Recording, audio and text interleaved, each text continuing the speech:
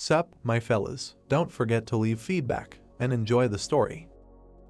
Airships were flying in the sky. There was a sign on the ground warning about monsters. Suddenly, there was an explosion. The guys were fighting a dragon. Their faces were serious. The monster was preparing to fire. It sent streams of flame from its mouth at the guys. The guy put a shield in front of itself. The guys tried to block the dragon's attack. The stranger swung his weapon. He struck the monster. The skin on the monster's face cracked. It threw the guy away and roared loudly. The stranger tried to stop on the ground. He turned his gaze to Nate and asked what he was doing and if he could use healing normally. The dumbfounded protagonist apologized. Holding a staff in his hands, he said that he would fix it now. Raising the staff above his head, he began to emit streams of blue mana. A message popped up that the skill blessing of the Holy Mother, stamina recovery, was used. Nate, with a slightly upset look, reasoned that this place is a kinesthetic hyper VR MMORPG game, Ergosphere Online. He presented the cover of the game. Many players were walking along the streets of the city. The plot told us that their players can choose their roles, accumulate experience, grow and explore this fantasy world. The girl stood in front of the severed head of a monster. We were told that if you want, you can become a knight who can defeat a dragon, or become a magician who can summon huge golems. The guy was sitting on the back of a golem.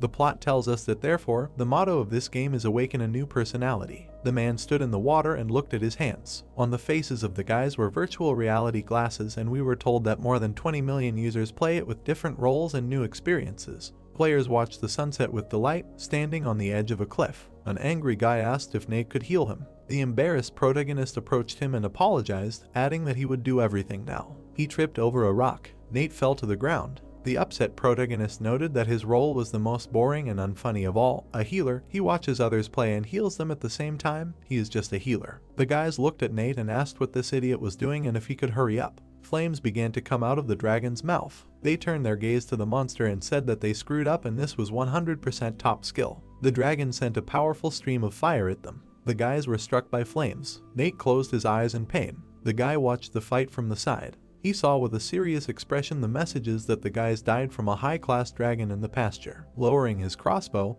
he noted that he thought they could handle it this time. Turning his gaze, he looked at the projection. He asked the system to remind everyone to retreat. A voice came through their projection and said that he understood. The guy looked at her silently. As he walked away, he said that this was not Nate's level. Sunlight enveloped the forest area. The protagonist was hit in the face. He fell to the ground. Putting his hands in his pockets, the guy screamed that Nate was an idiot. He couldn't even heal. If he had done everything right, they could have caught him, but he messed everything up. Looking down, the protagonist said that he was really sorry. The stranger kicked him and asked if Nate thought that one sorry was enough. The guy stood behind him and ordered him to stop. Standing in front of them, he noted that they were inside the game, so it wouldn't hurt. Charlie walked up to him and said that he was right, then he would beat Nate up at school tomorrow. The protagonist stood up and turned to Ron. He lowered his head and asked to be excused because they lost the game, although they could have won. Ron looked at him with disdain. A smile appeared on his face. He patted the protagonist on the back and said that games are still for fun and everything can go wrong. Holding the back of his head, the protagonist laughed and replied that he was right. Ron's gaze was empty. Standing in front of Nate, he asked if it was true that the protagonist would take responsibility for his mistake. Nate asked what he meant. Ron, with a serious look, ordered to prepare 600 high-quality potions for them by 8 o'clock tomorrow evening. The dumbfounded protagonist asked again about their quantity. Throwing up his hands, he cried out that it was more than 300,000 won in cash. Ron looked at his friend and clarified whether they had agreed to play with the boys from Shindong High School. The guy asked if there would be girls. A frustrated Nate listened as they talked about how the most beautiful girls would come and they would meet at karaoke. Ron turned around and addressed the protagonist. He said with a smirk on his face that they would trust him and go out first. Looking at Nate, he asked him not to forget to prepare 600 high-quality potions and no less, noting that he himself knew what would happen if there were not 600. The guys left the game. The dumbfounded protagonist asked how an ordinary healer could organize all this on his own. Holding his head, he said that no matter how much he thought about it, even if he played all day, he would only be able to make 300. He said with a dumbfounded look that if he could not do anything, he would definitely be beaten, just like last time. Nate remembered Charlie beating him. Closing his eyes, the protagonist noted that he hated them. Rising to his feet, he called the system. The system asked how it could help. Looking at the screen, Nate ordered to exit the world where he is a healer and enter the alternate world. A voice came from the screen saying that the protagonist was logging out of the system and creating an alternate character. A green aura enveloped Nate's body. He said with a sad look that he was very tired when he used another class. In any case, this was the only way he could do everything by tomorrow. The projection hovering in the air in front of the protagonist said that the secondary character would be an Avenger class and the entrance was completed. Nate's body changed. The system asked him to be vigilant, because fatigue due to the difference in classes is possible. Looking away, the protagonist asked where he should go. He saw airships flying above the forest. The light from the torches illuminated the dark cave. A message popped up that this was a high-class dungeon. The players stood in front of a huge demon. The monster concentrated a cloud of pink mana in front of its mouth. He fired a volley at the boys, who were covering themselves with a shield. The girl blocked the demon's attacks and shouted at them to hold on until the next final move, then they would get him. She was suddenly taken aback. The demon swung his fist at them. The dumbfounded girl asked if it was a blow from above. The demon slammed the ground. A notification popped up that 2 party members had died due to the bonus Balrog. Holding the blade in front of him, the enraged boy asked if he had killed 2 people in one blow. His face was serious. He rushed into battle and asked the girl to use her resurrection skill at that time. A message appeared that supersonic, speed enhancement skill had been used. The boy's eyes flickered with a yellow light. He rushed at the monster with great speed. Turning around, he said that if he did this, he would take all of its attention to himself and it would buy them some time. The demon swung his fist. The stranger noticed the attack and noted that his rank was higher than he thought. Nate suddenly appeared on the battlefield. A notification from the system appeared that the skill Devotion to Vengeance, Anti-Barrier and the skill Stamina, Damage Absorption were used. Having put up a barrier in front of himself, the protagonist blocked the monster's attack. The guys were taken aback and asked who it was. Nate was serious. A powerful blow was heard. The demon's hand was cut off. The dumbfounded monster cried out in pain. He swung his other hand at Nate. The protagonist closely watched his movements. Dodging, Nate ran along his hand. He cut off the demon's horn. The surprised girl said that this was crazy and it seemed to her that this guy was really good at the game. Frowning, the stranger clarified what he meant by it seemed, adding that if he was able to defeat Balrog on his own, playing as a hero of such a difficult class. Looking at Nate, he noted that he must be an outstanding player, or maybe a player from the Asian server. The demon clenched his hand into a fist. His hand suddenly cracked and flew apart. He sent a stream of energy at the boys. The boys tried to stay on their feet because of the powerful gusts of wind and cried out that this was Balrog's final blow, God's fire. The demon's hand was glowing brightly. Balrog pointed his hand at the protagonist. He dealt a powerful blow to the ground. The boys put up a barrier in front of them to block the gusts of energy. Balrog tried to press down Nate. The protagonist blocked the attack with one hand. He calmly read the message that the innate passive skill of the Avenger class player Flower Blooming at Sunset, if the endurance falls below 80%, he will receive a 50% increase in strength for 10 seconds. He held the blade in his hand and declared that to finish, he would combine the passive skill and the ultimate.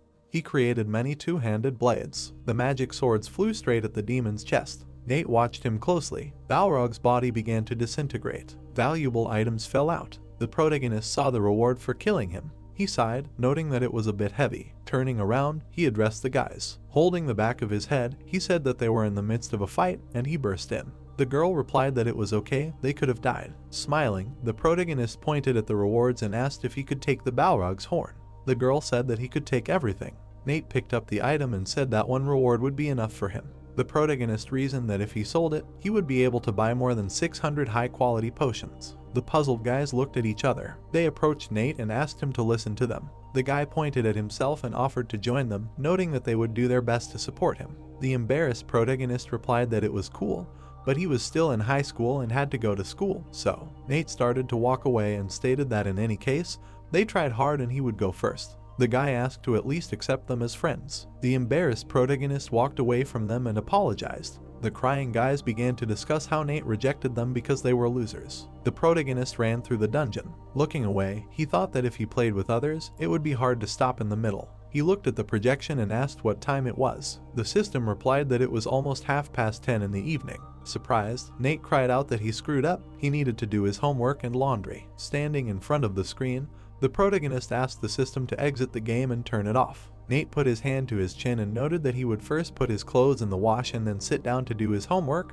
There wasn't much of it, so it shouldn't take long. A red projection suddenly appeared in front of him, informing him of a notification. The screen asked if he really wanted to exit this character's world. Confused, Nate asked what it was, noting that this had never happened before. He clicked on the sign that he wanted to exit the world. A sign popped up asking if he would regret his decision. The protagonist, surprised, asked why it kept showing up. He clicked on the button that he wanted to check the server status. His gaze fell on the word yes on the projection. The night sky enveloped the city. Lights were shining from the windows of the buildings. Sitting in the chair, Nate heard from the system that the game was over and he could take off his helmet. Sighing, the protagonist took off his helmet. Looking at the VR glasses, he said that he was sweating a lot and he knew that playing as an Avenger is very exhausting. Putting the helmet on the table, Nate emphasized the fact that he should hurry up, do his chores and take a shower. The VR glasses were lying on the table. It suddenly lit up and started making sounds. The protagonist was stunned. Rubbing his eyes, he wondered if he had been playing for so long that his eyes were completely dry. He saw that there was interference on his hand. Frightened, Nate asked what was happening to his body. His body began to disintegrate.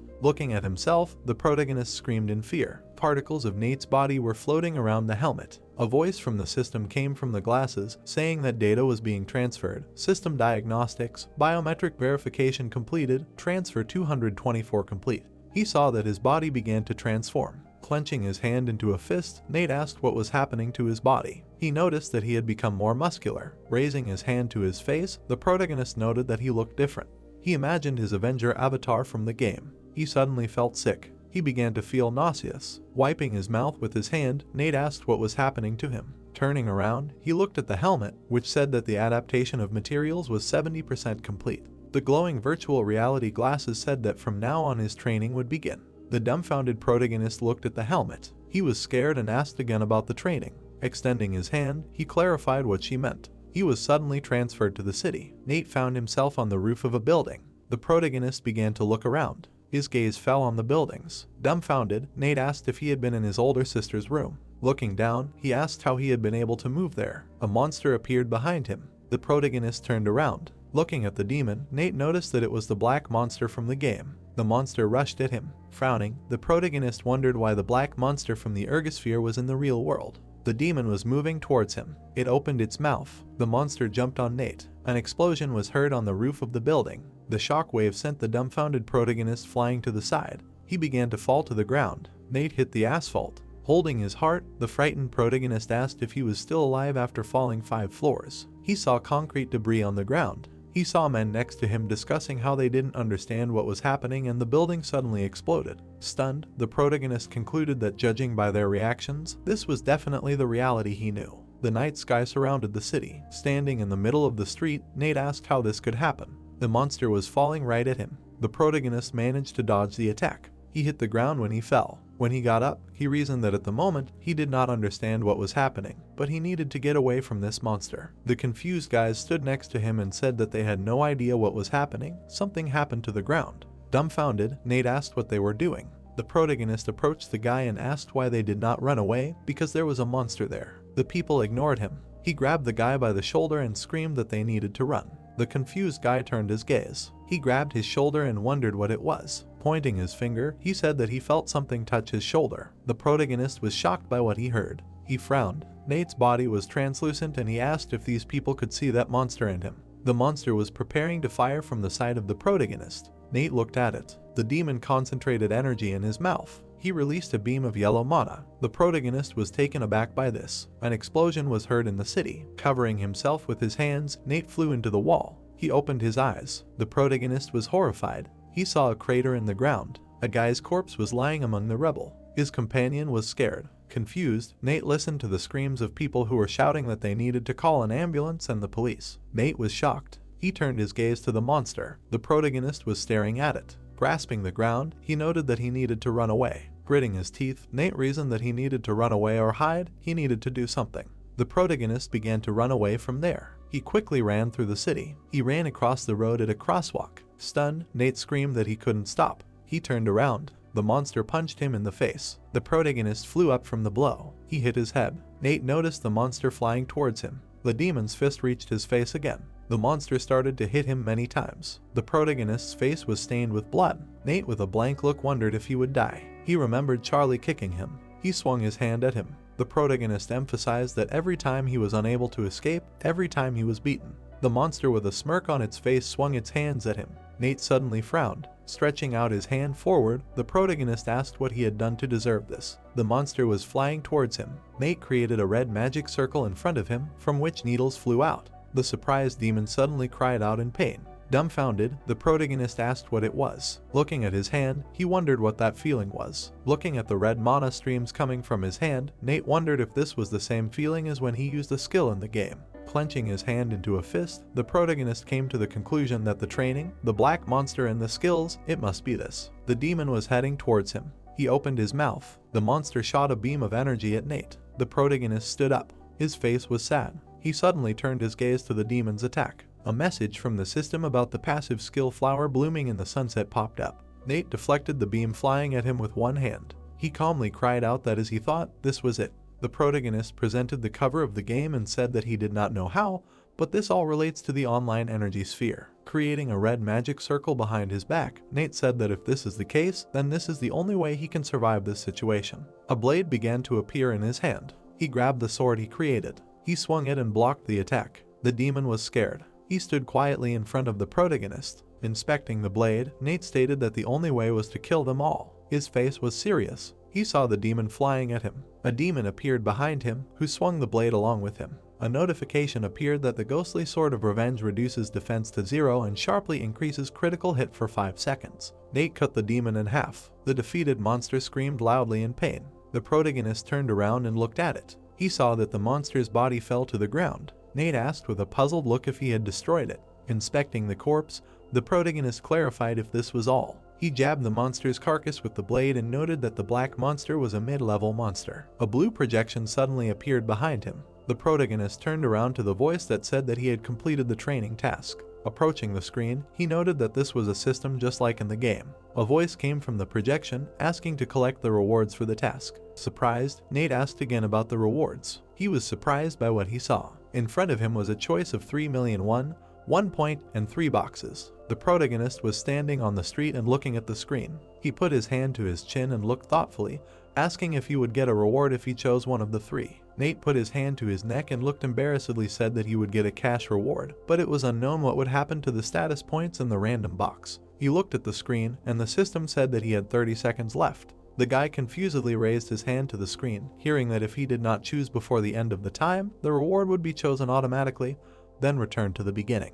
The protagonist put his hand to his lips and lowered his head, asked what to do. He looked at the window with 3,000,001 and said that at times like this, it would be better to choose money first, now it is the most useful reward. The guy looked at the screen in shock and raised his hands, hearing that there were 10 seconds left. Nate crossed his arms and lowered his head, thinking. The protagonist raised his head and clicked on the screen, shouting that he did not know, he would just choose anything. A window with an item appeared on the screen and the system reported that he had chosen a reward. The guy spread his arms and looked in surprise at the glow around him, hearing that the return was starting. He looked down in shock and dissolved in the glow. A huge stream of energy appeared in the middle of the street. The plot moves us to a residential building. We see the main character's room. Confused, Nate suddenly appeared in the middle of the room with his arms outstretched. He fell to the floor, stretching his arms out in front of him and closed his eyes. The guy opened one eye and looked up in surprise. He was sitting in front of the door and saying that he had returned. The protagonist was sitting in front of the table, confused, saying that this was his home. The virtual reality glasses were lying on the table and vibrating. The plot moves us to the next day and shows various buildings. The anchorman on the news, looking down, said that there were casualties due to an unknown explosion near the Shindibeng station. An investigation was conducted by the police and fire department. The main character stood and fried sandwiches, listening through the phone that suspicions fell on indiscriminate terrorism. All witnesses were wanted. The guy picked up the frying pan and put his hand on his waist, frowning, thinking that, as expected, what happened yesterday was not a dream or a hallucination. He remembered how he sat in front of the stones with his hand raised and realized that it happened in reality. Nate picked up the plates with food and looked away, hearing that his sister was home. The girl bent over, took off her shoes and sighed, saying that she was very tired. She took hold of the strap of her bag and smilingly asked if anything happened last night. Chloe looked at the guy in surprise. Nate held toast with a smile and said hello, asking if she was tired from the night shift. He put the food on the table and, looking down, said that she could go take a shower and have breakfast because he had just cooked food. Chloe looked at the guy in confusion and tried to find the words. She extended her hand to her surprised brother and asked who he was. The main character put his finger to his chin and smilingly said that he was her brother. Did she really not recognize him? The girl looked at him with embarrassment, holding onto her bag. She closed her eyes and reached into her bag, saying that now she recognized him. He was Nate, that was it. Chloe took out a taser and frowned, asking if he thought she would say that. The girl, furious, extended her hand with the gun and shouted that he was a fool. The frightened guy stood in front of her with his hands outstretched and asked to listen to him. It was really him. The sister frowned, holding out the stun gun, and screamed that this was all nonsense. How could such a strong man be her brother? She stood in front of the frightened guy and holding the gun screamed that he was weak, like a kitten in the rain. Nate looked at his hand in surprise and said that he was not lying. He really woke up like that. Chloe smirked and laughed and asked if it was true. The girl furiously lowered the stun gun to the guy's leg and frowned and asked who would believe such nonsense. The main character jumped back and raised his hands in confusion, saying that he could say things that only he could know. Nate raised his finger standing in front of the armed girl and said that he knew that she hated carrots and sesame leaves, that her jaw hurt because she clenched her teeth tightly in her sleep. The guy said that she had forced herself on a blind date and then complained about it being terrible while drinking. Chloe frowned and said that he had dug up a lot. She smirked, pulled out her taser, and told him to keep talking. The main character hung his head and asked what about it with a sad look. The girl looked at him in surprise when she heard that their parents' birthdays were June 23rd and July 14th. Nate stood in front of his sister with an armed gun and said that they both died in a car accident.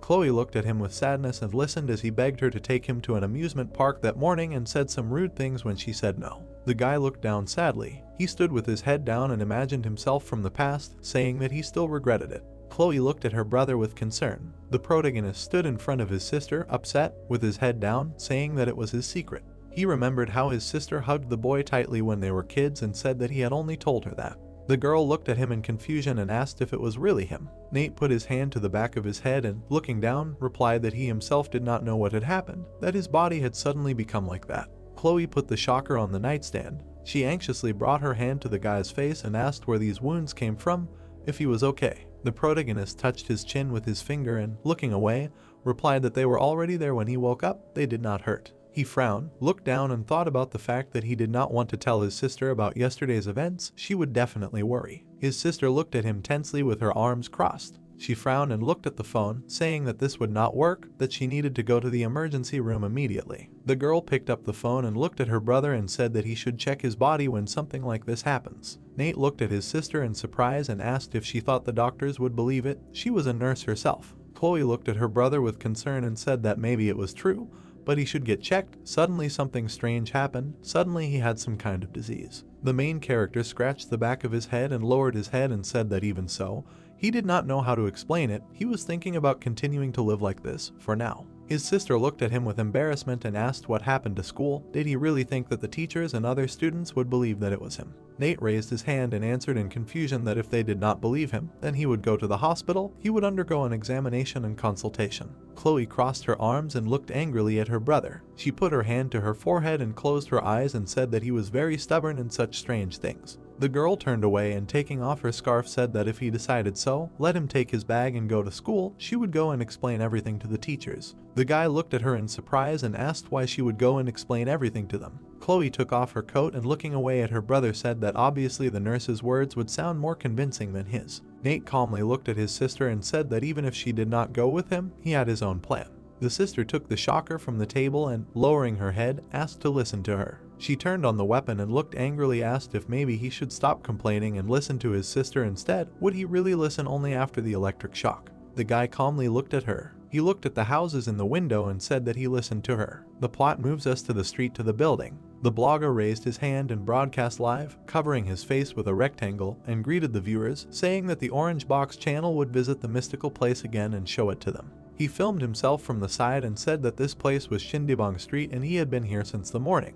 The guy looked at the screen indignantly and pointed his finger, telling the viewers that they were fools. Let them read the news. What was happening in the world? Hadn't they heard that there was a mystical explosion in this area?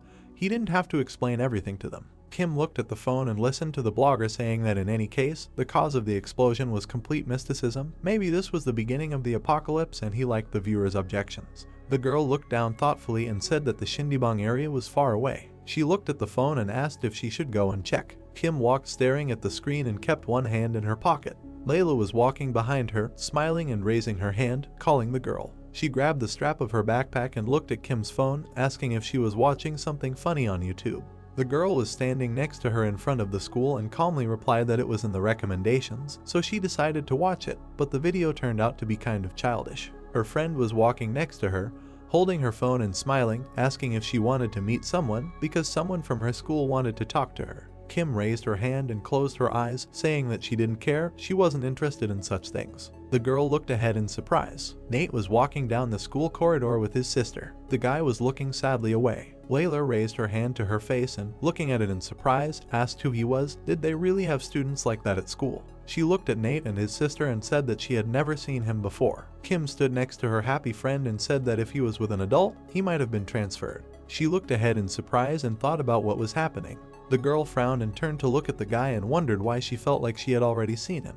We see a sign at the entrance to the teacher's room. Chloe reached out to the door and turned to look at her brother. She looked at Nate and said that they would say that he was currently undergoing a medical examination and that he himself did not know the reason. The main character looked at her in confusion and replied that he understood everything.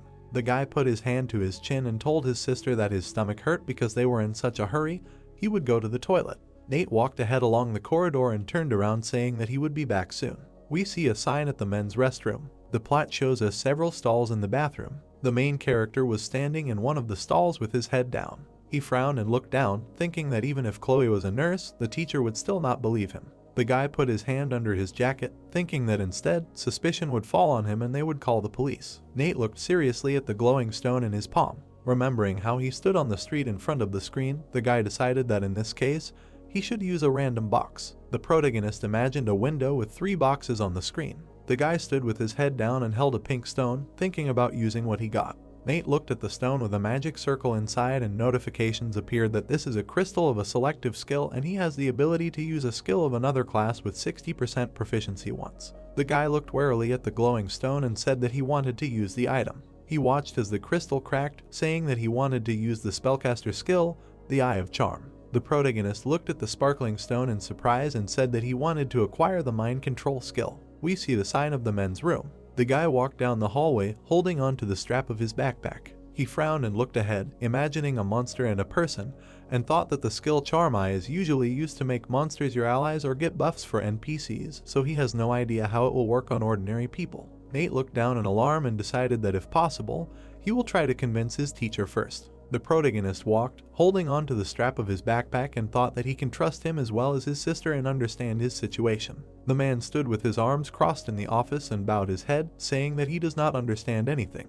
The guy stood behind his indignant sister in surprise. The teacher put his hand on his hip and looked at the girl and said that of course there are students who change beyond recognition after the holidays, but no one would believe if they were told that someone changed so much overnight. Chloe put her hand on her chest and looked at him worriedly and said that as his sister, she knows that it is him. The face is different, but the way he talks and the voice is the same. Chuck lowered his head and scratched the back of his head and replied that he does not know. Even if they told him so, he only sees a completely different person here. Nate looked at his sister and thought about the fact that as expected, even if he has a guardian with him, it does not work if he does not have some kind of document proving his identity. The serious guy's eyes began to glow and he thought about the fact that he has no choice. He will have to use the skill to make him believe, as he planned from the beginning. He looked in surprise at the old man standing next to him with a cup in his hands. Nate looked as Joe looked away and brought the cup to his face. The protagonist looked at him in surprise and thought that if he were to use this skill, it would be better to test it on the vice principal. The guy imagined the old man raising his hand and talking to people and realized that he would be able to convince other teachers as well. He looked ahead confidently and thought that it was time to try.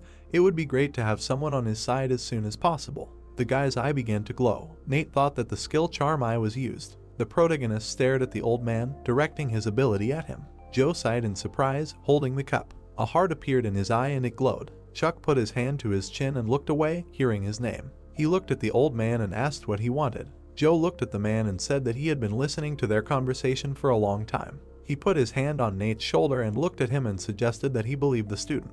Chuck put his hand to his neck and replied, confused, that he looked completely different. The old man looked at the surprised man and asked if appearance was such an important detail for a teacher. He clenched his fist and shouted that it didn't matter what their students looked like, a real teacher would not look for the true appearance hidden in the students and educate them. The protagonist looked at him in shock and wondered what was wrong with him. He was overdoing it.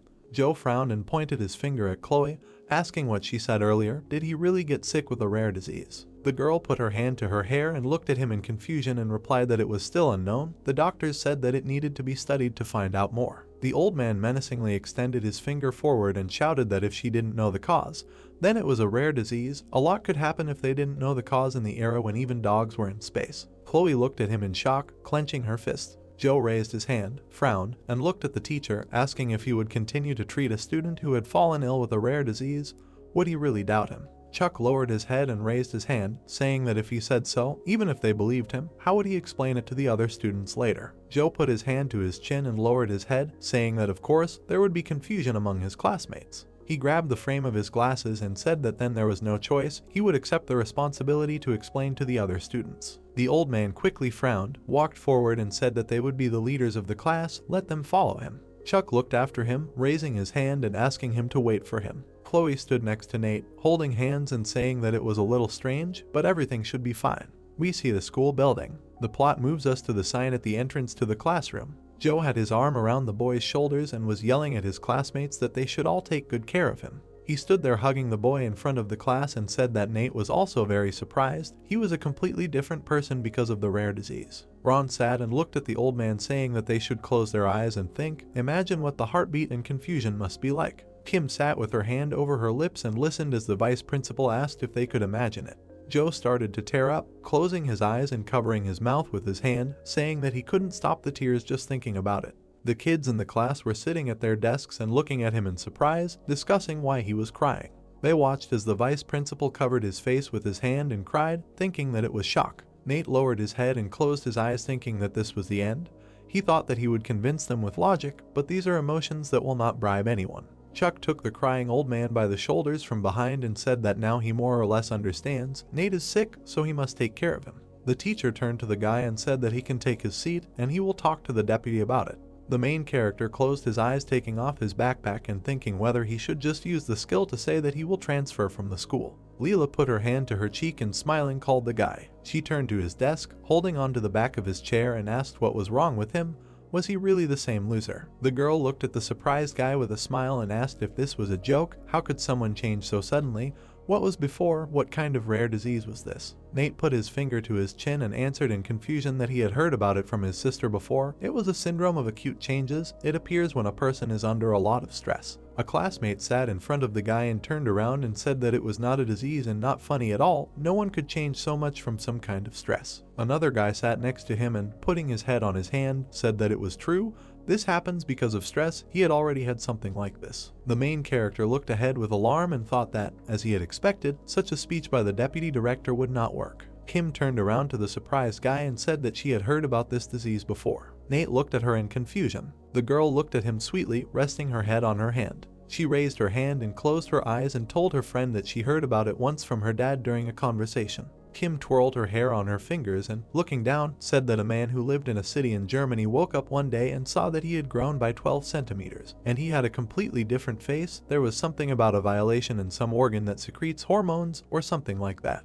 The girl leaned her head on her hand and asked the guy if it was true. Kim looked at him thoughtfully. The main character answered in confusion that it was true. She was right. The classmate turned around in surprise and said that it was incredible. He was sure that Nate had made it up. Leela looked at the guy with irritation and asked what benefit Kim had from her lie. If her father was the head of a pharmaceutical company, she often hears such things. The main character looked down and thought about how it wasn't going the way he thought it would, but everything was going well. He looked at his classmates and thought about how at first these guys thought it was weird, but would they get used to him new over time? The guy looked at the guys in the class and thought about how Ron and his friends would treat him. He looked at his classmate who was on his phone. Nate looked at him calmly, tilting his head, and wondered if he was interested. Kim turned to the guy and called him. The girl tilted her head, touching her hair, and asked if he had headphones. She would like to listen to music before studying.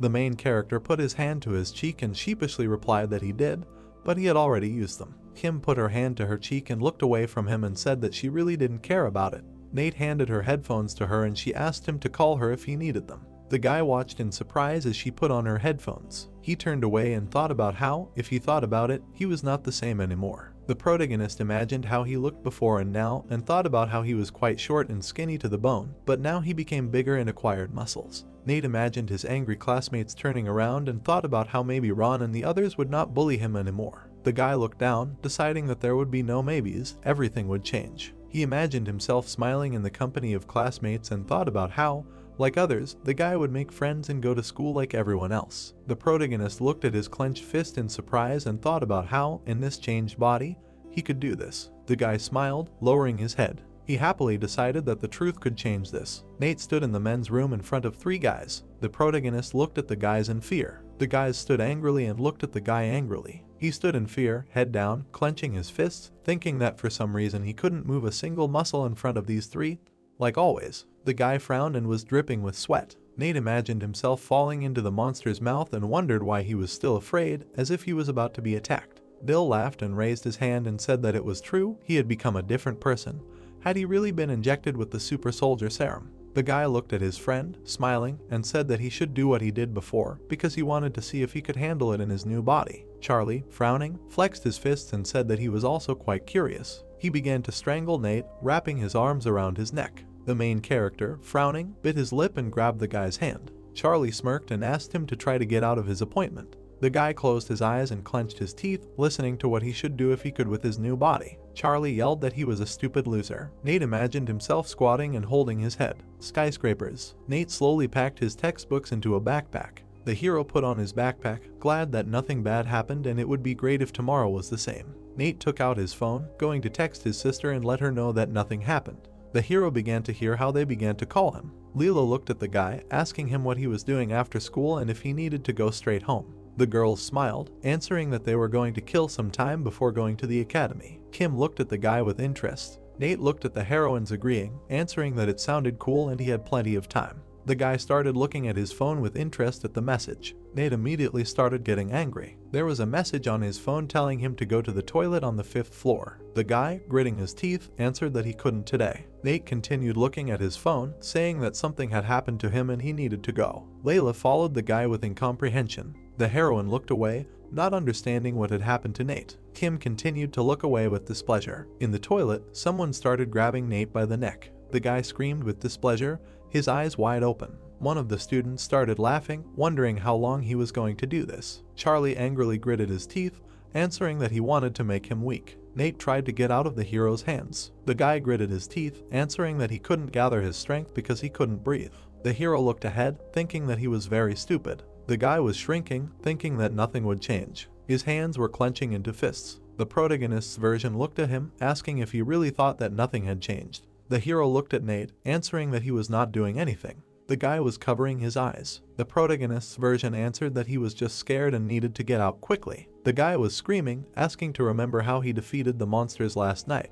The protagonist began to grit his teeth in anger. His eyes changed color, beginning to emit strength. The system window spoke of the skill of determination to counter revenge. With quick movements, the protagonist began to use force. His face exuded confidence. The man did not understand what to do. The protagonist began to scream from anger and pain.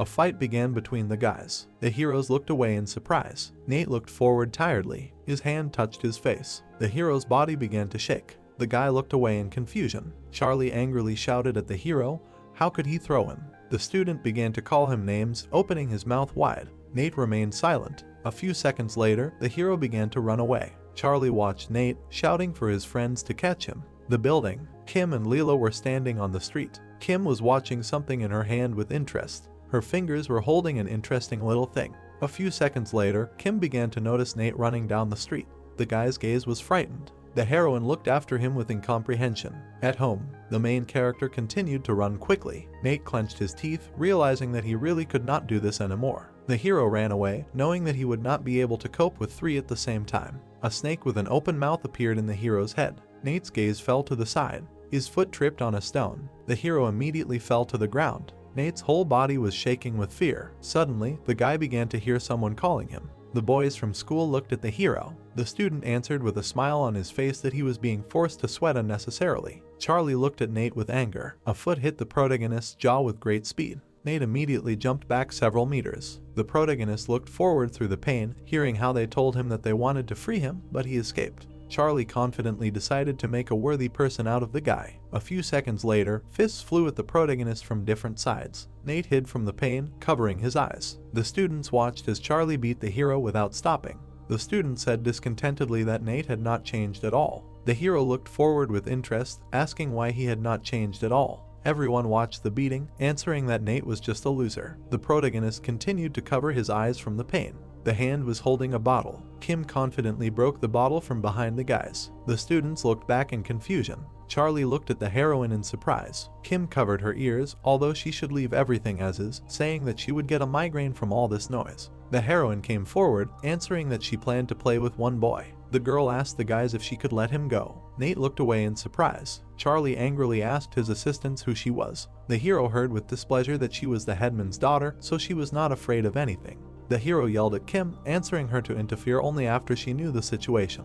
The guy yelled at the girl that she also wanted to be beaten half to death. Kim looked at the guy carefully. The girl touched Charlie, asking him if he could move away 5 steps. Kim covered her nose, answering that her nose was about to rot from the stench. Charlie looked away in confusion. The hero raised his hand to the girl, trying to hit her. Nate began to slowly get up. The hero looked forward in surprise. The little version looked at the protagonist, answering that he knew what to do now. Nate gritted his teeth, understanding that there was no need for fear. The protagonist wanted to say something. His hands clenched into a fist. Charlie looked away, hearing people yelling at him to stop. Suddenly, the fist hit the protagonist with all his might. Nate began to hit the protagonist. The guy ran at Charlie. The protagonist gritted his teeth, trying to stop it. Nate loudly yelled to stop. Nate calmly looked at the protagonist. Bill looked at the guy with displeasure, answering that he was just crazy. Nate calmly looked away. Charlie looked at the protagonist in surprise. The guy asked the protagonist if he wanted to leave. Nate continued to look calmly. Charlie put on his jacket, saying that he was being stupid, but nevertheless, he would still be his opponent one day. The guy looked at Nate, asking him to grit his teeth harder. A few seconds later, the guy quickly ran at the protagonist. Nate's hands created a block, not allowing himself to be hit. Charlie was gritting his teeth in anger, although he wanted to hit the hero. Nate watched in surprise as the fist flew at him. Bill wondered in confusion, why couldn't the guy defend himself properly? The hero looked calmly forward. The hand was doing something. The system window showed that the damage absorption skill was activated. Charlie continued to fight the hero. The face looked away with displeasure. Nate watched Charlie, noticing that the damage had been absorbed. A few seconds later, the fist hit him in the stomach. Charlie began to scream loudly, opening his mouth wide. The protagonist continued to watch all of this. Nate's power created several magics. The vindictive flower skill dealt several blows in exchange for health. Charlie clenched his face in pain, saying nothing. His eyes were closing. Nate looked away carefully. A flash began to appear on the spot. Nate was standing next to the guy. The protagonist's foot hit the guy's neck.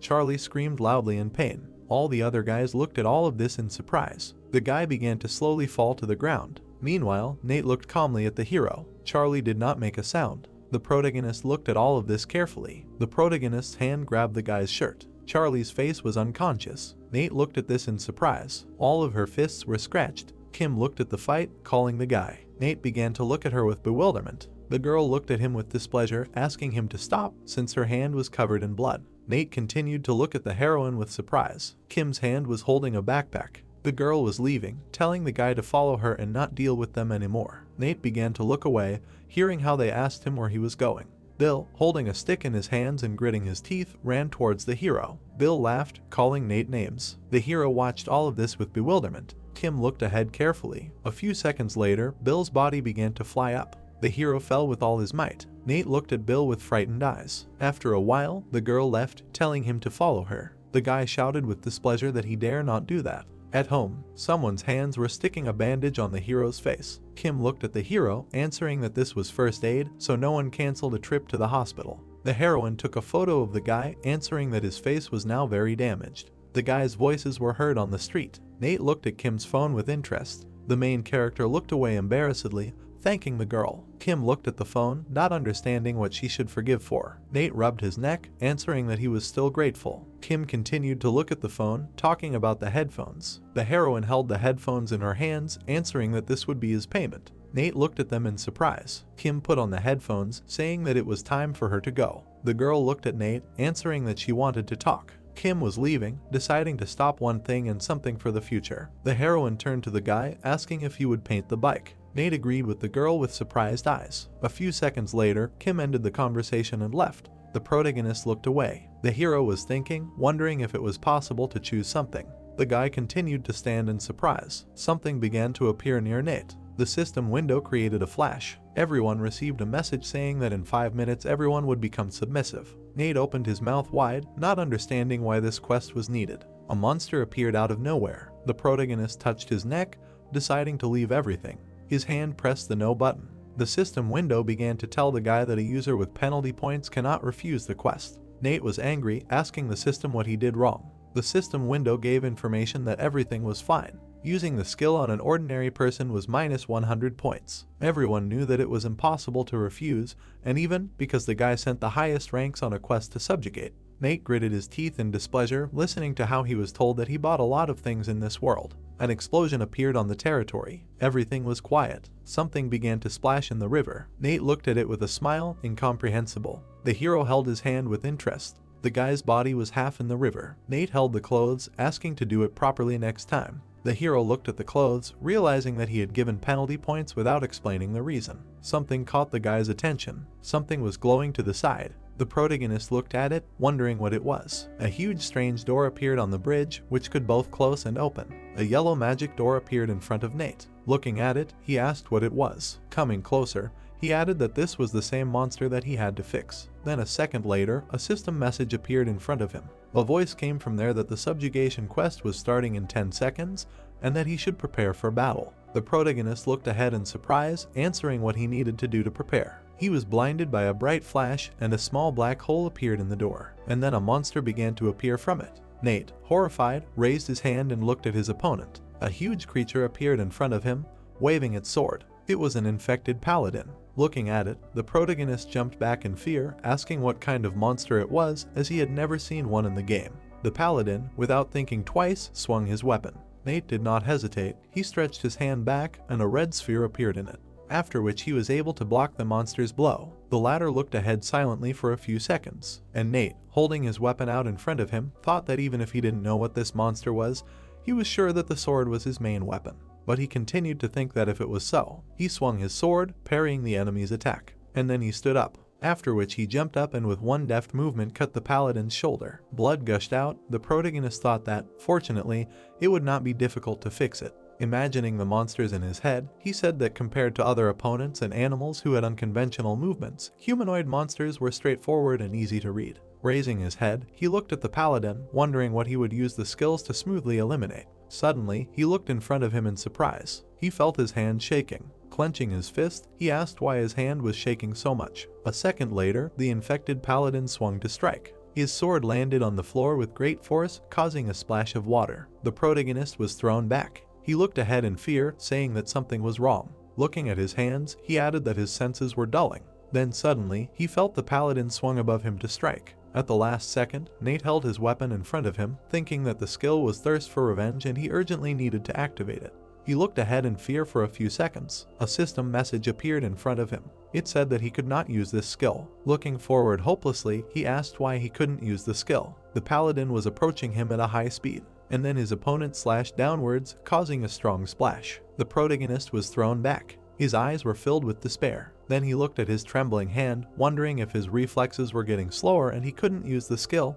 Could it be? An image of a petrified man appeared in his mind, and he asked if it was paralysis. Looking away from the paladin, he continued to think that this monster's attacks usually had the property of paralysis. Menacingly staring in front of him, he thought that usually an icon would appear in the game, so he didn't notice it right away. Menacingly staring in front of him, he continued to think about what he should do. In the body of the Avengers game, it consists of combining skills, which means he has no way to win if the activation of skills is blocked. He menacingly stared in front of him, saying no, he needs to calm down and think. Looking at his opponent, he thought that he was paralyzed, but the slow attacks of this monster are easy to dodge. Taking a stance, what so I can, just need to subdue him just like in the game. He uses the cat strategy, running away after hitting.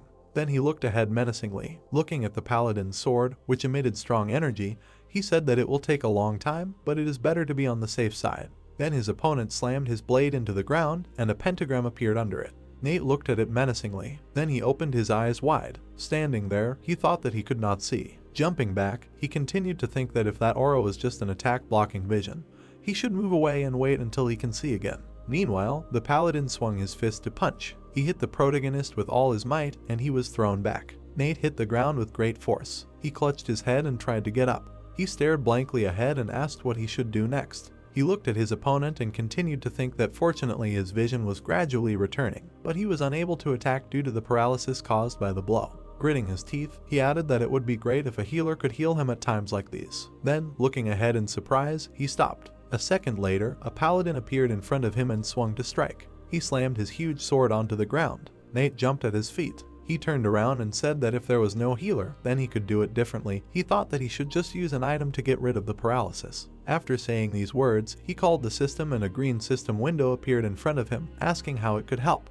Looking at her, Nate shouted that he wanted the random boxes he received as a reward for training to open the remaining 2. The system, opening the inventory, replied that it was okay, it would open random boxes. Looking down, Nate thought that he didn't mind if he didn't get a rare item, just give him any valid item. 2 boxes with items appeared in the protagonist's hand, after which he squeezed them, causing a small flash. After a while, 2 items appeared in his hand, a golden branch and a midnight tear. Looking at them, he thought in fear that they were too useless. Meanwhile, a paladin appeared behind him. The protagonist turned around in fear, after which his opponent hit the ground with all his might. He was able to lift Nate into the air. He opened his mouth and screamed loudly. Then he opened his eyes slightly, his whole body was shaking. He looked at the items in his hand, thinking that the items that dropped from the random box were a golden branch and a midnight tear, and then he put them into his inventory. Standing up, he looked at his opponent, said that no matter how random it was, this was too much. Paladin swung his blade. The protagonist, putting it out, tried to block the blow. He closed his eyes, thinking that the damage from the paralysis overlapped each other, so he would not be able to do anything but defend himself. Looking at his opponent, he continued to think about what he should do. At this rate, this will lead to his death. Looking down in fear, he continued to think that if only there was something like a store in the game. A system message appeared in front of him, saying that the subjugation quest will begin in 10 seconds, prepare. Nate played these memories in his head. Then his eyes widened, and then he called the system. It answered how it could help. Looking at it, he told it to summon a raven with a golden branch and open the battle preparation page. The system answered that it understood, after which a golden branch appeared and it said that it would be used. Several black ravens appeared in the air. They menacingly rushed down, and then they began to attack the paladin. He swung his blade to destroy the birds. He began to swing in different directions, trying to hit at least one. Nate, watching this, clenched his fist. A small bottle appeared in his hand. Menacingly looking ahead, he saw a system message that he used the battle preparation page and applied a midnight tear to the paralysis cure. Squeezing the flask in his hand, he used the mixture. A green effect appeared on his body, and the paladin swung to strike, after which he dealt a crushing blow to the ground. But there was nothing in that place. He stared ahead for a few seconds in silence. Suddenly, the protagonist appeared behind him. The paladin began to turn around abruptly, and Nate, looking at him menacingly, said that from now on, his attacks would no longer affect him. In the end, he had accumulated enough damage to use the ultimatum. Several red swords appeared behind his back. The paladin swung his sword. The protagonist, looking at him menacingly, said that he would use the ultimatum. He swung his dagger and pointed down, and a huge number of swords fell on his opponent. Nate looked down menacingly. Opening his mouth wide, he screamed in pain, after which he fell to the ground. The protagonist stared ahead for a few seconds in silence, after which he said that he had cleared him. Exhaling, he added that he really thought he would die in this game. If he had not noticed the battle preparation page, the danger would have been unavoidable. He then called the system, telling it to open the reward page, and quickly, he wanted to rest. The green window responded that it understood, and the reward page would be opened. Nate stretched his shoulders, thinking that it would not be the boxes this time. Then he looked down in surprise. A red warning appeared in front of him. It was an announcement that another user had entered his place. Looking at it, the protagonist asked in fear how this was possible. Looking at the warning, he added that there were people here doing quests besides him. Suddenly, Nate felt someone's presence behind him. Someone attacked him from behind, but he managed to parry at the last second. The guy in the mask stared at him in surprise. His scythe almost hit Nate, but he managed to put his sword in front of him. A system message appeared in front of the protagonist that he had gained the skill of resistance to place, not a barrier, after which he swung his sword, parrying the attacker's attack. The guy flew to the side. Nate looked at him for a few seconds. Opening his eyes in fear, he wondered why he attacked him. Was he a monster? Looking at the guy, he continued to think that his appearance, he looked like a man. His opponent looked down silently for a few seconds. Then he raised his eyes. Looking at Nate, he said that this skill just now he was from the Avenger class. The protagonist did not answer, looking menacingly in front of him, and the guy frowned. And then, stretching his hand forward, he lunged, saying that he was of the Scum class. Nate clenched his teeth in fear. He jumped back, dodging many of his opponent's attacks. He managed to block the attacker's scythe. And then, looking ahead with displeasure, he shouted what was wrong with him. Why was she attacking him? The guy, lowering his head, replied that he did not know. Raising his head, he added that he did not think about the reasons for hunting in the game. Then a spirit appeared behind him, and he used the arrival of the Black Reaper. The spirit, swinging his scythe, lunged. His attack caught the protagonist's shoulder. Nate, opening his mouth wide, screamed in pain. Blood poured out of his shoulder. At the same moment, the guy swung to strike. Looking at him, the protagonist narrowed his eyes in fear, thinking that he was too fast. His opponent looked menacingly. Then, at great speed, he approached Nate. A girl appeared, who, stretching out her hand, used the labyrinth skill without an exit. Purple walls appeared in front of them. The protagonist looked ahead in fear, and the guy made several jerks back. He widened his eyes, thinking that this support and defense skill, the labyrinth masterclass. A girl appeared behind Nate, holding her staff forward. The protagonist turned around and heard a female voice saying that she hadn't helped him this time because of his headphones. The girl came closer, adding that he should pay for her lunch tomorrow. Smiling slightly, she added that he should buy her the most delicious in the whole world. Turning around, she continued speaking, "Strawberry milk." The girl silently looked at the guy in front of her. Then the protagonist turned to her, asking how she was feeling. But she, holding out her staff, replied that they would chat later. Then her staff lit up, and she added that if you fight while talking. The guy rushed towards them, and she added that you can bite your tongue. He swung his scythe, but the girl was able to reflect his attack. He dealt many blows, and she, menacingly stretching out her staff, began to activate the skill trap of the beast that keeps treasures. A second later, 4 tentacles appeared near the guy, which almost slammed shut. He, menacingly looking ahead, activated the skill walking ghosts. A moment later, the trap slammed shut. The protagonist, watching the battle, replied that it was amazing, but the girl continued to look menacingly ahead. For a second, she opened her eyes in fear. Opening her mouth wide, she screamed for the protagonist to dodge. Gritting his teeth, Nate screamed what she was talking about. A second later, a guy appeared above him, swinging his scythe. Stretching out his hand, he used the skill Blacklist. Blue lightning appeared around the protagonist. He looked up with displeasure, and then, at the last moment, managed to dodge. The guy landed in the place where Nate had just stood. The protagonist, hitting his chest, shouted what happened, why nothing changed. At that moment, the girl shouted at him. Pulling out her staff, she added that he should quickly open the reward page and choose a reward. Frowning, she added that the time limit for choosing a reward does not count when another user interferes, so the only way for him to complete the quest is to choose his own reward.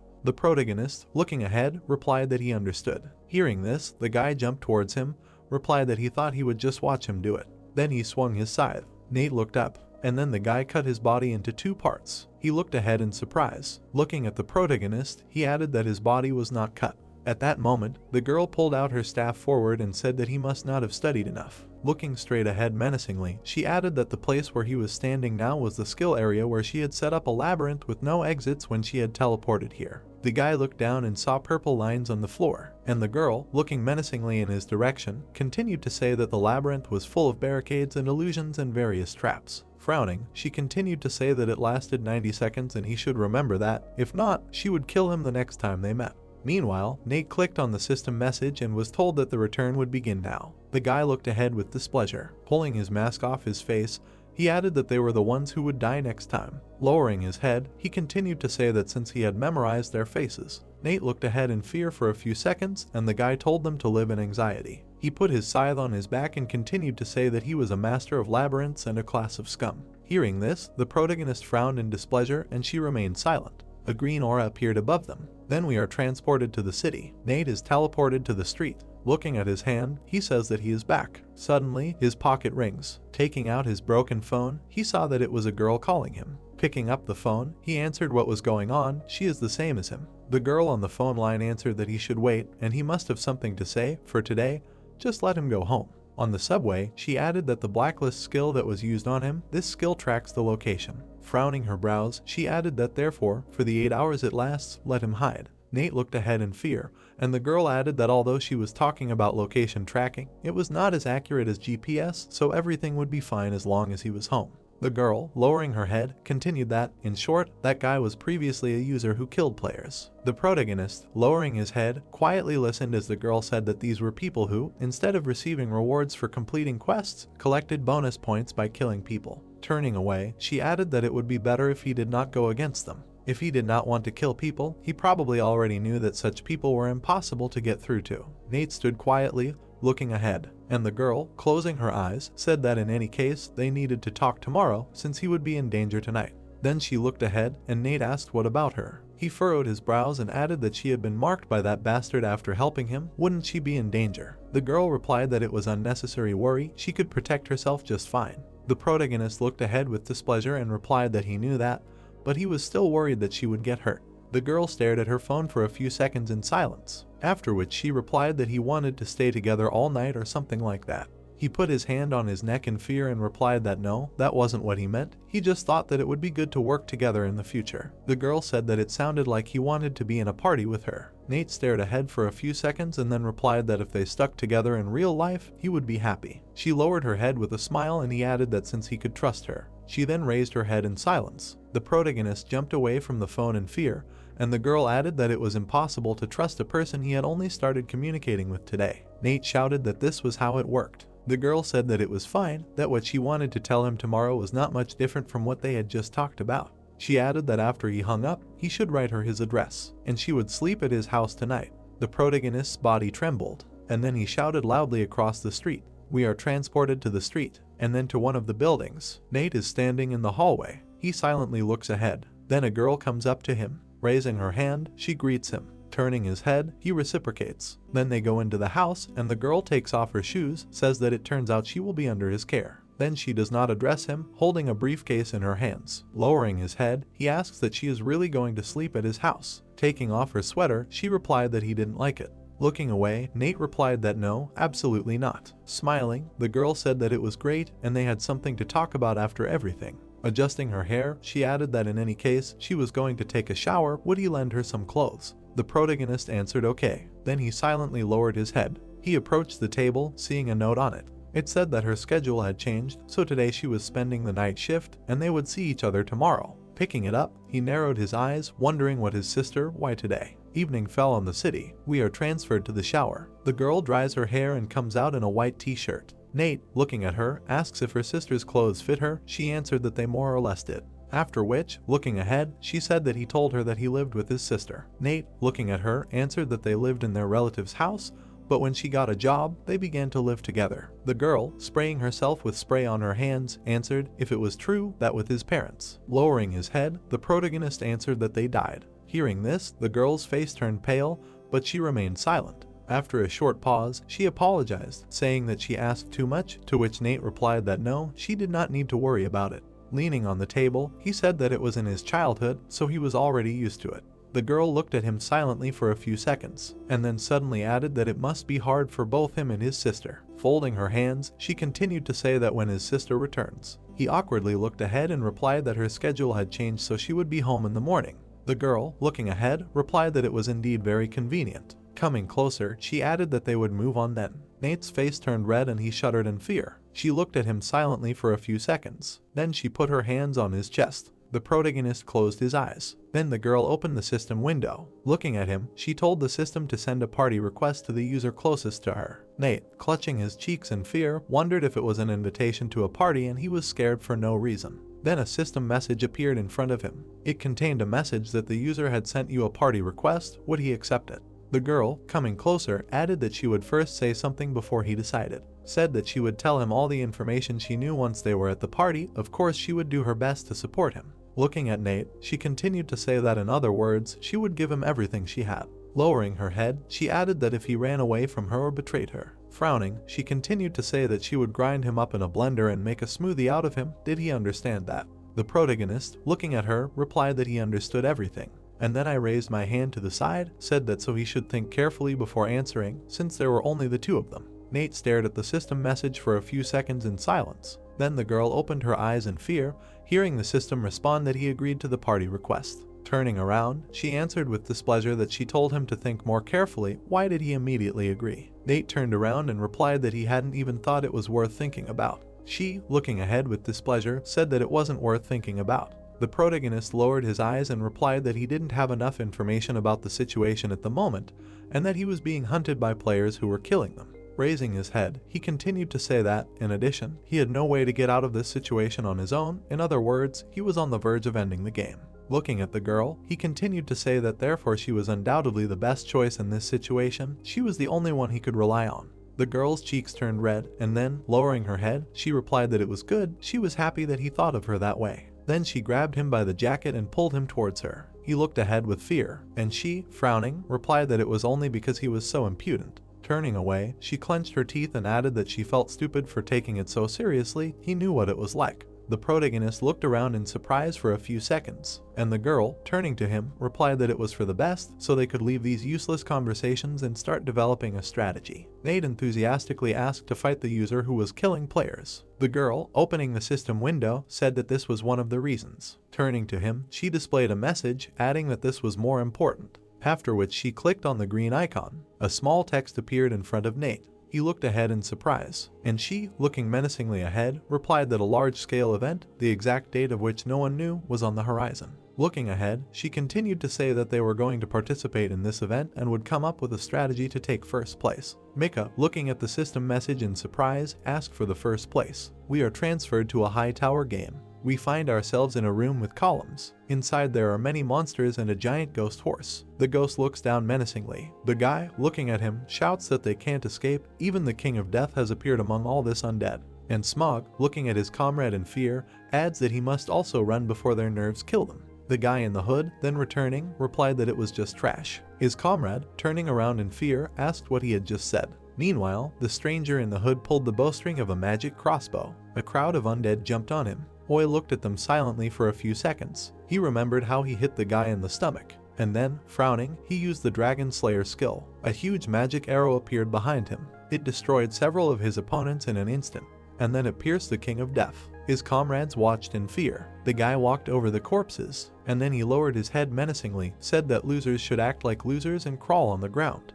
After which a system message appeared in front of him that he had advanced from an archer to an executioner. The light was on in the apartment window. The hero stood in front of the girl, a blue screen in front of him. Nate asked excitedly the Horizon event and what would happen there. The girl closed her eyes and replied that she did not know any details, but she was absolutely sure of one thing. She showed 2 fingers and announced that the first place would receive 20 billion won and the fulfillment of one wish to boot. The guy's eyes widened in amazement. 20 billion. He raised his palm and exclaimed, "No, wait, she doesn't think that the fulfillment of a wish sounds like a scam." Kim lowered her head, replied that at first she also thought it was impossible. 20 billion, an absurd amount. She looked at him seriously, told him to think about their experience. She explained, they are already beyond logic. Kim's face became thoughtful. Then, the fulfillment of a wish may be possible. The girl turned away and waved her hand, said that if not, then she can make a simple wish to leave this game. The hero raised his fist to his mouth, timidly asked where she got this information. Kim turned to him, said that she received an invitation letter after completing 10 quests. He will probably get one too when he himself completes 10 quests. Nate was surprised, asked again, 10? How long did she complete all these quests? Kim sat down on the floor, answered that since the winter break of her 3rd year of high school, a total of 17, she almost died on 5 of these quests. The guy said confusedly, since the 3rd grade of high school, then about 6 months. Kim added that she would tell him right now that she does not know how she has changed and why this is happening. She said that she even went to the gym that created VVR4 and the Ergosphere online, but they treated her like she was crazy. Nate asked if her parents said anything about her changes. The girl looked away, angrily replied that these people wouldn't even know if she disappeared or was cut into pieces. The guy looked at her questioningly. Kim waved her hand and confidently stated that in general, she was already quite beautiful, so her appearance hadn't changed much. Unlike him, if anything had changed, it was the color of her hair. Nate nervously objected. He just changed like that because the Avenger class is better if you're taller.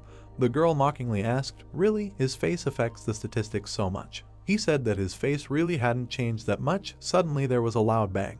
The heroes looked around. The guy frowned, asked what it was. Could it be a killer? Kim moved her hand away. A silhouette of a weapon flickered in it, said that she thought it was just noise, but she would still check what was there with her skill. Nate looked at the staff in her hand, asked again, skill. The girl picked it up, and the purple stone glowed. A window with information about the Labyrinth Watchtower skill appeared. Light and sparks flashed on the roof of the building. A pink magic tower with glowing eyes and lightning appeared. Kim put her hand on her side, said that this should work. Thanks to this skill, it is possible to detect users who kill players if they suddenly invade. Nate clarified, but if she uses this skill, did they not notice that they are in the same building? The girl explained that this skill is invisible to the eyes. Moreover, the Reaper class does not have the ability to detect this skill. He put his hand on his shoulder and looked away, said, if she says so. Kim looked at him carefully. She suddenly called out to Nate. He looked back. With a cold expression on her face, she asked him to bare his torso for a while. The guy screamed, what, why? He was embarrassed, covered his cheek with his hand. Kim explained that she thinks it is strategically correct to treat a shoulder injury. The hero asked for treatment.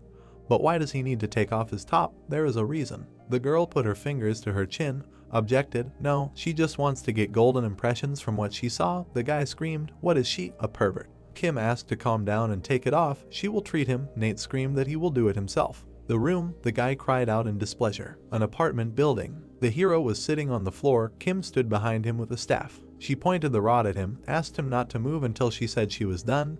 The skill wouldn't work if he moved, he replied. Okay. The girl exclaimed. The skill oasis in the desert labyrinth. He found himself inside a glowing circle with a blue plant ornament around it. The bandages on his head began to untie. Kim said that it would take some time, because she needed to heal everything, including his shoulder. She was not a healer, and this was just a skill buff that increased stamina. He looked at his hand. The bandages were disappearing. He suddenly turned to the girl. Nate continued to sit with his back to her, asked why she created a party with him. He looked ahead. She already had high-ranking skills, so she had no benefit from a party with him. Kim tilted her head to the side and closed her eyes. She said with a smile, because she thought it would be easier for him to order.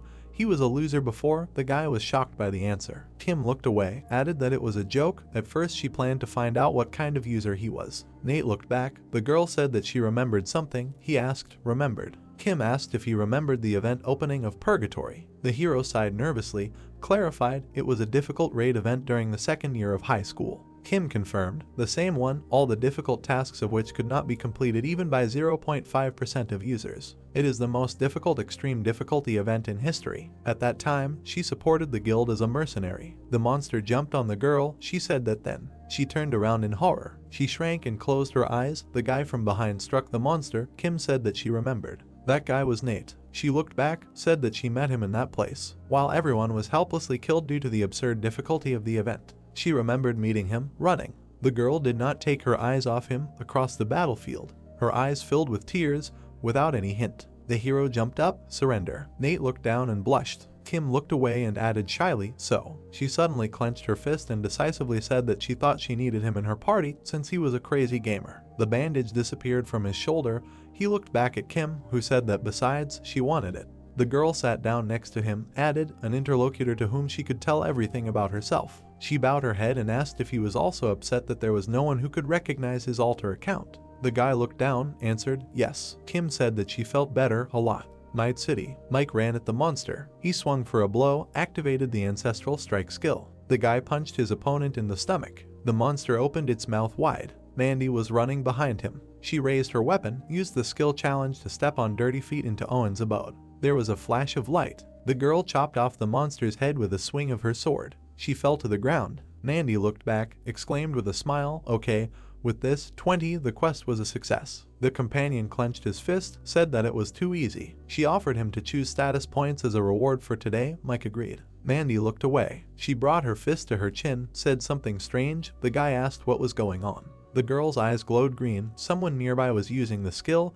despite the lack of a quest. Mike was amazed, asked, will they pounce on them? A glowing screen appeared in front of Mandy. She told him to forget about it. Only 50 seconds left, especially since they do not know who these users are. The light from the screen fell on her face. She said that they would just have to watch to determine if they would be a blessing or a curse to their guild. Mandy looked away, asked him to mark the coordinates for now. They would return here tomorrow to investigate. Nate looked down. He was standing alone in a dark hallway, asking where this place was. He suddenly noticed something. A tentacle monster was sitting in front of him.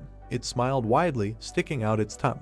A man in a red jacket stood up from it. Nate exclaimed in amazement, what is this? The stranger rushed forward and swung his scythe. The guy froze, shuddered in surprise. He ran away in panic. The hero turned the corner in the other direction of the corridor. Nate ran as fast as he could, panicked. He opened his eyes wide. Ahead was a door with a red light and a sign exit. He jerked the handle furiously, shouted, it's closed. The guy looked through the small window and was shocked. Through the glass he saw a boy with a backpack. The boy was busy building a sand slide. Nate shouted, Ron, he's Ron, yes. The hero peered through the narrow window and begged him for help, that he could not get out. The door was locked. Ron did not pay attention to him. Nate screamed, please, Ron. He clenched his fist, screamed in anger and despair. Weren't they friends as children? Wouldn't he help just once? The boy ignored what was happening. Suddenly he turned into a young man, slowly rose. Ron turned slightly. He said coldly, who? He turned around. Half of his face was distorted. He asked who his friend was. Nate opened his eyes. His face was covered in beads of sweat.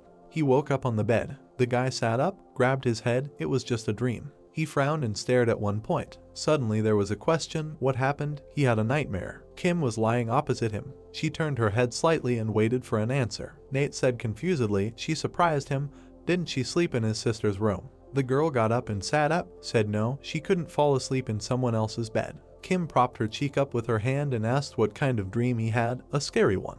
Nate looked at her with bewilderment, she added, or. She stretched, raised her hands, and winked, asked, romantic. Nate recoiled and blushed. He was indignant, he hadn't dreamed anything like that. The heroes walked down the street and had a snack on the go. Kim looked at her companion, said that, as they had already said in the evening, she would now be choosing quests, so he needed to start learning skills to be ready to meet any killer. Nate shoved the whole burger into his mouth and said, yeah, okay. The girl turned to him, added that he shouldn't use his skills unnecessarily since the reward would be small if they got penalty points. He looked up, asking worriedly, since she said so, the money he chose as a reward last night disappeared, it was because of the penalty points. Kim sipped juice through a straw, she replied, yes, one penalty point costs about 10,000 won, so everything will be confiscated. She crumpled the empty box, adding, also, if he participates in the penalty quest, she, as a member of his party, will also be with him, so it is even more annoying. Nate said that he understood everything. From now on, he will not use skills unless necessary. The girl touched her cheek with her palm and noted with a smile that at least he is good at answering. Kim waved her hand, said that she will go home to change, they will see each other at school. The guy called out to her. She turned slightly. He said that he has been wondering this since yesterday, what she will wish for if she gets first place in this event. Kim pressed her fingers to her chin, decisively declared she will build her own heavenly harem with her favorite idols. Nate, shocked, looked at her. She admitted that, of course, it was a deception. Kim crossed her arms over her chest, smiled. If he did well on their next quest, she would tell. She turned away and said, see you soon. A car with tinted windows drove past them. Nate was indignant. She said that she would tell him everything. The car accelerated, drove forward. Mandy was sitting by the window, smiling, said that she found them. Mike, sitting behind the wheel, took a quick look at her. She said, the Avenger and the Master of the Labyrinths, judging by their shape, they are still schoolchildren. Yellow magical waves emanated from Mandy's eyes. The Skill Queen's Guard allows you to see the skills and characteristics of users and monsters at a short distance. The girl took off her glasses, said that it was worth going out and looking for them while people were driving to work, otherwise they would have to search all day if they were unlucky. Mike asked what she wanted to do, hunt them right now. Mandy crossed her arms, said no, there were too many extra eyes here in the morning, especially since they were not important enough to hunt them when penalty points were at stake. She looked away, added, besides, they are of the classes that are not in their guild. Until they know what this event is, Horizon, they should consider recruiting them into the guild. Her partner objected, aren't they too young for this, suggested just scaring them, as if they were hunting and forcing them to surrender. Mandy propped her head on her hand, asked with a smile, does age matter? The main thing is that they are skilled and follow instructions well. She looked at Mike, added, after all, you never know what can hide behind an innocent appearance. The girl turned her gaze back, said that they would put someone free from the guild on them, but for now they needed to observe what these children really were. The car was driving along the city highway. It was not too late to think about how to take care of them later. On the evening in the city, Nate walked down the street and looked at his phone. He thought about the radiation of skills. As a source, he could use the Ergosphere online skill system since they were the same. On the black background of the phone screen was the letter M in a circle similar to a fingerprint. The guy thought that for now, Kim, the Master of the Labyrinth, a supporter of the dealer type. They put a fist to his mouth, thought she has a lot of useful skills. Her skills, for example, traps, will work well with the Avenger luring them, and skills with a buff can be used in tandem with the Avenger's counterattack skills to inflict serial damage. Nate slightly removed his hand, thought, okay, this is a great match, they will be good together. The guy with piercings and a green jacket called out to him. Next to him stood a blonde guy in a hoodie. The first guy asked, is he Nate from Hejong High School? Yes. The hero said nervously, yes. The young man indifferently noted, really? This is good, suggested that he step away for a while. He suddenly put a knife to Nate and said that he had something to talk about with him. The hero looked down, clenched his teeth. City high-rise buildings in the silence of the night. An empty construction site. The guy pushed Nate forward, ordered her to come in. The hero slightly raised his head to see who was in front of him. A group of 4 people stood in front of him. The young man in the red jacket looked down at him. Nate frowned, exclaimed. Bill thought that he was interested in what he wanted to talk about, but as they thought. Bill, who was standing next to him, asked him if this was the guy they needed to beat up. He confirmed, yes, that's it. He spat on the floor. He shouted at the hero standing in front of him not to even think about running away, and that he would only make things worse for himself if he did. The others were getting ready for a fight. Bill suggested that they go home as soon as everyone had beaten him up a bit. Nate took off his backpack, thought about what to do. He couldn't use his skills, so he needed to get ahead of them.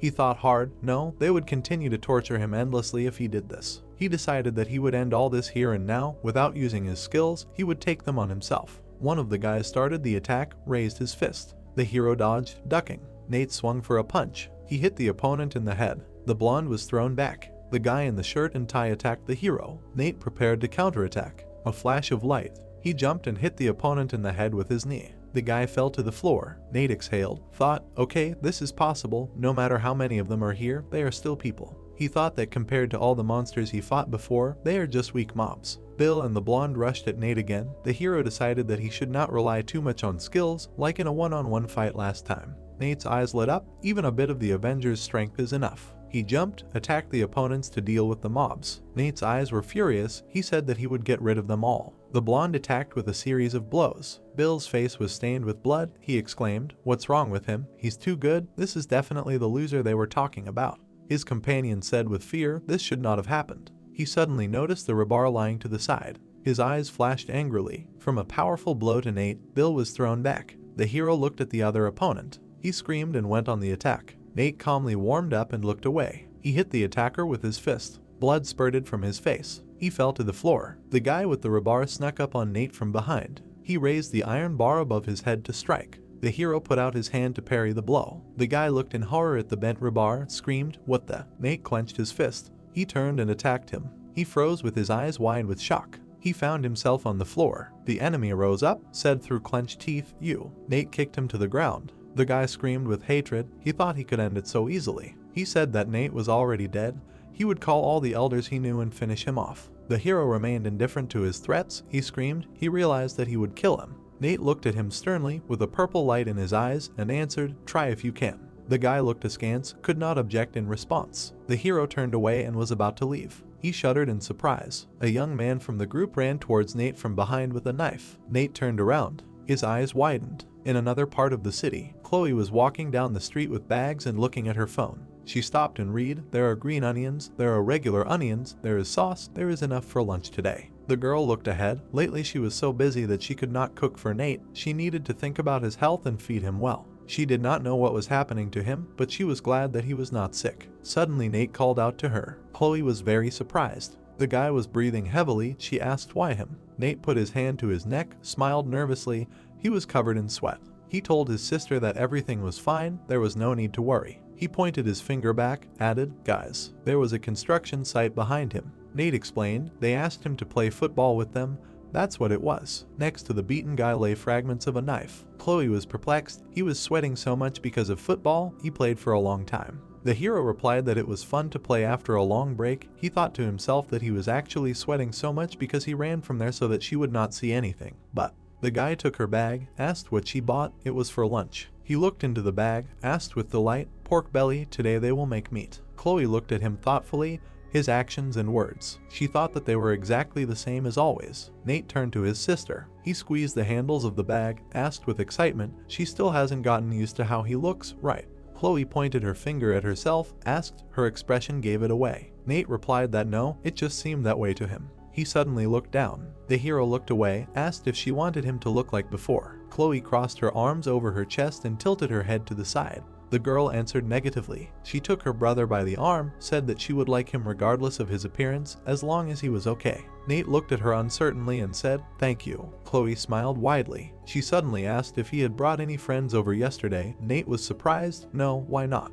He shuddered when Chloe said that when she was cleaning in the morning, she found a lot of long brown hair. The guy was horrified. She added that for her hair, it was too long, and the shade was so unusual, so she thought it was his girlfriend's hair. Nate looked away and nervously said, "Well, that's true." Chloe smiled slyly. The streetlights illuminated the street. She asked to introduce them. The hero answered, "Yes, okay." In one of the city districts, Bill walked, leaning his hand on the wall. He leaned his back against the building, took out his phone and pressed his other hand to his sore cheek, said that he would beat Nate to death. The guy put the phone to his ear. Ringing could be heard in the silence. Lights flickered in the windows of the house. There was a party in the apartment. The guy reached for the ringing phone. He went to the window and answered, "Hello." Bill said with irritation that he felt like he should intervene. If they let this Nate go, he would still hurt them. The companion told Ron that he should personally teach him a lesson so that this weakling would know his place. The guy grinned evilly and said okay. He wanted to show him the difference in their levels anyway. The sunset was approaching over the tall buildings. Kim offered Nate to go home together. He was perplexed by such an offer,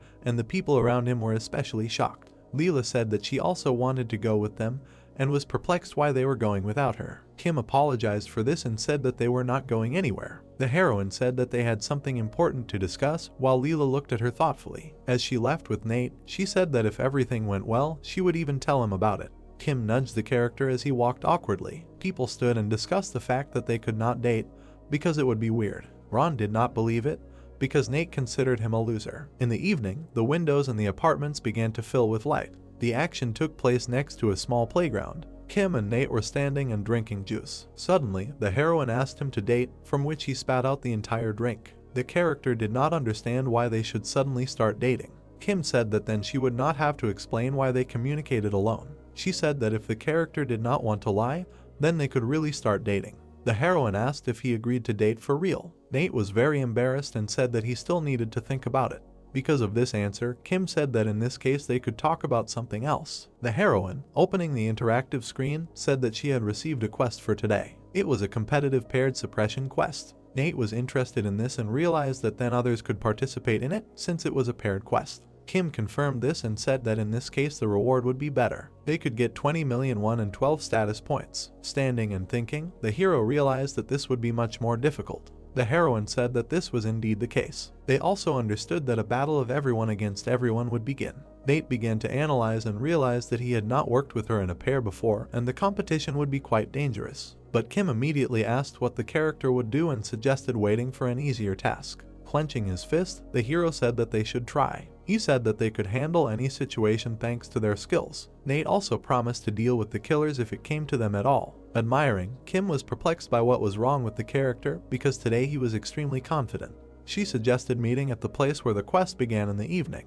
A dark night hung over the big city. Nate stood alone on the roof of the house. The hero looked down thoughtfully. Suddenly Kim appeared and turned to him. She asked if the hero knew anything about this place because it could give them a good advantage. But the character said that he knew nothing about these places at all and was looking around. Nate said that they needed to find a black door because then it would be easier to plot a route. Kim did not understand what the character was talking about. He explained that this was the door from which monsters appear. The heroine said that she had never seen one. Nate said that it was strange because it seemed like all monsters usually appear from it. Suddenly, a notification came from the interactive screen. It was reported that the quest would begin in a minute and it was necessary to prepare for the battle. So Kim said that she needed to finish the quest first. The heroine immediately ordered the system to open a page to prepare for the battle. Many interactive buttons appeared in front of her. She was thinking about building a healer or a damage dealer. The heroine was interested in whether the character needed anything. He sheepishly said that he needed something for his health and speed.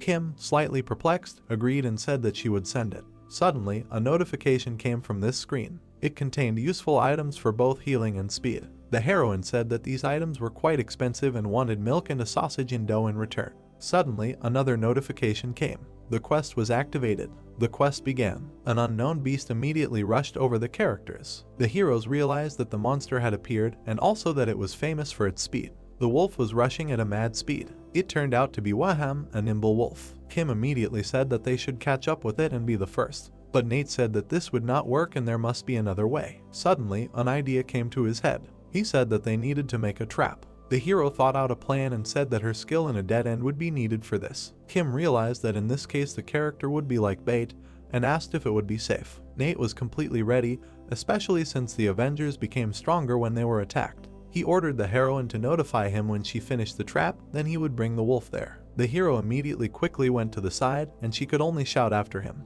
Kim was angry enough at him because he did all the most dangerous things alone. The hero quickly pushed off and ran with a sword in his hands. Nate understood that this monster was the first in speed, but overall not so strong. He also realized that if the wolf fell into the trap, then they would easily win. Suddenly, a person appeared next to him who was also running fast. The character did not expect this and was surprised. He did not understand who it was, but he saw that he had quite a lot of speed. It was Amanda from a special speed class, which was called Windrunners. The heroine looked at Nate with interest and wondered if he was a knight or a swordsman. But none of that mattered because they were too slow compared to her. Nate realized with irritation that she was too fast and was using it to win. He realized with a sparkle in his eyes that he couldn't stand idle either. The hero decided to use his skill. The time for vengeance comes when the enemy is still alive, and charged his sword. Meanwhile, the city was in the middle of a dark night. Amanda quickly rushed forward. That same wolf was already appearing in front of her. She thought that this was the perfect moment. The heroine immediately used the skill blade of the icy wind and wounded the monster. Blood gushed from the wound near its mouth. But Amanda said that was not all. Then she quickly used the skill blade of the furious storm. The beast screamed in pain because there were many wounds and cuts on its body. But the next moment, it froze in some kind of force field. The heroine realized that the monster was stunned and called her partner. She ordered Kevin to use combo pulse on the beast. He understood the order and was already rushing towards the enemy. The hero, baring his teeth, decided to use the Heavenly Wall ability. A dense stream of energy began to emerge from his shield. It hit the beast, causing it to scream furiously. Now Kevin was ready to go into a combo and use the tactical wave skill. But suddenly he noticed something. Nate was flying at full speed towards the beast. He and his sword were already fully charged for the blow. Amanda was scared because she realized that this was the same guy with the sword. Nate used the time for vengeance comes when the enemy is still alive ability. The hero understood that his defense was approximately 20, and if he lost this time, he would not be able to catch up. He had only one chance. The character swung his sword because he needed to use the Sword of the Vengeful Spirit skill. The monster was paralyzed and fearfully awaited the blow. The next moment, the hero dealt him a powerful blow with his sword. Blood immediately began to flow from the wolf, but Nate decided to jump back immediately. He realized that although he had hit the monster, he had not dealt a critical blow. Suddenly, Amanda turned to him with anger in her eyes. She did not understand what he was doing because it was already their prey. The hero said in surprise that this was a competition. Screaming, Amanda recalled that there were good moments, and it was bad to take other people's monsters that were already stunned by others. Nate looked at her with a guilty look. He said that he really did badly and did not mean to. But in this case, the hero would not do this and immediately rushed to the side. Amanda got even more angry, baring her teeth, but Kevin suggested that they go calmly. The hero stated that there was truth in the man's words because annoying opponents is part of the game. Frowning, he said that they should not be polite either. Therefore, it was possible to use the features to his advantage. Kevin decided to use the Stone Hall's ability. Suddenly, stone shelters appeared around the running Nate. The hero realized that he was stopped by an ability that was created for shelter. He, waving his sword, tried to break through it, but he did not succeed. Nate realized that it only reacted to attacks from the outside, and perhaps he would have to wait until the skill itself ended. But the realization came that it would be too late. In this case, the hero decided to use the only penetrating attack until the barrier fell. The Red Thorn's skill can penetrate the wall and cause damage from the outside. This, of course, will take a lot of time, but it would still be longer to wait. Nate confidently decided that he would get out of here and catch up with his opponents. The dome looked like a large gold bar. It almost grew into the ground itself, but suddenly a sharp crack was heard from it. The hero was still able to break this dome. He immediately rushed forward because it was faster than he expected. Nate rushed forward as fast as he could, but then he noticed something. Amanda and Kevin were standing in front of him. Nate didn't understand why they were just standing there, although they seemed to be alive. With a little fear in his eyes, he asked what happened. Kevin said that they didn't lose the monster. He was sure that the monster had fought them before. The character with horror in his eyes said that the wolf had disappeared. Nate didn't understand in what sense it had just disappeared. Suddenly, a giant monster appeared behind the character with glowing eyes. They all stood in shock, in a panic. The main character was already thinking that it was teleportation. He understood that this wolf did not have such an ability in the game. The monster quickly rushed towards the characters with its mouth open. A large explosion was heard from such force. The wolf grabbed Kevin with its mouth, which made him bleed. The hero screamed in pain as the fangs sank into his stomach. Nate clearly had not expected this and stood there in bewilderment. But then Amanda called out to her comrade. She angrily decided to use the Mega Typhoon Dance skill. The heroine quickly rushed towards the wolf that had the character in its mouth. Amanda had anger on her face. She delivered a whole wave of blows at high speed. But then she realized that she had missed. Nate realized that the monster had simply disappeared. Amanda stood with blades in her hands and tried to find him. She screamed in anger and called the monster to her. Nate clearly had not expected such an ability from the wolf. If the monster could teleport, then it could also escape from the trap. In that case, Kim was in danger. She, standing on the roof, finally finished the trap. Now all that was left was to wait for Nate. Amanda and the main character stood together, waiting for something. Nate knew that if he couldn't figure out the teleportation, the trap was pointless. But suddenly, a sharp sound was heard from the side. The wolf was running towards them with Kevin's body in its teeth. It threw the character out of its mouth, covered in blood. The character fell to the ground with a crash. Amanda was terrified and screamed at Kevin. But then she realized that she couldn't move because she had used the skill. The beast stood in front of Kevin's body, full of anger. The next moment, it opened its mouth and rushed at the heroes. They both stood there, not understanding what to do. Amanda still couldn't move. She was very scared, and she closed her eyes, waiting for death. But then the Devotion of Vengeance skill was activated.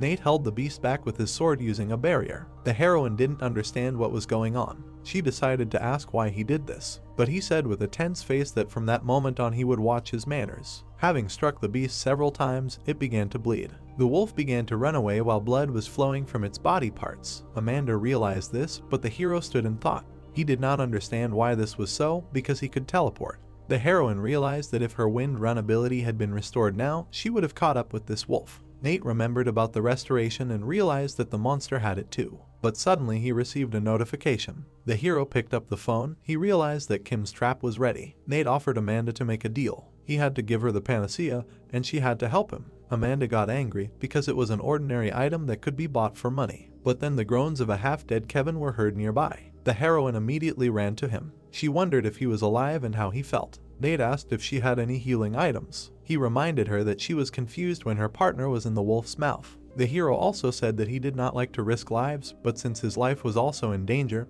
he could not just give away the panacea. Amanda said that she also wanted to protect her partner. That is why the protagonist wanted to make a deal. The heroine thought about it, because it was a competition after all. But Kevin said that it was necessary to help the character. Half dead, he said that their lives were at stake, and although winning was important, surviving was more important. Therefore, they had to try. Amanda stood there dissatisfied, with pouting lips, but she still agreed on the condition that they would not suffer. Nate was happy about this and said that this would definitely not happen. He gave the healing item, realizing that this would put him in greater danger. It was still night over the city. Amanda was sitting on one of the roofs of the houses. This was the first part of the plan. She needed to catch it with live bait. Nate explained to her that she needed to lure the beast, pretending that she was hunting it, and then lure it to the fork, where the second part of the plan began. Suddenly, the heroine saw a wolf below, wandering the streets. She finally found it and decided to start the plan. Amanda immediately used the Blade of the Furious Storm ability. She dealt the monster many strong blows and immediately decided to retreat back.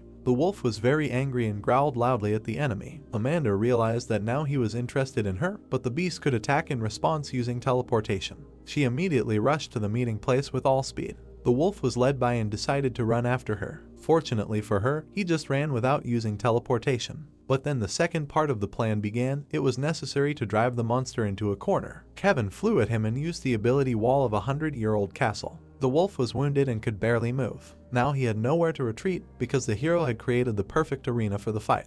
And now the final part of the plan was coming, the hunt. Nate immediately appeared in front of the monster and used his combo attack. He cut the beast with many blows and immediately retreated a little back. Of course, the hunt should not have ended there. In this game, attacks did not go well on the wolf because he had great agility. Therefore, he needed to be lured into Kim's trap to reduce his agility. But there was one catch: it was necessary to force the wolf to use teleportation. Nate thought that he could only teleport twice in a row. In other words, if the heroes could withstand 2 of his attacks. The hero immediately charged his sword and hit the wolf with all his might. Only in this case would they be able to kill the beast. Nate was not afraid of getting hurt, because this could only make him stronger. He decided to use his ability, the Flame of Vengeance. It was still night over the city. Jake watched the fight and realized that the hero wanted to lure the monster into a trap. He found it quite entertaining, squatting and smoking. Liam ordered her to watch better, as the guild leader had ordered. They needed to make sure that this was really the hero who could open the black door. Nate decided to attack the beast, flying above it. He used the ability of Vengeance, the Raging Flame. Now he decided to make the first attack and hit the beast. Thick blood immediately oozed out of the wound. His face became especially angry, and only rage was visible in his eyes. The monster immediately rushed into a counterattack, opening its mouth to its maximum. But Nate was able to fight back with a counterattack, and blood began to flow from the wolf's head again. There was more confusion in his eyes than anger. Suddenly, he disappeared right in front of the hero. The character realized that the monster had teleported and was left only one more time. But since he didn't know how it attacked, he had to hope for luck. The hero decided that he would not move and would wait. He wanted the wolf to hurry, but then the beast appeared behind the hero and was flying at him from above. Nate only had time to turn around and see that the monster was flying at him. The next moment, he was already in the wolf's mouth. Blood was flowing out of him, but the character was calm because he had an ability, a flower that blooms at sunset. This is exactly what Nate expected. The hero activated the ultimatum skill. Many red swords appeared around him. They aimed directly at the animal while the character was in its mouth. The wolf's eyes were filled with fear, and the hero tried to get out of its mouth. Many swords flew straight at the target, creating strong explosions. But Nate still managed to fly away from the monster and remained unharmed. But then he noticed something. The swords were on the ground, and the wolf was gone. This was part of the plan because the monster had no more teleportations. Suddenly, Kevin shouted from behind that the monster was here. The wolf was standing right in front of them with a wounded face. 2 red swords had managed to stick into his back after all. He decided to run away from the characters. Kevin didn't like that the monster was running away again because they almost succeeded. But Nate realized that the beast was running towards Kim's trap and not all was lost. Their team would win if he killed it while the monster was trapped. But then Amanda rushed past him. She ran at full speed using her wind run skill. The heroine said that she would help the character and win herself because it was a competition. Nate was speechless, but he was not upset either. The hero was sure that they would win because he had Panacea and the feather of the hunting hawk. The character decided to use them to increase his defense as well as his speed. Moreover, he had an ability that allowed him to increase his speed by sacrificing his defense. The time for revenge had come while the enemy was still alive. Nate gained incredible speed and rushed forward. He ran so fast that the buildings in front of him were washed away. Gradually, he caught up with Amanda. She turned around, not believing that someone could catch up with her. The heroine even fell in surprise. Nate's speed was too high. Amanda, sitting, did not even understand who was in front of her. The man with the sword was moving too fast. Suddenly, the hero noticed something in front of him. A bound wolf stood in front of him. He fell into Kim's trap, the tenacious labyrinth ability. Nate did not even have to use his abilities. Kim should have already added an attack boost. The heroine realized that this was really necessary, and the next moment activated the upgrade in the labyrinth. Nate immediately attacked the monster, causing it to howl in pain. Blood flowed from his mouth and his eyes filled with fear. The hero stood there, confident. The monster behind him groaned in pain. Swinging his sword, the character realized that the wolf was already dead and unconscious. Nate realized that if he had missed the mark, everything would have been lost and he would not have been able to deliver the final blow. Kim approached him and asked how he knew that. The hero had bought a speed upgrade before the game, so the heroine did not understand how he could have predicted the outcome. Nate said that he did not know that and did not even guess who their opponent would be. With an embarrassed face, he said that he only thought that if Kim was in danger, the only thing he could do to help was to run faster, so he asked for a speed boost. A slight smile appeared on the heroine's face. She said that the character was annoying and quite arrogant. But still, since they completed the quest thanks to him, she decided to praise him. Nate also had a small smile on his face. But suddenly a notification appeared on their screen. It said that they had won first place in the competition. Since they had also completed the secret quest, they had received 3 high-quality secret rewards as a reward. The characters were very happy. The screen began to display the results and ranks. They did not understand what this even meant, but the screen indicated that they were the first of 3 teams. Nate said that he did not see anyone except for the Windrunners team, but then he had a thought that another team was hiding. Night was still falling over the city. Liam and Jake were standing on the roof of one of the buildings. Jake said that they were not bad because Nate had good intuition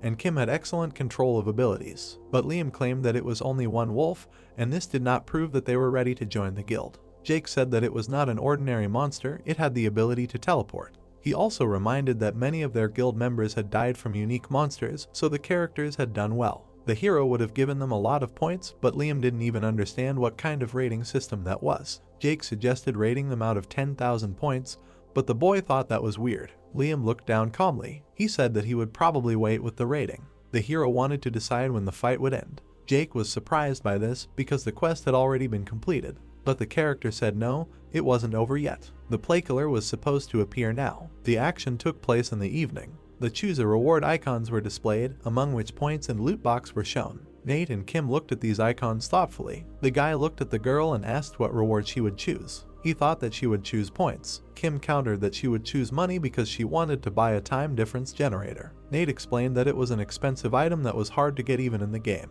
The girl agreed, adding that it could reverse time for one object, making it useful when fighting an enemy or when injured. Kim explained that it would be like having 2 lives. The brunette agreed, realizing that they were playing on the hardest level, and it would be easier if a person knew that they had another chance. The heroes turned around, hearing claps behind them. Amanda and Kevin were standing behind them. The girl admitted with a smile that she and Kevin had lost. Amanda thought that she would be able to land the final blow and win, but they were still beaten.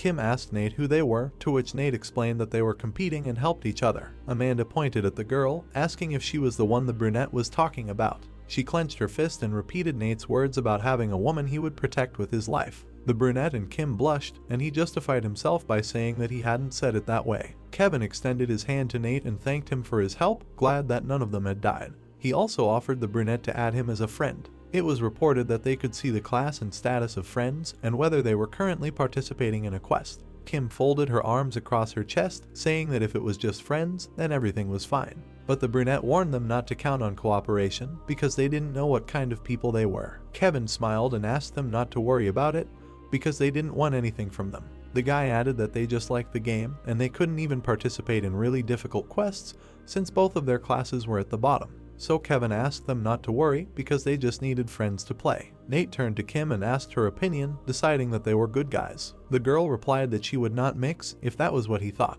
However, she pointed out that he should not add her as a friend since it was enough that they were in the same party. Nate sighed and agreed with a smile. Kevin realized that there was little time left to collect the rewards, so he decided to send a request to be a friend for now. The young man stopped, looking at the icon, which lit up red. The inscription "Danger, Invasion of an Unknown User" appeared on the board out of nowhere, a man in a mask holding a weapon in his hand. The man smiled evilly at them. The guys immediately realized that this was a HEALER and got into a fighting stance. Kevin pulled his hand back, creating a shield. He created a wall of a 100-year-old castle in front of him. The guy shouted that he would hold him off while the others collected their rewards. He tried to say what would happen if they did not. At that moment, the HEALER destroyed the wall, piercing Kevin's body with his weapon.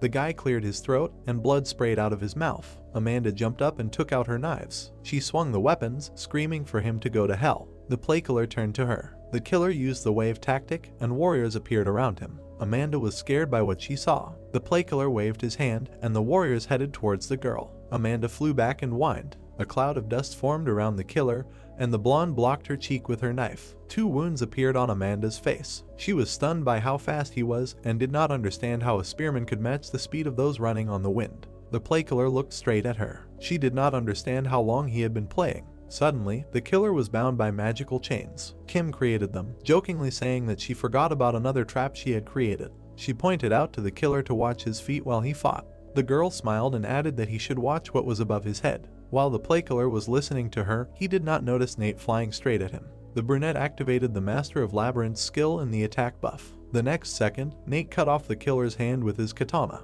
The killer looked back at him in horror. The HEALER jumped back, exhaling. Nate could see how he ran away from them. Kim screamed that the killer was running away. The brunette looked back, looking at the wounded Amanda and Kevin. Nate ordered his friend to heal the others. The girl was surprised, realizing that he decided to chase the killer. The hero explained that the HEALER could pretend to retreat, so that he could attack again later. He will try to follow him and distract him while Kim heals the others. The girl looked at her friend tensely, then she sharply refused. Kim warned the guy that if he made a mistake, he would die. Suddenly, the heroine said that he should not waste time and just destroy the HEALER. Kim raised her weapon and promised to tell him what she wanted if he returned unharmed. Nate hit her fists and agreed. After that, the guy rushed after the killer. Further events took place near the football field. The guy ran along the road, holding the katana in his hands. Suddenly, someone attracted his attention. The HEALER was sitting opposite him. He turned to Nate, while he silently looked at him. The man said that he knew that he would come, calling the guy an Avenger. The brunette tensed up and prepared his weapon for battle. The man stood up, waving his weapon, but Nate got ahead of him and struck. HEALER was surprised, gritting his teeth. He fell to the asphalt with a scream. The guy explained that he did not want to hurt anyone, no matter who his opponent was. But no matter how hard he tried, he could not watch such trash hurt other people. Nate offered him a choice. The first option was to calmly leave and not stick his neck out. The second option was to fight and be defeated like a monster. HEALER smiled and let out a chuckle. He said that after Nate cut off his hand without hesitation, he had hope. However, he quickly realized that the guy was just a nerd who only knew how to show off. A glowing sphere appeared in his hand. The hero covered himself with a sword, and a bright light began to emanate from HEALER. Nate was taken aback. The next second, he tensed up, not understanding what was happening. Killer raised his hand with the sphere, and the boy realized that he was using a time difference generator. HEALER smiled madly. It was explained that this generator reversed time. It did so up to a certain point. A bright blue circle appeared below them, emitting energy. Nate realized that he had used the one-on-one skill. The brunette realized that HEALER had a plan from the beginning, and he did not attack mindlessly. Cracking his fingers, he said that he now had 2 hands. Taking out his weapon, he said that now he would stab him for real. Placeholder rushed towards Nate. He almost caught up with him, and the guy took a defensive position. Placeholder laughed, pointing out that after all this talk, the guy was so sluggish. He smirked at how Nate hoped that he could just chop off his arm. The brunette jumped back, raising his katana. He noticed that due to the one-on-one skill, his speed and attack power were reduced. It was then mentioned that this skill reduces the attack power and agility of the target inside the field.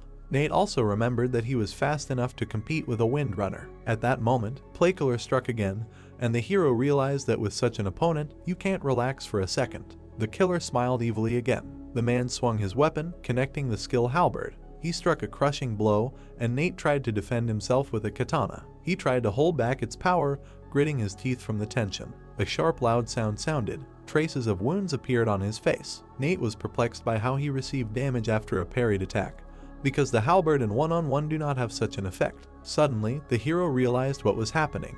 By this time, Placeholder was ready to strike again. Placeholder swung his weapon again, emitting a bright light. Nate was surprised, realizing that it was the totem effect. The moment the killer swung his sword again, the boy thought that he had good basic parameters. He also assumed that the Placeholder had been playing like this for a long time. The boy frowned and covered his face with his katana. He suddenly rushed forward, confusing the man. Nate attacked him, but the killer jumped back, laughing and assuming that he decided to close the distance because he could not get around him in speed. The Placeholder insisted that this was very reckless and doubted that he could survive with such skills. The man pointed his weapon at him, using the skill spearman tactics. He suddenly directed all the force of his weapon at Nate. A bright explosion formed in front of him. The Placeholder, with a crazy smile and laugh, shouted that he was finished and he should be torn to pieces. Then he noticed the brunette jumping out of a puff of smoke. He laughed, deciding that he had decided to run away. Placeholder assured him that he wouldn't even be able to run away normally. The killer raised his weapon, using the spear dart sentence. He abruptly launched the spear straight at the fleeing Nate.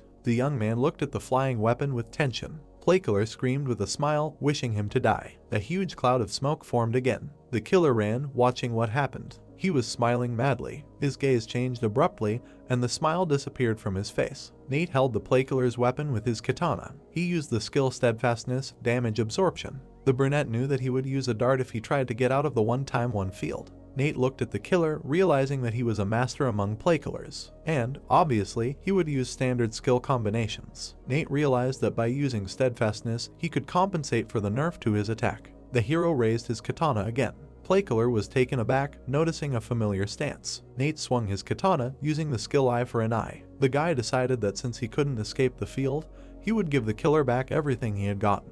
He screamed that he was using the spearman's skill, the spear's judgment. The next second, he sent a large stream of magic at the man. Placeholder froze, watching this. He felt the energy flow touch his body. The man clenched his teeth and whined. Blood spurted out of his body, and Placeholder, calling him a bastard, used the skill ultimatum. Placeholder screamed that he was using the fever of world conquest. This time, he attacked, already riding on his magic horse. He raised his weapon, saying that now Nate would definitely die. He rushed towards Nate, who had already prepared his weapon for battle. He was immediately thrown back by the stream of power. In that moment, the brunette received many wounds. Placeholder laughed, smiling, asking how much pain he was in. Nate grabbed his hand, and the killer was already assuring him that he was finished and that he should run. Nate frowned and said 1 second. Placeholder was taken aback by his words. By this point, they were already close to each other. The killer remembered with horror the duration of the one-on-one action. Nate reminded him that the duration of this action is 200 seconds. The brunette swung his katana and pointed out that this was enough time. It was more than enough to not lose to him even after the nerf. A huge amount of energy accumulated on his hand.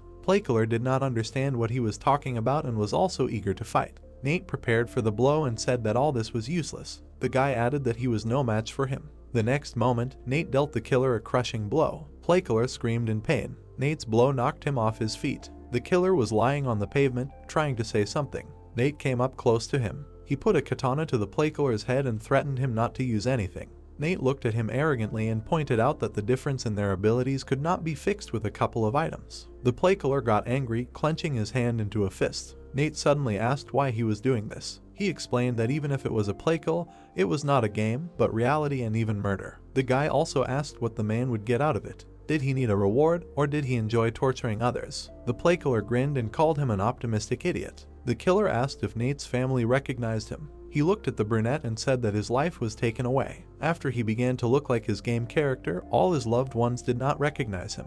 He felt as if he had died, and it did not matter what he did. The Plague-Killer shouted that he didn't care about quests and events, he just wanted to destroy everyone. The killer added that he would put an end to all this. He wanted to say something else. At that moment, he suddenly coughed, blood splashed. Nate froze in horror. A whole skeleton came out of the Plague-Killer's body, which was a weapon. Nate was indignant that this weapon belonged to someone. Someone's silhouette appeared in the middle of the fog. The man said that he thought the guy was finished, and he was surprised. The girl raised her weapon, calling it a shitty class. Nate realized that he was in front of the Reaper. Ralph looked at him indifferently.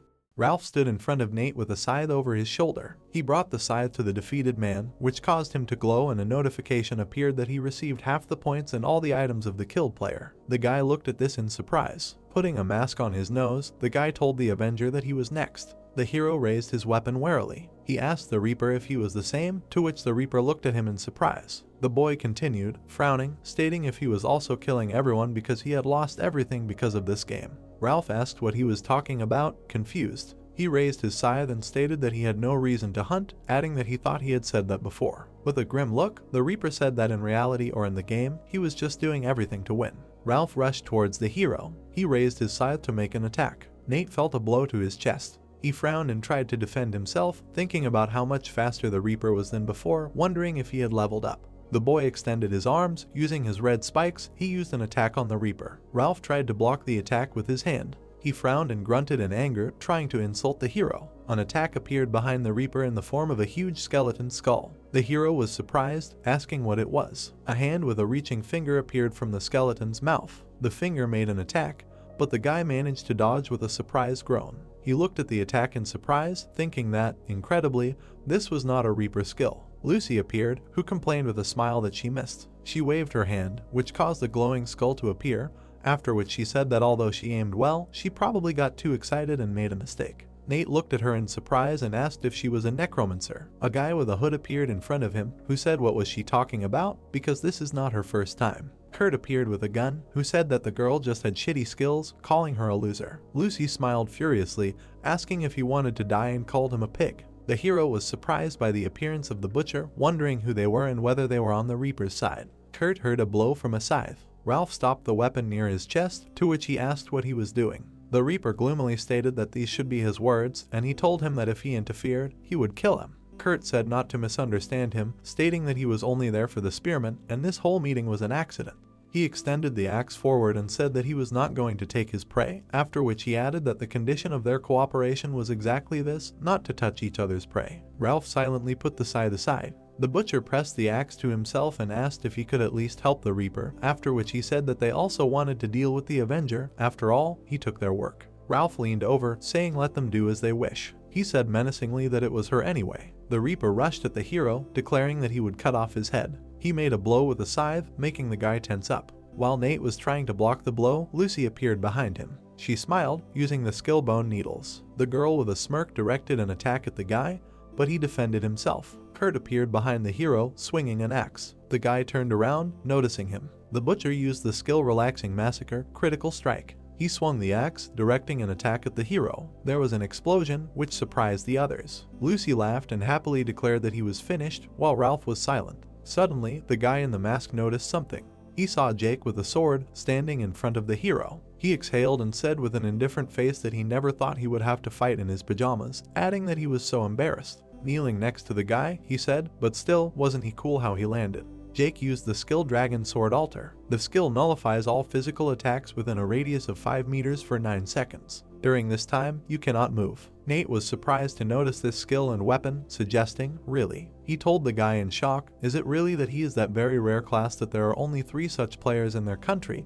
After which he suggested that he is a dragon hunter. Jake smiled and confirmed, saying that this is exactly so, after which he added that the hero has a keen eye. Cool. In Ergosphere Online, aside from the 11 starting classes you choose from when creating your character, Ascension classes are determined by the player's weapons and skills, point distribution, and what quests they've completed. The classes were shown as figurines. For example, if you chose Warrior as your starting class, you could later become either Butcher or Swordsman depending on what weapons and skills you use. Since the user's playstyle determines everything, there are a lot of possibilities. Players have already counted 84 classes. Jake showed up smiling, holding a sword. Because of the huge number of options, the method of creating a dragon hunter and some other classes is unknown to many, so they are called rare classes. There are very few such players in the whole world. The dragon hunter told the hero with a smirk that although he has a rare class, but isn't he the same? He added that not many people choose such a difficult class, for example, like Avenger, to which the guy wondered if this is really true. Jake pulled the sword out of the ground, saying that they would chat later, and then said that he came to help him, so it's time to do it.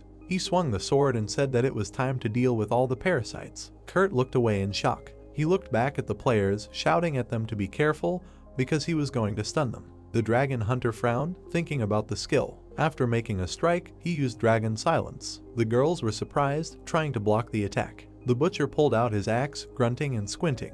An orange glow appeared around the boys as Jake raised his hand with the sword up. He turned to the hero and shouted at him, "Okay, that's enough, let him choose a reward," to which he asked again. Jake said that Nate should choose a reward and close the quest, adding that it would be difficult for the two of them to deal with them. The guy nervously shouted that his girlfriend and the others were still. Jake interrupted him, telling him not to worry about them. He introduced his friend, saying that his comrade, the monk, was helping them with his blessing skill. After that, he again told him not to worry and choose a reward, because the quest would end as soon as he did. Suddenly, the dragon hunter noticed someone to his left. He asked again in a panic and wondered if it was the Reaper, thinking that he must have managed to do something. The guy knew he was done for when the Reaper got closer. Suddenly, a voice about a skill was heard. His partner attacked the Reaper using the skill of the palm that destroys demons. The Reaper's head cracked and flew to the side. Liam frowned, making an attack. Jake, with a tear in his eye, happily told him that he was good. The hero heard someone call out to him and then turned around. He saw Kim running towards him, calling her. The girl shouted at him that everything was fine, so he should calm down and finish the quest.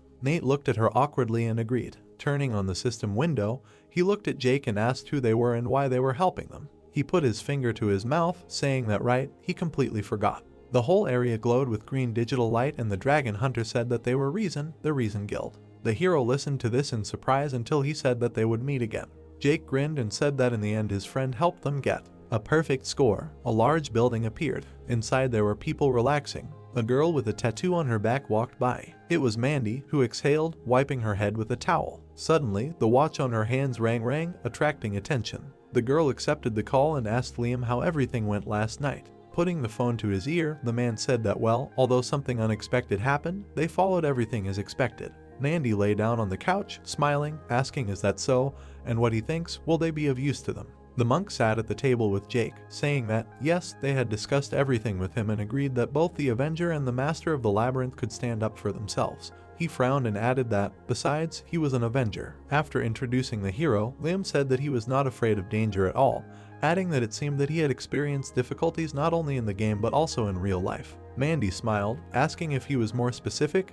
Then he was like a wild animal. The man said that, yes, he had good intuition. He thought he would be prepared for both strategy development and item management. He added that therefore there was no need to delay in accepting them into the team and it would be better to do it before they became stronger and began to interfere with them. The girl laughed and said that it was unusual to see him so active during the recruitment of newcomers, answering that, okay, she would set a time and meet these guys. Jake smirked and asked the man if he liked those who played on the hardest difficulty, to which he angrily told him to shut up. Liam said he had something else to say. He stated that chaos was showing up again, surprising the girl. She thought about it and asked the man if he was sure. The girl heard in the call that Liam was sure and he thought they should prepare for the confrontation of the guilds. Mandy looked down sadly, crossing her legs. She remembered the words about the confrontation between the guilds. The girl told the monk that, okay, she and Mike will prepare, then told him to tell the others about it, to which the man replied that he understood. Mandy's gaze darkened and she said that these damn bastards from Chaos do not understand what is happening at all, just like brainless animals. The room appeared and she decided that there was nothing to be done about it. The girl stood up, throwing a towel over her shoulder, and decided that if they were going to show their fangs, they would have to hunt them. A house appeared in the dark. The view approached the door of the apartment. The interior of the apartment appeared. A tied-up blindfolded man was sitting on a chair. An angry Mike was standing in front of him. Mandy came up from behind and asked if he had spoken yet. The man put his hand on his side and answered that no, even after he woke him up from a deep sleep and did not let him sleep for 100 hours, he remained silent, after which he added that it seemed he was ready to die. The girl thoughtfully put her hand to her chin, asking how and adding that then nothing could be done. With a quick movement, she hit the tied-up man in the stomach. The man fell to the floor, clenching his teeth. Nandy leaned the blade against him and said that she would explain the rules, so let him listen carefully. Standing in front of the man, the girl said that she would now stab him with her sword over and over again until he was on the verge of death, and then she would heal him, adding that each time after healing he would have a chance to talk. He smirked and said that she had 5 heals with her, in other words, he had 5 tries. Nandy's eyes lit up and she grimly said that if the man answered their questions, he won, but if not, it was game over. She pressed the blade to his neck, causing blood to flow,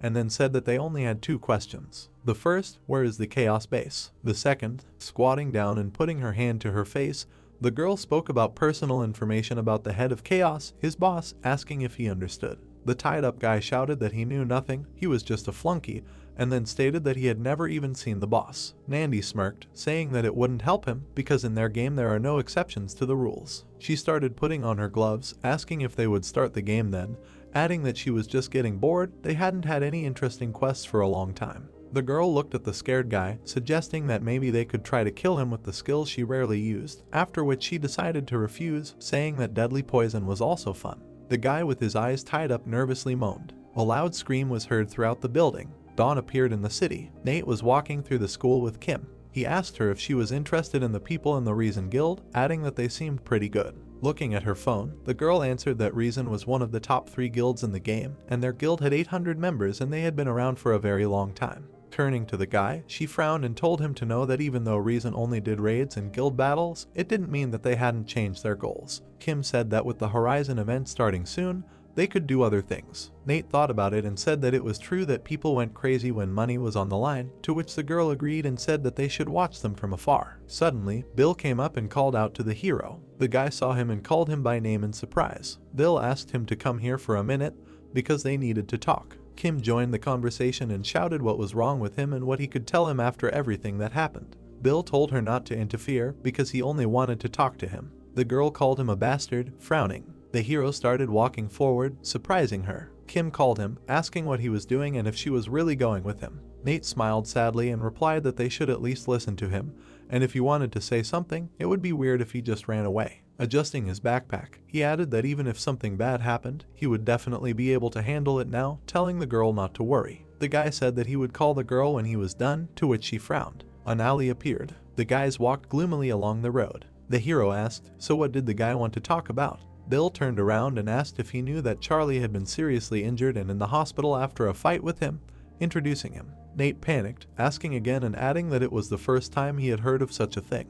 The guy continued that he had something broken, so he was in there for a long time, and it was for his own good, but his face darkened and he said that the thing was that because of the hero's actions, his parents were going to sue him then. Nate panicked and asked again about the lawsuit, saying that it was just a fight, he didn't pretend that it mattered one bit. Bill's face darkened and explained that he was planning on going into professional sports, and didn't report it to the police because he thought it would interfere with his future career, but apparently he changed his mind. He frowned and said that it had been a few weeks, so he didn't know what the police were going to do about it, but if they started investigating the case, things would end badly for him. The guy put his hands in his pocket and said that at best the hero would be kicked out of school, at worst he would be arrested. Nate's face filled with horror. At this time Kim watched in shock. Bill bowed his head and said that there was always a way out. He looked at the hero and said that Charlie's parents had come to his father's law firm to ask for advice. The guy repeated the words about the law firm in surprise, asking if one of his father's lawyers was handling the case. Bill answered that that was right, adding that this was his chance to get out of this mess. He darkened and said that he could persuade the lawyer to tell Charlie's parents not to sue him and insist on a peaceful resolution of the problem. Nate frowned and asked which one and what he needed to do for that. Bill replied that it was simple, he would just put in a good word for him with his father. Grinning, he continued that turning, the guy told the surprised hero that he was going to go to Charlie now and apologize to him, kneeling down. Frowning, Nate asked again in disgust. He asked about the apology, remembering how Charlie kicked him in the stomach. The guy thought about him and memories flooded his head, where he swung his fist. Bill said that everything was simple and he just needed to apologize, and if he did it, he would persuade him and help resolve everything peacefully. Looking seriously at the hero, he asked if he thought that he did the right thing back then, adding that Charlie's wounds and his hospitalization. Nate's face darkened when he heard that it was his fault. Frowning, he asked again. The guy began to tremble, lowering his head. Bill grinned darkly, deciding that, yes, that was exactly the expression on his face. He pictured the hero sitting at a scribbled desk and thought of his face, marked with defeat. He pictured him on all fours with his lunch on his head and thought of the way he felt about the unfairness of the world. He pictured himself towering over Nate and decided that this was how he looked when he was around him and it suited someone like him. Bill smirked and said that no matter how strong the hero was or how well he fought, there was nothing he could do about it. He looked at the downcast boy and said that if he didn't have the power or the money, all he could do was apologize for things that weren't his fault. Nate scowled at the idea of him being a fucking loser. Suddenly, words came out to tell him. The shaking boy shouted to tell him that he couldn't sue him. He said that he wasn't going to apologize to him, adding that he had no desire to. The hero angrily shouted that, besides, Charlie not only mocked him, but even tried to. Remembering how Charlie swung his hand at the girl, he shouted that he tried to hit Kim, who wanted to help him. The girl listened in surprise to the words that Nate can endure a lot, but this is unforgivable because he can endure his suffering.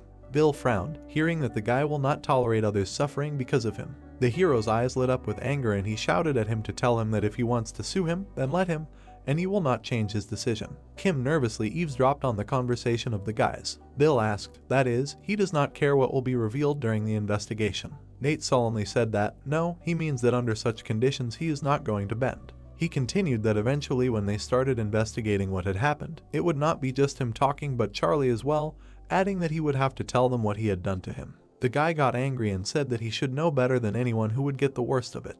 Bill frowned darkly and said nothing. Adjusting his backpack and turning around, the hero said that he had said everything and that no matter what happened, he would not back down from his decision. The other guy looked down in anger. Suddenly, he asked what would happen to his sister then, to which Nate asked again. Bill mockingly said that if the police got involved, his sister would find out that he had been abused, asking if it would break her. The hero turned around in panic and looked at him. The guy lowered his head and said that even though she had suddenly become an orphan, she still tried to give her little brother a decent life. He smirked and said that he was an outcast from society and when she would face the harsh truth. Nate was shocked to hear the question that even if she was really strong, wouldn't it destroy her? He clenched his teeth in anger. The guy furiously stated that he knew everything, knew about his family. Bill asked if it wasn't obvious, saying that they went to the same school after all. The hero got angry hearing such words. He grabbed him by the collar, to which he exhaled in surprise. Nate furiously asked why he was silent all this time. With a smirk, the guy asked again. The hero answered that he knew what happened to him and his sister, so why was he just watching?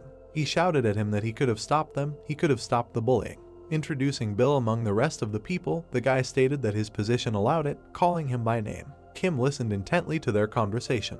The guy looked down. He asked why with a smirk. Bill wondered why he had to do that while the hero listened to him in rage. Frowning and lowering his head, Nate said that things were different before. He said that they used to be friends, imagining the two of them when they were kids. Gritting his teeth, the guy said that he could have felt sorry for him, could have helped, no. He squeezed the fabric tighter, adding that at least for his sister's sake. Bill remained silent, listening to the guy. Suddenly, he answered that he didn't. Frowning in disdain, he stated that he never considered him his friend, ever. The guy told the angry hero to think for himself how someone like him could be his friend.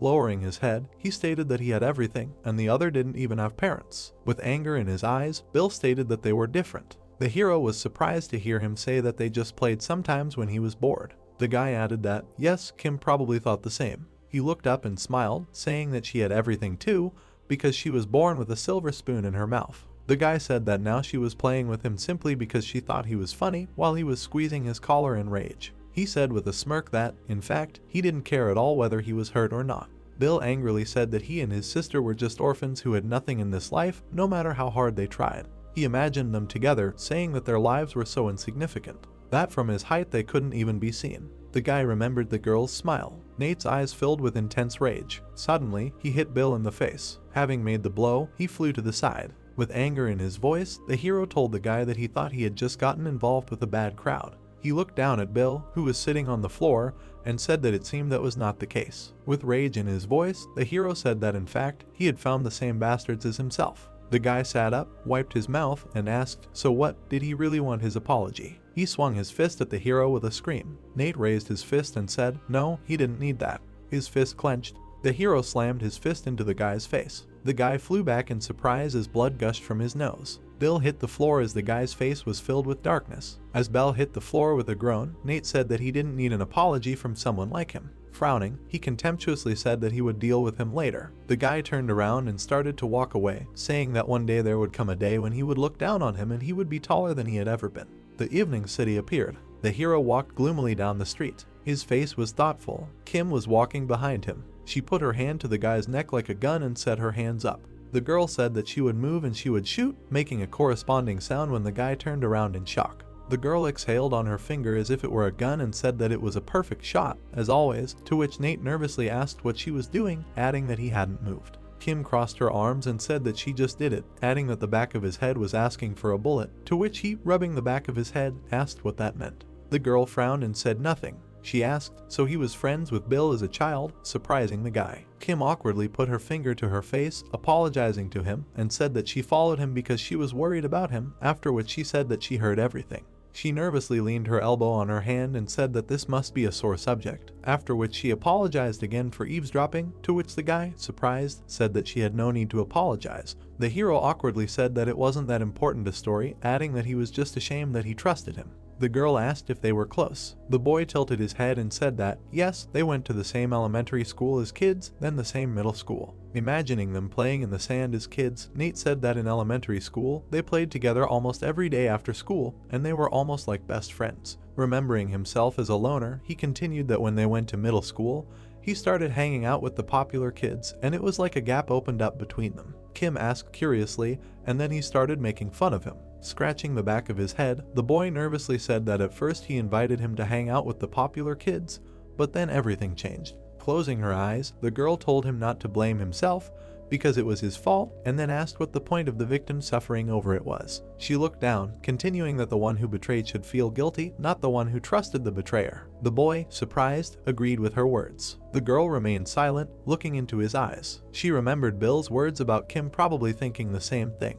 The girl said that just like that, surprising the hero. A slight blush appeared on her face and she said that if he didn't have plans for the evening, he should come to her place and eat ramen. Hearing these words, Nate was surprised. He asked in confusion why all of a sudden, adding that he no longer understood what they were talking about. Tugging at a lock of her hair, an embarrassed Kim said that she just wanted to make the guy ramen, asking if a reason was necessary. She pointed at him, saying that, besides, he could soon be sued, no, and she would try to help with it, so let them go. The hero awkwardly raised his hands and replied that these were his problems, he could handle it himself, and he couldn't ask her about such a thing. Frowning and closing her eyes, the girl said that, no, if he was arrested, she would be left without a party, so it was important to her too. She pointed her finger at the guy again and said sheepishly that they should figure this out together because it was their party, and then asked if he understood. Nate looked at her, pointing her finger at him in shock. A street appeared and the guy said that even if that was the case, couldn't they discuss it over the phone, to which Kim said no, ramen was part of the quest. It was an evening city. An empty room appeared. The corridors were also empty. Ralph was walking blindfolded with Lucy. Kurt turned around and told him that that was it. He was a good boy for coming to them. Holding his glowing hands together, he said that he understood, let them take off the blindfold and the spell already, adding that he had to look at the Chaos Boss with his own eyes, while the girl stuck out her tongue. The butcher apologized and replied that he could only take off the blindfold, because he had too many skills that were difficult to handle. The guy smiled sarcastically and said that he was a damn coward because he hadn't been promised that, and he said that he would only be tied up until they got to the base. A man standing above appeared and ordered the guy to be untied. Kurt looked at the man in surprise and called him boss. The man said that he had come such a long way and if he was tied up they wouldn't be able to have tea. The guy tried to object in surprise. Smiling, the Reaper said that he wasn't going to drink any tea, adding that things had moved on, which meant that he was the boss. He called the man standing above the leader of Chaos and said that his class was Emperor. Taking off the blindfold, the guy said that he had always wanted to meet him to see what he looked like. James, with a gloomy face and narrowed eyes, said that what a coincidence, he really wanted to meet him too. He called Ralph by name. Cups appeared, one of which contained tea. Holding the cup, the man with a grim face asked if he really wasn't having tea. Bringing the mug closer, he said that he had made some great tea when he heard he was coming today and it was a shame, adding that the scent of the tea disappeared a little every time he lifted the lid, so he didn't drink it that often. Ralph tensely stated that he didn't need the leaves, telling him to just say why he had called him. Tilting the cup, James asked with a dark smile and asked what if he said he just wanted to chat with his ally over a cup of tea. The guy frowned. A scythe appeared in his hand and told him to stop talking nonsense and just say what he needed before he got angry and destroyed his base. The Reaper angrily asked if it would be better if he broke their agreement and killed the man. The man held the steaming cup of tea and laughed, saying that he really is willing to attack anyone without thinking. That's what he's been told, he's a real cliche of a villain. Looking at the guy with the scythe, he continued that he really likes people like him, and villains like him create a narrative in this boring world, then said that he finds it funny. Ralph looked at the man darkly, asking if he had had his say. James smirked and said that if he wasn't enjoying their conversation, maybe they could talk business and get to know each other better. A wicked smile appeared on his face. The man informed him that the guy was Ralph, a student at Osen High School, 2nd year, 3rd grade, a killer, to which the man was shocked. The Reaper took a stance, preparing to attack the man. He shouted in rage that he would kill him, calling him an idiot. Holding the mug, the man laughed creepily, saying that he really liked him because he even has a tragic past, like a classic villain. The man extended his hand, which glowed gold, and said that, but, stretching his hand in front of the guy, he said that this is not enough. James used the skill, kneel. Ralph's body glowed yellow and he began to sink to the floor. He became nervous, wondering what kind of skill and why he had no strength at all. Looking at the kneeling guy, the man said that a truly good villain must have an ambitious plan, different from the ideologies of others. With a dark smirk, he said that it was so noble that he could instantly destroy the plans of others. James crouched down in front of the Reaper and asked if he understood what he was talking about, then said that it does not matter how good a play killer he is or how he uses skills,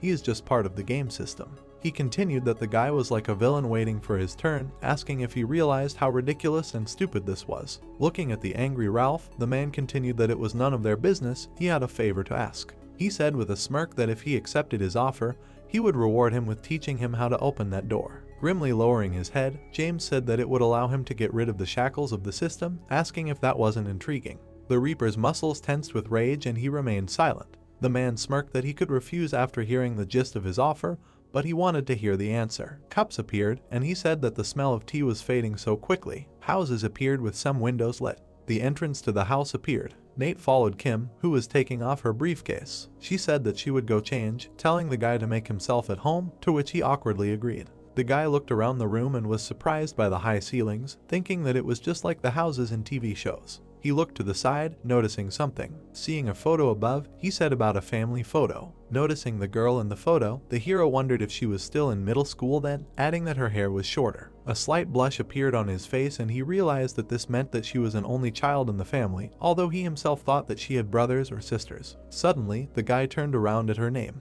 Tying her hair in a ponytail, Kim asked how many packs of ramen he wanted, to which he replied that if 2 people, then 4, after which she agreed. Pushing back his chair, Nate thought that if he thought about it, they always only talked about the game. Looking at the girl in the apron, he realized that he never asked anything about her. Looking up, the boy wondered why a girl who lived in such a huge house was risking her life by playing a game. He imagined a girl with a fan, who said with a smirk about a harem of idols and a secret garden just for her, and then he got nervous, thinking, did she really want something like that? The hero leaned on the table and exhaled, thinking. He looked at Kim, who was opening a pack of ramen, and asked what she was thinking. There were 2 empty bowls on the table. Nate, holding his hand on his stomach, blushed and said how good he felt, because ramen is always good whenever you eat it, to which the girl asked with a smile if it was really that delicious. Leaning on her hand, she said that she always feels better when she eats ramen after a hard day, adding that that's why she invited him to eat. The guy blushed and asked, is that so, thinking that she was somehow kind today. Seeing the girl taking the bowls, he rolled up his shirt sleeves and said he would help, to which the girl told him with a smile that she could do it herself. The hero watched silently as she put the dishes in the sink. He asked when her parents would be back. Putting on her gloves, Kim replied that who knew, they always came back late. She continued that there were days when they came early, but that was rare, and usually in the evening she was alone, while he listened to her with his arms crossed. The guy asked in surprise, well then she probably had a housekeeper who lived with her and helped her cook. The girl blushed and asked again, after which she declared that there was no housekeeper, calling him an idiot and asking if he thought they lived like the rich in the movies and had a lot of servants. She frowned and blushed and replied that there were special people who helped around the house, but they didn't come every day, to which the hero realized with an awkward smile that it meant there was a housekeeper after all. He continued with a nervous smile that he was simply surprised, because he thought that in the evening they would gather as a family, and others would do everything for them. The guy added that he never thought that she would wash the dishes herself, to which the girl remained silent. Looking at him, Kim told him not to say that, to which he asked again in surprise. She looked down and, clenching her fists, said that she was not like that.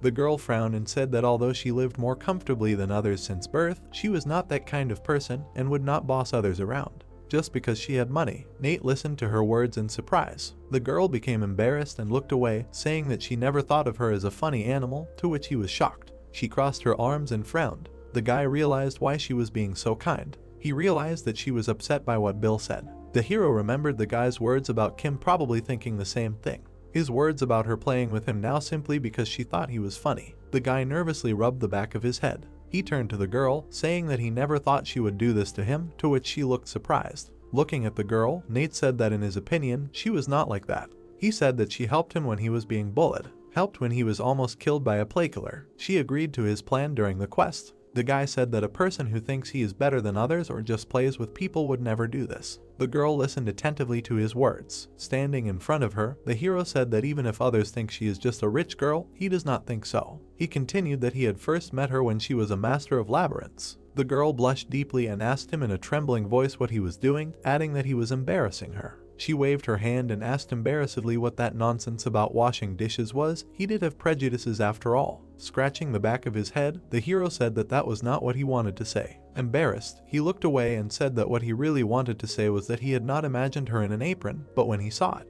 he thought that it suited her very well. Kim looked at the guy in surprise. She blushed deeply and frowned. She shouted if he wanted to die, calling him a pervert, to which the guy plaintively asked why a pervert. A night building appeared. The entrance to the building appeared. Bill was walking down the corridor with a bandage on his nose. He noticed something and looked ahead. The guy saw a man standing ahead. He called him Dad, to which he responded and turned around. Robin told the guy that he was just in time and handed him the package, saying that it was a gift from his grandmother. She made it herself. Taking the package, he asked why he was giving it to him personally, since the housekeeper usually did it.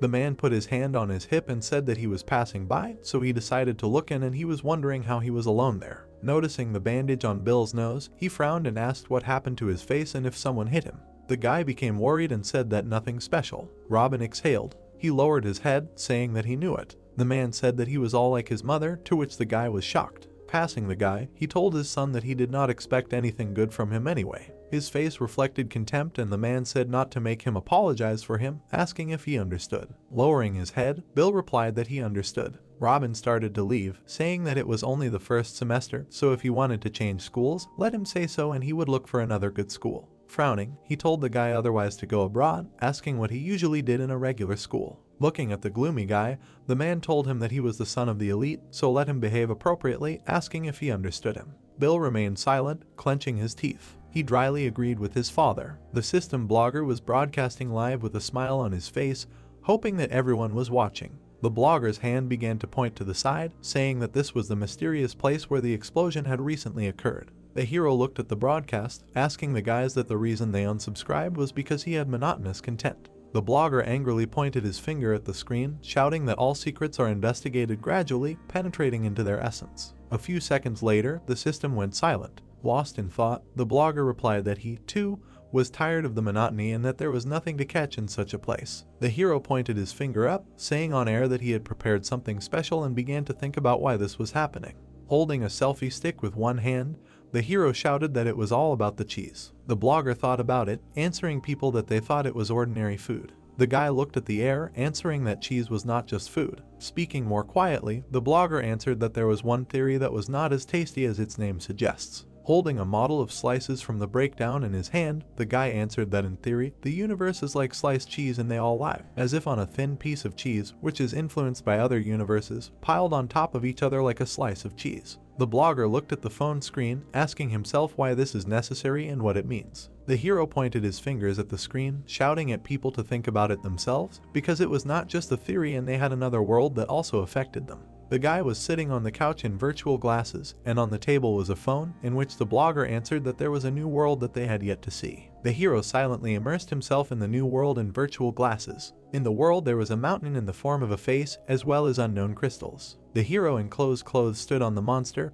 plunging sharp weapons into it. The guy confidently looked at the monster, pointing his hand with a secret weapon forward. Suddenly, the guy's gaze fell on something to the side. With quick movements, the hero pointed his weapon at the frightened guy passing by, then covered his face with his hands, asking not to shoot, explaining that he was not a monster, but a man. The hand with the weapon was removed to the side. The guy laughed, answering that he scared him. Following the hero, the boy smiled and said that he was a very skilled player since he himself killed the ogre, which usually takes 5 people, especially in the cursed forest. The hero continued walking, answering with a smile on his face that he was very cool, since this quest gives a very good reward, but the guy did not want to listen to this, shouted to leave him alone. The guy, still smiling, asked him again what he meant. Ron turned his head in displeasure, shouting that he did not want to talk and he did not want to repeat it twice either. The The hero, falling behind, laughed, thinking that the guy was having a bad day. The guy pretended to be about to leave, apologizing for disturbing him. A sly smile appeared on his face, and Ben himself replied that Ron was expecting such an answer. The guy quickly turned around, taking a weapon and running at Ron, shouting that he would actually rob him. Ron quickly turned at the hero and began to shoot quickly forward. Ben was shouting in displeasure, trying to dodge the blows. Meanwhile, Ron continued shooting with a calm look. The hero jumped back with great speed and a cry. Ben, gritting his teeth with his eyes closed, answered that he had scared him very much. A few seconds later, the guy opened his eyes in surprise. Ben looked away in fear, seeing Ron with his assistant in front of him. The hero looked at Ben confidently, pointing his weapon forward. Ben tried to crawl away, screaming in fear at the hero to stop. The guy straightened his hand, telling Ron that if he killed him, he would become a placeholder and get a fine. The hero calmly looked forward, not understanding why he was being told this. Ron looked at the guy and pointed his weapon, telling everyone to die. The monster jumped into the sky. A few seconds later, an explosion passed through the area. Ron watched the rocks crack from the explosion. Suddenly, a system window opened in front of the hero, showing a message that he had just attacked another user, so for this he would be banned from using city stores for the next 56 hours. Ron looked at the new message, which said that if he continued to accumulate penalty points during the punishment, he would be forcibly transferred to the Island of Chaos. The hero looked up in displeasure. The guy, gritting his teeth in anger, thought where all these people come from. A few seconds later, Ron heard someone call him out in fear and call him cool. The guy immediately pointed his gun forward at the man standing behind him. June, with a smile on his face, raised his hand to his chin and told the hero that he was impressed since Ron pulled the trigger, despite the consequences. The guy continued to smile slyly and looked at Ron and offered to chat with him if he had time for it. Ron pointed the gun with distrust, asking the hero what he wanted. June, with a slight smile, closed his eyes, answering that he was not going to fight at all. The hero calmly looked forward, saying that he wanted to get to know the guy better. Ron turned on his gun, looking at the hero as if he were a target. The guy looked away with hostility, answering that he almost felt sick. A few seconds later, June was behind Ron and with a smile on his face said that he was amazed since he was shot right in the face. The hero looked away in fear. June flew into the sky, watching the guy. The hero answered with a smile on his face that he was a recruit for a guild. Ron, gritting his teeth, heard Jun tell him that he had been watching him for a long time and believed that his abilities would find good use in their guild, so he offered to join them. The hero looked at Jun with anger, shouting that he was not interested. The guy continued to smile, although Ron was interested in telling something. Jun looked at the hero and with a sly smile began to talk about an event with a reward of 20 billion won. The guy heard with surprise and interest how he was told about an amazing opportunity to transfer his game character into reality. Ron began to grit his teeth in anger, asking what he was talking about. Some memories arose in Ron's head. Jun laughed and looking at the guy answered that you will have to pay for additional information, so if you are interested, you need to come to the Island of Chaos. Jun had a picture of all the skulls, so he told Ron that the payment would be even higher if he killed all the placeholders on the island and then got to the top of the tower. Jun, with a smile on his face, told the guy to try a little harder if he wanted to hear something interesting. A few seconds later, the guy turned the sky into a teleportation and said goodbye to Ron. The hero was left alone to watch the closing portal. The guy looked away in fear, thinking about the sudden change in appearance. Ron was left thinking about Jun's words in this interesting world. City. Nate was walking down the street with Kim. The girl looked at the guy, telling him that she asked her cousin yesterday, who said that if the guy could prove that the group was bullying him, he would not be arrested. Kim continued to look at the protagonist, answering that he would not go to court since she would testify in favor of Nate. The protagonist exhaled, happy with this information. With tears of joy, Nate answered with a smile on his face that he had not slept all night and thought about the fact that he could end up in prison. Kim began to look ahead with confusion. The girl and Nate noticed how a sports car drove up to the school, but no one understood what it was doing there. Kim covered her mouth with her hands, thinking that it was her gift from Nate, but the guy denied it, saying that he needed to kill about 100 monsters to get such a car. Someone's hand was raised up, calling Nate and Kim. The girl, standing by the sports car, greeted the hero. The heroine took off her glasses, answering that she thought they would come to the second lesson. Kim looked at Nate with confusion, asking him if he knew who she was. The guy with fear in his eyes guessed who it could be. The girl with confusion began to guess who she was. A few seconds later, the heroes looked at Mandy, realizing that she was from the Reason Guild. The girl looked at the guys with a smile on her face, offering to take a walk and not go for a ride with her. The heroes looked at Mandy with displeasure, listening to her say that the weather was great and they had a lot to discuss. The girl took off her glasses from her face and continued asking the heroes if they would go to the base with her. The car was driving quickly along the road. Nate was sitting in the back seat, watching Mandy. Kim quietly began to call the guy, asking him if it was okay that they went with them. Nate looked ahead confidently, saying that they knew everything about them, so they could attack at any time. Kim calmly looked at the hero, saying that they just wanted to talk since no one had attacked them. The main hero looked towards Kim, realizing that they still had to listen to them. Mandy drove calmly, and the hero thought that if they were lucky, they would be able to find out about the horizon. The car was approaching the building. The whole group of people walked confidently forward. Mandy turned to the guys, saying that she would like to introduce them to other guild members, and then asked where they wanted to meet, alone or in a cafe. Kim immediately looked at the girl, answering that she wanted to meet alone since the cafe was too noisy and it was inconvenient to talk. Mandy took off her glasses and answered with a smile on her face that she thought so, that the daughter of the head of a pharmaceutical company could boast of her life experience. The heroine looked at the girl with displeasure, realizing that she knew all their personal information. Nate looked at Kim in surprise, asking if she had already been here. The girl looked at the floor, saying that she and her parents came here every summer when she was little, since her father liked to spend his vacations here. The girl walked ahead, answering that it was a good time. Nate stopped in surprise, looking after the heroine. The guy walked down the corridor, thinking that Kim meant that all this time was coming to an end. The elevator was going up to the 8th floor. A few seconds later, Mandy was holding the door handle, opening it. The heroine asked everyone to go through, as they were already expected. Nate looked ahead with confusion. The hero looked at the large number of people in the room, realizing that they were all from the Reason Guild. Nate looked with confusion, thinking that there would be more of them. Kim was also surprised that there were so few people in the room. Mandy smiled, telling Nate that they were a large guild, but not all of them were transferred. The girl looked away, answering that when a person in real life becomes a game character, this is called a transfer. Kim raised her hand, asking the girl if she knew why this happens. Jake, sitting on the couch, looked at Kim, answering that none of them understood the principle by which this happens and there were no scientists among them. But nevertheless, they tried to understand how all this happened, so they shared information about the circumstances of the transfer. Mandy, with a smile on her face, told Nate that the conditions for transfer were an account in the top 100.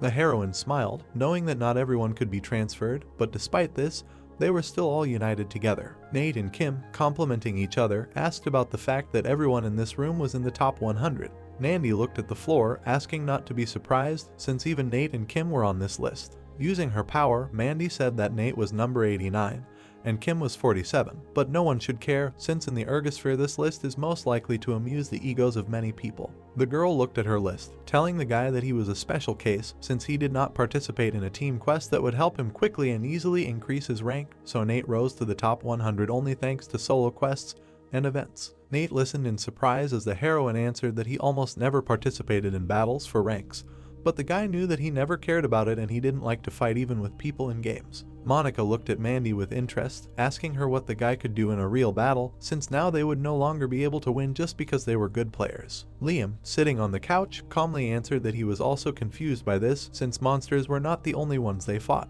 The hero remembered how the guy fought a spearman from Chaos, who had many items and ultimately won. Monica listened to these stories in surprise, not believing her eyes. Liam looked at Nate standing there, replying that neither rank nor history should matter to them, since from what he had seen, his intuition and control of the situation alone were enough to get to the top of the list. The hero was surprised to hear people say that he would be a big loss if they didn't take him. Kim screamed, putting her hand forward. The girl looked angrily at Mandy, shouting that the conversation had long since gone in the wrong direction. Kim waved her hands in surprise, asking everyone if they were really inviting them to the guild. Mandy laughed, covering her face with a book, and replied that she thought it was obvious, but that was exactly why they had gathered in this place. The heroine looked at all the people in the guild and replied that they had all seen the skills and classes, so they thought they would be a great addition to their guild and decided to meet and invite them here. Mandy kindly replied that they didn't know what awaited them during the event, so they needed to expand their ranks. Nate looked at Mandy in surprise, asking her what she was talking about under the future event horizon.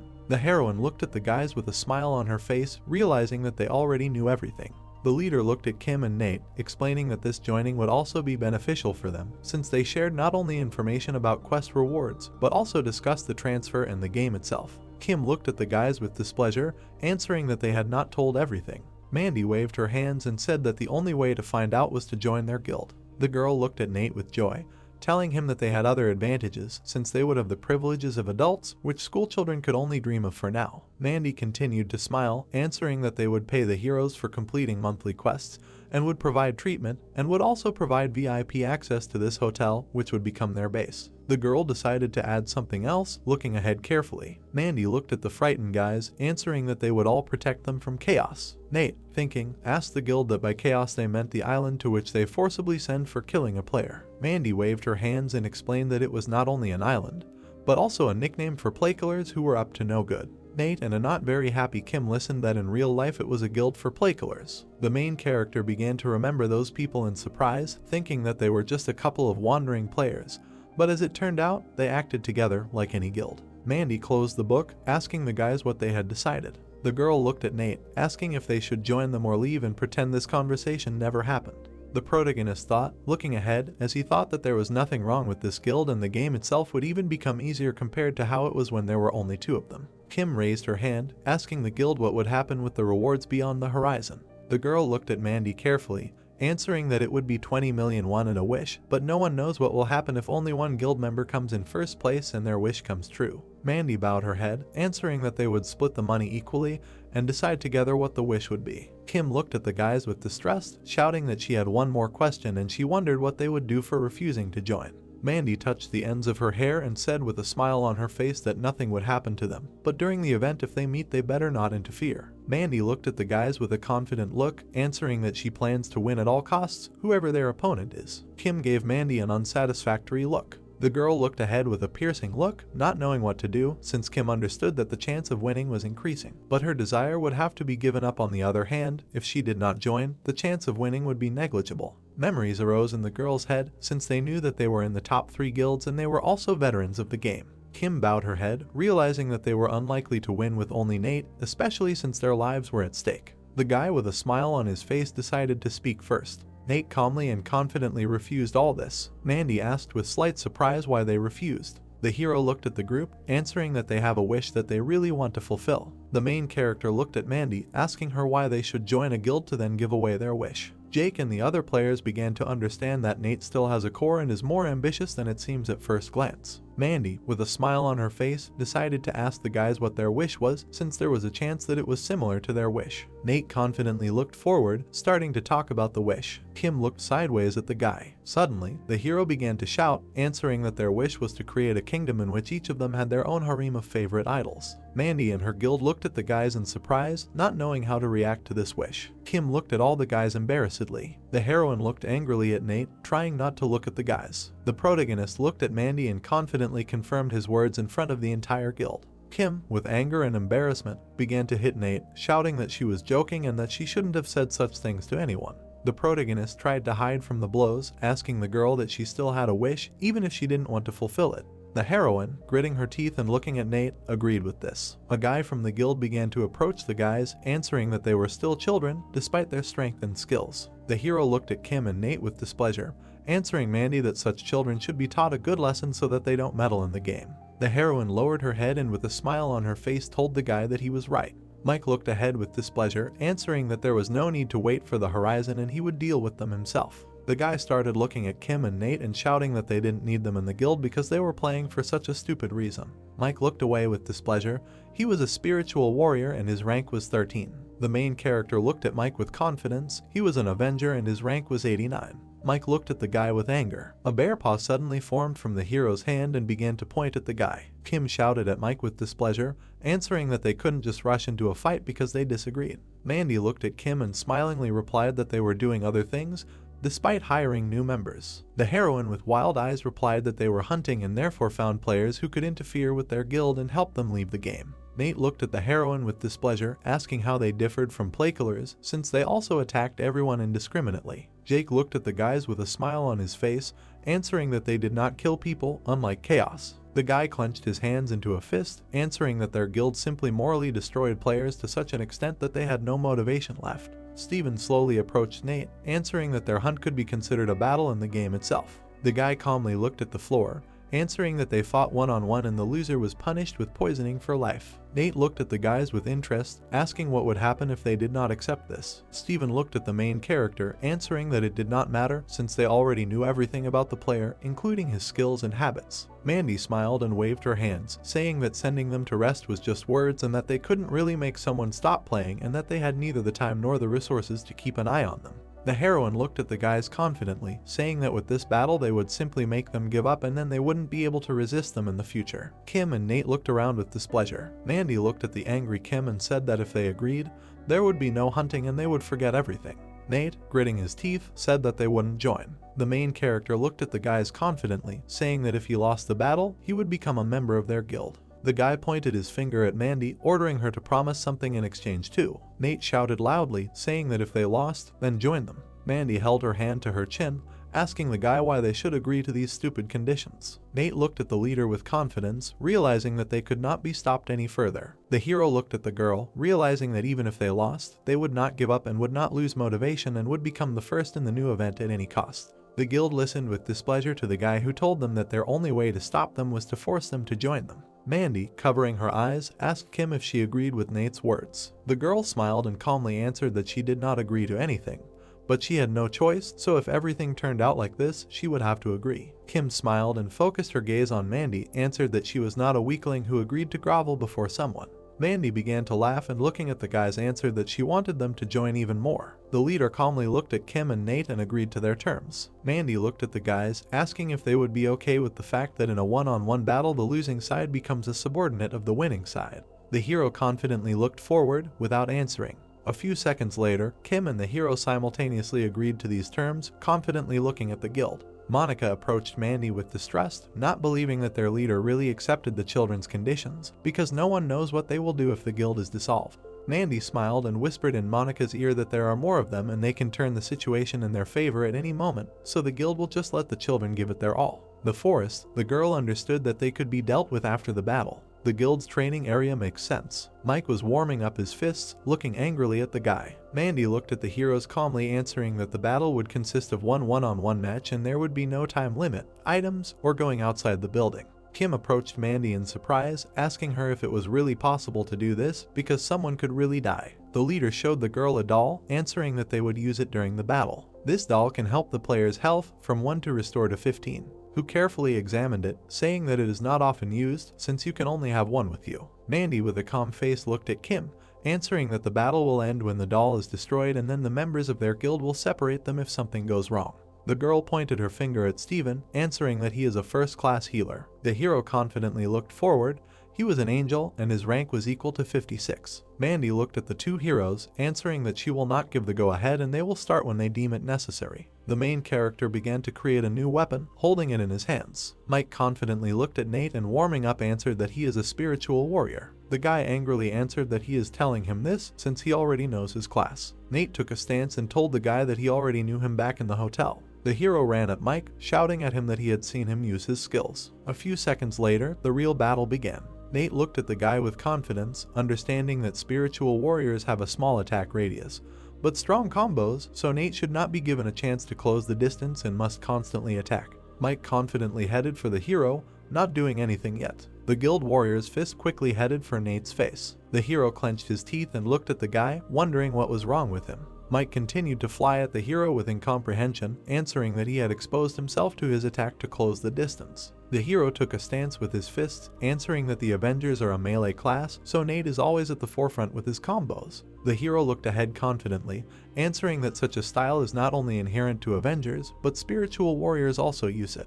One of Mike's hands again created werewolf claws. The guy confidently pointed his hand at Nate. Gritting his teeth, the hero held his weapon tightly, confidently looking ahead. Mike jumped at the hero, all full of the force of the ogre's blow. A few seconds later, the two both flew in different directions due to the powerful blow. Nate, continuing to hold the sword, flew to the side. Mike confidently looked at this, answering that it was all too simple. The hero's gaze fell on something. Mike looked at the wound on his stomach in fear, not understanding where it could have come from. Nate shook himself off, confidently answering that the style of a spiritual warrior is to use the skill to increase your defense and simply withstand attacks. The hero looked at Mike, holding the weapon tightly and saying that such a style is inherent not only to the guy's class, but he himself can withstand attacks while waiting for a chance to counterattack. Mike looked at Nate, thinking and realizing that he managed to use the skill while the hero himself was striking the ogre, which meant that the guys were worth each other in close combat. Mike confidently looked at the hero, answering that this was not bad for rank 89.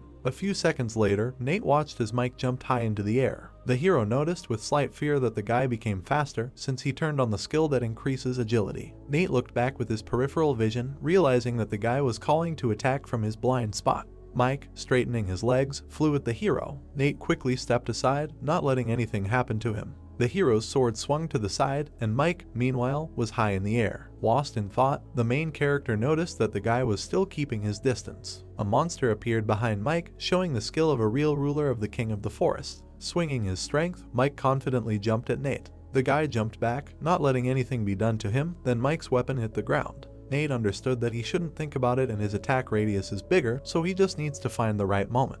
A few seconds later, Mike's fist hit the guy very hard in the face. Mike's strength was in his fist. Mike confidently looked at the guy, answering that despite the attack radius, he takes too long to prepare. Mike continued to hit the guy who can't do anything and said that his preparation takes only 0.2 seconds less.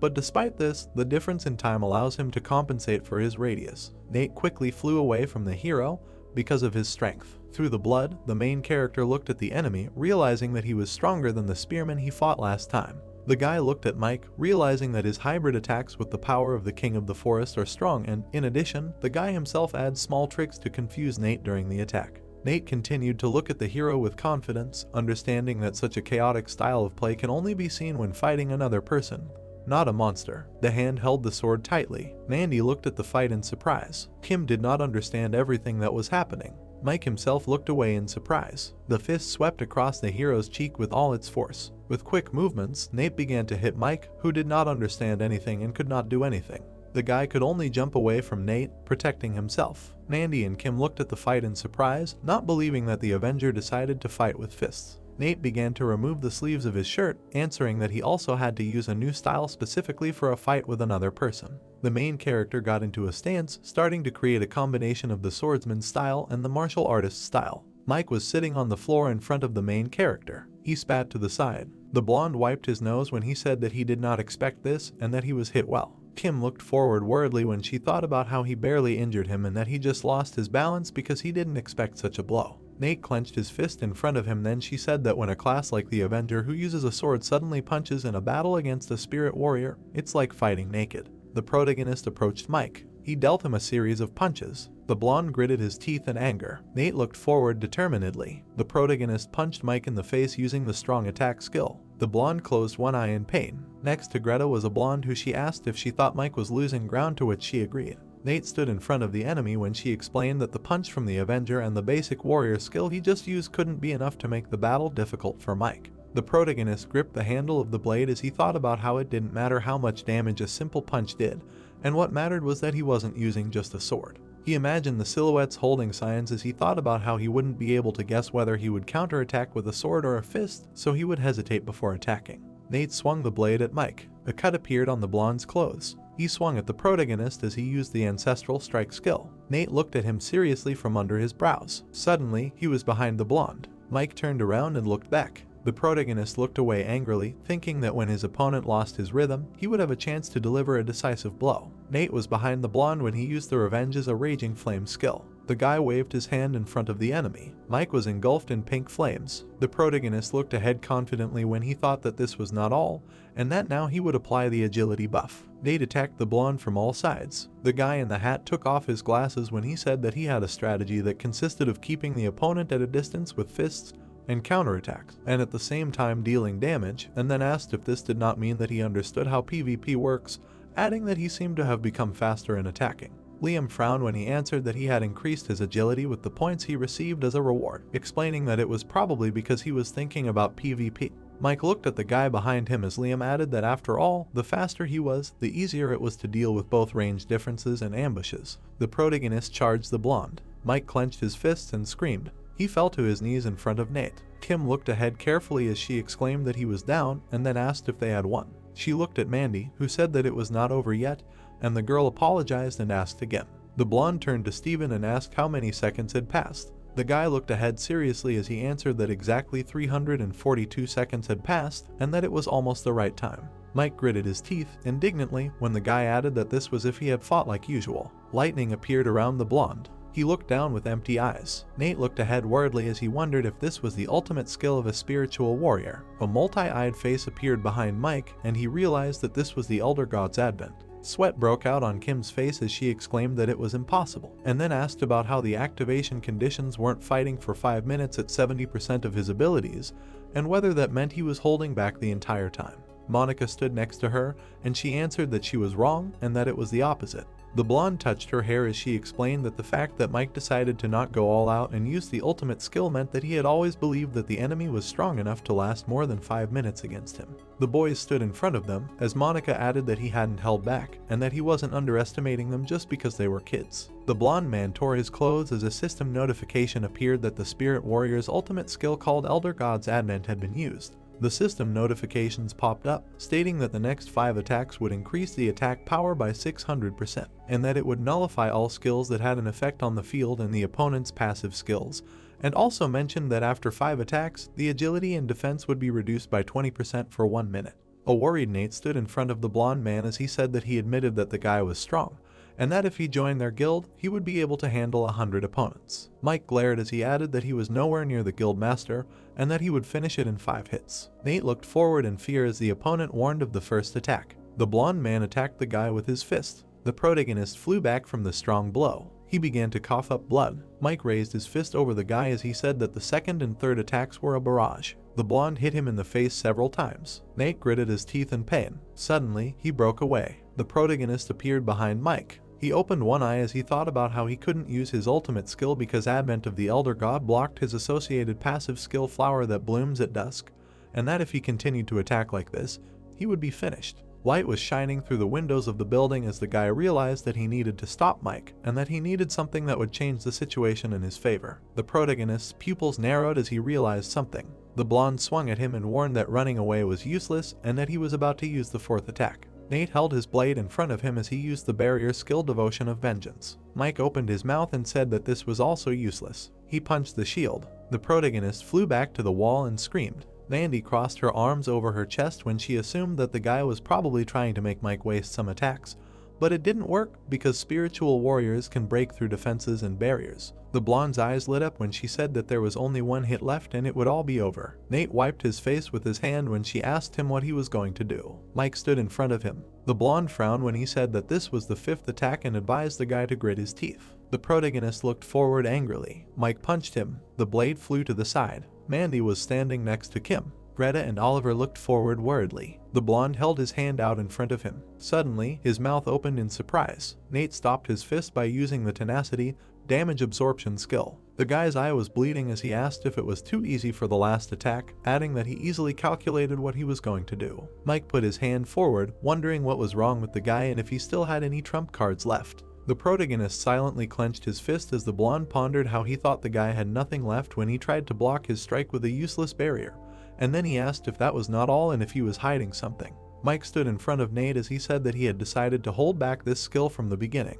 The protagonist looked forward with determination as he explained that this was a chance to turn the Spirit Warrior skill against him. He remembered how the opponent had broken through his shield as he added that was why he had taken his 4th strike in the forehead on purpose. A tattoo appeared on the guy's arm when he used the skill Eye for an Eye and explained that only then would his final attack be a simple punch. Nate swung his fist, using the ultimate skill of the Spiritual Warrior, Advent of the Elder God. The guy thrust his hand forward. Mike flew back from the powerful blow. The blonde hit the concrete wall. He opened his mouth wide and started coughing. A toy appeared in the air above him. Tears appeared in her eyes as she said goodbye to him and thanked him for playing with her all this time, adding that it was time for her to go now. A green glow surrounded her. Mike's eyes widened. The protagonist looked down attentively. He looked at his hand when he said that he won. Nate looked away when someone exclaimed that they won. Suddenly, Kim appeared in front of him. She pounded his chest as she talked about how they did it and how they won, adding that it was an unexpected twist. The girl looked at the guy in admiration as she exclaimed that it was amazing and that when he hit the 4th time, she was sure that he would lose and thought that this was the end of their team.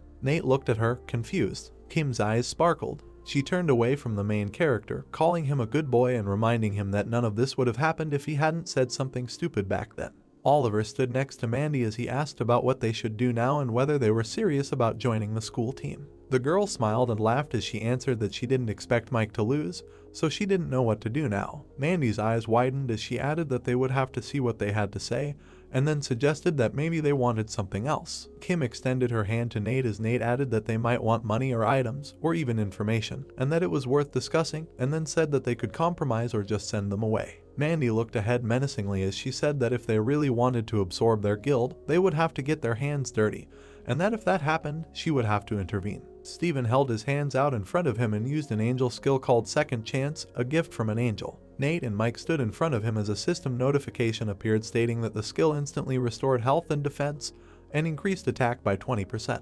The protagonist looked at his hand in confusion as he exclaimed that he now knew what an angel's healing skill was, adding that it meant that healers could get such a class if they leveled up correctly. Steven looked at the boy as he explained that healers weren't the most popular class because they had a hard time leveling alone, but they could be great players if they had a good team. Nate clenched his fist as he said that he knew his team was just bad and that it wasn't the healer's fault. Mandy appeared in front of them, telling them that they were done, and then asked the boy what he was going to do next. She crossed her arms over her chest as she said that they just had to fulfill the terms of the deal, and then asked if they would have to become his subordinates. Mandy glared at him menacingly as she asked if he would agree to that, and she thought about watching what he decided and what the two of them would have to do regardless. Kim closed her eyes as she replied that they had thought about it and decided on something, and then offered to change the terms. The schoolgirl looked ahead haughtily when she said that they would be changing the name of their guild to Kim and her handmaidens, adding that all members of the guild would have to get such tattoos in a gothic font with the letters 2 centimeters in size. Greta and the guy looked ahead in shock, thinking that they hadn't lost at cards and that it was childish, and besides, the name was stupid. Mandy looked ahead sternly when she thanked them, adding that they would do that only over her dead body. Then Oliver thought that she really knew how to be so serious. She looked at the protagonist, who asked if they didn't like this option, then how about another one? Nate extended his hand forward and offered her to form an alliance. Greta stood behind Mandy as he explained that they had agreed on the conditions that they would become their subordinates.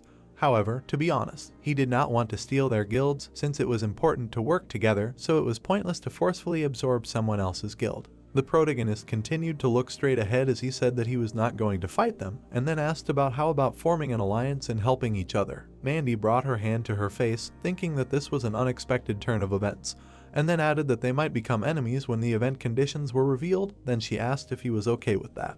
Nate looked ahead confidently as he replied that it did not matter, since if that happened, they would simply defeat them like they did today and take first place. Mandy looked ahead in surprise. She was standing in front of the students as she laughed loudly and cursed, and then exclaimed that he was very confident. The protagonist looked at her intently as the girl said that they were just crazy and that she didn't expect him to propose an alliance, and he was going to go against the whole guild. Mandy's eyes were closed as she summed it up that it wasn't bad and that after all those bastards from Chaos, it was nice to see kids like them, adding that it was like she was actually playing. She shook the protagonist's hand as she exclaimed that she accepted their offer to become allies. Nate smiled happily and offered to help each other. A smile appeared on Mandy's face. The girl stood in front of the protagonist as she offered to exchange contacts since they were allies, suggesting that they would have to communicate on the phone often. Kim glanced at Mandy with one eye as she said that she could give her number to her, explaining that even though Nate was on the front lines as the main damage dealer, she was the leader. The blonde smiled, looking away when she asked if it made a difference who she was talking to if there were only 2 of them, and then explained that she wanted to talk to the main character because she liked talking to men better. A cat aura appeared next to the schoolgirl when she answered that this was exactly why she couldn't talk to him, adding that she should only talk to her. Nate looked at the girls with concern when he wondered why he already thought that the alliance wouldn't last long. Mike appeared next to the guy, saying that since they were allies now, he would tell him something, and then asked him to be careful with Chaos during the quests. The blonde looked away when he added that they were strong guys, but no one knew what could happen, and then said that their 34th member was killed by a group from Chaos. Nate looked away seriously when he said that they had also recently found out that there were more of them, so he should try not to meet them. Mandy stood in front of them, saying that they had decided to have a dinner together to share information, and then asked if they would both have time the day after tomorrow. Sweat appeared on the protagonist's face when he exclaimed that he had to cook dinner for his sister, so he would not be able to. Then she asked if he could the next day, to which he answered in the affirmative, after which Mandy concluded that they would meet then. The girl looked at the phone in her hand when she said that they would just need to come to the same hotel restaurant on that day, adding that she would send them the time and place. The schoolgirl crossed her arms over her chest. Then Mandy said that she would send everything to Kim's number. The girl turned away from the guys when she said goodbye and exclaimed that it was nice to meet them. Nate looked at his girlfriend when he asked about how it seemed to go well, to which she replied that it wasn't perfect, but overall the situation was resolved. The protagonist leaned over to the girl when she added that something was bothering her and explained that she knew about the Playkillers but didn't think they had a guild. They exchanged glances when Nate replied that there was nothing they could do, and that they could only complete quests and level up as quickly as possible, to which Kim said that this sounded like a plan and that they needed to level up their skills as well if they wanted to compete with the Reason Guild. The protagonist silently looked away. He touched his chin when he told the girl that he had a question for her. Concerned, Nate turned to her and asked about whether it was necessary to dress up when people went to a restaurant, explaining that he had seen that in the show. The sun's rays illuminated the room when she answered that no, and that she heard that it was fashionable to come there in only underwear. Then the guy asked if it was true, to which the girl replied in the negative. There were skulls on the ground on the island of Chaos when the system reported that Ergosphere was online. The man in the blindfold swung and screamed. Several fists rushed towards the guy in the hood.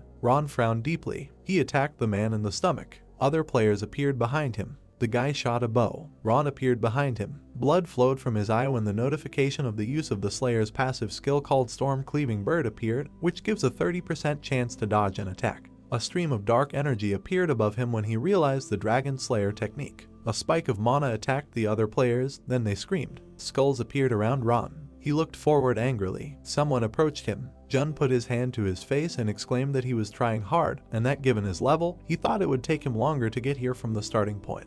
He carried the boss's head under his arm as he asked what he thought and if he thought he had found someone useful. The head's mouth dropped open as it replied that even if his skills were not enough, he should be stopped if he entered the flow. Jun looked at the head, which said that there would be an event very soon. The dark-haired guy smiled, saying that he understood and that he would appreciate his progress, adding that once he got to the top, he would pick him up from there. Jun turned his back as he asked why the boss was not responding, assuming that they had lost contact, then said that this whole hacking thing was very unstable. The boy tilted his head forward as he said that since he had permission from above, all that was left was to wait for him to climb the tower. He lowered his arrogant gaze as he added that although not everyone who climbed up there could get to the real world. The hooded boy was breathing heavily as Jun wished him luck. The lights were on in the multi-story building. There were customers sitting at the tables. Nandy cracked one eye open as he asked about how the two had formed a party. Nate had a friend sitting next to her as he answered that he needed information about all of this, and Kim needed a damage dealer. The blonde took the mug as he said that their guild was the same, and that with the game becoming real and incredible things starting to happen, they had no choice but to team up. Kim looked ahead carefully when she asked about those who had been transported to reality, and then suggested that they must be curious about what had happened. They were sitting across from Mandy when she replied that they hadn't told the other guild members about it, and that she had simply told them to contact her if anything strange happened in the game. The girl folded her arms in front of her as she added that after she had completed her first quest after being transported, she had forgotten about the game altogether, and that she had only become interested in real things. The protagonist looked ahead seriously when he asked about how she hadn't been interested in the quest rewards. Mandy crossed her arms when he replied that she had that too, but it was more complicated than that. Greta appeared in front of her, and she exclaimed that she had come on time and asked her to come over to her for a minute. Mandy hugged the girl when she told her that she was their lead damage dealer and asked her to say hello, and Greta said that it was nice to meet her. The blonde turned to her when she asked if she could show them a picture of herself before the transfer, adding that she could decline if she didn't want to. Greta put her hand in her pocket when she said there was nothing like that in there. She held her phone out in front of the students and offered them a look. Sweat appeared on their faces. The girl had casts on her limbs when she was asked about her legs. Greta sat across from Nate when she explained that there had been an accident and that a truck had crushed her fibula bones, then added that the doctor said she would never be able to walk, even though he had put everything back together. Mandy smiled sweetly when she said that everything had changed since the transfer and that she could run, jump, and even fly. The blonde snapped her fingers when she said that was what interested her, because the system could make the impossible possible. Nate sat in front of Mandy when she explained that if they could figure out how it worked, they could change the world. She put her arm around Gret when she added that they would create a whole new world without illness or sorrow. The students looked ahead when the boy asked if she wanted to understand how the game system worked. Mandy closed her eyes when she answered that she did, even though it might be against the rules, like asking a magic lamp for another magic lamp. The students sat in front of her when she said that she had one more thing to tell them, since they were sharing information. Mandy looked ahead when she asked if they had ever seen a black door while doing quests or fighting monsters. A door appeared behind her when she finished asking. Kim looked at her friend with concern when she asked if he hadn't said he had seen a strange door. Greta sat next to Mandy in shock as she asked if he had actually seen it, then exclaimed that it was amazing and that it really existed. Kim looked ahead demandingly as she asked what kind of door it was. The blonde closed her eyes and said that they weren't sure, but they had accidentally learned something while interrogating the Chaos people. Mandy opened her eyes as she reported that according to their data, this door led to the next stage of their game, or rather, to what had been cut out of it. A dark silhouette appeared behind the protagonist as the girl explained that this black door was the path to the Transcendent class. There were houses standing one after another. Kim held her hand in front of her. A huge spider appeared behind her. She looked to the side seriously. The girl held her staff in front of her, using the skill thorn trap. Blue spikes stuck into the monster. The spider opened its mouth wide and screamed. Kim opened her mouth and asked Nate to deliver the finishing blow. He took off. The protagonist loomed over the monster. He looked ahead with determination as he agreed with her. Nate swung his blade as he used an item called the Ring of Inevitability, which increased the skill effect by 28%. The guy cut the monster in half. The spider opened its mouth and screeched. The protagonist's eyes flashed. He remembered how they were sitting at the table. Kim looked at him with concern when he asked about whether the black door was the path to the Transcendent class, and then said that he thought it was just a door from which monsters appeared. Mandy lifted one finger as she replied that it was not certain, and that Chaos might be deliberately spreading fakes. Kim was sitting in front of her, who questioned her when she added that considering the anomalies, it was quite possible. Nate looked at the blonde girl, who explained that she was referring to monsters like the agile wolfwaham that they had encountered earlier. The girl pointed to the symbols as she added that these were Alpha Plus creatures that were monsters in the game but had gained different skills in reality, or creatures that weren't in the game at all. The students looked at Monique as she said that since there were monsters that weren't in the game appearing, there was a possibility that players could also become something more than was possible in the game. Nate remembered the glowing object as he thought about how he had seen a monster that wasn't in the game before and how it had appeared from that door. Monique waved as Mandy introduced her and said that she was a magic shooter, and the students greeted her. Kim looked at the head of Reason as she asked if they had figured out how to open that black door yet. Mandy closed her eyes, smiling as she replied that unfortunately they didn't realize it and that she didn't think Chaos knew either. Greta's face began to sweat. The blonde looked at her as she said that she thought it was in their minds. The girl frowned in front of her as she explained that when she first transferred, she could move just like her character, but not very well, and the day after that, she ended up in the hospital. Nate sat in front of her as she added that after she realized that she had become her character from the game, she began to move easily, so it's possible that the key to the black door was in their minds. The protagonist touched his chin as he said that he thought he had something similar. He looked at Kim, who asked if he had broken bones too, and he replied that he didn't. Mandy was sitting in front of the guy, who said that, one way or another, their exchange of information could be considered successful, and then thanked him, adding that they were now sure that the black door really existed. Nate looked at the girl with interest, who said that perhaps the one who could open it was sitting right in front of her. Mandy smiled mysteriously when she asked the guy what he thought, and then reminded him that he could still join them. The protagonist put his hand behind his head and asked again when she added that if it was about her, then she was sure that she could help him.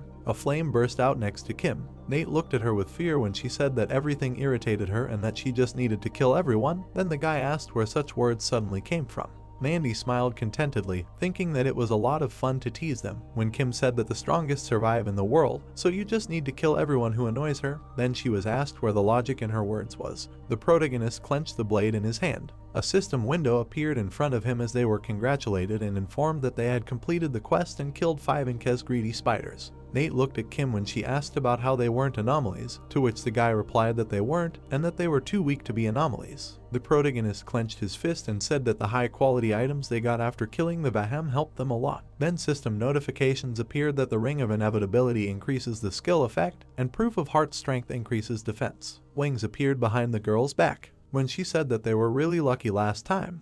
Then system notifications appeared that the angel's wings increase agility and the binding thread increases any buff while in a party. Nate looked at the item in his hand when he said that it was nonsense. Then Kim said that they could exchange it for something useful next time. Then a notification appeared that the item was the eyelash of the incomparable beauty, which greatly increased charisma. The protagonist looked at the system window when they were asked to listen to an additional message about the quest. There was an image on the system window when they were notified that players who finished the quest without taking damage are given the opportunity to complete an additional quest. The students stared ahead as they were told that the side quest was challenging and designed to make them more competitive, and that when the quest was completed, they would receive a special reward instead of money, items, or loot boxes. The students looked at each other when Kim said that she had never heard of a side quest, and the boy suggested that it might be some kind of mission that could be obtained by beating a high score, adding that it also sometimes appeared in events. Nate had the system windows in front of them when they were told that the decision to accept or decline the quest had to be made now since it was time limited, and then they were asked what they had decided.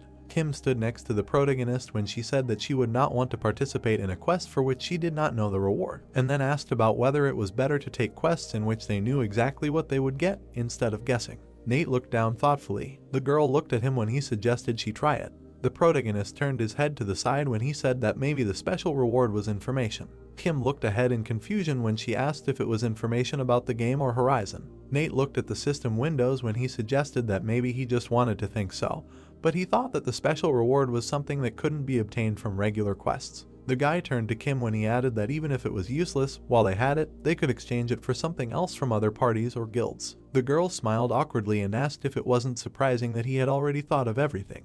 Nate was standing in front of her when she exclaimed that they would take an additional quest, and then cursed. The protagonist looked away decisively and replied that she was right when Kim exclaimed that he would be the one on the front lines anyway. The girl turned away from him when he asked about what she had just said. The system window began to disappear when he asked her what she was talking about, to which she replied that she did not know. A system notification appeared saying that there were 57 minutes and 59 seconds left until the side quest. The setting sun illuminated the houses. Cars drove along the road. The protagonist was standing on the sidewalk. He was looking at his phone, thinking about the quest starting tonight and that he probably shouldn't hide since his sister was on the night shift tonight. A girl appeared behind him and addressed him. Lila stood next to him and asked if he was really going home without Kim today, to which he replied that she had a consultation today and that she told him to go home alone. The girl looked away and thought about it. Nate looked forward in shock when Lila asked if they had kissed yet. He looked at the girl when she asked if they hadn't really gone that far yet, and then exclaimed that she thought they had since everything had happened so quickly. Nate put his hand behind his head when he answered that he thought she had gotten it all wrong, since they weren't dating, and then Lila asked him again. She touched her chin when she said that she had been very wrong and that it couldn't be, adding that her intuition usually didn't let her down in such matters. The protagonist looked away in surprise when she added that she had even realized that Ron was going to change schools. They were walking along a crosswalk when the guy asked if Ron was really going to transfer to another school, to which the girl answered in the affirmative, adding that everyone thought he had already died since he hadn't been at school for so long. Nate stood behind Lila, who explained that she had heard in the staff room that he was simply changing schools, adding that she knew and had heard that he was going to a prestigious school for rich people or something, and that, apparently, he was moving out of their neighborhood. The protagonist looked away solemnly, thinking that it was none of his business what this scumbag was going to do, and that it would be for the best since they would never see each other again. Lila turned to him and asked if they were close since he and Ron had always been together before. Nate looked away angrily when he answered that they were not at all. The girl looked forward in fear when she asked again and thought about how scary his face was. Lila stood behind the protagonist when she said that she was going to take the subway and that they would see each other tomorrow. Nate had his back turned when he said that this pathetic scumbag decided to run away. He took a step forward. The boy adjusted the strap of his backpack as he told himself to forget and not think about it because it was all in the past. The sun was shining at home when he decided that he needed to think about today's quest and how he needed to get first place in the event. Night fell on the city. A green glow appeared on the platform. Nate appeared behind Kim. They were walking next to each other when she asked about whether their school was close, then the boy answered that it seemed close and that the buildings were familiar, because he saw them on the way to school. A system window appeared next to them when they were told that the quest would start in 3 minutes and asked to read the conditions and then prepare for battle. They looked carefully in one direction. A system notification appeared, saying that in an additional quest called the Trial of Time, they needed to defeat the 8 exiled princes of the Ash Kingdom in 15 minutes. They were standing in front of the system window when Nate said that it was a little annoying that the task was on time, but he was sure that they could handle it because the exiled prince was not a difficult monster. Kim put her hand forward and replied that they could be anomalies, and that they needed to prepare because they could start using strange skills. The protagonist folded his hands in front of him and agreed with her, adding that they needed to take speed buffs because they would most likely need them. Kim looked thoughtfully at the system window when she said that she used to like the story of the Ash Kingdom. Then the guy asked what kind of story it was. There was a night sky above the buildings when the guy was asked about whether he was one of those who skipped all the plots, to which he replied that he reads everything, he just does not remember. Then Kim began to tell the story of the Ash Kingdom. Nate suddenly looked away when a loud sound was heard. The guy looked at Kim when she suggested it was a monster, adding that the quest had not yet begun. Then the protagonist replied that the test of time could start in different ways and offered to check. There were lights on in some of the windows. The girl walked next to Nate. They looked ahead carefully when he exclaimed that he had found it. The monster folded its arms when the guy said it was the exiled prince of the Ash Kingdom. Many eyes appeared on the monster's face. It was dark in the houses. Nate touched his ear. Kim stood in front of the system window when she said that if this was a test of time, it would be better for them to split up. Then the guy agreed with her, adding that they could communicate on the phone. Nate stood next to the girl when they were told that the additional quest would start in 5 seconds. Guns appeared in the students' hands when the protagonist said that they would see each other after the quest. Then Kim asked him to be careful. An image appeared in the system window when it was said that the quest was starting. The monster hovered above the road. The eyes on his face widened. The protagonist raised his sword over him. A red silhouette appeared behind the guy as he used the Vengeful Spirit sword skill. He cut the monster in half. The monster's body began to disappear. Nate bent his hand and said that he had killed one. The guy looked ahead carefully. A monster appeared in front of him. The monster had a blade in its hand. The protagonist leaned forward and asked him to wait. He jumped up. The protagonist plunged his sword into the monster. He looked ahead resolutely as he exclaimed that he had killed 2. The lights were on in the windows of the house. Kim was running along the building. She touched her ear as she asked if he was too fast since he had killed 2 at once, and then said that she had not found any yet. There were 3 monsters in front of her. They all widened their eyes. The girl held her staff out to the side as she said that as soon as she said that, 3 of them appeared at once, and then she asked if she was really that lucky. The monsters swung their blades. Kim held her staff out in front of her. She looked forward seriously as she used the dead end skill. A blue wall appeared in front of her as the system notification appeared that this skill was creating a magical barrier. The girl looked straight ahead menacingly. The monsters were wrapped in chains as the skill chain sarcophagus trap was used. Kim stood in front of the monsters as she spoke of a skill that could kill 3 at once. Horns appeared on her head when the system notification about the skill Minotaur appeared, a beast from the labyrinth, which allows you to use the lightning spear for 17 seconds and decreases defense against magical attacks and increases physical attacks. Golden lightning appeared in front of the girl. The monsters were enveloped in a glow. Kim rushed forward. She rushed past the fence. The girl cut the monsters in half. Kim looked away when she said that these were 3 clean kills. It was getting dark in the city. Sweat appeared on the guy's face when he asked about the fact that there really were 3 at once. Nate looked at the killed monsters when he said that there was only 1 left. He had an earphone in his ear when Kim said that she would look for him through her skill watchtower, and then told the guy to look too, to which he agreed. The protagonist looked at the houses, thinking that such monsters attack as soon as they see the enemy, so he can't hide, and that even if he didn't notice him, he would have already attacked if he saw him first. Nate ran along the road when he realized that there were probably places he hadn't searched yet. He looked at the system window when he asked the system to tell him how much time they had left. Then he was notified that there were 12 minutes and 49 seconds left until the end of the quest. A red system window appeared when Nate said that they still had plenty of time. The protagonist looked in front of him intently, thinking that they were not dealing with anomalies, which meant they could be killed quickly and that he needed to take his time and carefully examine every nook and cranny. The guy ran forward. Kim stood holding her staff. The system window indicated that there were 5 minutes and 31 seconds left. Nate looked away. A monster appeared in front of him as he exclaimed that he had found it and that it was hiding there. The protagonist put his hand to his ear as he told Kim that he had found the last prince and that he would kill him himself. Then she agreed with him and praised him. A blade appeared in the guy's hand as he thought that there was enough time so he could try the skills that he usually didn't use. Then he used the Vengeful Spirit Fury skill. The multi-eyed monster looked away. Nate cut the monster in lightning speed. Its eyes turned red. Behind him was half of the killed monster. The protagonist put his hand in front of him as notifications appeared that the Vengeful Spirit Fury skill allows you to randomly attack everyone around you for 15 seconds, increasing your attack by 300%, and that since the skill doesn't matter whether there is a monster in front of you or another player, it risks killing players. Nate turned to the monster as he said that it was a useful skill for such straight alleys, but it was better to use it only in extreme cases, otherwise people could get in the way. The protagonist raised his hand to his face as he told the girl that he killed the last one. Then she said that it was great and suggested that he choose a reward and go home. The guy carefully looked in front of him. In front of him was a red system window as he asked about why the timer did not stop. Nate bent his hand in front of him and asked the system about what was going on and about whether the quest was over. An image appeared in the system window as he was told that the quest was not over yet and that Kim and he had destroyed 7 monsters. A monster appeared behind the protagonist as he was told that there was 1 more left. A door appeared behind the monster. Nate looked ahead worriedly as he exclaimed that it was a black door. The monster opened its mouth and said that it had finally found their utopia and their horizon. The monster in front of the boy turned into water. The boy stood with his legs wide apart as he asked what it was and if he had turned into water. The protagonist looked forward in shock as he thought about the horizon the monster was talking about. He quickly touched his earphone as he asked Kim if she remembered the whole story of the exiled princes of the Ash Kingdom quest, and the girl asked him again. She looked away as she said that, in short, when the Ash Kingdom was destroyed for blasphemy, all the princes left it. Kim imagined the illustrations in the book as she added that they went in search of their utopia called the Horizon.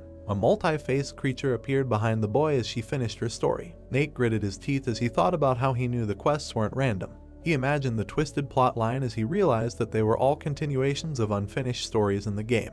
The multi-faced creature swung its blade. It attacked the protagonist. Nate closed one eye, thinking that if they figured out what kind of monster this anomaly was, they could get a hint about this horizon he mentioned. The guy jumped away from the monster. A system window appeared in front of him as he asked the system to open the battle preparation page. Nate opened his mouth wide as he asked it to exchange the high-class item Peerless Beauty's eyelash that he got last time for the Sage's eye. The system window lit up as the system responded that it was listening and that it was exchanging Peerless Beauty's eyelash for the Sage's eye. The guy's eye turned yellow as it added that it was activating it. A yellow ring appeared in its pupil as Nate asked what was wrong with it. The multi-faced monster appeared in front of the protagonist. It dealt the guy a series of blows. A foot appeared above Nate. It powerfully slammed the ground. The protagonist jumped back to the building. He looked ahead tensely when he realized that even the name of this monster had a meaning. The multi-faced creature froze in place when Nate called it the fifth guardian of the horizon. Shadows fell on the monster's mask. The protagonist crossed swords with the monster. A glow appeared in front of the creature's face. An explosion occurred in front of the monster. The guy jumped back, spreading his arms out to the sides. He looked ahead angrily when he thought about the monster's parameters and how, compared to the highest level primordial Balrog, its health was 3 times higher. The multi-faced creature swung its blades. There was no emotion on the masks when the guy thought about how to kill it in the remaining time. The system window indicated that 2 minutes and 48 seconds remained. The wind blew over the houses. The multi-faced creature attacked the guy with daggers. Nate pulled his hand back, thinking about not panicking and that his defense was only slightly higher than the Balrog's. The protagonist approached the monster when he decided that with the damage he was doing, he would definitely be able to defeat it in the time left. The guy cut off the monster's arms. Nate looked away, thinking that he needed to get rid of these 2 arms first. Another limb began to appear in place of the severed one. The monster had grown a new arm. The protagonist looked back in surprise when he realized that his limbs had grown back. The multi-faced creature dealt the guy many blows. Glowing spheres appeared in front of the monster's faces. Rays of light emanated from the monster. A stream of energy hit the ground. Cracks appeared on the asphalt. The multi-faced creature spread its arms out to the sides. Nate hovered above it in the air. The protagonist gritted his teeth when he realized that if he couldn't cut off the limbs, he just needed to constantly attack and not give it a chance to do anything in response. Then he used the Revenge as a Raging Flame skill. Nate landed in front of the monster using the Whirlwind skill. Cracks appeared on the creature's face. The boy's eyes turned red as he thought about not stopping and that he needed to continue attacking. The protagonist approached the monster when he used the Vengeful Spirit's Fury skill. New cracks appeared on the monster's mask. Nate looked askance, thinking that it was great that the damage was accumulating and that if he continued like this, they would be able to finish the quest. The guy attacked the monster in the stomach. The monster's faces became covered in cracks. The protagonist looked away when he felt something. Kim was looking down tensely. There was a system window in front of her when she said that time was up. A green glow enveloped the monster. Sweat appeared on the guy's face when he asked if they had really lost and what to do now. He turned to the girl who had addressed him. There was a conversation near the houses where the guy apologized, adding that he almost managed to kill him, but time ran out. Then he was told that it was okay, and that at least he was alive, to which he agreed. Kim pointed her staff at Nate when he said that they lost, and then asked about what would happen now, and if there was any punishment for this. The girl looked ahead worriedly when she answered that she did not know, because they had never lost before and had never left a quest unfinished, so she was not sure. The protagonist looked at the system window that appeared. The students stood in front of him when the system informed them that they were unlucky and that they had lost. Then the girl said that for some reason this tone annoyed her. An image appeared in the system window when they were informed that, fortunately, they managed to complete more than 50% of the quest, so they would have another chance to complete it. Nate and Kim looked intently in the same direction when they were informed that the opportunity to re-enter the quest would appear in 12 hours, and that it would be at 15:50. The boys looked at each other when they realized that the quest would be during the day, not at night. The system window lit up when they were asked about their decision and whether they accepted the offer. The students stood silently in front of the system window. Nate looked ahead tensely. Kim looked at the boy and asked why when he offered to refuse. The protagonist turned away from the system window and explained that up until this point the chance of running into normal people was small, since it was night, but there were still plenty of people walking around the streets around 4 in the afternoon. He pictured people protecting themselves from lightning as he added that if the quest was on a main street where there were a lot of people, then tens or thousands of innocents could get hurt or even die. A crater formed in the road as the guy said that he didn't think it was worth the risk for the quest. The girl looked ahead worriedly as she replied that they could just kill all the monsters first. Kim looked down and fell silent. Nate looked at her carefully as she said that he was right and that even if one person got hurt, it would be bad. Kim looked ahead seriously as she offered to refuse, as he said, adding that she wondered what the reward would be, but there was nothing she could do about it. The protagonist touched the back of his head when the girl said that she was upset after all, so he would buy her strawberry milk and a spicy chicken burger tomorrow, to which the guy agreed. Nate looked away when he said that at least they learned that the horizon was related to the game's plot, and then suggested that she go through the storylines from the game until the next quest. It was dark outside the windows of the houses when she replied that she would look through all the storylines that related to the quest she had already completed. The dawn sun was visible behind the buildings. School children were walking along the sidewalk.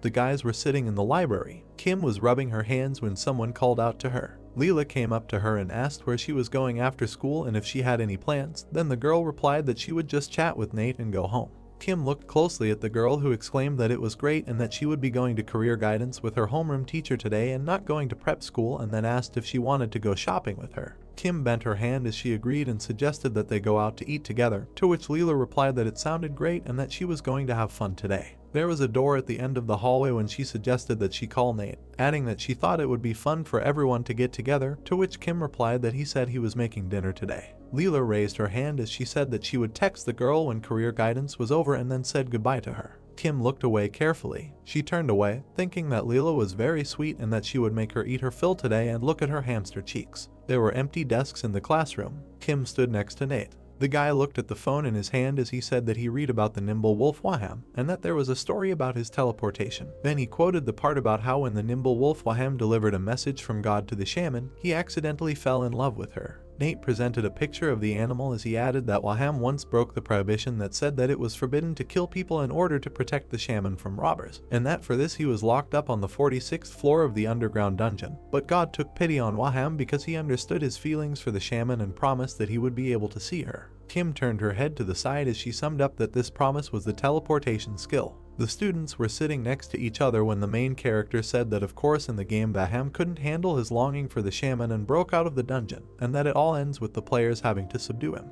The girl looked at her phone when she answered that she thought it was true, that the plot continues in reality, and that all the stories she watched were somehow connected to reality. The boys looked at each other when she asked if that meant the main storyline of the game also continues in reality. Sweat appeared on the boy's face when he said that he was looking for that too, but there wasn't much information, adding that the main storyline is just heroes and monsters who have gained the power of the gods and appear in the lands of Ergosphere. Nate crossed his arms over his chest when he said that he did notice something while reading all of the stories. He looked down thoughtfully and said that when the NPCs talked about God, they all meant a black hole in the sky. A blue sky with a dark circle appeared behind the guy. Kim looked away seriously when she asked what was wrong with that and how it was just part of the game. The protagonist turned to her when he asked if black holes were considered gates to another universe, adding that he just thought that maybe it was their hint about the horizon. Kim put her hand to her mouth when she answered that she didn't know and that there were too many plot lines to consider, so she didn't think she could find the strength for that. A notification appeared on the phone screen in front of her. The display said that someone had already finished and asked her to come out to the main gate, so the girl asked if it was really that late already. Kim looked at the protagonist and said that she had things to do, so she was leaving, and then asked if he was going home right away, to which he answered affirmatively, adding that it was time for him to go too. Light was shining through the windows into the hallway. The students were walking, looking at each other, when Nate asked the girl if she was going to share this with Reason, to which she replied that she was not, because they themselves were not sure yet. Kim clenched her fist in front of herself when she explained that she was going to hide it until the very end, and then use everything they learned, because they were trying to get this information. The girl bent her arms in front of her and exclaimed that there were no exceptions when the guy asked her not to be so strict with Reason, because they were allies. The protagonist looked away carefully. A system window appeared in front of him. A notification appeared, which said that an additional quest would begin in this place in 5 minutes, and then they were asked whether they would accept the offer. The students looked at the system window with concern as they exclaimed that this couldn't be happening since they had abandoned it yesterday, and then they asked the system what was going on. Another system window appeared as the system informed them that another user had taken the quest, and since it was their quest to begin with, it was asking again if they wanted to try the quest again.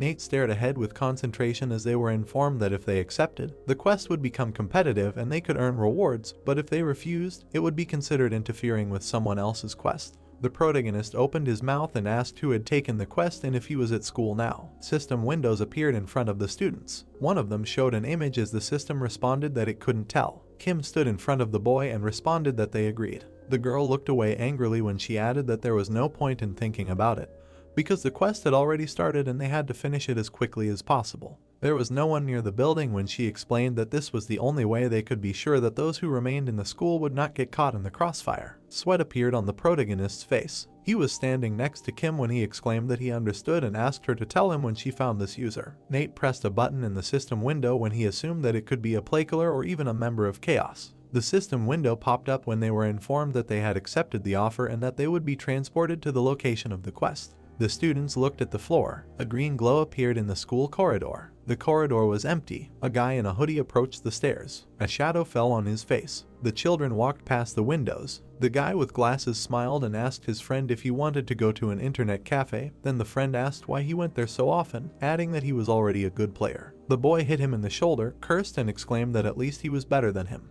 They looked in the same direction when he asked his friend what had just happened and if he had heard a strange sound. Then he was asked again. There was an empty hallway in front of them when the boy replied that he hadn't heard anything. The guy with glasses opened his mouth slightly when he suggested that his friend go play for an hour because if his mother found out that he had been to an internet cafe, she would kill him. The schoolboy flew back from the strong blow. He fell to the floor. Blood was running down his face. The guy with glasses looked forward in fear and screamed. A monster appeared behind him. It swung its blade at the schoolboy. The protagonist looked forward resolutely. He cut the monster in half with his sword. The eyes on the monster's face opened wide. Nate looked at the guy lying on the floor when he exclaimed that one was wounded. He turned to the guy with glasses and told him not to just stand there, but to run away from there because the school was dangerous. The schoolboy clenched his fists in front of him and asked how it happened. The protagonist gritted his teeth in anger when he thought about how he knew that normal people couldn't see monsters, and then thought about what to do because he couldn't evacuate everyone. Nate turned to the side when a loud ringing sounded and asked if it was really an emergency alarm. Kim appeared next to him, turning on him. The girl stood in front of Nate when she said that she turned on the fire alarm so that people would evacuate, and then suggested that the guy go look for monsters, to which he replied that she was a good girl for doing it. They ran along the windows. Kim looked towards the protagonist when she asked what they should do and suggested splitting up like last time. Then the protagonist replied no and that they would stay together this time. The guy remembered the multi-faced creature when he explained that in order to defeat that abnormal monster on time, they needed to stick together. 3 monsters appeared in front of him. Kim stood behind the protagonist, frowning when he addressed her. She held out her staff in front of her when she exclaimed that she understood and used a skill called Voice outside the labyrinth. Then the guy thought that it would increase his parameters. Nate cut all the monsters with a few blows. The protagonist looked menacingly from under his brows when he thought about the fact that there were already 4 and that half the job was done. The bodies of schoolchildren lay in front of him. The guy looked at them worriedly when he said that they had already reached many schoolchildren, although not much time had passed since the beginning of the quest. Nate pursed his lips in anger. The protagonist turned around and looked back when a loud scream was heard. He met Kim, who exclaimed that the sound was coming from above. Then the guy offered to go check. The stairs were empty. The scared girl was shaking, asking what was going on there. There were 2 monsters in front of her, while she asked someone to explain to her what was going on. The monster swung its blade. All the monster's eyes opened wide. The protagonist took the blow on himself. Nate opened his mouth and asked Kim to do it. The girl's staff glowed when she replied that she understood. The monster was pierced by blue spikes when the girl used the skill spike trap. The monster's bodies began to disappear. Nate turned to the scared girl and exclaimed that everything was fine and that she was safe, and then told her to run from there. She closed her eyes in fear and began to call for her mother. The protagonist looked away in alarm when he said that everything was bad and that she couldn't hear him. Nate turned away from the girl and cursed loudly. The schoolgirl jumped up and screamed loudly, then the guy mentally apologized to her, adding that it was better this way. Kim was standing in front of the protagonist when he turned to her and offered to go check the main building, explaining that he thought all the monsters were there. Nate looked at the girl questioningly when he called her by name. He looked down, his mouth slightly open. Lila was lying on the floor. Kim looked down emotionlessly when she said that she would wait for her at the main gate,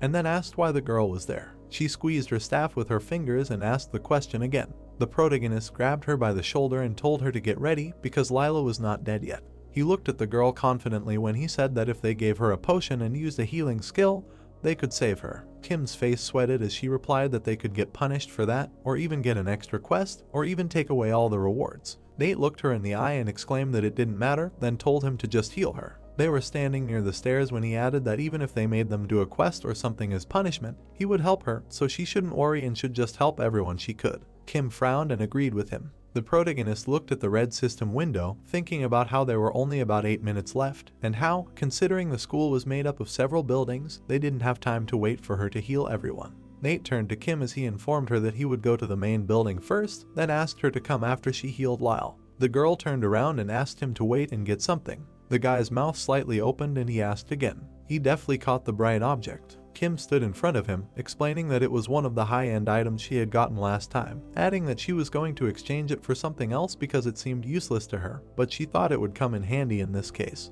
The girl looked away seriously and asked him to make sure he killed everyone this time, considering the abnormal. Nate looked away confidently as he exclaimed that he understood and that they would see each other soon. The sunset was gradually approaching. A monster with a blade hovered above the sidewalk. He looked away carefully. The protagonist pierced its head with a sword. Sweat appeared on the guy's face when he thought about how it was the 7th one and how only the abnormal one remained. A sign hung from the ceiling when he realized that the quest would end as soon as he dealt with it. Nate ran past the office doors. There was a multi-faced creature there when the guy exclaimed that it was an abnormal monster. He held a dagger in each hand, and Nate wondered why he had already transformed. The guy squeezed the handle of the blade when he decided that there was no time to worry about such a thing. The multi-faced creature froze when a knock was heard. The protagonist quickly approached the monster. He gritted his teeth in rage when he decided that he needed to focus only on winning. Nate performed a series of sword strikes using the skill Fury of the Vengeful Spirit.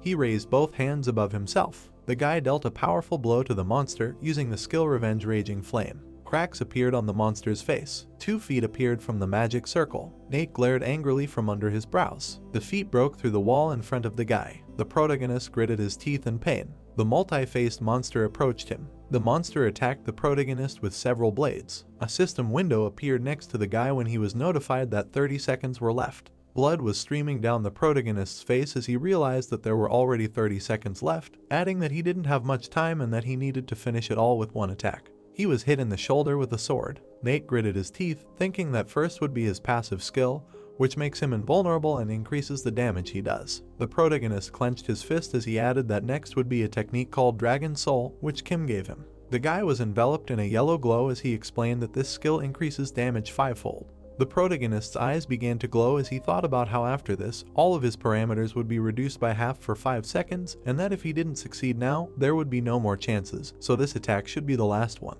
Nate quickly approached the monster. The monster pointed all of its blades at the guy. They ended up opposite each other. A shockwave appeared in the corridor. The protagonist cut the monster in half. There was a blue substance inside the monster. Nate looked away as he thought about what he had done and that the quest was now over. Suddenly, he looked forward in shock. There was a bright flash in front of him. The guy had a sword out in front of him. Nate looked shocked as he asked what it was and what he was doing there. There was a guy standing in front of the protagonist. Ron had his crossbow out in front of him when he was addressed. He smirked as he looked forward with confidence. There were pieces of rock on the floor. The guy was lying with his arms outstretched. He looked away as someone congratulated him. Next to him sat June, who said that he never thought he would reach the tower in such a short time, and then asked the guy how he felt about becoming the strongest and youngest play killer. A crossbow appeared next to his face. Ron stood in front of him, asking him to stop talking nonsense. The guy gritted his teeth in anger when he said that he promised to tell him about how to become his character in real life and why Nate changed. June smiled when he said that it meant that someone he knew in real life went through the broadcast. Blood was running down the guy's face when he asked him again and wondered what it meant. June stood in front of Ron when he answered that it was a molecular biology term, adding that he doubted that he would understand even if he explained it in detail, so he would rather simplify it.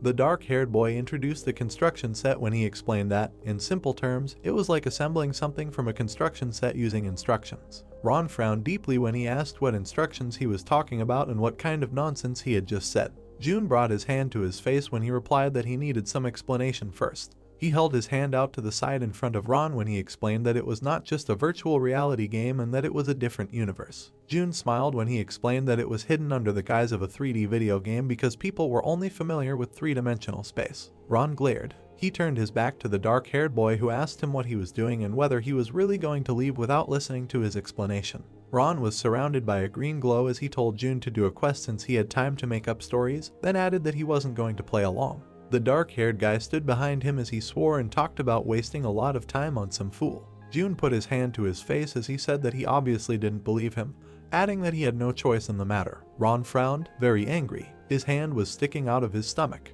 He turned to June, who said that he would have to experience it for himself. Ron looked back and called the guy a name, asking what he was doing. June looked at the system window and said that his flow was at 87.8%, and that he was so close, adding that he thought he would get to 90% since he had been playing for so long. Ron turned his head to the side as he was told that he could die. June pulled back a few fingers as he said that even if he died, it wouldn't be his fault. The boy looked at the hand that had pierced him as June said that they would just think he was unlucky. Ron opened his mouth wide and asked what it was. The dark-haired boy smiled, laughed, and wished him luck. Ron half disappeared as he added that he hoped to see him on the other side. The lights were on in the windows of the building. The boy was sitting on the couch. He gritted his teeth in pain, groaning. The VR goggles fell off his face. The device fell to the floor. Ron put his hand on his chest. He looked ahead with concentration. A man appeared in front of him. Ron stared at him intently as he asked how it felt, guessing that he might feel nauseous or dizzy. The boy frowned deeply as he asked the man who he was, guessing that he was a player too. James smiled and replied that he wasn't really, and that he enjoyed playing the game, but he wouldn't call himself a gamer. He handed the guy his glasses as he told him that he was one of the 5 creators of the game, as well as the CEO of Intohal. Ron held the crossbow out in front of him. He smiled and suggested that Nate must have been having fun since he had something no one else had. The protagonist held his hand out to the side as he added that, unfortunately for Nate, he now had it too. Ron smirked and looked straight ahead as he said that he must be beside himself since he had lost the one thing he was better at. The protagonist glared as he replied that he didn't care and that he didn't even want to know how he did it. Nate's mouth dropped open as he exclaimed that the only thing he wanted to know was if Ron had accepted the quest. The guy pointed the crossbow forward. He smiled and answered in the affirmative, adding that it was him. Nate gritted his teeth in anger. Black blades appeared behind him as he exclaimed that people died because of this. He imagined the bloody face of a schoolboy as he explained that innocent students died because of him. Nate remembered standing in front of human bodies. Ron was in front of him, whom he asked if he knew about this. The guy continued to smile as he replied that it was a pity, but Nate was wrong about one thing. The protagonist looked forward angrily as he added that he did not kill them with his own hands. Nate approached Ron, calling him a crazy bastard. The window of the building broke. The protagonist loomed over his opponent. He opened his mouth wide and asked Ron how rotten he was from the inside. The protagonist swung the blade in front of him. The guy clutched a crossbow in his hand. A green spike appeared above him as he used the Dragon Slayer skill. A stream of green energy appeared above the roof. Nate gritted his teeth in pain. He pierced the enemy's body with his sword. Ron closed his eyes and screamed loudly. He opened his eye wide when he used his ultimatum skill Robespierre's guillotine. A headless body appeared above them. It dealt a series of blows to the protagonist. Nate held the blade in front of him, defending himself. Robespierre hit the ground. The protagonist appeared behind him. Nate gripped the hilt of the sword and used the skill flower that holds malice. The guy cut the enemy in several places. Ron was sitting in front of him.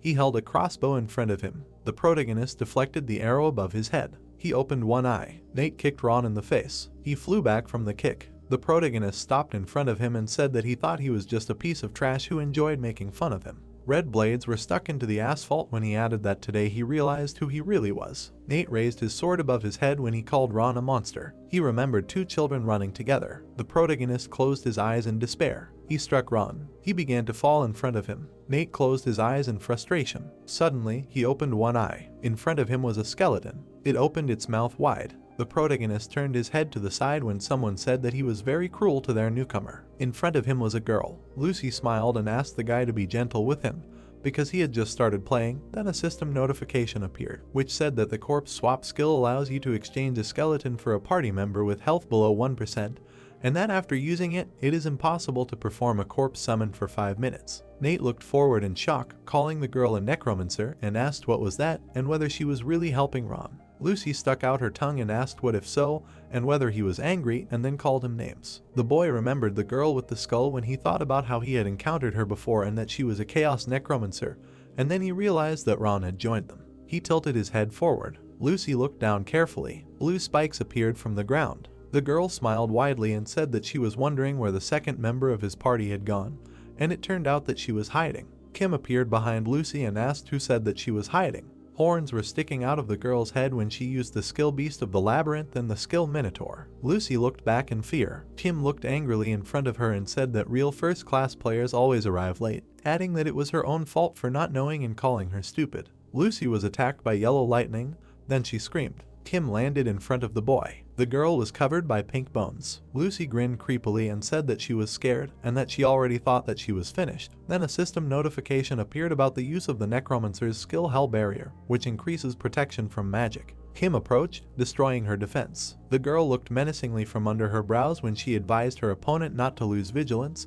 because her skill was still in effect. A skull appeared in Lucy's hand when she answered that she knew it herself. The skull parted its jaws when she used the skill Field of Corpses. Many hands crawled out of the ground. Nate stood silently in front of them. He opened one eye. The protagonist attacked Lucy with a sword. She opened her mouth wide and screamed, wondering how the Avenger got through her Field of Corpses. The girl imagined the hands grabbing warriors when she explained that the field should reduce dexterity, and the hands of the skeletons should poison on contact. Nate flew over the Field of Corpses as Lucy wondered if he really got through the field by just dodging everything and if he was crazy. The protagonist looked forward with determination as the necromancer thought about how that was even possible. The guy opened his mouth and asked Kim to finish. The girl appeared in front of Lucy. She looked forward with a serious look as she replied that she understood. The necromancer gritted her teeth in anger as she thought about who they were and why they were so strong. Then she wondered if she was really going to die there. Kim instantly appeared behind Lucy. The necromancer opened her mouth wide and screamed. The girl looked ahead in confusion. A system window appeared. A system icon appeared on it, informing that the time to choose a reward for the quest was over and that they would be transported to another location. All the players were enveloped in a green glow. Lucy smiled happily and exclaimed that it was just in time and that she hadn't died. The protagonist looked at his hand, thinking about how the timer was supposed to stop when another player interfered and how that happened. He remembered how they were standing in front of the system window when they were told that if they agreed, the quest would become competitive and they would be able to get rewards. Blood was running down the guy's face when he assumed that since the quest was competitive, it didn't count as interference. Lucy pointed her finger at him and addressed him when she asked if he said his name was Nate. The necromancer made an obscene gesture and warned him that the next time they fought, he should be more careful because she would destroy him. The protagonist looked forward seriously when he asked if she was sure about that, because judging by what happened today, he didn't even have to try to defeat her. Nate stood in front of her as she got angry and asked if he really wanted to die, then explained that she couldn't fight properly because the newbie was in her way, so she gave in. Lucy, angry, pointed her finger in front of her as she exclaimed that next time she would show what she could do and that they were both finished, then asked if they understood that she would kill them. A green glow appeared near the building as someone cursed. There was no one in the hallway. Kim appeared next to the protagonist. They turned to each other as she asked if he was okay since he had a wound on his face. Then he asked if it was really so, adding that he didn't even notice since he couldn't see his face. Nate looked out the window as he said it didn't matter and asked her to look outside, explaining that there were several fire trucks and an ambulance there, adding that there were a lot of people gathered. They looked at each other when Kim said that they needed to get out of there quietly, and that if they were found, they would be in a lot of trouble, and the guy agreed with her, adding that they couldn't tell them anything anyway. There were cars stopped in front of the building. There was no one near the fences. The protagonist sat down on the steps. Kim crossed her arms over her chest as she said that she thought no one would see them there, so she could heal him, adding that he shouldn't go home with that face. The guy had one eye closed as he replied that everything was fine, and that he would only waste a heal, and then explained that they couldn't let chaos catch them off guard while she was casting a heal because it took too long. Kim had her phone in her hand as she replied that he should do as he knew. A system window appeared in front of the protagonist when he asked about how Lila was, adding that he saw that she had been badly beaten. The girl remembered pointing the staff at her friend when she told him that she had healed her and carried her to a safe place, and then suggested that she was most likely already in the hospital. The phone screen lit up when a call rang. Kim waved at the guy when she said that she was leaving and that the housekeeper was calling her, and Nate asked her to be careful. The protagonist looked ahead carefully, thinking about the call from home, and suggesting that the housekeeper was probably worried when she saw the news. The guy put his hand in his pocket when he wondered if he had been called by accident, and then suggested that maybe someone was also worried about the news. In the protagonist's hand was a broken phone. Near the building there was a telephone pole, when the guy thought that it was strange that the device had not broken earlier. The multi-story buildings were illuminated. A large window overlooked the city. Lucy and Ron were sitting on the couch. The hooded guy looked at him when he said that he had so much hope for the newcomer because they said he was good, and he turned out to be useless, adding that he was torn to pieces by the Avenger, although he could deal damage from a distance. Lucy smiled widely when she asked the guy not to be so cruel to the newcomer because he did not even have a rank, and then added that at least Ron had a nicer face than him. The masked guy looked menacingly forward when he answered that she was the most unpleasant one there, adding that she was stupid, and then reminded her that she was told to keep an eye on the newcomer, and she interfered and lost herself, after which he asked her if she was really in 22nd place. Lucy's eyes turned red as she asked about what he just called her, then exclaimed that he had no rank at all, and that if he doubted her abilities, they could fight. A huge axe appeared between them. The girl looked at the guy, who told them to stop, adding that if they fought indoors, there would be trash everywhere afterwards. Jun had her shirt unbuttoned as he said that if they wanted to fight, they should go somewhere far away, and that if no one saw them, they could both die there. He looked at the hooded guy, who asked him about when he returned, and whether he was no longer in intelligence. Jun smiled and answered in the affirmative, explaining that he was not going back there anymore, and that the leader said that the horizon was soon. He stood in front of them when he added that he would stay there for now because he still had a lot of games he hadn't played, and the hooded boy called him a frivolous slob. Ron was sitting on the couch when June said that he thought they needed to take care of something first. The boy's eyes were closed. June's face was covered by her bangs as he thought about how even if the vigilante had a rank, the executioner was higher in the class hierarchy. The boy crossed his arms when he suggested that it must be Ron's skills, or rather, he had enough skills but no experience. June narrowed his eyes when he realized that it was all about the vigilante, and that he was strong enough to afford to ignore the class hierarchy. He imagined the dagger piercing the player when he decided that if he left things as they were, the vigilante would interfere with their leader's plans. June put his hand to his chin as he wondered what he should do, then thought about how it seemed like Ron wanted to deal with the vigilante himself, so he thought about leaving them alone, but it seemed like it would take too long. He closed one eye as he thought about maybe killing him himself. He imagined the blood splatter, thinking about how the horizon was getting closer and it would be a good idea to deal with potential disruptions beforehand.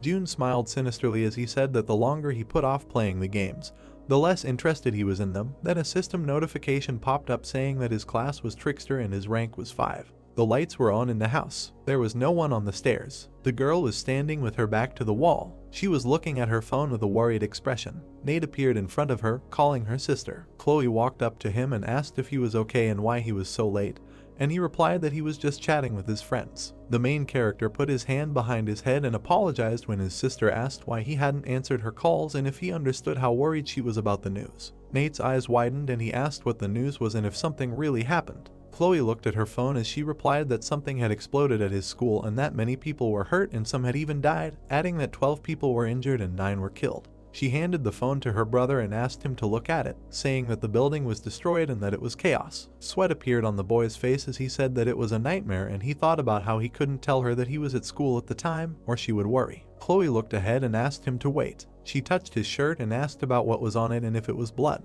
Chloe's mouth opened wide as she asked about what it was and why his clothes were torn and what had happened to him. Nate looked at his sister in confusion as he exclaimed that it was nothing, explaining that he was just playing soccer during recess, tripped, and got a nosebleed. Chloe stared ahead as she asked if his nosebleed was real and if he was sure he tripped while playing soccer. The protagonist stood in front of his sister as she asked why he didn't have a cut on his face. Nate looked ahead in fear as he began to make excuses. He closed his mouth and fell silent. Chloe crossed her arms as he apologized for lying and explained that he was at school when it happened. Nate looked straight ahead as he exclaimed that he was fine, adding that his sister could see it since she was a nurse. Chloe opened her palm as she answered that not all wounds are visible at first glance and that he may have internal organ damage. She pointed her finger at her brother as she explained that some people even die from internal bleeding because they don't realize their wounds are inside, and then asked how she knew he was okay. Chloe turned away from him as she said that this wouldn't do and that he needed to go to the hospital immediately, adding that she would call a doctor she knew and he would go to him tomorrow.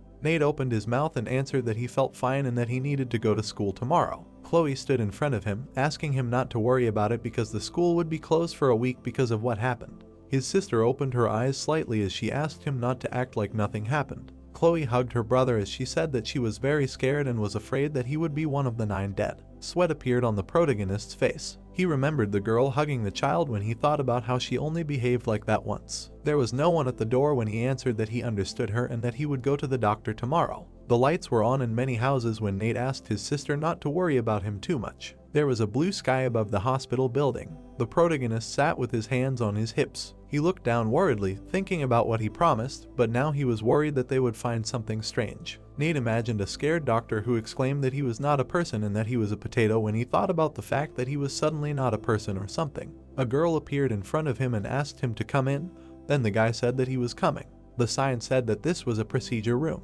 The protagonist leaned forward and said hello. The man with glasses opened his mouth and returned the greeting. The doctor smiled and asked if he was Chloe's little brother. Anthony opened his eyes and said that he thought they had met before, and then asked if Nate remembered him. The protagonist stopped in front of his desk. The guy looked ahead in confusion when he asked if they had met before. The doctor folded his hands in front of him when he asked if he didn't remember, and then explained that they had met last year at Christmas. Nate stood in front of the doctor when he thoughtfully began to talk about last year's Christmas. The protagonist remembered Anthony holding his sister. The guy turned to the doctor when he assumed that he must be Dr. Anthony, adding that he had brought his sister home drunk, and the doctor answered in the affirmative and said that he was surprised that the guy even remembered his name. Sweat appeared on the protagonist's face when the doctor said that he had grown a lot, and that he didn't even recognize him. Anthony was sitting at the table when he said that at his age it was still normal to grow, adding that he himself grew 4 inches in high school. The man adjusted his glasses when he offered the guy to look at his results. Nate was sitting next to the doctor when he asked what it was and whether there was something wrong with it.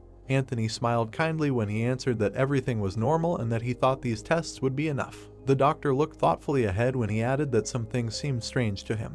He turned to the main character when he said that all the results were unnaturally perfect. Anthony looked seriously ahead when he explained that, for example, if the normal indicator for some test is 8, then the guy will have exactly 8, adding that even athletes usually have results that differ by a few tenths compared to the norm. Nate looked worried when he asked whether this was bad. The doctor held his hand out at the boy as he replied that of course not, that it was just great that he seemed to be in perfect health, and then suggested that maybe it was because he was still a teenager. Nate looked down and said that he realized when he thought about how maybe all of his stats were perfect because he was a character in a game. The doctor turned to the main character and asked how he was feeling, and the boy asked him what he meant. Anthony looked away carefully as he said that he heard that something terrible had happened at his school, and that several students had died and many were injured. Nate looked straight ahead as the doctor added that he was just wondering how he was feeling, since he had been there when it had happened. The boy looked down and repeated the question. He pictured the boy's deathly pale face. Nate remembered the bodies of the kids on the floor. He pictured the girl's bloody face. Nate remembered Ron pointing a crossbow at him. The boy's eyes turned purple. The protagonist was sitting in front of the doctor when he said that he was angry, and he couldn't even describe how angry he was. Nate looked down sternly when he explained that if he had tried a little harder, he could have prevented it, adding that he was angry at himself for not being able to do it. Anthony's mouth dropped open when he replied that it wasn't his fault and that it just happened. The doctor turned his head to the boy when he added that they understood his feelings, and that many survivors of terrible accidents feel guilty. The doctor closed his eyes when he explained that they constantly replay thoughts in their heads about why they survived, and how if they had done something, they could have saved everyone, and then added that in the end, they convinced themselves that it was their fault. Anthony was sitting in front of the protagonist when he said that if he really thought about it, he probably did everything he could at that moment, and then asked if that wasn't true. Nate looked ahead carefully. The doctor's mouth dropped open as he told him that he should forgive himself so that if it happened again, he could do his best. The protagonist awkwardly looked down and agreed with him, wondering what it was. He imagined something blue as he thought about it, feeling weird, like someone had used a hill on him.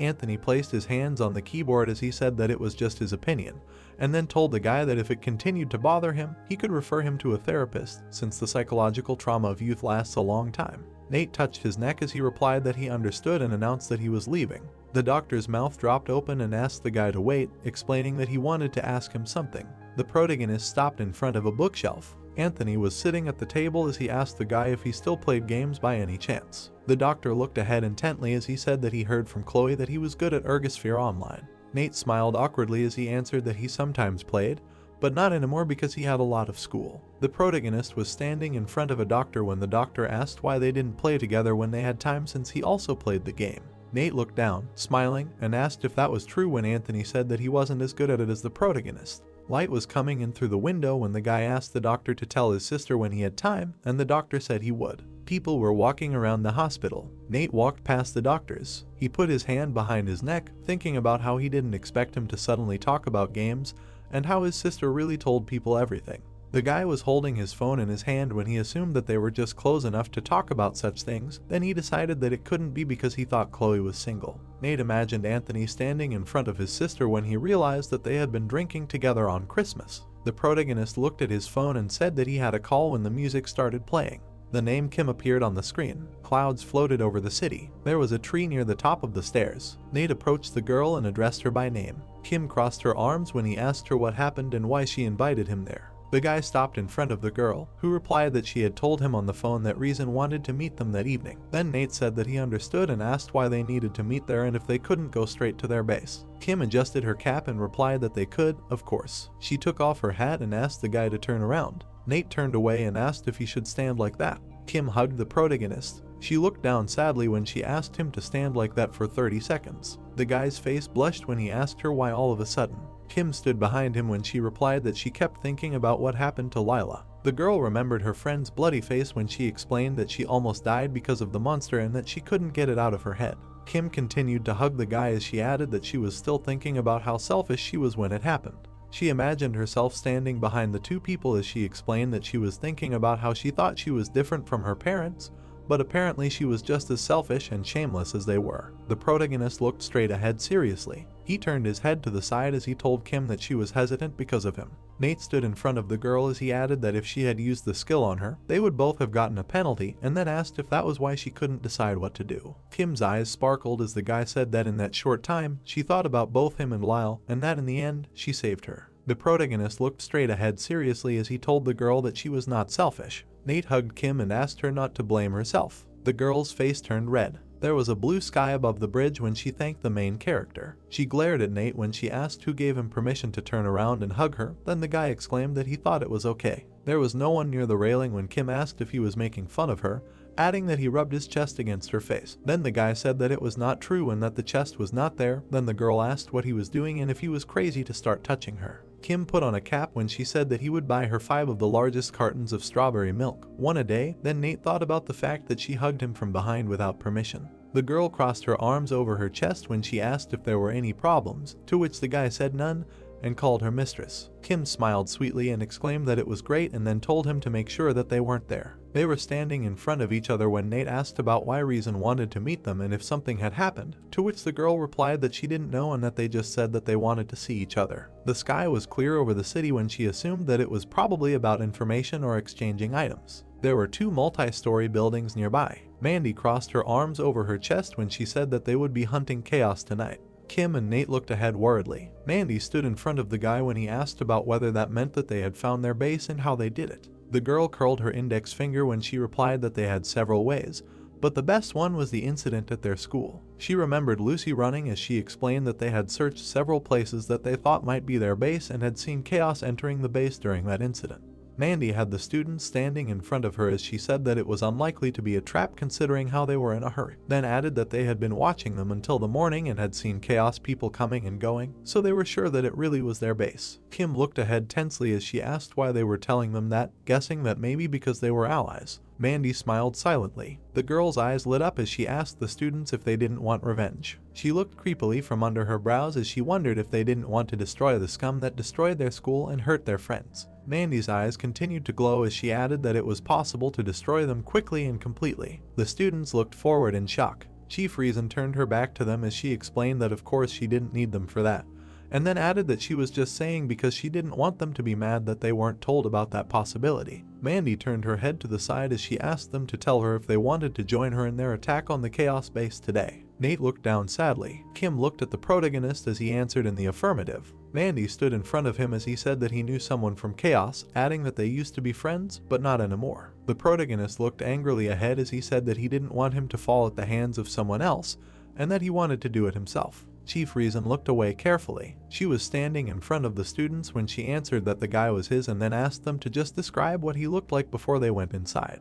Mandy crossed her arms when she asked Kim what she was going to do and if she was joining their party. Sweat broke out on the girl's face when she began to answer. Nate turned to her and told her that she didn't have to agree and that it was just between him and Ron. Kim was standing in front of the guy when she exclaimed that it wasn't about that. A system window appeared in front of the girl when she explained that they had received a message about the quest and that it would be tonight at midnight. The protagonist looked worried when the girl said that he knew they couldn't refuse because the quest was their punishment.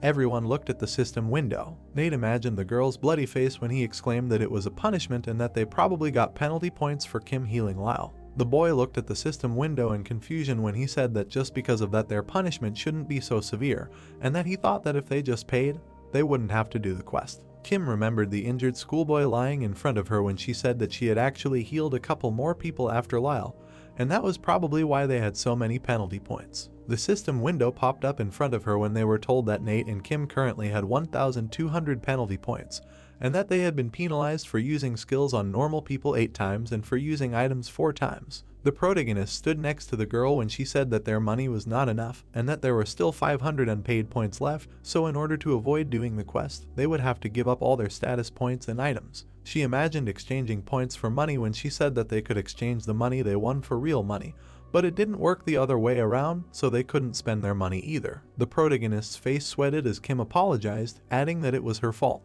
The girl looked at Nate as he told her not to apologize because she did everything right.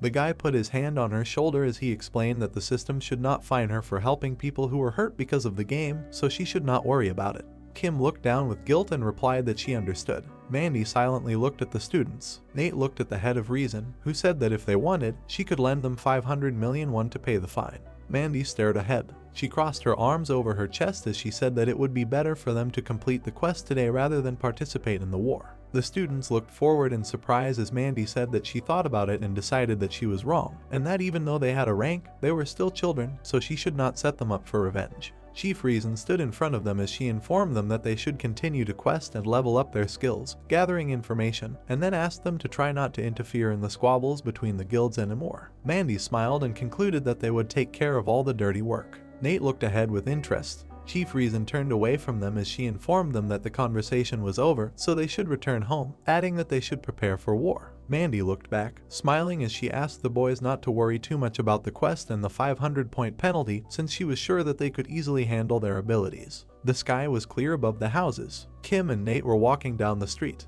The students looked at each other when the girl said that the guildmaster was a more reasonable person than she thought, adding that she thought that she would do anything to achieve her goals and would try to drag them into a war by any means. The protagonist looked away when he suggested that perhaps she thought that they were not suitable for a guild war, so excluding them from the conflict could be part of her plan. Kim looked away when she replied that it could be, and that this was also pursuing her goals. The girl turned her head to the protagonist, who asked if she checked her inventory after the side quest, and she asked why. Clouds were floating in the sky when he explained that there were none yesterday, but this morning he noticed that the rewards for the side quest appeared, and the girl replied that she did not have time to check yesterday and asked if she should do it now. System windows appeared in front of the students. Kim looked down carefully as she exclaimed what she found, explaining that there were items that weren't there before. There was a symbol in the system window, then a notification appeared stating that it was the Argus Disciple Summoning Bell, and that it had the ability to summon a disciple, and that it was in the key of F#, and that it was limited to 2 summons. Nate looked at the girl, who asked if he had the same one.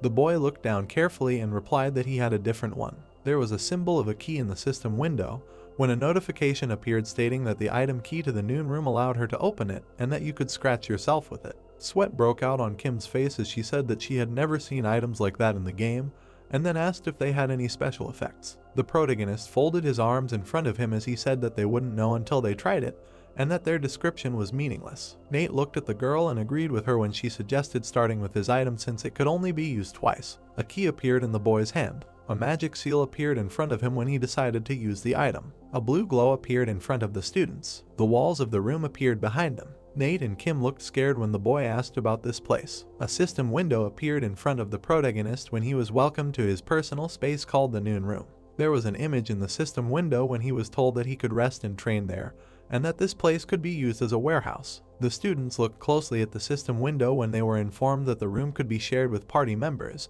and that they could invite other players if necessary. They looked in different directions when Nate asked if this was like the rest room in the game, then the girl answered that it would drive you crazy. The protagonist looked suspiciously at Kim, who said that you can even drink there, then he asked what she was saying. The guy put his hands on his belt when he said that he thought that it would be better for them to meet there before quests now, and that it would be easier for them to choose the necessary items. The girl silently touched the column. Nate looked away carefully. They exchanged glances when he asked her about what it was and whether she really thought something was wrong there, then the girl answered that nothing. Kim bent her arm in front of her when she said that she was just wondering where this place came from, adding that everything seemed so real, but outside the window was not the alley they were in. The girl turned to the protagonist when she said that this meant that they were transported there, and then asked where they were now. Sweat appeared on the guy's face. A halo appeared above Kim's head when Nate suggested that it might be the afterlife, then she asked him not to say such a thing.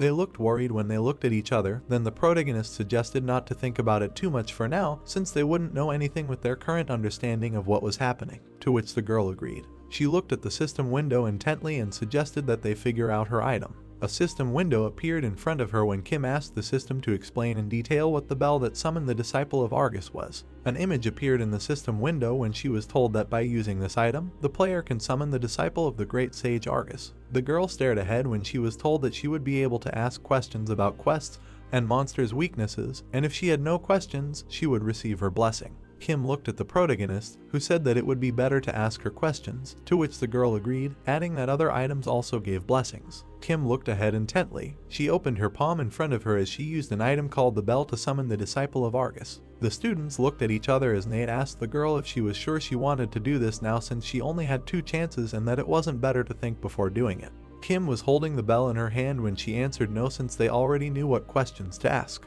The protagonist looked away in surprise and asked again. A magic circle appeared in front of them. A girl appeared with a staff in her hands. She opened her eyes and said that she had come to share with those who were not enlightened the knowledge of the third disciple of the highly respected great sage Argus. The students looked ahead in surprise. Kim turned her head to Nate when he said that she was cute. The girl looked away in anger. Kim opened her mouth wide and exclaimed that her first question was to be told about all of the protagonist's fetishes. The sage of Argus's apprentice was sitting in front of them when she apologized for not being able to answer the question. Then Kim said that she was cute but very useless, after which Nate asked her what she was doing, adding that they almost wasted the question. The girl lifted her cap and said that she would ask the real question. She stood in front of the sage's apprentice when she asked her to tell her everything about the Horizon event. The blonde opened her eyes slightly and replied that she did not know much and that these were only her teacher's prophecies, so she would tell them about them. She held her staff in front of her and told that when the 6 pillars fell, thunder would come, and that the forbidden gate would open and a moonless night would come. Nate stood in front of her as she added that those who were not enlightened would leave the Holy Lands and go to the lands of the Citadel, and those who survived the journey would fall prey to the beasts. The blonde opened her third eye when she said that they needed to fight, because this was the only way to satisfy the desires of those who remained in the Holy Lands. The protagonist looked worried when the sage student said that the banquet was over. Night fell on the city. The house had panoramic windows. The man was sitting on a chaise lounge. The guy with glasses yawned and said that it was very boring when nothing happens. He opened one eye and looked to the side. There was a house to the side of him when he said that he seemed to see someone. A man with a blade appeared behind him when he decided that he imagined it. His neck ended up between the blades. A characteristic sound was heard from the side of the house. A body fell in front of Oliver. The man looked away when he said the way was clear and then asked if he should open the portal. Mandy looked ahead confidently when she said to open it, adding that she would go first. A yellow glow appeared in front of the man when he used the assassin skill called Assassin's Secret Passage. A system notification appeared that this skill allows you to summon one party member and restricts movement during the summoning.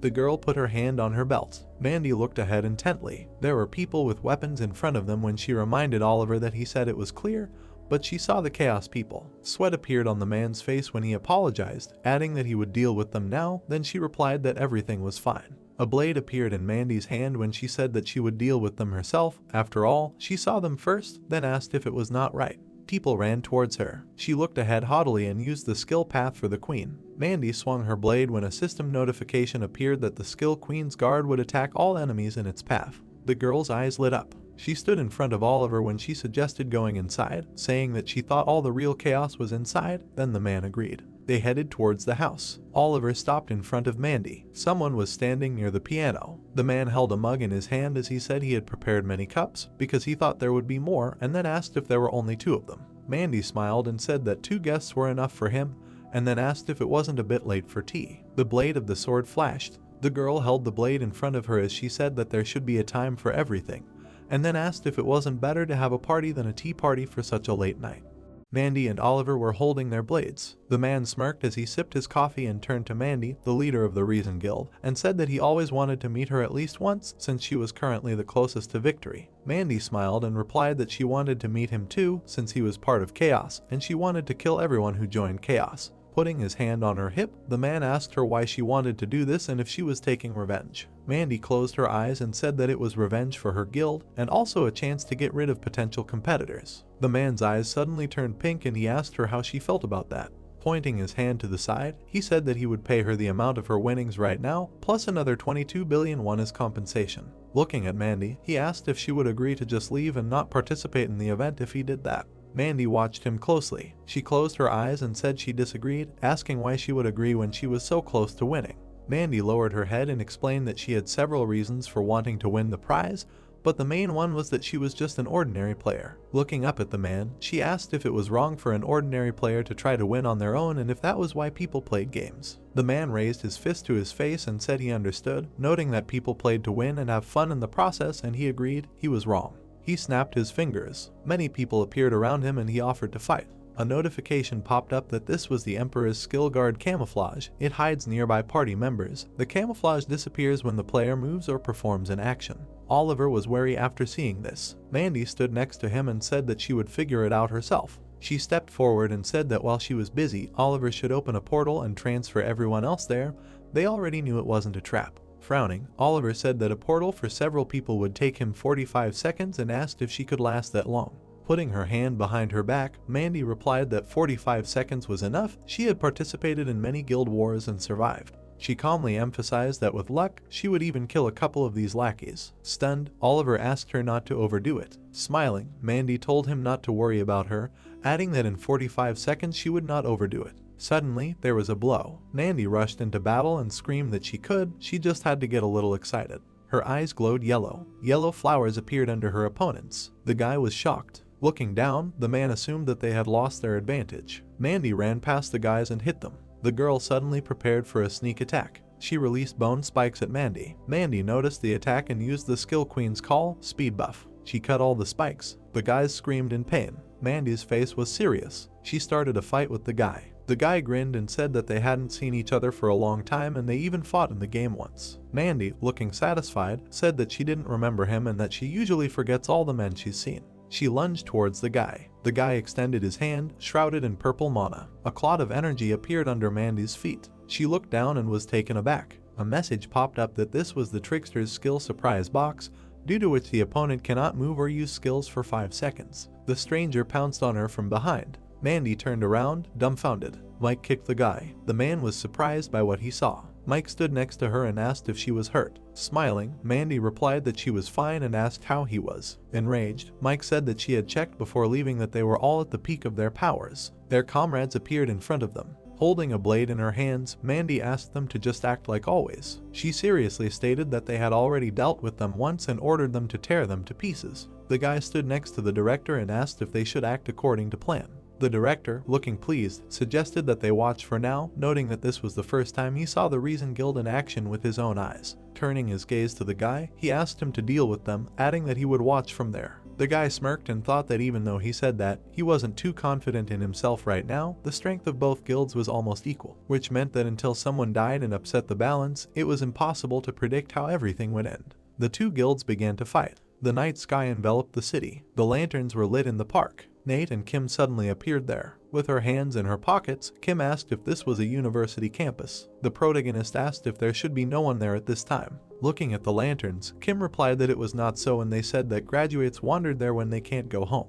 He looked at her and told her what he thought about what the Argus student said. Frowning, Nate asked what if the Horizon event happened not when, but under what conditions. Kim, surprised, asked if it was like a boss that could only be unlocked after certain conditions were met and if there was something like that in the prophecy. The protagonist crossed his arms and said that it wasn't literally, but it said when the 6 pillars fall. He stood in front of her and remarked that he thought maybe these were the conditions for starting the event, and when the players did that, the event would start. Kim, holding her hand to her chin, asked if they were supposed to destroy the building pillars. A system appeared in front of them and said that there was 1 minute left until the quest started. Confused, Nate asked the system what kind of quest this was and if this was a normal monster pacification like before. A voice came from the screen saying that this was a pacification quest, but now other players would join them. The boys looked at the projection, which said that unlike competitive quests, in a shared quest everyone was rewarded equally, regardless of who completed it, so they could cooperate with other players. Kim frowned and asked if this meant that she could get a reward without doing anything if someone closed the quest for her. She looked at Nate, who was holding his head, and suggested that they go to the midday room to take a nap.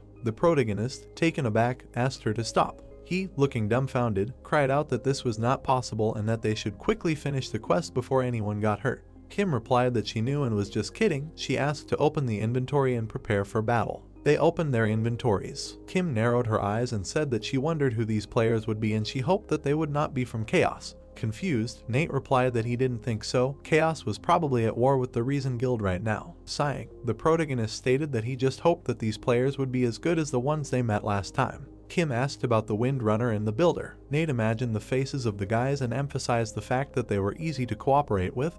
They were skilled players and it would be easier for them with them. He turned his gaze to the system, which announced that the cooking time was up. A loud voice came from the screen, saying that the quest had begun. The dumbfounded guys stood in front of the projection. They began to look around. The guys silently looked straight ahead. Confused, Nate stated that it should be noisy with the sounds of explosions. Pointing his finger at the rumble, the protagonist noted that it should be so. Frowning, Kim asked if the sound was coming from the building. Nate offered to check, adding that it was probably a monster. Kim was suddenly surprised. She took out the staff and assumed that they had no need to go there. Frowning, she noticed that something was walking towards them. Nate asked again, taken aback. They heard a loud sound that was heading their way. The guys saw the outline of a person. Frowning, the protagonist created a blade. The frightened guy asked for help. He began to cry. The guys were puzzled by what they saw. The tearful guy ran quickly. He was suddenly surprised. He ran into Kim and Nate. He raised his hand and asked for help. The guys looked at each other. Kim poked the stranger with the staff.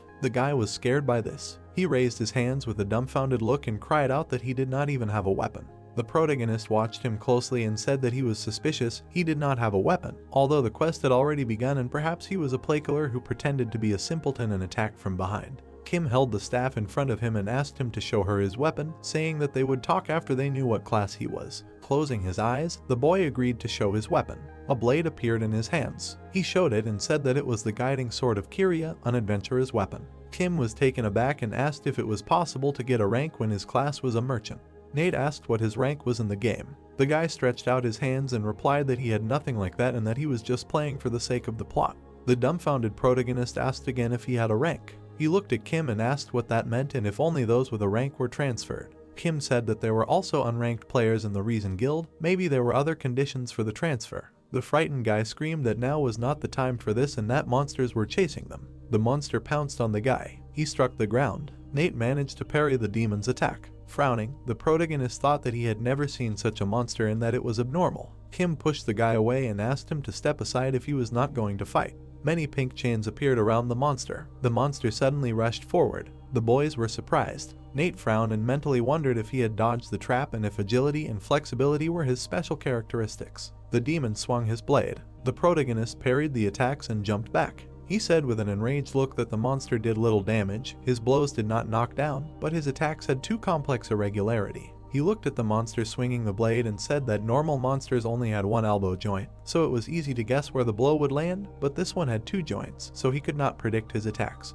Looking at the demon's enraged face, the protagonist emphasized the fact that he needed to understand how he attacked and as quickly as possible, and also find his weaknesses. The guy stood behind and shouted for Nate to aim for the right side. He held his hands in front of his face and said that this monster should have a scar on its right side that he should aim for. Kim frowned slightly and asked about the right side. A pink glow appeared under Nate's feet. He thought that was good with a serious expression. The monster swung its arms in front of him. The protagonist hit it in the torso. There was a wound on its body. The monster fell to the ground. Nate was taken aback and said that the guy was right and his blow stunned it. Kim watched this and thought that now was her chance. She began to seal the demon in a cage. The monster screamed in pain. She stood next to Nate and said that he was dead and it was easier than she thought. Nate asked if they had completed the quest. The guy stood behind them and said that there should be one more monster. He held his hand to his chin and said that it was probably the guardian of the locked castle in the north. There are usually 2 guards, so he thought there was one more. Surprised, Nate asked the guy how he knew that, since he had never seen it in the game.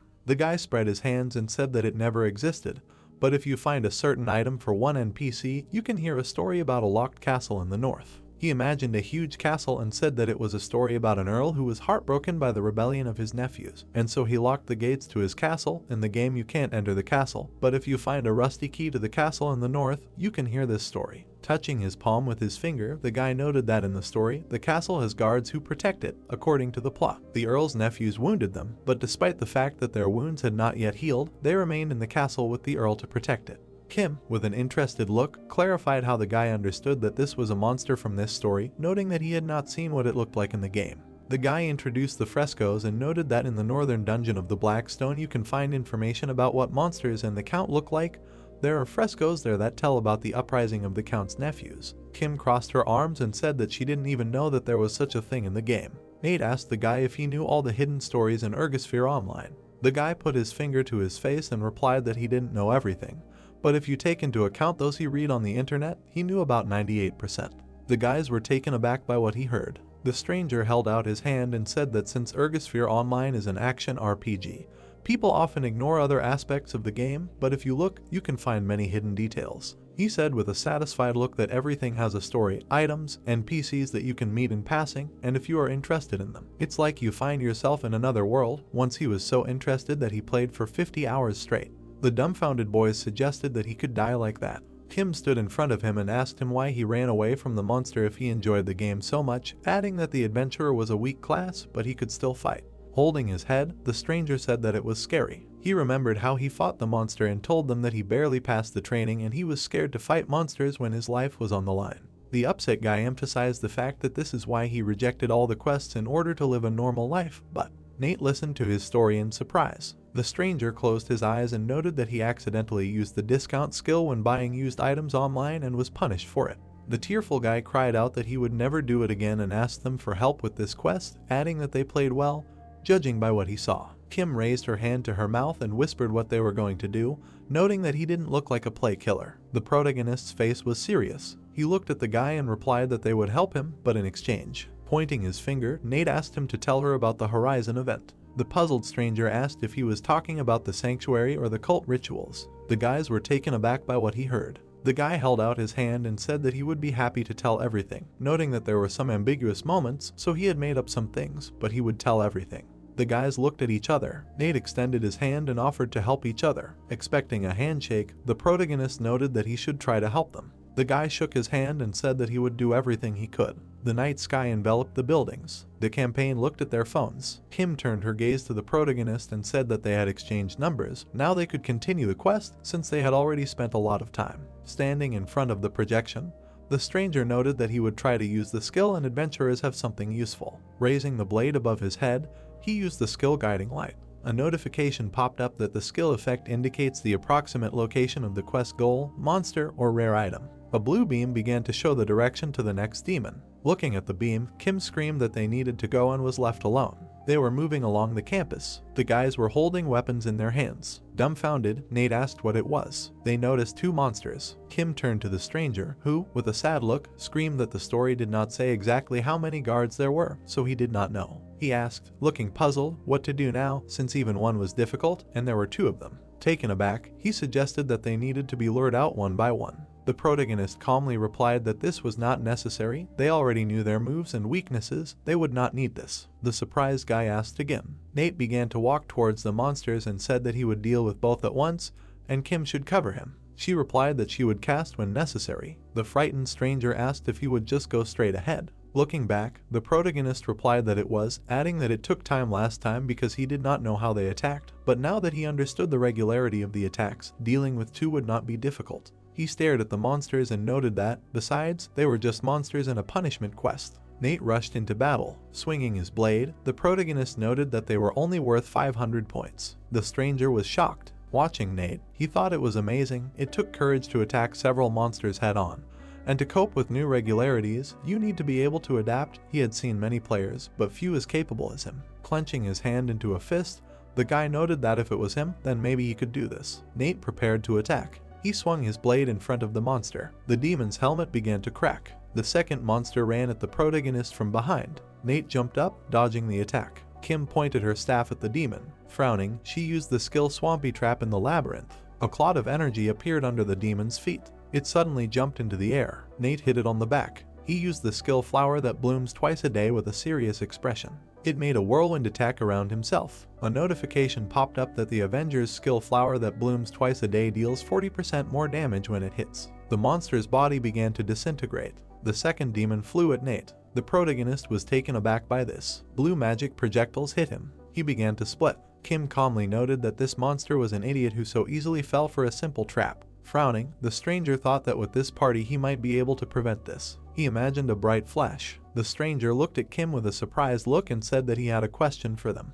Holding the back of his head, he clarified how they could risk their lives and whether they had any goal. Kim's face was serious. She put away her staff and replied that it was necessary because people could get hurt. Kim looked at the stranger and told him that if such monsters were to roam freely, many would get hurt, so people with abilities like theirs should hunt them. The guy was surprised by what he heard. The guy held his head and laughed and said that they were good people, not like he thought. Kim thought that it would be better for him not to tell them about the event rewards. A projection appeared and said that it congratulated them.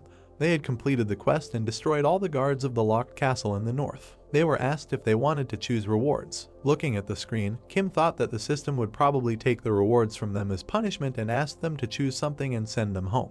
A voice came from the projection, which said that they would be transferred in 60 seconds. Pointing her finger, Kim said that they promised to protect him, and so they did, so he should tell them about the Horizon event. The stranger, confused, said that he would write everything down and send them a file. Nate approached him and asked him to tell him in person. Standing in front of him, the protagonist noted that he wanted to be able to ask questions while he was listening, so it would be better to talk in person. Nate stared at him. The surprised guy thought about the main character's expressive look. He put his hands in front of himself and replied that he could do that too.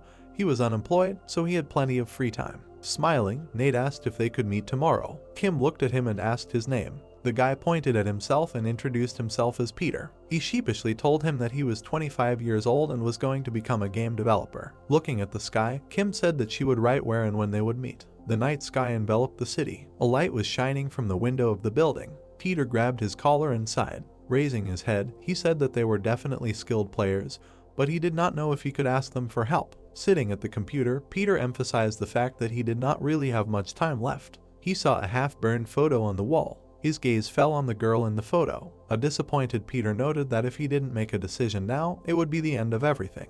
He took the capsule in his hands and said that he had to entrust someone with this lock key. The night sky surrounded the city. The room was destroyed. Guys from different guilds were fighting. Enraged, Greta used the Berserk skill I Am a Disaster, which increases the attack by 2.5 times and agility by 2 times, and also gives a 40% chance to paralyze the opponent. She kicked Kurt. Stunned Kurt wondered what paralyzed him. The guy swung his spear at Greta from behind. Grinning, he used Wolf Squall Wind. He began to swing the spear, around which the dragon hovered. Greta frowned in pain. The guy suddenly looked away. Mike dealt him a powerful blow. He sent a stream of blue energy at the guy. A skull appeared behind his back. Mike turned around, taken aback. The skull suddenly began to disappear. The girl with the gun stood behind Mike. Her face was calm. Monica created a magic circle around her hand. The phoenix flew towards the people. A powerful explosion was heard. The guy stood over Greta and asked if she was okay. She replied that everything was fine, she was just pushed away by the skill. She was suddenly enveloped in an aura. Steven flew up to her with wings on his back. A message appeared that the Angel's arrival teleports the player to his party. Steven looked at Greta and said that he would heal everyone. Embarrassed, Greta thanked him. Mandy waved her blade behind his back. She landed on the ground and noted that she was sure that they were running out of healing supplies and it was time to end this. Liam raised his hand and asked what she would do this time and if they would deal with those on the front lines one by one. Smiling, Mandy replied that it was not so. It would be difficult to deal with them one by one. They were all crowded in a narrow passage. They would only waste time and skills. Narrowing her eyes, she suggested focusing on him. Pointing a finger at the director, Mandy said that they should focus on the guy standing there. The Emperor watched the fight. Confused, Liam asked if he was the leader of Chaos. Mandy replied that he was probably so. She imagined the Emperor standing behind his subordinates and told them that she tried to get to him, but they were blocking all the paths. Surveying the situation, Mandy noted that in order to stir up a stalled party in chess, they needed to attack the king. She imagined the attack going at the king and said that if they suddenly attacked the king, they would destroy their formation because they would go on the defensive. Getting into a fighting stance, Liam asked if they would be discovered that way. Mandy said it didn't matter because they had a healer and they didn't. There was a flash. She rushed into battle and asked them not to be cowardly and not to leave her side. Her gaze fell on the Emperor. His eyes were glowing pink. Jun approached the president. The man assumed that they realized that he was the leader. Jun seriously noted that they could still use teleportation to escape. He couldn't stop so many skilled players when they attacked at the same time. The man crossed his arms and said that he didn't need to do that. He smirked and said that he knew this would happen and that's why he tamed a hunting dog. Dumbfounded, Jun asked again about the dog. Looking at the opponents, the director added that it was a hunting dog that gnaws at the throats of enemies and can instantly turn a losing situation in their favor. Steven stood behind and healed his comrades. Behind him, a girl jumped out of the portal. A frightened Steven turned around. The girl had struck him. His comrades were shocked. A dumbfounded Mandy called out to Steven. Steven's body began to disintegrate. A rag doll flew out of his body. A message appeared near the doll that when the health of the player who owns the item drops to 1%, it is instantly restored to 15%. Looking at the doll, the girl screamed that it would not help him. Red gusts of mana surrounded it. A star appeared in front of Steven's hand, which created protection from all types of damage. He said with a blank look that he needed to hold out a little longer. If the guild lost him, the only healer, they would not be able to attack. Covering himself from the damage, Steven said that even if he died, he needed to hold out a little longer. Mandy looked at the guys and called out to them. Frowning, she noted that they should not stand there and help Steven, adding that they could handle it. Surprised, Monica said that Mandy could be surrounded.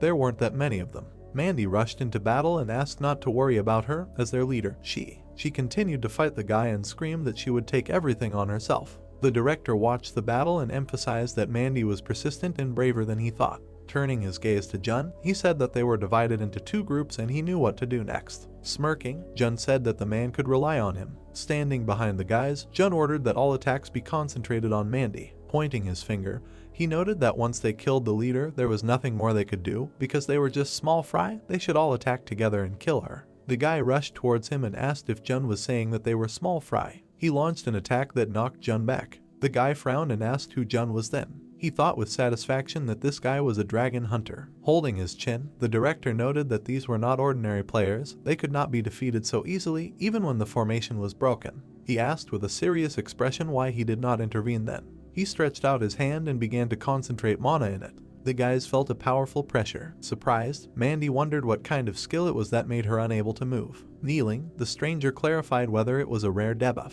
A notification appeared that the Emperor's skill audience with the Emperor lowers the attack and defense power by 65%, reduces the movement speed of up to 5 people. The guy held onto the blade sticking out of the ground and asked what kind of stupid skill it was. He suddenly looked up. Jun kicked him in the face. He smirked and shouted that if he was a cockroach, then this guy was the trash he was eating. He waved his hand and ordered them to use everything they had and destroy Mandy. The warriors surrounded her. They hit her at the same time. Greta, frightened, called out to her. The guys were standing in a cloud of dust. Kurt was taken aback by what he saw. Mandy was able to withstand their attack. A message appeared that the monk's skill instant enlightenment cancels 55% of the damage received and all the imposed effects. Lowering her head, she told Mike that this was very timely. Putting his hands together, Mike asked him to watch that his efforts were not in vain. Mandy agreed with a serious look. She suddenly pushed the guys away, and flags appeared behind her. She held the sword in front of her and read that her skill God Save the Queen cancels 60% of the damage received, reduces the damage received by 22%, increases attack power and agility by 550%, the duration is 60 seconds, after which the skill cannot be used for 2 minutes. Swinging the blade, Mandy declared that she should have been killed immediately, and now they are finished. She rushed past the guys at great speed. The energy dealt them a powerful blow and pushed them aside. Moving towards the head, Mandy thought that now there is no need to deal with them all and only needs to get rid of one of them before the skill ends. She ran towards the Emperor, the leader of Chaos. Jun suddenly stood in front of her. Stretching out his hand, he said that he knows what she was planning, but he will not let her do it and will kill her himself. He put many mirrors in front of her. Mandy covered her face with her hand. She looked at him with an enraged look. Mandy rushed past him, swinging her sword, and said that it only seemed that way to him. June was wounded in the chest. She was flying at the Emperor. Mandy with a maddened look noted that he was finished. James stretched his hands forward. Chains appeared on his fingers. Mandy cut off his head with one blow. The dumbfounded guy screamed that she succeeded. June was sitting on the ground. He was furious. Mandy looked at James's head and was surprised. The head began to disintegrate. Looking at his face, Mandy wondered if this was the puppeteer's skill soul in a wax figure. The darkness of the night surrounded the buildings. A light fog covered the roof. The girl looked down and said that the doll was dead. She controlled the doll and reported that the director's 13th doll was destroyed. Apparently, the problem is that the doll can only contain 40% of his power. James turned around with a smirk on his face and replied that he noticed it and felt them. He imagined how the hand controlled the night and read that the skill allows you to control a pet or call a party member. The player shares all the feelings of the pet and the party member and can communicate through it. The girl looked at him and asked what he would do now, noting that they were at a disadvantage now. Holding the tablet in his hands, James told the girl to tell them to retreat, adding that their main goal today was to gather information anyway. He said with a satisfied look that today they just met and it was a banal bait that they fell for. He held the tablet and noted that they lost several guild members, but it was worth it to see the Reason Guild in all its glory, and next time he would meet them in person. Morning came. Sunlight was breaking through the window. Nate was preparing food and turned his gaze to Chloe, who turned to him. Chloe put her hand to her chin and asked if he was making dinner already, adding that she said they could eat later, she wasn't working today. The protagonist looked at her and said that he had made plans with a friend for today, so he decided to cook her dinner in advance. Chloe said that she could cook herself then. Closing his eyes, Nate said that it was his turn today and he would do everything. Looking around the kitchen, Chloe asked if she could help him. The protagonist asked her to buy salt. She left the store with a bag in her hands. Looking down, Chloe thought that another child his age would forget about dinner and go for a walk with friends. She was proud of him, but it made her a little sad. Climbing the stairs, Chloe emphasized the fact that she thought he was trying too hard to be an adult, as if he wanted to say that he had already grown up and she no longer had to worry about him. She saw Chloe in the entryway and asked who she was. Kim looked up from her phone and asked again. Pointing to the door, she said she was visiting a friend and asked if she could wait there. Chloe replied that she could, but that she was standing outside her apartment, which took Kim by surprise. Surprised, Kim asked if she was Nate's older sister. They looked at each other. Chloe looked at her closely and thought about the color of her hair. She remembered the dumbfounded protagonist and noted that she had asked him about this a couple of days ago. Smiling, Chloe said that she was his older sister. The door to the apartment opened. Nate looked back and asked if she had returned yet and brought salt. He was shocked by what he saw. Chloe, looking pleased, held Kim's arm and replied that she had brought it and also picked up his friend on the way. Chloe asked if she was the friend who had come to visit when she was gone. The dumbfounded protagonist wondered why they came together. Chloe smirked and asked him to tell her what happened then. The protagonist was sitting at the kitchen table with his friend in front of his sister. Chloe was holding a cup and looking at the guys, asked if the girl stayed the night at their place because she had a fight with her parents and had nowhere to go. Kim picked up the cup and replied that Nate had kindly invited her home and said that no one else would be there. She frowned and looked at the surprised guy. The protagonist smiled fearfully and said that he thought about it and remembered that he really said that. Chloe stood with her arms crossed and said that it was still not good for a teenage girl to stay the night without adults in the house. She should have at least asked permission. The girl lowered her head and closed her eyes and apologized. The sister hit the guy on the forehead with her fingers and said that he shouldn't have hidden it from her. The girl brought the cup to her face and, closing her eyes, said that this was their personal life and she would not ask what happened. She only cared that she had snuck into the house without her knowledge and stayed overnight. The rest was none of her business. She looked at the blinds and said that they should also respect her privacy. Chloe stood with a cup in her hands and, turning to the girl, said that if this happened again, she should tell her first, not her brother. The girl calmly looked at the guest and said that she did not know what was going on in her family, but she could stay with them for a short time. Kim looked at the girl attentively and listened to her, saying that she could come to her anyway and talk, like today. The plot moves us to the street and shows buildings. Nate was walking down the street with his friend. Holding onto the strap of his backpack, the girl said that his sister was beautiful and a good person. She closed her eyes and said that now it was clear why he had a sister complex. Kim raised her hand smiling and calmed the guy down, saying that she was joking, she was just jealous that he had such a good sister. Nate looked away, embarrassed, and asked if she really thought so. The girl picked up her phone and, looking at her friend, said that she had found out about Peter yesterday. She looked at the guy's account on the phone and said that she thought she could find him on social networks or in messengers, but there was nothing. The main character put his hand to his cheek and asked if this was normal, since he also didn't use social networks often. Looking down at the phone, Kim replied that at first she thought so too. It seemed strange to her that such an emotional person didn't use social networks. She turned to her friend, holding the phone, and said that he was most likely hiding his real identity. The guy frowned and thought about the fact that he was hiding something. He put his hand to his chin and looked up and asked if he was actually an introvert. Chloe looked at the buildings around and assumed he was probably serious. The plot moves us to a cafe where a girl was standing at the cash register. Peter smiled, closed his eyes and stretched out his fingers, telling us that in the Red Dragon dungeon you can find evidence of the presence of sectarians there, and if you bring them to the Holy Knights, you can find out where the sectarians fled. Nate sat discontentedly with his girlfriend opposite the guy and thought about the fact that he does not hide his true identity at all.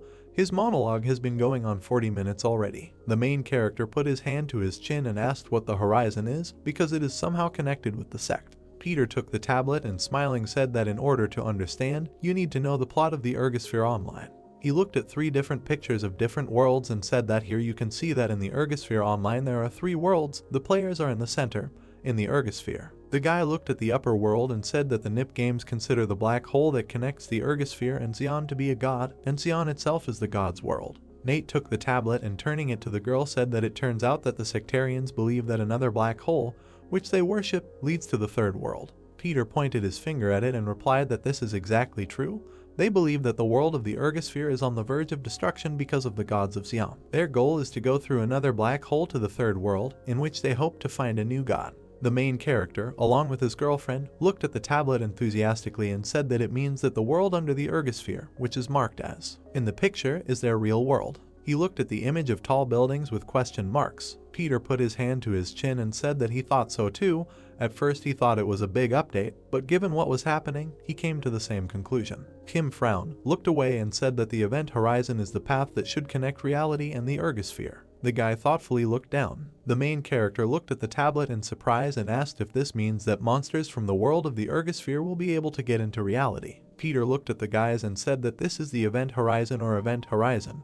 If the name really suggests irreversible changes in the whole world, then this will happen. Kim frowned, looked at her classmate and said that it is very dangerous. It sounds like the whole world will turn inside out. Putting his hand to his chin, Nate looked down and replied that these are just guesses. There is no guarantee that they are right. He turned to his friend, stretching out his hand and asked what is the point of the event itself. If it really changes the world so much, most likely it will just be a very large plot event.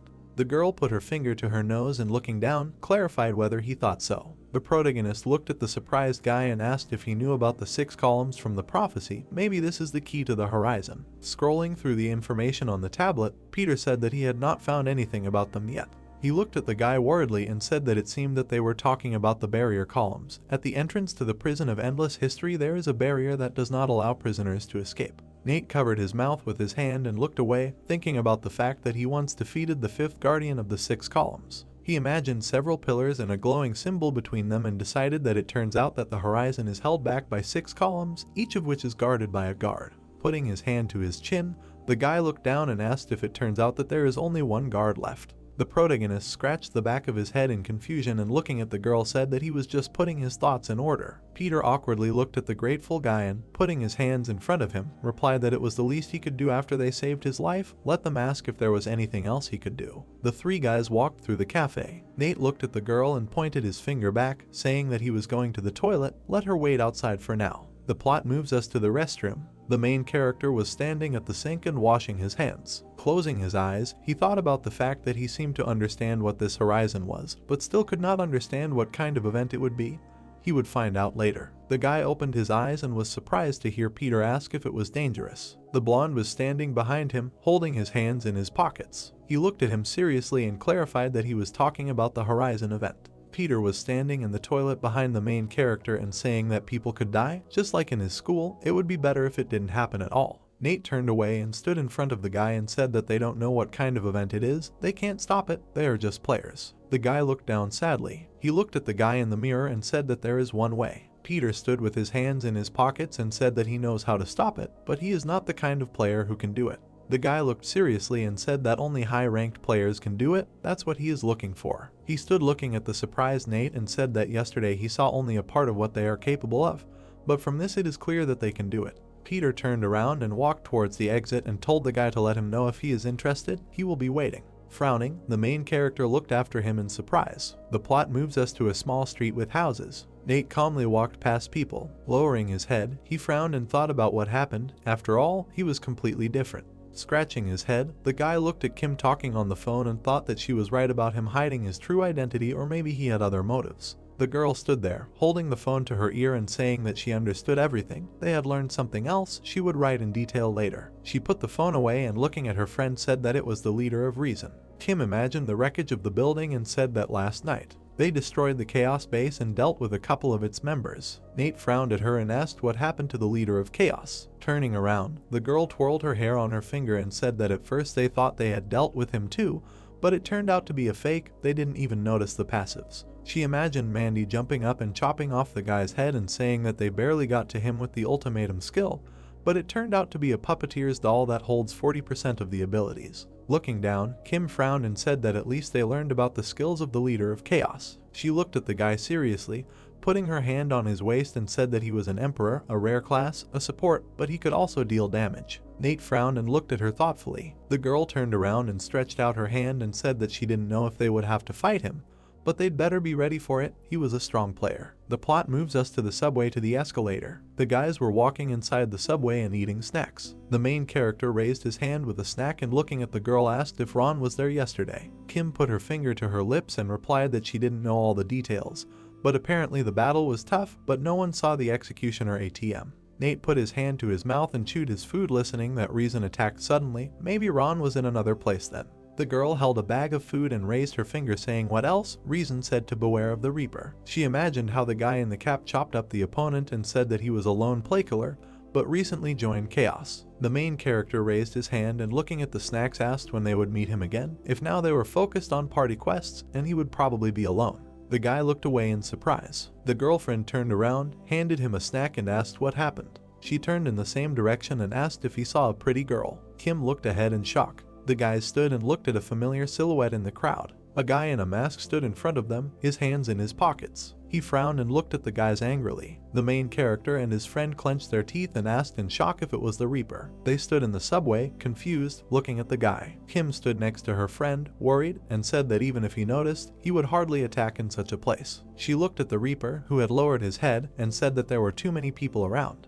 The guy looked at them angrily. Ralph raised his hand with a glowing object and mentally used fog that absorbs light. The entire room began to fill with pink fog. People around coughed into their fists and asked what was going on. Kim covered one eye and clenched her fists, saying that it was a smoke screen. The Reaper quickly ran at the main character, swinging his weapon. The frightened people covered themselves with their hands from the explosion and screamed. Nate held his sword in front of him, trying to deflect the blows. He frowned at his opponent, defending himself with his weapon and mentally using the skill Devotion to Vengeance. The protagonist delivered a powerful blow and activated a counterattack. Ralph knitted his eyebrows and extended his hand. The guy suddenly disappeared into thin air. Nate gritted his teeth and asked the girl if it was a stealth skill. Alarmed, Kim looked at her friend and said that they could escape. Frowning, she covered her mouth with her hand and said that the Reaper's target was them. If they escaped from here, ordinary people would not be harmed. Nate turned to the girl, hearing that it was better to run to a place where there were no other people. The Reaper suddenly appeared behind the guy, asking where they were going. The protagonist jumped back, holding the sword. The rival looked at him and asked how long he was going to run away like a loser. Nate swung his weapon and gritted his teeth when he heard that the matter had to be finished. The fight would last until one of them was dead. He frowned and said that he agreed with him. The guy swung his sword furiously and shouted that this was not the place. Ralph frowned and looked at the guy and thought about how he had broken the floor and said that he would not be able to buy time. Nate turned to the serious girl and said that it was time to quickly run from there. The Reaper watched through the fog as the guys ran away. He looked angrily from under his cap and said that they were fools. The plot takes us to a tall building. We see the rooms and balconies inside the building. The guys were standing in the room and trying to catch their breath. Kim put her hand to her chin and said that maybe they should have hidden in a building with a lot of people. Surely the Reaper would not have looked for them in such a place. Nate frowned and looked away and said that he used his skills in a crowded place. Apparently he does not care, he just does what he wants, regardless of the consequences. He looked at the surprised girl and said that it was better to lure him to a place where there was no one. The main character stood next to his friend and said that they had no reason to risk their lives, so if anything, let her use the item he gave her. The guy frowned and looked away, hearing a roar. A Reaper with a scythe stood in front of the guys. He looked at them angrily. Kim leaned over, stood next to the guy and asked what they should do. Maybe they should use that item. Nate looked warily at his opponent and said that they needed the right moment. He created a sword in his hand and frowned, saying that he would take it on himself for now. The girl looked at her friend in surprise and asked why he was doing this if he himself had just said that they had no reason to risk it. The main character stood seriously, holding the sword with both hands, and said that he said this in case other members of Chaos were with him, they could be in the minority. He was holding the handle tightly and saying that the enemy was currently without reinforcements. He had a strategy for a one-on-one battle, so he would try to cope. Ralph looked at the guys in surprise. Nate was walking towards his opponent, holding a sword. The guy grinned and said that he was wondering how long he would run, but he crawled out himself. Was there really nowhere else to run? Frowning, the protagonist looked at him and replied that there was simply no more reason to run. The Reaper put his scythe aside and said that he didn't care. He looked angrily from under his cap and offered to finish what he started. The guy ran furiously at Nate, swinging his weapon. The protagonist jumped up, parrying the blow with his sword. Ralph raised his scythe and, gathering energy, activated the Death Scythe skill. Nate frowned, swung his sword and used the Flower That Keeps Malice skill. Jumping up, he dealt a powerful blow and created an explosion. The opponent looked at the scythe and the flying blood splashes in surprise. The energy flow hit the main character. The guy lowered the sword, dealt a strong blow and used the Sword of the Vengeful Spirit. The Reaper stood bent over and held the scythe. The mask on his furious face broke. The guy jumped up, swinging his weapon. Ralph pulled the weapon back and, looking seriously, used the skill Winter Hunt. A window appeared with information that this ability reduces the movement speed of players and monsters by 30% and deals additional frost damage. The enemy jumped above the guy and created a whirlwind from the scythe. Nate was bleeding and frowned at him. The main character closed his eyes. His eye turned scarlet. The guy used the Fury of the Vengeful Spirit. He jumped up and swung his sword, striking the opponent's legs. Nate ran around the Reaper and dealt many blows. Kim stood holding a spear in front of her and took cover behind the barrier. Ralph gritted his teeth holding a scythe in front of him and screamed loudly. Frustrated, he glared at the guy and called him a fool. The Reaper swung his weapon in anger and created an energy ball behind him. Standing in front of the glowing cloud of mana, he activated the ultimate skill Fate Form. A window appeared with information that this ability accumulates damage, reduces the opponent's health and imposes a status that gradually makes him lose health.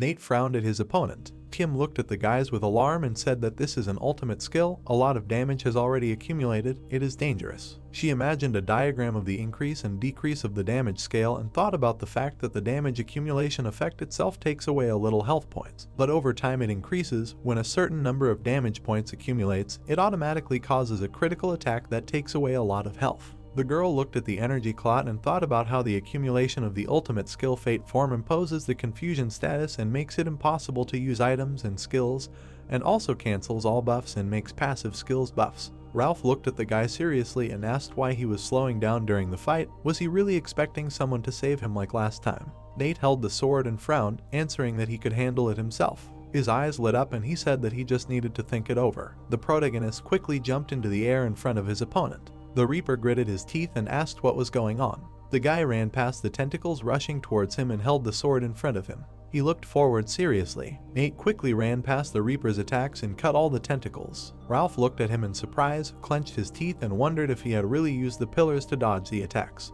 The guy scanned the room and thought about using the features of the factory building to avoid his ultimatum skill. The Reaper quickly ran forward in anger. He jumped up, spreading his arms, and angrily asked if he had really thought about this nonsense. Nate looked at his opponent seriously and remained silent. He said that he had been waiting for this moment. The protagonist frowned, stretched out his hand and created an energy clot, using the skill Vengeance as a raging flame, Hellfire. The system reported that the Avenger skill doubled the effects of the second skill and increased attack power, while reducing health. Ralph looked at the guy in surprise and wondered why he didn't run away. Did he really want to attack? He looked at the protagonist with concern and thought that this was not the case.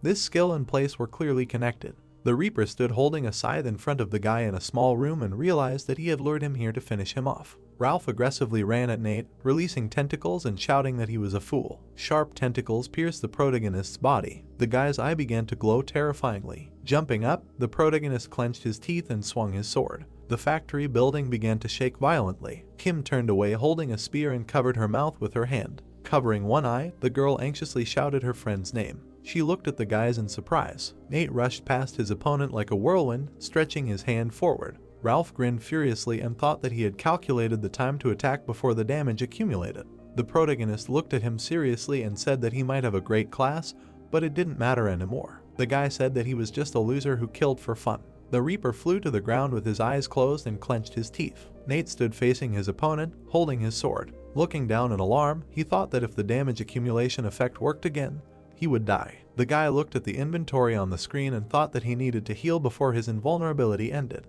He stood with his head down in front of his opponent lying on the ground. The Reaper looked at him, grinning. Steve quickly jumped up and swung his weapon. The protagonist turned around in alarm and clenched his teeth. He looked at the guy flying at him with a blade and realized that it was a poison dagger skill. Many chains appeared around the Reaper's body. Nate looked at the approaching dagger in fear. The chains pulled the screaming guy back. Kim stood there holding a spear in front of the enemy. She looked at him seriously and pulled the spear out at the guy and used the Labyrinth Master skill. The girl frowned and shouted that he had lost. He could give up. His weapon was destroyed. He wouldn't be able to fight for a while. Kim stood in front of the chain guy and said that if he fought without a weapon, he would die. Did he really want to sacrifice himself for nothing? Steve grinned and angrily said that if they were planning to kill him, they should do it faster. They had won, so they should kill him. The girl frowned and looked at him. She raised the sparkling spear and said that if he wanted it, then so be it. The protagonist looked at her in surprise and asked her to stop. He looked away from the girl in alarm and suggested asking him about chaos first, because the guild leader said that the chaos members might know something. Kim looked at her friend with displeasure and, clutching her stomach with her hand, asked if he really thought that he would answer only because they asked him. Steve looked at the disgruntled girl and said that if she asked, he would answer. He smirked and said that he could only tell her to go to hell. Nate kicked him in the face with all his might. He looked at the guy seriously and said that if he called her that again, he would find the most painful way to finish him off. The Reaper frowned at him. The protagonist brought the saber to his opponent's face and indignantly asked what goals he and Chaos were pursuing, what they needed, why they were killing people. Steve sat in front of the guy displeased and asked how many times he could ask this question, because they wanted to win. He looked away and said that the leader of Chaos had a slightly different goal. The protagonist looked at him embarrassedly and asked what that goal was. The guy sat on the floor and told them that this fool was richer than they could imagine. He would not have gotten involved in all this for 20 million won. The Reaper frowned and said that if it wasn't for fun, then it had other goals that weren't related to money. Kim looked at him warily and said that maybe he wanted the wish that would come with winning the horizon, or that he wanted something that money couldn't buy, like eternal life or eternal youth. The girl looked around the room and suggested that maybe he wanted to be with his late wife again. The protagonist looked down in alarm and wondered what all this could mean. That Chaos wanted the horizon to be successful, Peter didn't want to let that happen. Frowning, he thought about how this game wasn't just a competition between players, it seemed like it was all rigged. Nate pictured the guys standing there, facing away from each other. He looked at Steve and asked why he wanted to win, for the money or for the wish to come true. The guy looked up and said he didn't know, hadn't thought about it yet. Kim looked at him with displeasure and said that he was a fool. The Reaper sat on the floor, bending his knee, and said that this was a competition, a game of survival, so he was trying to get rid of competitors. There was nothing to think about. He smiled evilly and asked if the guys could afford such carefree thoughts, since they lived comfortably and ate well. The protagonist looked at him in surprise. Steve sat in front of the dissatisfied guys and told them that from the very birth he had to fight to survive. Such were the rules in the orphanage where he grew up, and such are the rules in the whole world. The Chained Reaper sadly lowered his head and said that if you do not go over the heads, then you yourself will become a stepping stone for someone, so he destroyed them. This was the only way he himself could survive. Kim stood next to her friend and asked what orphanage he was in, and what his words about fighting for survival meant. Steve looked at the girl and replied that those who did not grow up there do not know that this place is hell. Dozens of children fight for a place to sleep, because there is little of it.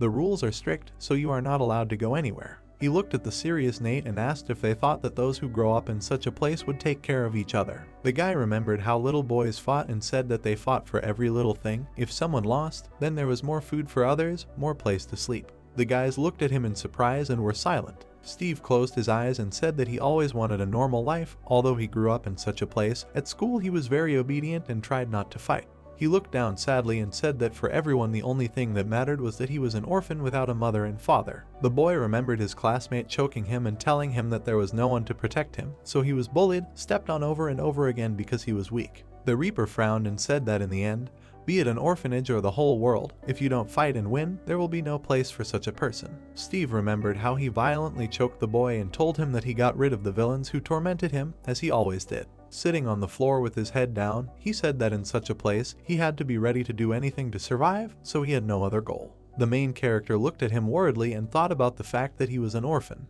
The boy imagined how he menacingly looked at the beaten Charlie with a bloody fist and decided that they were similar. Nate stood with a frown on his face with his hand outstretched and thought that if he too had no one, he would do the same. He held the sword handle tightly. Kim looked at her friend in surprise and asked what was wrong with him. Frowning, Steve silently looked at the guys. He clenched his fist and used the skill. The guy created a huge monster in front of the guys, activating the coming of the Dark Reaper. The main character looked at the monster in fear and held the sword. The enemy swung his weapon. The Reaper looked in surprise at the scythe that had pierced him. The guys looked at him in shock and discussed the fact that he had wounded himself with his own skill. A stream of energy emanated from the guy's wound. The symbol on his chest began to glow. Steve stood in front of the guys, emitting energy, and created a door behind him. Nate, gritting his teeth, looked at him and wondered what this black door meant. He looked at the reincarnated guy with a circle above his head and thought that this was a transcendental class. Steve stretched out his hand to the side and took a huge scythe. He swung his weapon and many lightning bolts appeared.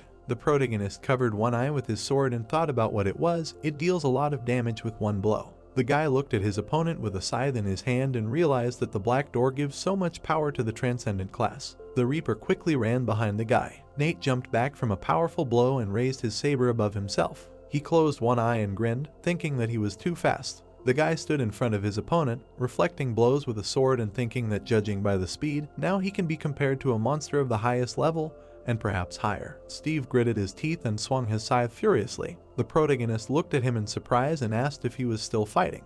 He watched as the opponent jumped above him, crossing his arms, and thought that he was too strong. At this rate, he would lose. Kim frowned and took the key out of her inventory. She remembered Nate looking at her and saying that they had no reason to risk their lives, so if anything, let her use the item he gave her. The girl pulled the key forward and mentally used the item key to the midday room. The Reaper grinned furiously and swung his scythe. The main character jumped up and suddenly moved to another room with his friend. The guy looked forward in surprise and asked if this was really the midday room. Kim scratched her chin and closed her eyes and said that fortunately she had managed to do everything. Apparently they understand each other's thoughts even on the battlefield. She looked at her confused friend and asked if she had interrupted him. He did not want to fight further. Nate put his hand to his chin and said that if they continued fighting, they would have destroyed the construction site and the noise could attract people. The girl looked at the beautiful midday room and said that apparently this strange form of his is a transcendental class. The protagonist put his hand to his chin and turned away, saying that he couldn't believe that the Reaper knew how to open the black door. Kim sat on the bed and, lowering her head, said that they should stay here for now. Time will pass and he will eventually leave.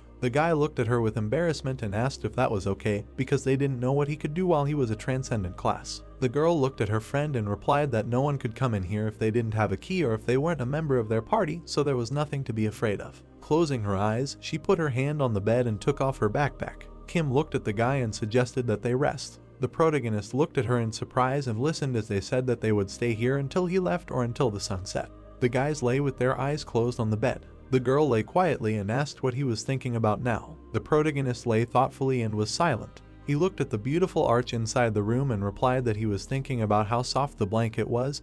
He would sleep better on it. Maybe he should take it with him. The guy lay and looked at the ceiling, saying that he was really thinking about the black door and the transcendent class. He remembered Steve stabbing himself in the chest with a scythe and saying that he had stabbed himself before opening the black door, and then he had moved on to the transcendent class. Sitting on the bed, Nate put his hand to his chest and said that maybe suicide was a way to reach the transcendent class. Kim turned to his friend and asked if he was going to try this guess on himself. The guy sat holding his chest and smiling and replied that he was afraid. He clenched his fist and looked at it and said that given the peculiarities of the plot monsters, each class could have its own key to transcendence. The protagonist introduced a knight stretching out his hand to the monster and said that he didn't remember the exact ending of the story for the Reaper class, but it was about sacrificing himself to satisfy the contract with the realm of the dead.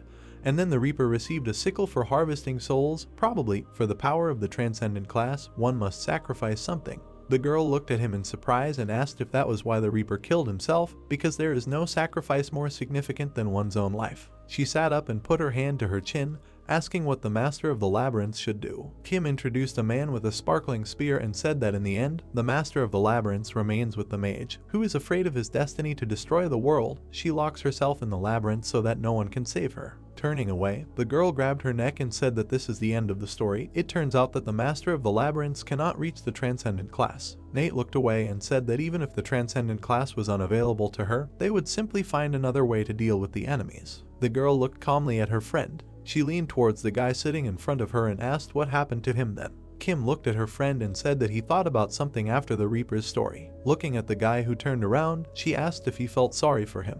The main character turned around and smilingly replied that no matter what his past was, he was a killer now. The guy sat with his hands clasped and smilingly said that he was just a little surprised. Steve was an orphan and he also lost his parents. He looked down and said that that's why he thought he could end up like that too. Nate imagined himself furiously standing on corpses and said that he could kill all those who mocked him, become a monster who hates the whole world. The girl looked at him in surprise. The main character lay on his side, put his hand under his head and said that that was why he froze, that's all. The girlfriend calmly sighed and said that it was nothing, he was thinking too much. The guy looked ahead in surprise. The girl hugged the guy from behind and, closing her eyes, said that he had not become like the Reaper. She opened her eyes and said that he was a very good person, only about 15% worse than her. Nate blushed and, smiling, asked where such an exact figure came from. He looked down, embarrassed. Turning away, the guy said that he was glad he met Kim. The main character imagined how he angrily stood over the beaten guy and said that if they had not met, he probably would not have changed at all or would have caused trouble for the sake of revenge. The guys were lying on the bed and the guy said that he was truly grateful that she existed. The girl looked at him, embarrassed. Nate closed his eyes and, smiling, asked if she wanted him to buy her strawberry milk again as a token of gratitude. Kim looked at him seriously and said that she didn't want to. She hovered over the guy and said that she didn't have to say anything at all, but he had to prove it with his actions. The main character looked at her in surprise and asked how to do it. The girl came closer to the guy's face and holding his shoulders asked if she needed to explain everything to him. They could only do one thing now. Nate watched as she came closer and called his name. Kim parted her lips and lowered herself to the guy. Sitting on her friend, she lowered herself to his ear and asked him to let her win the event. The guy smiled confusedly and asked what she was talking about. The girl smiled embarrassedly and put her hand to her cheek. She sat on the other side of the bed and, while getting dressed, said that if he let her win, she would thank him later. The main character stared at the ceiling and said that even if he didn't thank him, he would achieve first place in the horizon. The guy silently looked away. He sat on the edge of the bed, clasping his hands, and said that he had a proposition. Nate looked at the walls in the room and said that something like this had happened before. The plot takes us to the city and shows many houses. The barista in the coffee shop stood behind the bar and wiped it. Peter looked at the guys in shock and raised his hands and asked if they really wanted to take him to the party. The main character and his girlfriend were sitting at the table opposite the surprised guy. The guy put his hands forward and, in a state of shock, said that they were inviting him, a coward who did not know how to play, to a high-ranking party. Kim looked at the guy and said that he was indeed a coward and his stats were terrible, but an adventurer in a party is very useful in quests. She looked at the surprised guy and said that, in addition, they would be able to take quests for 3 people, so he should join and help. Peter lowered his head, scratched the back of his head and answered that he didn't know anything. That wasn't what he was hoping for. He raised his hand and, closing his eyes, asked Nate if he remembered what he had told him last time, how he had been able to come to such a decision after those words. The girl sat calmly opposite him and said that if he was talking about preventing the horizon, then her friend had already told her everything. She clasped her hands on the table and, closing her eyes, said that they weren't convinced, that she didn't know exactly what the horizon was, and that she couldn't just give up on winning the event. Frowning, the girl pointed her finger at him and said that they didn't trust him, that if he wanted them to prevent the horizon, he had to fight alongside them, that they had to trust each other. Peter crossed his arms and frowned and answered that she was contradicting herself, but that there was a point to it. He looked at the guys in surprise and asked how they could just decide to invite him to a party they didn't even know him. The main character looked at him in confusion and said that they decided to sort it out later. He looked at the surprised guy and said that he was not a threat to them, with his class and characteristics. Besides, he was not a placeholder and not from chaos, so he could be invited to their party. Putting his hands on the table,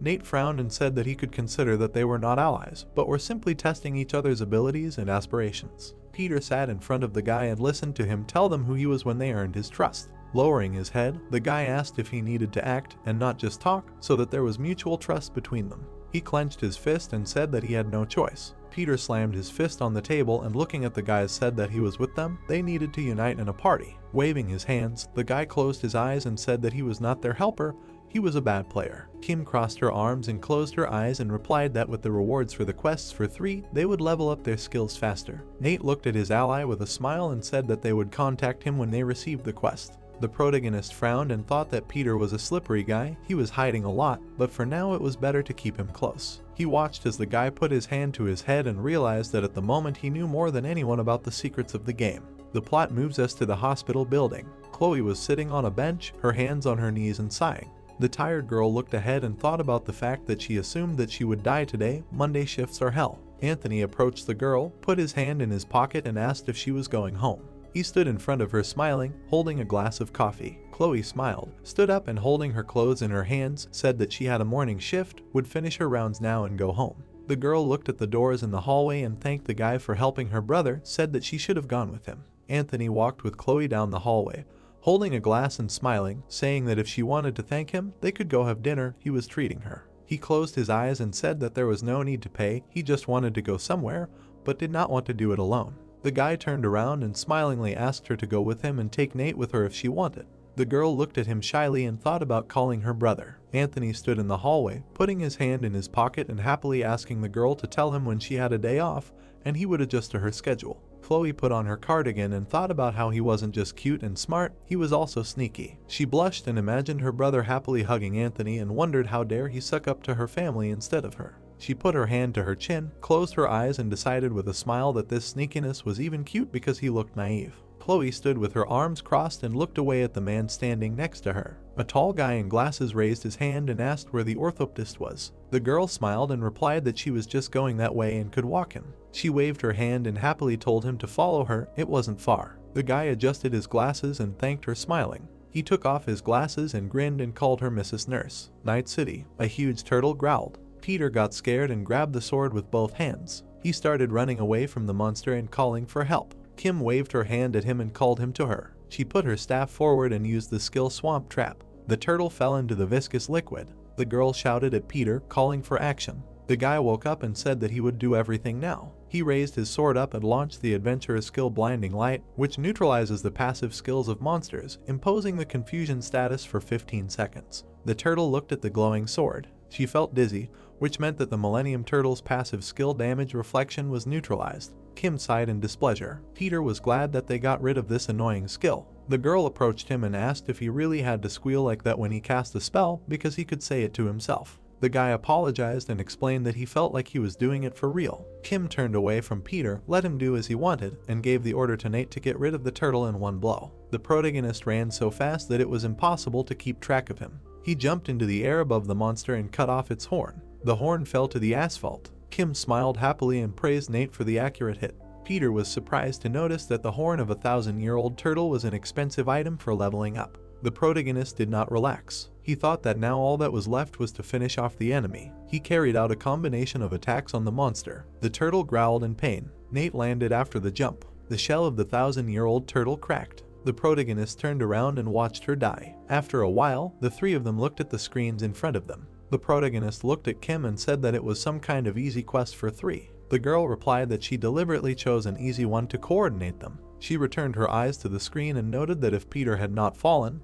they would have finished the quest without taking any damage. Peter apologized. He felt awkward. Kim thought about it and asked what reward they should choose. She thought that selling the horn of the 1,000-year-old turtle would make up for her financial losses, so she was thinking about choosing glasses. Peter raised his hand and said that he had an idea. He put his index finger forward and suggested choosing a random loot box. Nate and Kim looked at him doubtfully. The girl frowned and asked if he really liked gambling.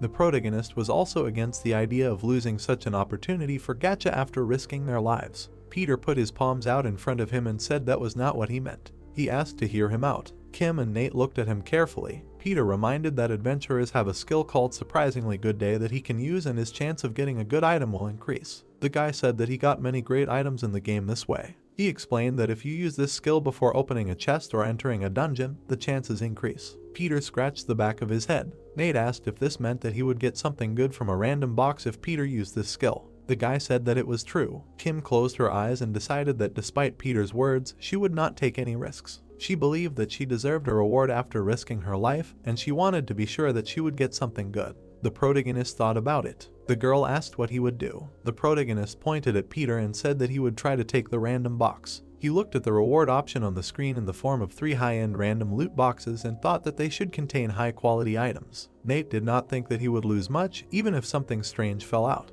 He looked at Kim and added that in any case, it would be a high-end item that could be exchanged for a good price or exchanged for another item. The girl sighed and accepted his position, saying that he could do as he wanted. She hoped that Nate would get something good if he was lucky. The city became completely dark. Kim asked the protagonist to call her before he started crying if he got something bad. The protagonist assured that he would not cry. Nate's house. The guy teleported to the landing. He opened the system window, thought that his sister was probably already asleep, and decided to choose a reward and go home. Nate opened the inventory and spoke the command to select an item, a high-quality random loot box. A levitating cube appeared in his hands. He hoped that something at least slightly useful would fall out. The guy was shocked. His mouth opened in surprise. In his hands was a black and red dagger. It was a special Avenger weapon, a dagger of retribution. It increases the effect of the Avenger's skills by 80% and the duration of passive skills. Nate looked at the weapon and said it was amazing. It was so rare that he had already despaired of finding it in the game. The protagonist began to dance on the spot with delight and thank the god of gacha. Now he believed that the random loot box was the best.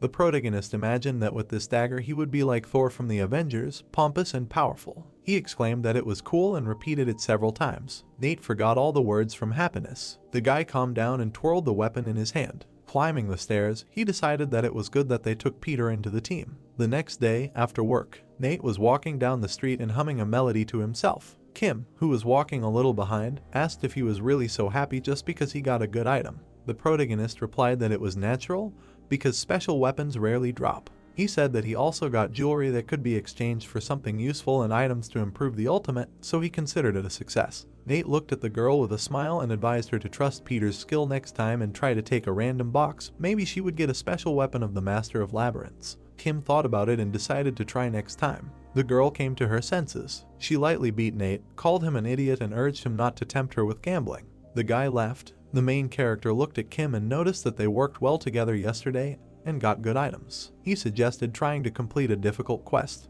The girl sighed and said that she would have chosen a difficult one even without his words. She also wanted to see how she pumped up her skills. Kim tapped Nate on the shoulder and incidentally asked if he was busy tonight. She said that she and Lila were going to watch a movie and suggested that he go with them. The guy looked ahead at the buildings in front of them and said that it was unlikely that would work since he and Chloe hadn't had a barbecue in a long time, so they decided to do it today. Kim called him a henpecked sister, said that everything was clear with him, and said goodbye. They parted ways at the corner of the street. The protagonist took out his phone. He looked at the device and thought that, given that he had an item that gave a buff to skills, if he could calculate everything he could, he would start using other skills that he hadn't used before. Multiplying the numbers with a calculator, Nate calculated that with an attack power of 280 with a dagger, it increased to 504. This meant that he could increase the power of all skills. The protagonist walked along the road and thought about whether he should calculate the damage of all the skills he was currently using. He figured that the total damage could be more than his ultimate. The protagonist suddenly had the idea that he might be able to hurt even the transcendental class. Suddenly his stomach growled. Nate's face darkened. He didn't understand why he was so hungry, and even though he hadn't attended any extra classes for a long time, he still ate some bread after lunch. The protagonist noticed that the sun was starting to set and decided that he needed to hurry home and ask his sister to have dinner early. The guy came home. He hurried down the hallway. Then he opened the door and announced that he was home. But there was no one in the apartment. The protagonist dropped his bag and assumed that she hadn't returned yet. However, he remembered that Chloe had said that she would be back early today. The guy knocked on his sister's door and asked if she was there. He looked inside, thinking that Chloe had fallen asleep. Nate was horrified by what he saw. He saw a knife stuck in there. This knife was holding a note on the table. On the calendar's tier it was written that if the protagonist wanted his sister to be safe, he had to use the key that was lying nearby. The protagonist picked up the key and thought it was a letter from the kidnapper. He noticed that Chloe's phone was there too. Looking at the key, Nate was surprised because it was an item from the game. The item was called Key to the Midday Room for Invited Guests. It could only be used once, after which it was supposed to disappear. Nate knelt down silently. His face darkened because he knew exactly who could do such a thing. The guy started to get angry. He was furious, remembering the Chaos Guild. A beautiful stained glass window, an exquisite chandelier hung in the room behind it. A smiling guy was sitting on one of the chairs. Nate teleported into the room. Jun, still glued to his phone, noticed the protagonist's arrival. He thought Mr. Nate would be here sooner. The protagonist, with an evil expression on his face, asked where his sister was. His interlocutor continued to play on his phone. He apologized and asked to wait a bit as he was busy at the moment. Jun deftly moved his fingers. He explained that if he completed this quest, his rank would increase. This man knew that Nate understood how important it was to increase his rank, because he was also a player. The protagonist knocked the phone out of his hands. The device bounced across the floor. He looked down at Jun and declared that if he had to repeat the question one more time, he would kill him. The guy with a killer's look asked where his sister was. Jun grinned evilly. He sat up straight in his chair and looked at Nate. Adjusting his hair, he pointed out that he had asked to wait. Jun picked up his phone. He pressed something on it. Jun threw the device to the protagonist and asked him to look at the screen. The protagonist looked closely. He saw Chloe. His interlocutor explained that his sister was in his car in the underground parking lot. Jun said that he used a special object to put her to sleep, but assured her that she would wake up soon. He pointed to the side and said that if Nate got out of here, he would easily find her. But to do this, he first had to defeat Jun. The protagonist darkened. He asked his interlocutor why he was doing this, because his sister was an ordinary person who did not know about the game. Jun smirked and answered that this was exactly why she was still alive, because if Chloe were a player, he would have already killed her. Nate clenched his fingers into a fist. Jun believed that if he had not kidnapped his sister, he would not have come here. The protagonist frowned and asked if Kaiser was behind all this. Jun closed his eyes and replied that Kaiser had nothing to do with it and that he had made it all up himself. He looked at Nate and admitted that he was the one who told him about the protagonist and his sister. The protagonist was angry. Jun hid his hands in his pockets. The protagonist asked what Jun wanted from him, why he needed him, and for what reason he had kidnapped his sister. His interlocutor answered with a smile that there was no special reason and that he just needed Nate to die. An axe-wielding killer appeared behind the protagonist. The guy turned around. Jun promised that if he didn't twitch, his sister would remain unharmed. He tilted his head to the side, warned that if Nate tried to resist, his sister would be finished too, and hoped that the protagonist understood everything. The protagonist's face darkened. He asked if this was really what Chaos did. Jun put his hand to his chin and noted that Nate shouldn't be surprised, since they were players and this was just a way to get rid of the competition and rise to a higher rank. He narrowed his eyes and said that for this reason they would kill the protagonist. The Chaos member also asked Nate not to be offended, since he did not wish him harm. The protagonist remained silent. Without raising his head, he agreed to do as Jun wanted. He pulled off his tie and declared that from now on he would play by Chaos rules, destroy it, and become the best player. His interlocutor smiled evilly. The man with the axe, Kurt, snuck up from behind. He hit the place where the protagonist was standing and demanded that he stop raving. Nate jumped behind him. He took out his weapon and used his skill. The time for revenge comes when the enemy is still alive. The protagonist quickly ran between Kurt and Jun. Kurt did not expect such speed and cursed. As he ran, the protagonist thought that there were two enemies and one of them was a butcher. He didn't know Jun's class, but he knew that it would be difficult to deal with two at once anyway. The guy compared the three of them to figurines and decided that he had to be faster to destroy their formation. He couldn't let them attack at the same time. Nate was surprised and stood still. He felt something sucking his leg. The protagonist quickly looked to the side. Thanks to this, he managed to block Jun's attack. The protagonist frowned. He assumed that the trickster was in front of him, the same support class with strange skills. Jun snapped his fingers, which activated the substitution skill. Kurt suddenly appeared in his place. Nate gritted his teeth. He didn't expect the trickster to use the skill to switch places with the butcher. While Kurt was diving, he used the bone breaker skill. He attacked and the space was cut by many blows. The protagonist closed one eye, trying to cope with the pressure. He counterattacked with an upward slash. Kurt took some damage. Then he began to dissolve. Nate tensed up when he saw him disappear. The protagonist looked at Jun and wondered if that was really the vanish skill. The trickster was smirking, holding his sword in front of him. His class skill Vanish allows the player or a member of his team to become invisible for 2 seconds. While invisible, it is impossible to attack or be attacked. Kurt appeared behind Jun, who reminded him that if he was too aggressive, the Avenger would attack back. A stream of blood ran down the butcher's face. He urged Jun to shut up and worry about himself since he was too slow. Nate took the break to catch his breath. He thought about the fact that he was fighting a trickster and a butcher who specialized in dealing damage. However, most of the trickster's skills involved teleportation, and the protagonist knew that it would be difficult to deal with them. The protagonist looked at his enemies and decided that he would have to deal with them one by one. He wondered who would be easier to get rid of and soon made his choice. The guy took the sword with both hands and rushed towards his opponent, deciding that it was time. Kurt got angry and demanded that Jun shut up when he said that Nate chose the butcher and asked him not to screw up this time. The protagonist attacked, and the butcher parried the blow. The opponents carried out attacks on each other, but they did not reach their target. Jun appeared on the ceiling. He was surrounded by playing cards, and he used the skill card trick. Cardboard cards rained down on Nate. The protagonist looked ahead from under his brows. Kurt was about to deliver the decisive blow to him.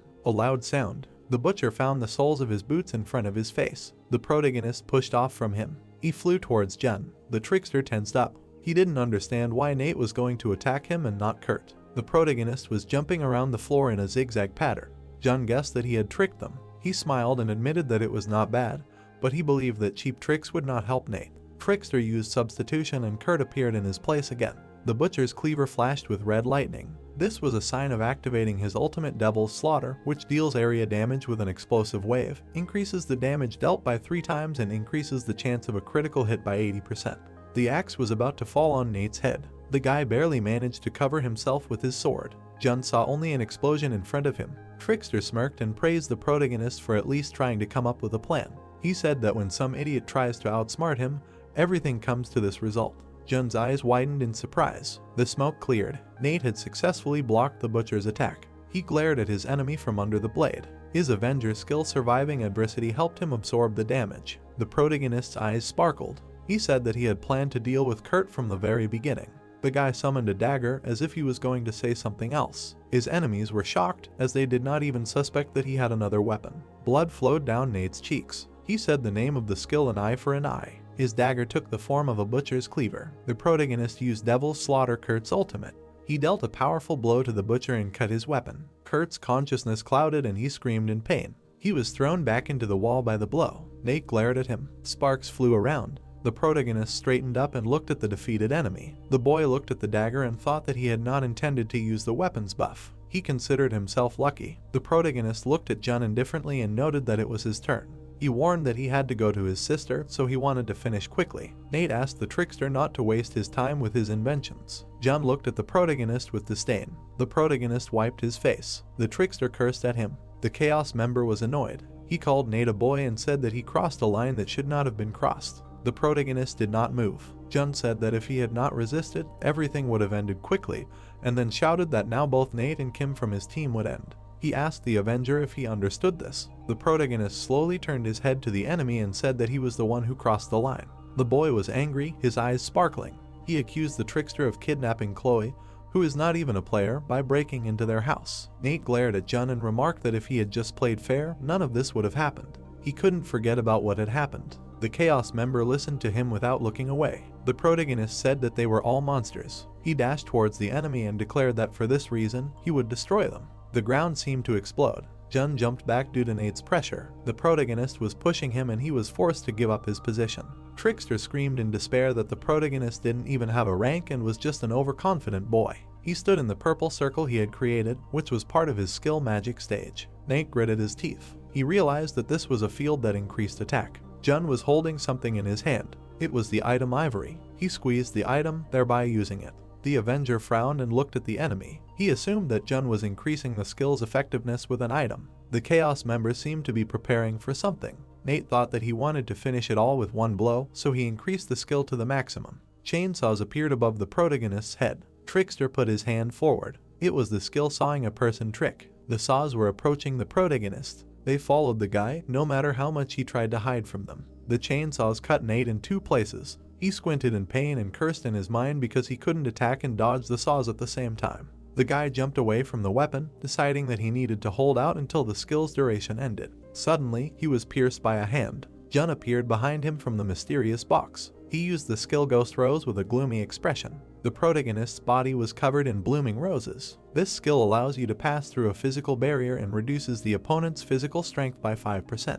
Nate screamed. He swung his sword behind him, and the trickster had to step back. Jun smiled. A moment later, he disappeared. The Avenger tensed. He knew it was vanishing. The protagonist opened his inventory, thinking that this would give him time to use the panacea. Disappointment awaited him. The inventory was empty and the panacea had disappeared somewhere. Jun showed him the bottle and asked if this was what he was looking for. He tossed the potion in his hand, as if completing a circus trick. Nate was shocked. He thought it was a sleight of hand skill. The Chaos member held the panacea at arm's length, and then used it. He clenched his palm and his entire body was surrounded by a glow. The protagonist was in a stupor. He knew that sleight of hand could steal an opponent's item, and guessed that Jun had used the ivory to increase his chances of success. Trickster smiled and noted that he had fully recovered thanks to Nate, although he thought it was of little use since he was not seriously injured. He looked at the injured protagonist and asked how much strength he had left. Jun guessed that he had half or less. He had a villainous aura about him. The Chaos member said that it didn't matter anyway since they would be gone in a minute. Nate tensed up and admitted that he was right about that.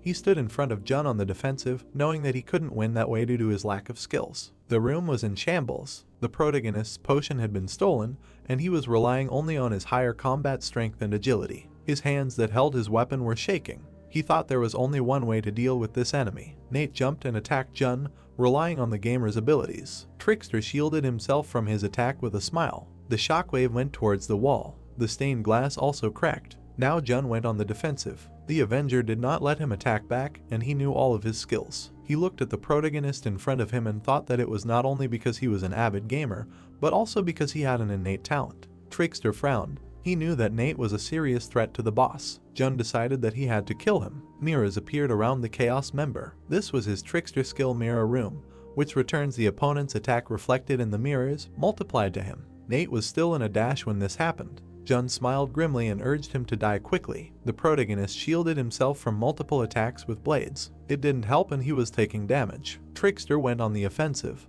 He laughed and wished death to the Avenger, but his opponent crushed the mirrors with a circular motion. Nate looked at the enemy with confidence and declared that he would not die so easily. His passive skill Flower Blooming at Sunset was activated, which increases attack by 54% and gives invulnerability for 10 seconds when health falls below 20%.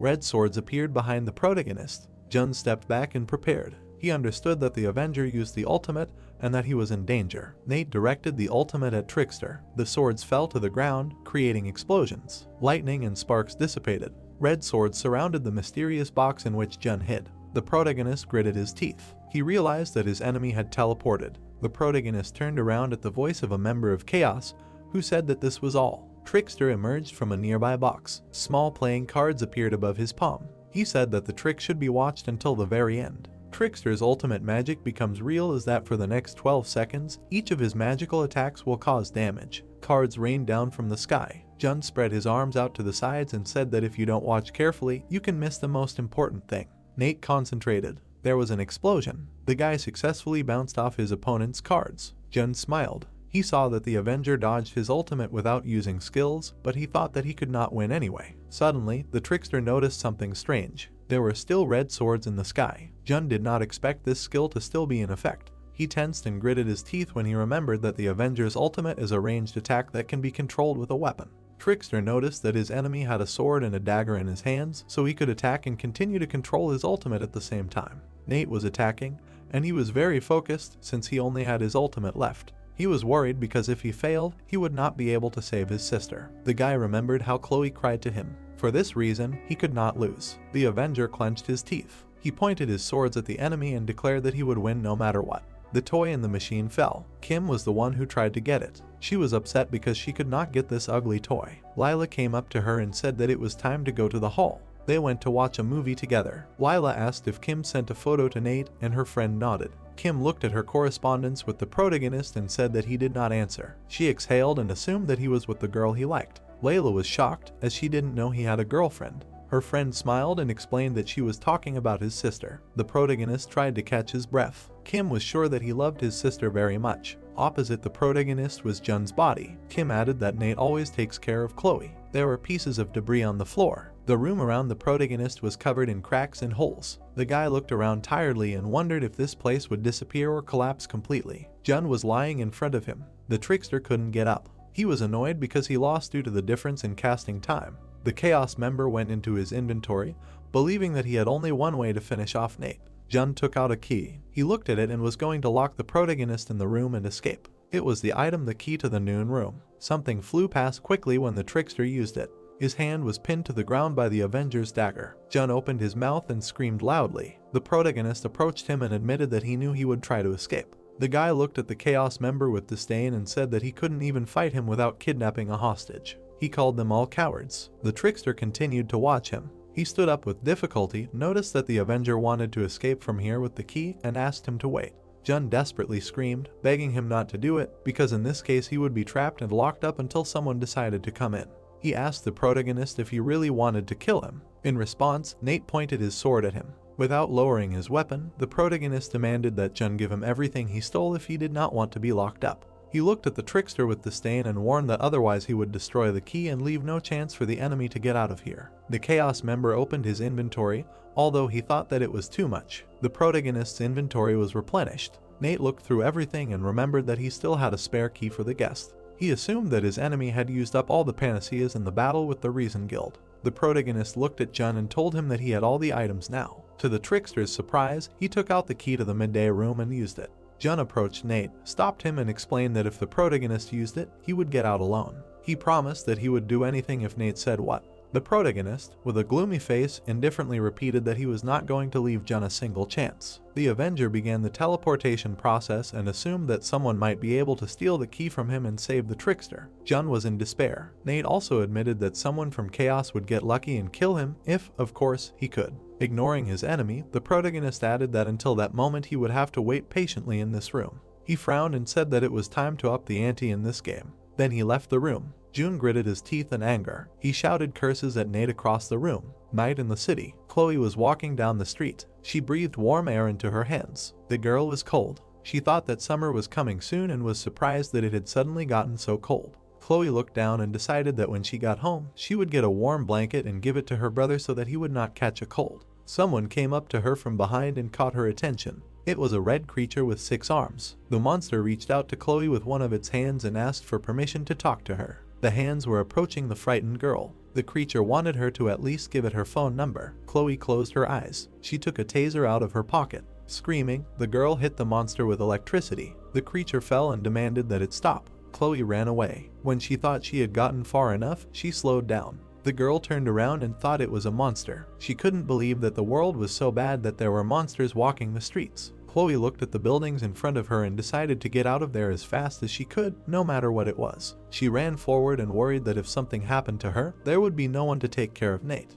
The girl saw something strange and stopped. There were figures of 2 people in front of her. They were a man and a woman, and Chloe recognized them. She came closer, but she couldn't believe her eyes. Mom and Dad were smiling, looking at her. Then they turned away and walked away. Chloe leaned forward, begging them not to go. The taser fell to the floor. The girl reached out to her parents and asked them to stay. Mom and Dad didn't hear and continued to move away. Chloe screamed at them not to leave her alone again. She ran after them and admitted that it was very difficult for her to live alone. It seemed as if Chloe had become a high school student while running. She screamed that she needed to earn money and take care of Nate. Chloe turned into a girl who begged her mom and dad not to leave. Her parents ignored her pleas to stay. Her brother sat on the pavement behind her and called her. He asked her with a sad face what was wrong and was afraid that she was leaving too. The girl stopped. Chloe returned to her previous age and wiped away her tears. She turned to Nate with a smile and asked what he was doing there. The girl extended her arms to her brother and assured him that she was not going anywhere. She picked up the boy in her arms and said that they would eat fried meat today,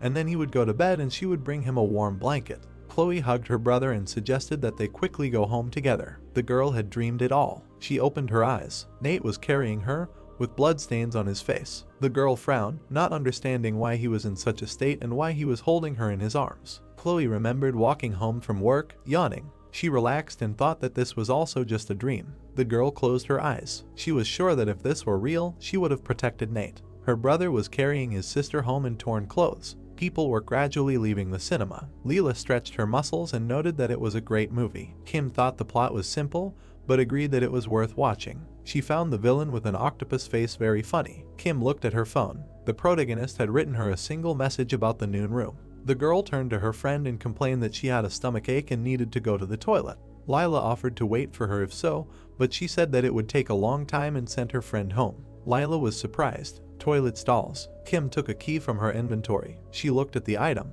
It was the key to the midday room and was intended only for the party. The key lit up when Kim decided to use it. Teleportation began. Soon she got to the place where the wounded Nate was sitting on the floor. The girl was very scared and worried, not understanding what happened to him and why he was covered in blood. She had to close her eyes when she heard someone screaming. It was Peter, who almost fainted from the sight of blood. Kim noticed that Nate was texting him too. She looked at the protagonist with concern and asked what happened. She assumed that Ralph had found him again. The Avenger looked at her and asked her to cure him, and promised to tell her everything later. Kim came to her senses and began to heal. The stained glass here was exactly the same as in the room the protagonist had recently destroyed. The girl pointed a staff at Nate to heal. The protagonist looked away. Kim asked why he had fought 2 members of Chaos alone and had not told her. The guy apologized and explained that he was not in the mood. Peter was unhappy. The main thing for the girl was that Nate and his sister were already safe. The protagonist stood up and, by the way, told her that he had received some strange items from Chaos.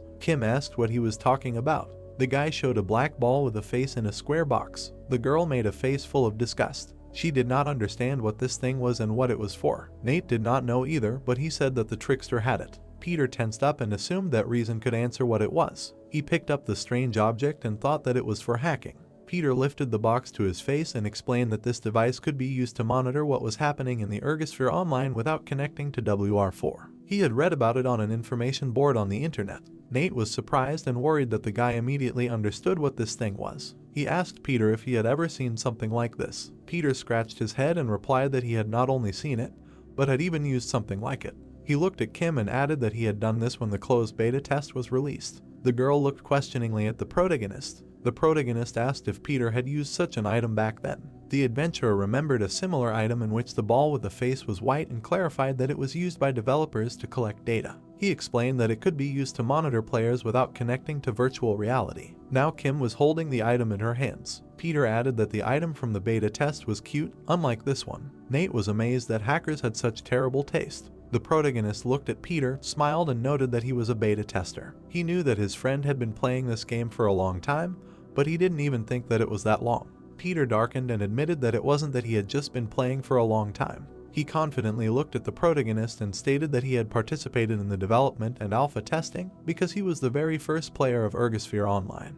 Kim and Nate were surprised. There was silence. The protagonist leaned forward and asked if Peter was really an alpha tester. Kim thought that the alpha was tested by the developers themselves. Peter looked at her and replied that usually it was like that, but with Ergosphere Online everything was a little different.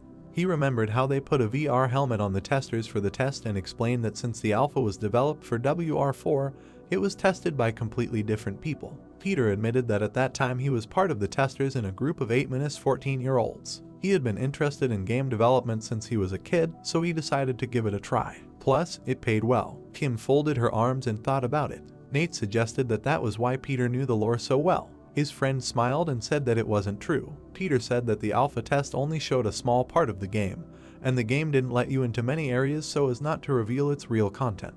People only tested the technical part, so the guy didn't know everything. Peter smiled and concluded that that was why he knew the lore so well. Kim and Nate were disappointed. The protagonist put his finger to his mouth and thought about it. He waved his hand and asked if the developers said anything during the alpha test about people becoming their characters or something like that. Peter scratched his head and said that he was very young then. He admitted that they didn't communicate much with the developers. Then the guy frowned. Peter remembered the people he had come into contact with, especially the one in the white coat who had helped him later. He looked at Nate and said he couldn't remember anything because he was too young. The protagonist looked at him with disbelief. Kim turned to the protagonist and asked why Chaos had targeted him specifically. She asked him if he thought the enemy had noticed that they were working with the Reason Guild. Nate folded his arms and suggested that Ron had decided to take revenge on him. Kim was amazed at such dedication. The protagonist looked at his comrades and noted that they needed to be careful as it seemed that Chaos was hunting them. Peter was scared for himself when he heard about the hunt. The girl turned to him and explained that he hadn't met any Chaos members yet, so he was fine and no one had ever seen them together. Kim added that an adventurer wasn't the biggest threat. Peter was outraged at how mean she was. Night, lights were on in some apartments. The protagonist's house. The protagonist, as usual, teleported to the stairs. He looked at his phone and noticed that it was already 8 o'clock, which meant that Chloe should have woken up by now. Nate put the phone away and thought about whether she was okay. He hoped that those items and skills had no consequences. The protagonist did not want to imagine what would happen if his sister remembered the moment of her abduction, because then she would have psychological trauma. The guy closed his eyes. He reached for the door handle with a trembling hand, mentally asking for everything to be okay. Nate entered and announced to Chloe that he was home. His sister turned around and called out to him. She was walking around the apartment in an apron and was indignant at her brother's late arrival. The girl frowned and reminded him that she asked him to come early for dinner, after which she sent Nate to quickly wash his hands. The guy scratched his head and hesitantly asked his sister if she was sick since she was sleeping so soundly. Chloe looked at him in surprise and wondered if she was sick. She put her hand to her chin and said that she just came home from work and passed out. The girl thought that nothing special had happened. Chloe's expression darkened and suggested that it was because she had been working a lot in the last couple of days. She complained that she had been having nightmares. Nate's sister turned to her brother and asked him not to worry. She smiled and showed him a package of premium beef. The protagonist picked it up and his eyes widened in surprise. He knew it was very expensive and was shocked that they could afford it. Chloe laughed and boasted that she had a lot of money, more than usual. Nate relaxed. The sister said that if this was decided, the protagonist should go wash his hands and they would have dinner. The light was on in their apartment. The protagonist was very glad that his sister had not changed. Deep night. A stone golem was exploding the ground. A man dodged its attacks. He jumped into the air above the golem. It was Ron. He was aiming at the enemy with the executioner's special weapon, the crossbow of inevitability. The crossbow increases attack power if the target is close and shoots homing projectiles from a certain distance.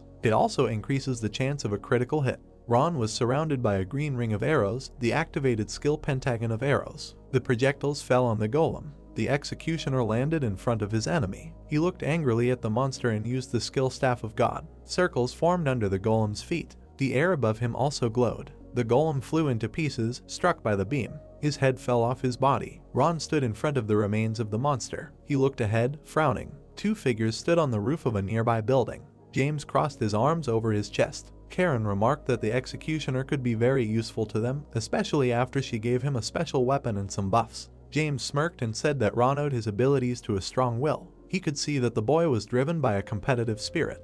James looked ahead and dreamed that when they created a new world, they would need people like the executioner, people who were willing to fight for what they wanted, no matter what. Karen looked at James and clarified that he really wanted to create a world where everyone had a chance to compete with each other equally. The boy narrowed his eyes and confirmed. He thought the world was too kind to slackers. James imagined a disaster created by one person and declared that they did not need people who were dependent on the existing system. He didn't mind being called a villain, but he believed that the world needed people who could draw attention to themselves. James saw himself in iron armor and a cloak. He wanted everyone to fight equally in the new world and receive rewards according to their abilities, because he believed that the classic game world was much more fun than the real one. Karen looked at him and didn't know what to say. James put his hand on his hip and incidentally remembered that June was supposed to call him today, but he never did. The girl guessed that he was talking about that perverted trickster. James's face darkened. Karen said that June hadn't called her either. She looked at the team list, where the trickster was still present, which meant that he was alive.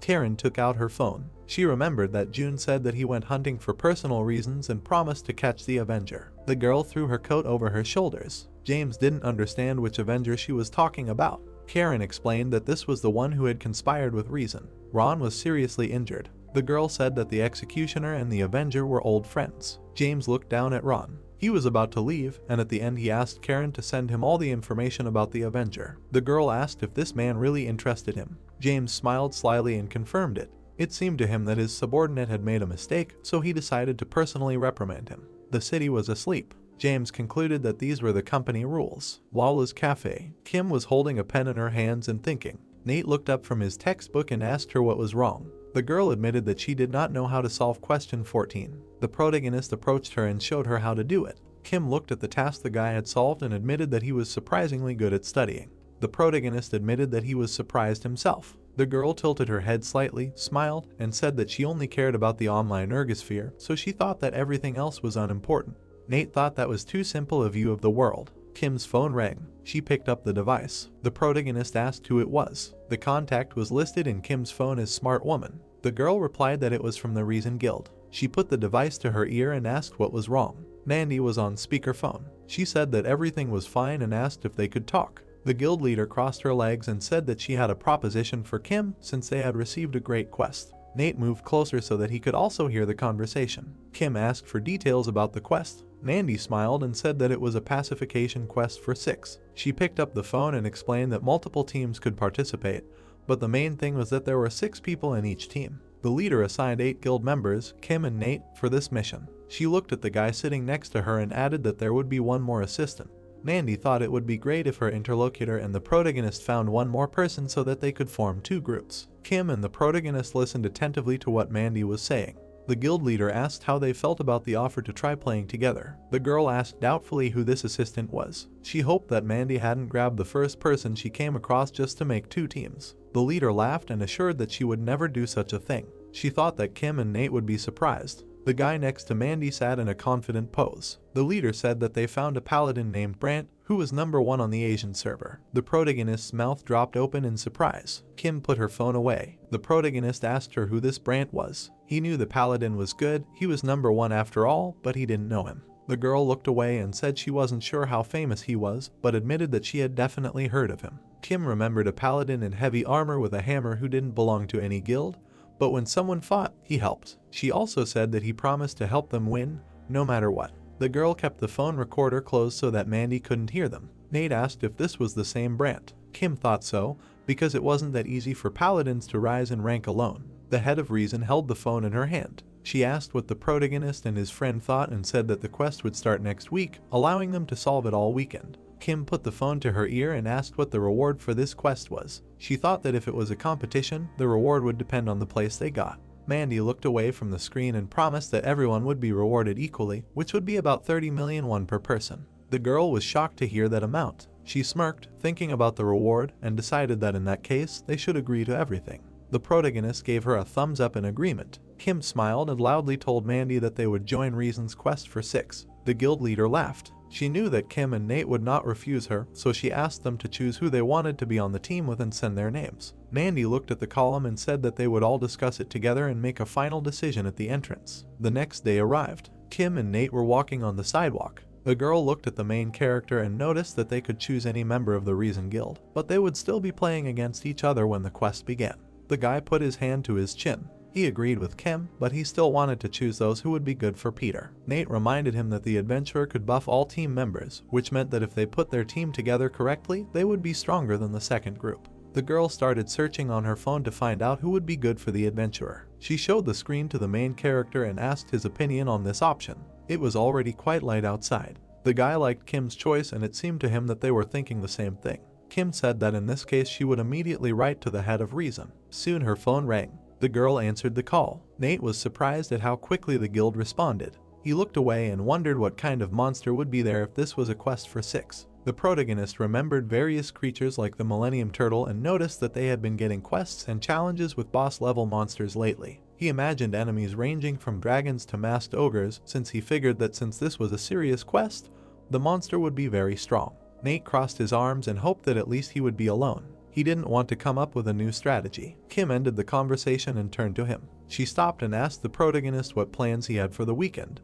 The protagonist thought about it and said that he didn't have any. The girl's expression darkened and she said that it would be good if they didn't show up on Saturday night. She pointed at Nate and said that he should go on a date with her. The guy was shocked. He looked at the sky, not understanding why all of a sudden. In the evening, on the street, the protagonist was standing by a lamppost and looking at his phone. He seemed very tense. Nate was embarrassed. He wondered what was going on and what kind of date this was. Kim never explained anything to him. They often go out together, like grabbing snacks, and the protagonist never thought of it as anything special. He thought it was just a team meeting, but then Kim mentioned the date. The guy got nervous when he remembered his heart pounding like he had suddenly bumped into a complex monster. The girl slapped him on the back. Nate turned his head. She asked how long he had been waiting. The protagonist's eyes widened in surprise. Kim was standing in front of him, wearing a blouse and skirt. The girl apologized for being a little late. The protagonist continued to look at her strangely. Kim hit him with her bag, thinking that he had a death wish if he was staring at her. Nate tried to object. The guy looked away and became embarrassed. He was surprised by the girl's outfit, in which she looked like a completely different person. The protagonist touched his hair and asked where they were going today. He remembered Kim saying she wanted to go somewhere. The girl closed her eyes and refused to give spoilers because she thought it wouldn't be as fun if she did. She asked him to trust her and follow me with a smile. Nate looked away. They continued walking down the road. The protagonist admitted that he liked spoilers, but Kim asked him to keep quiet. The girl took the bag in her hand. The guy was afraid that he would be hit with it again. Kim looked ahead and saw her sister there. Nate was surprised. He looked ahead and saw something unexpected. Chloe was waving at them, with Anthony next to her. The protagonist asked in surprise what was going on. His sister giggled and explained that she thought it would be impossible to persuade her brother to come, so she made an arrangement with Kim. She pointed to Dr. Anthony, who had recently helped Nate, and said that she thought it would be nice to have dinner together. The protagonist bowed his head and asked in disappointment if that was why Kim had tricked him into coming here. The girl confirmed his guess and added that Chloe had called her and asked for her help. Her eyes sparkled when she said that as the daughter of the head of a pharmaceutical company, it would be useful for her to meet people who knew a lot about medicine. Chloe pointed to the road and suggested that they go before they were late and their reservation was canceled. The four of them arrived at the restaurant. Nate and his sister were drying themselves off after the meal. Chloe raised a glass of champagne and told him that afterward, her brother started crying and yelling at her not to leave. She smiled and asked if the guy remembered that. He felt ashamed and said that he did not do such a thing. Anthony turned his head to Chloe and noticed that he and his brother had a good relationship. The girl admitted that it had been a long time ago and that now they only communicate when they were both at home. Kim watched Anthony and Chloe closely. The girl turned to the protagonist's sister and asked how the two of them became friends. She knew that they worked at the same hospital, but even so, they had different specialties. Chloe turned to Anthony as she could not answer the question of how they began to communicate. The doctor smiled and admitted that he made the first move and decided to talk to Chloe. He said that he once saw her busy with work in the hospital corridor. At that time, the girl was helping a pensioner in a wheelchair. Anthony saw how Chloe happily did this, and for some reason her appearance made him want to talk to her. Nate was surprised. His sister was embarrassed and laughed. The doctor concluded that this is why he spoke first. Kim smiled and asked Chloe how she liked the nursing profession and whether she would recommend it to others. The protagonist's sister scratched her cheek and didn't even know what to answer because she thought that everything depended on the person. She said that there was only one thing she wanted to tell a person who wanted to become a nurse. Chloe suddenly became serious and advised such people to run away and find something else. Kim and Nate were shocked. Chloe concluded that that was it and laughed. She looked down and noticed that everything was not so bad, especially when patients left the hospital healthy. The girl was happy when her smile was answered with a smile, because at such moments she understood that this was a rewarding job. She fell silent, and her brother noticed how much she was suffering. Chloe rubbed her neck and admitted that she felt ashamed, because she had never said anything like that. Anthony looked at her carefully. It seemed to him that Chloe was very similar to Maria. Kim looked at the doctor, trying to understand what he was feeling. She received a notification. She opened it. The girl rose from her chair and asked Nate to step outside for a minute. The guy didn't understand why they couldn't talk here. The room was lit by small lamps hanging from the ceiling. Kim said that it was an awkward topic and urged the surprised protagonist to walk faster. The girl leaned against the wall in the hallway. She smiled and suggested standing there for now and giving Anthony and Chloe a chance to talk to each other while they were in a good mood. Besides, Kim didn't think she could watch this all evening. Nate looked at her indifferently. The girl smirked and jokingly asked if he was sad about losing his sister. The protagonist replied that, of course, it wasn't so. He turned his head to the side and admitted that he was surprised by Chloe's point of view since he had never seen her at work. The guy looked down and added that he was a little surprised because he thought he knew everything about her since they were family. Kim sighed and noted that Chloe would be just as surprised to learn that her brother was an Avenger. Nate agreed with this judgment. He looked the girl in the eyes and casually asked what she wanted to tell him. Kim took out her phone and told her that Reason had sent her a message. The girl moved away from the wall. The protagonist assumed that they had decided who would be on their team. Kim looked at Nate with a serious expression and replied that they would be exactly the ones they had chosen. She said that a monk, a magic shooter, and a berserker would join them for the quest. Nate tensed up. Kim decided that they needed to prepare for the quest properly. The protagonist thought the same. At night among the skyscrapers. A week later, a park. Nate, Kim, and Peter had teleported there. The protagonist looked around and asked where they were. The girl checked her phone and replied that, according to the map, they were in a new area on the edge of the city. She added that most of the buildings here were offices, so there shouldn't be many people at this time. Nate heard their name being called. Monica came up with Liam and Greta, noticed that they hadn't seen each other for a long time and asked how the Avenger and the others were doing.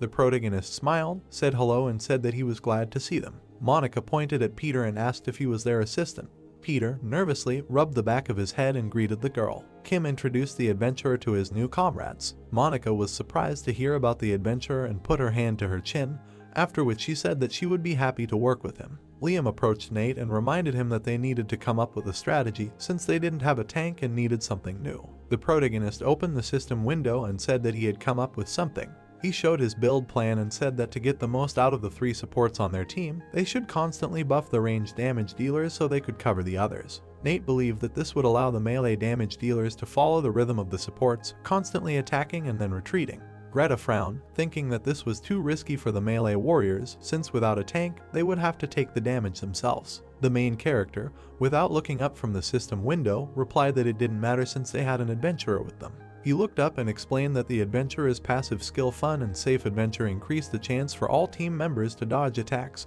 helping them take a little less damage. Greta frowned even more and admitted that she didn't know adventurers had such a skill. The monk asked what formation the supports would be in and suggested assigning a role to each. The protagonist pointed out that Liam was a monk, so he thought it would be better if Liam stood in front so his blessing skill would work. He explained that the adventurers had few attacks, so Peter needed to cast a general buff from the very back of the formation. Nate looked at Kim and said that she would help as needed since she was a master of labyrinths. The girl assured that she could be relied on. The Avenger looked at his comrades and said with a smile that this was their strategy, after which he asked if they had any other ideas. Liam closed his eyes and said that he had nothing in mind. Greta agreed with him. Monica approached Nate and admitted that she was satisfied with his idea. She thought it was the best option for them. The protagonist smiled, noted that they were all experienced players, and hoped that they would work together as the quest progressed. A system window appeared, warning him that the quest would begin in 1 minute and 30 seconds. The protagonist waved his hand and reminded him to stock up on healing potions, since they did not have a healer. All the lights in the business district were out. Nate looked thoughtfully at the system window. The guy put his fist to his chin and thought that they had a good strategy, but it was based on the idea that there would only be one monster against them. He decided that he should come up with a backup plan just in case. The Avenger really hoped that they would not be met by a crowd of monsters and that there would be no more than 3 of them, because otherwise it would be difficult for them to coordinate. Liam and Monica also called up system Windows. A notification came that the quest would begin in 10 seconds. Monica looked at Liam and noticed that the Avenger had little experience playing in a team, but he knew how to think of a strategy. The monk lowered his eyes and agreed that Nate understood the mechanics of the game well and fought well enough. He turned his head to the protagonist and Peter and said that the Avenger was inexperienced and had poor team management skills. The protagonist was stretching his muscles. Liam believed that if Nate improved in these areas, he would make a great guild leader. A notification popped up in front of him that the preparation time for the quest had ended. The system announced that the quest had begun. Suddenly, a huge monster appeared next to them. Liam and Monica turned around and tensed. The girl was shocked that he was already here. Nate clenched his teeth. Kim recognized this monster. The Avenger frowned even more. The master of the labyrinth looked at the huge body with a halo and announced that it was a giant Nephilim priest. The boss raised his leg. He stepped on the ground, throwing Greta and Monica away from him. Peter fell to the ground. He despaired, not understanding why the Nephilim was so huge, and admitted that he did not expect it to be like this. Nate tried to think of something. The monk's bracelets appeared on Liam's wrists. He told Peter that even if he did not expect it, now that the quest had begun, he would have to finish it, even if it cost them their lives. Liam put his hands together and called Greta, who immediately understood him. The asphalt under the girl glowed gold. The monk used his skill Find Your Own Path on her, which increased all her stats by 22% for 5 seconds. Greta clenched her teeth. There was a sound of impact. She attacked the boss using the skill National Disaster. The Nephilim did not even move. The Berserker could not believe it when she saw that the enemy was almost uninjured. The boss dealt her a direct hit. The girl collapsed to the ground. She winced and coughed.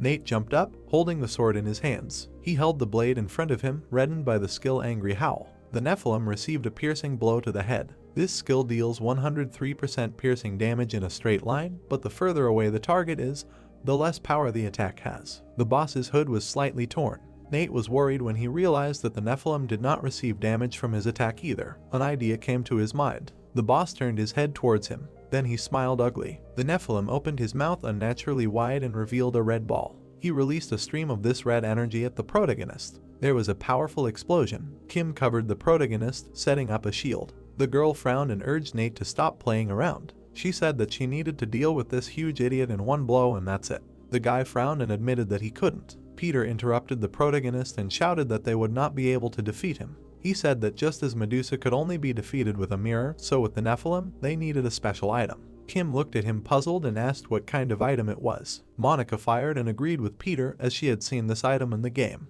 She said that they needed Independence, a special item that turned into a bow. The girl remembered this for sure because in one raid she had to defeat the Nephilim. Kim tensed up and clarified what they should do then if the boss's regular attacks hardly hurt. Mandy smiled and noted that they had no choice but to fight. The head of reason passed by the surprised Monica and said that they were stronger together. Mandy readied her sword and voiced a plan, which consisted of the fact that if they could not win in one or several hits, then they would hit until the Nephilim died. She asked her comrade if he agreed. Brant, that comrade, ran into the fight. His eyes sparkled and he supported Mandy. The paladin materialized his hammer. He slammed it into the boss's leg using the skill Holy Discharge. The Nephilim looked down. His mouth opened slightly. The boss fell to one knee in front of Brant. Kim was amazed that their enemy had fallen and that the paladin had stunned him. She looked at the menacing-looking Brant and noted that he really deserved to be the best player in Asia. Mandy dashed, laughed and admitted that it was not bad. She said that it was her turn now since she did not want to fail in front of their assistant. The guild leader jumped up and hit the Nephilim so that Brant could see what she was capable of. Peter's mouth opened in surprise and noted that a team of the best players was no joke. Liam put his hand on the protagonist's shoulder. He looked at Nate and reminded him that he could not just stand and watch them fight. The monk's eye lit up. He asked the Avenger to show them what he could do and promised to support him. The protagonist became inspired and told him that he understood everything. Now they both exuded energy. Liam used the skill Final Step to Enlightenment. Mandy jumped up. They attacked the Nephilim together with Brant. The boss took the blows and did not move. Then he aimed his fist at the paladin. The guild leader seemed to have expected this. She pushed off the fist, ran up the boss's arm and prepared to attack. Brant followed her. They both smiled. The paladin used the skill Divine Wheel, and Mandy used Path for the Queen. The two of them delivered a powerful synchronous blow. The fabric on the Nephilim's shoulder was torn. Brant landed and noticed that although they dealt a lot of blows to the enemy, he barely reacted. The head of Rizan thought that it was no fun to play with someone who did not care. The boss was about to step on Mandy, but she was calm. Then something unexpected happened. Nate intervened and blocked the attack. He tensed up and decided to use the skill Tenacity, Damage Absorption to accumulate the damage received. the protagonist attacked the Nephilim using his own power. The boss received significant damage to the abdomen. He was staggering. Brant put the hammer down and praised Nate for a good hit. He thought that it was all because of the buff of all the protagonist's stats. The paladin looked at Mandy and asked if this was the schoolboy Avenger she was talking about. The girl smiled and confirmed his guess. Brant looked at the protagonist sparkling with lightning and admitted that he was incredibly capable. More people from Mandy's team joined in. Mike and Jake attacked the boss from the front, Oliver from behind. Steven flew in on his wings. He apologized to the guild leader with a sad expression for wanting to take a shortcut, thinking it would be faster, but he was too late. Mandy held her sword in front of her and said that there was nothing to worry about. The Nephilim was being beaten by a crowd, and she said that the fun was just beginning. Monica laughed and shot. She really liked that the enemy was so huge that she didn't even need to aim. A red circle appeared next to her eye, a prelude to the ultimate. The boss was pierced by a fiery bird. It was Monica's Phoenix skill. Jake and Mike were going to strike next. Jake frowned and used the Dragon Bone skill. Mike prepared his fist and activated the Giant Hook skill. The guys attacked together, forming a combo. The attacks damaged the boss's face. The enemy lost his balance and fell. Greta noticed this and was surprised. Nate turned to Kim and Liam and shouted that now it was their turn as supports. The monk folded his palms as if praying and replied that he understood everything. The master of the labyrinth was also ready. A glow appeared around the Avenger and the Berserker, created by Kim's skill voice beyond the labyrinth, which increases all player stats for 5 seconds, and Liam's skill Moment of Enlightenment, which randomly increases one of the team members' stats. Greta went into a frenzy. Nate confidently looked at the enemy. He used the skill Ghost Blade of Reckoning, she uncontrollable clutch. They carried out a joint cross attack. The Nephilim's body was ripped open and he screamed. Kim grabbed the staff, noted that the boss should have received a lot of damage, and praised Nate and Greta. The protagonist tensed up and fell into despair. The enemy prepared to attack with a ball from his mouth. He fired a hail of attacks from it at the entire nearby area.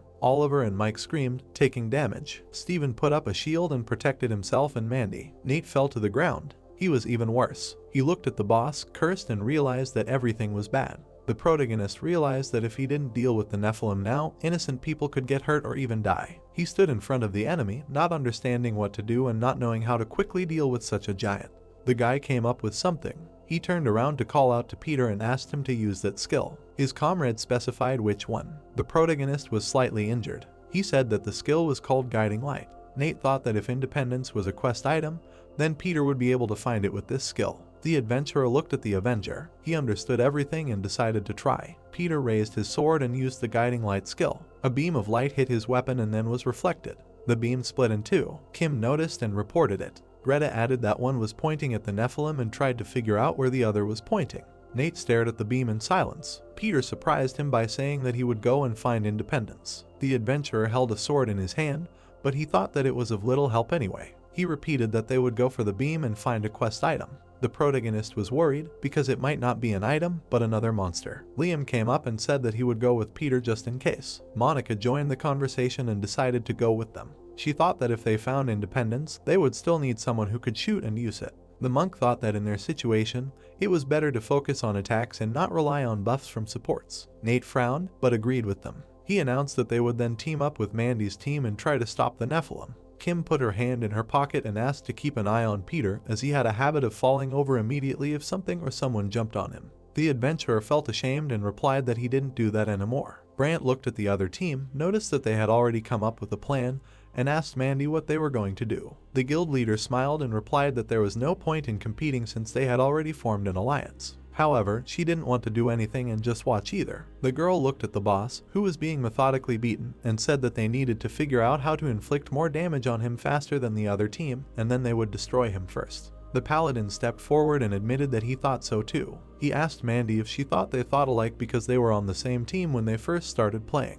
The leader of Reason closed her eyes and apologized for not having anything to say. The sound of a blow. Mandy attacked the Nephilim and said that she does not remember the men she met a long time ago. Brant ran after her and thought it was cruel. He returned to the fight against the backdrop of the business district and admitted that these memories are still very valuable to him. Night Road. Peter ran and led Monica and Liam. The adventurer was very tense and hoped that fortune would help him find Independence, because only then he could be useful to others. He ran forward and asked fate for the object to be there. Monica used her unique vision and noticed that there was something ahead. Peter paid attention to the place near the benches where the shooter pointed. The light from his sword reflected on the statue that stood there. The adventurer examined it and realized that it was a sad statue of a hero. He was happy and ran up to it, explaining that this was a statue of a hero who defeated a giant and that independence should be inside it. Liam approached Peter and asked if they really just needed to break the statue. The adventurer confirmed and added that it should contain the item heroes will. Peter wanted to tell him what they could do with this item.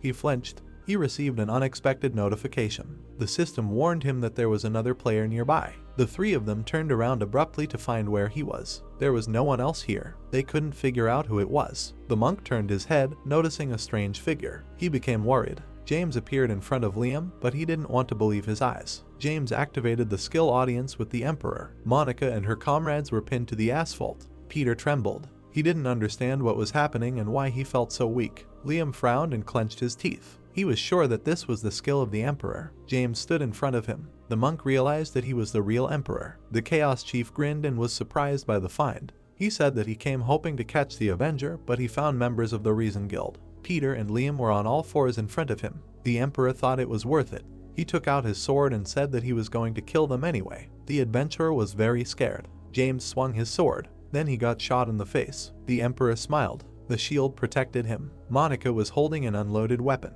She was annoyed. James realized that she was a magic shooter. Monica fired again. The Emperor's barrier blocked the attack again. James thought that the best strategy in a one-on-one battle against a group was to get rid of the shooter first. He pointed his palm at the girl. Monica was blown away by a powerful blow. This was the after effect of the skill road for the Emperor. The magic shooter closed her eyes and screamed. Liam snuck up behind James and prepared to attack. His eye lit up and he activated the skill Easy Path to Enlightenment, which reduces damage taken by 55% and cancels all skills. The monk threw his hand forward and used another skill palm of the one who came to perfect wisdom. His attack dug a trench in the ground. Monica and Peter stood up. Liam asked if they were both okay. The guy replied that everything was fine, and the girl complained only of pain in her tailbone. The monk turned around and shouted that he would deal with him while his comrades got independence. He reminded them that everyone else was waiting for them. Liam got into a fighting stance. Monica asked if he could handle it alone. The monk replied that he was not going to fight seriously,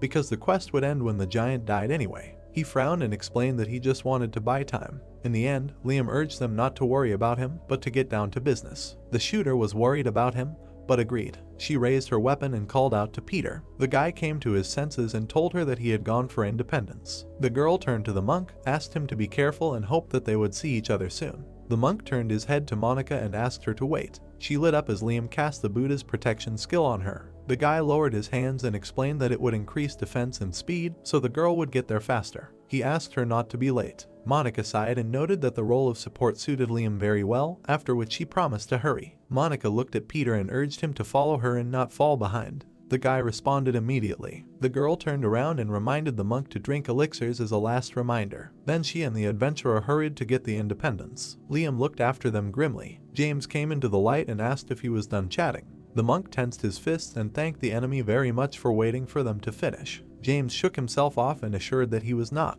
He said that at that time he activated the skill. A purple pentagram appeared on the ground where they were standing. A stream of energy came from below. The Emperor's territory skill gradually restores the player's health. The longer the opponent is in the field, the slower their movements become. Liam was worried when he saw this field. He realized with horror that James was just buying time to create it. The monk gritted his teeth. He told Monica that he would buy time, but it turned out that if he was not careful, he would quickly lose. Liam decided that he would have to try really hard. His third eye lit up. He used the Great Mahaparinirvana Ultimate, which increases resistance to knockback, allows you to pierce the opponent's magic armor and increases the speed of all team members by 2.5 times. Also, during the action of this ultimate, the player cannot receive a buff. The monk was tense. He believed that this was the only way he could do it. Liam pushed off the ground. A moment later, his leg was no longer there. The guy attacked James in the hope of buying some time. Clouds of smoke floated between the skyscrapers. The Nephilim swung his arm to attack.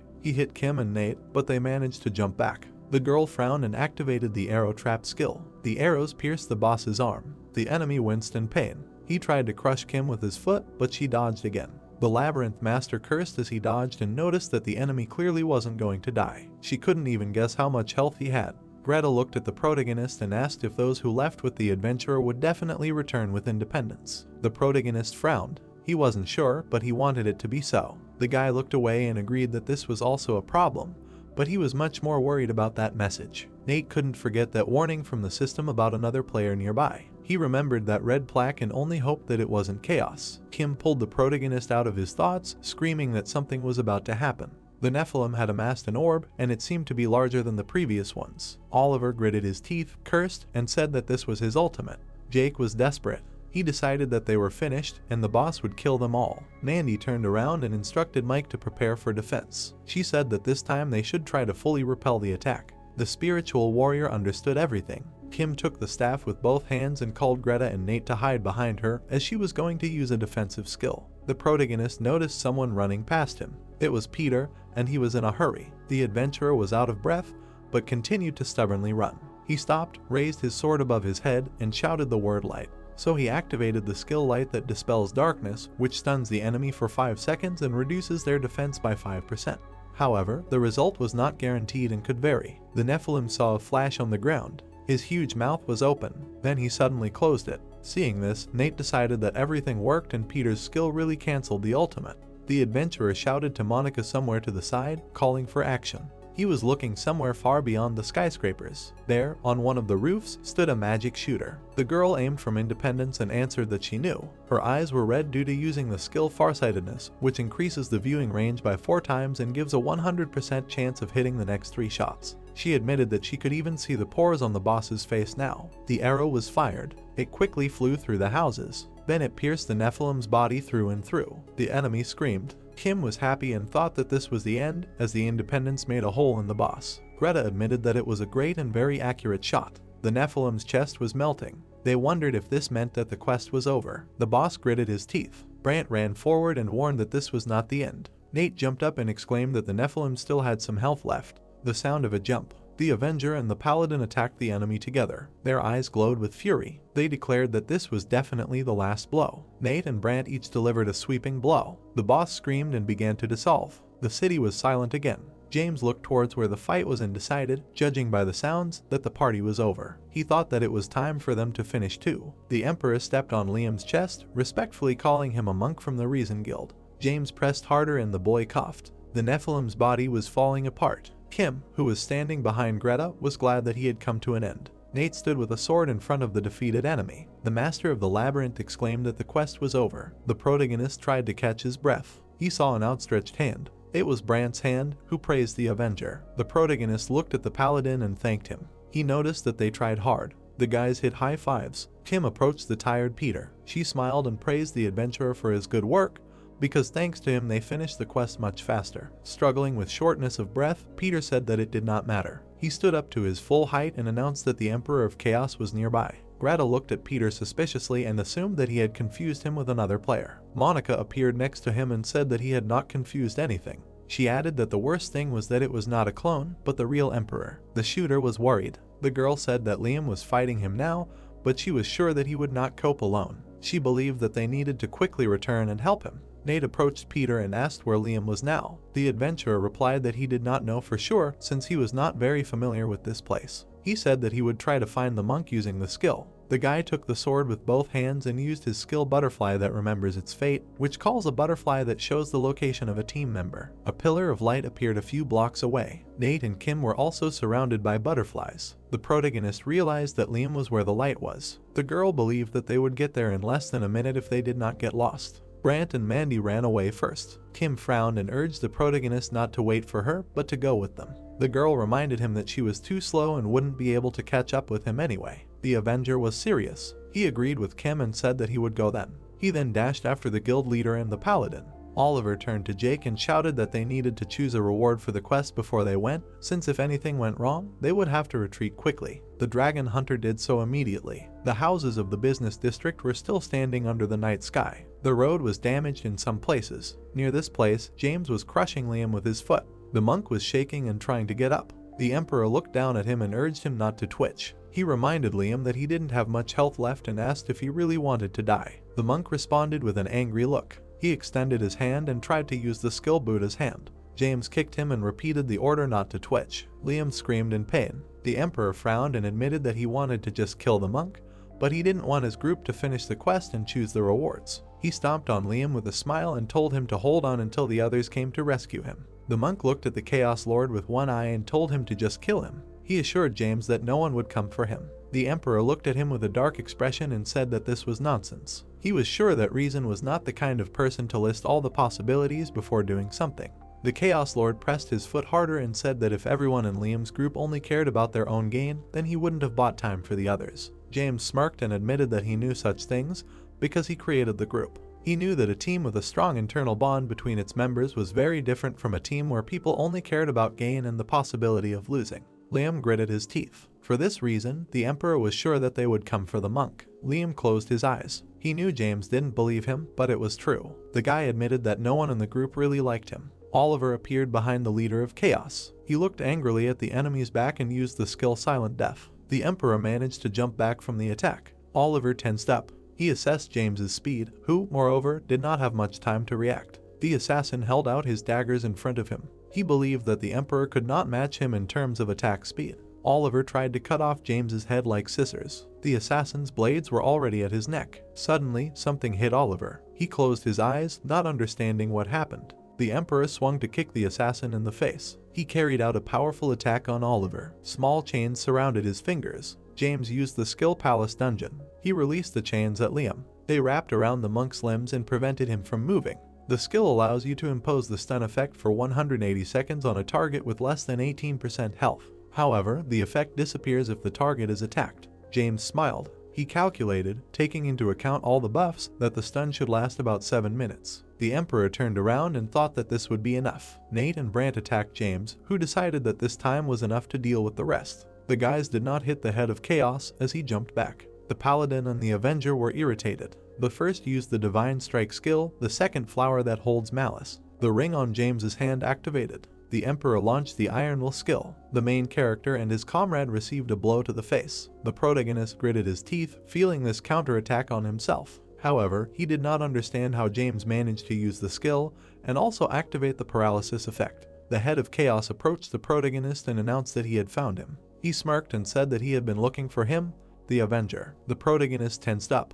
The Emperor swung his sword and was shot in the face. The barrier closed over him again. James looked into the distance. He noticed a magic shooter there, trying to stop him from afar. Then Mandy and Mike appeared in front of him. The head of Chaos waved his hand. His opponents fell to the asphalt, hit by the skill audience with the Emperor. Mandy pressed her head to the ground. She had no idea that this skill could be used like this. James was attacked by Greta and Jake, but he stopped them with the skill road for the Emperor. Berserker and Dragon Hunter were stunned. The head of Chaos made a dash towards Monica. He smugly declared that damage dealers who attacked from afar were very annoying. The girl tensed up. The Emperor was wrapped in purple chains. He turned around to see who did it. James saw Kim, who had grown horns. He smiled evilly when he saw the Master of the Labyrinths and realized that the magic shooter was not the only annoying pest. The Emperor looked at Kim and decided what he would do in this case. He used the skill Leader's Authority. James began to exude powerful energy. This skill removes all statuses and effects that weaken the player, but takes away 12% of health. Kim frowned and clenched her teeth. The Emperor threw both her and Monica with one sweeping blow. The Master of the Labyrinth dropped her staff while rolling on the asphalt.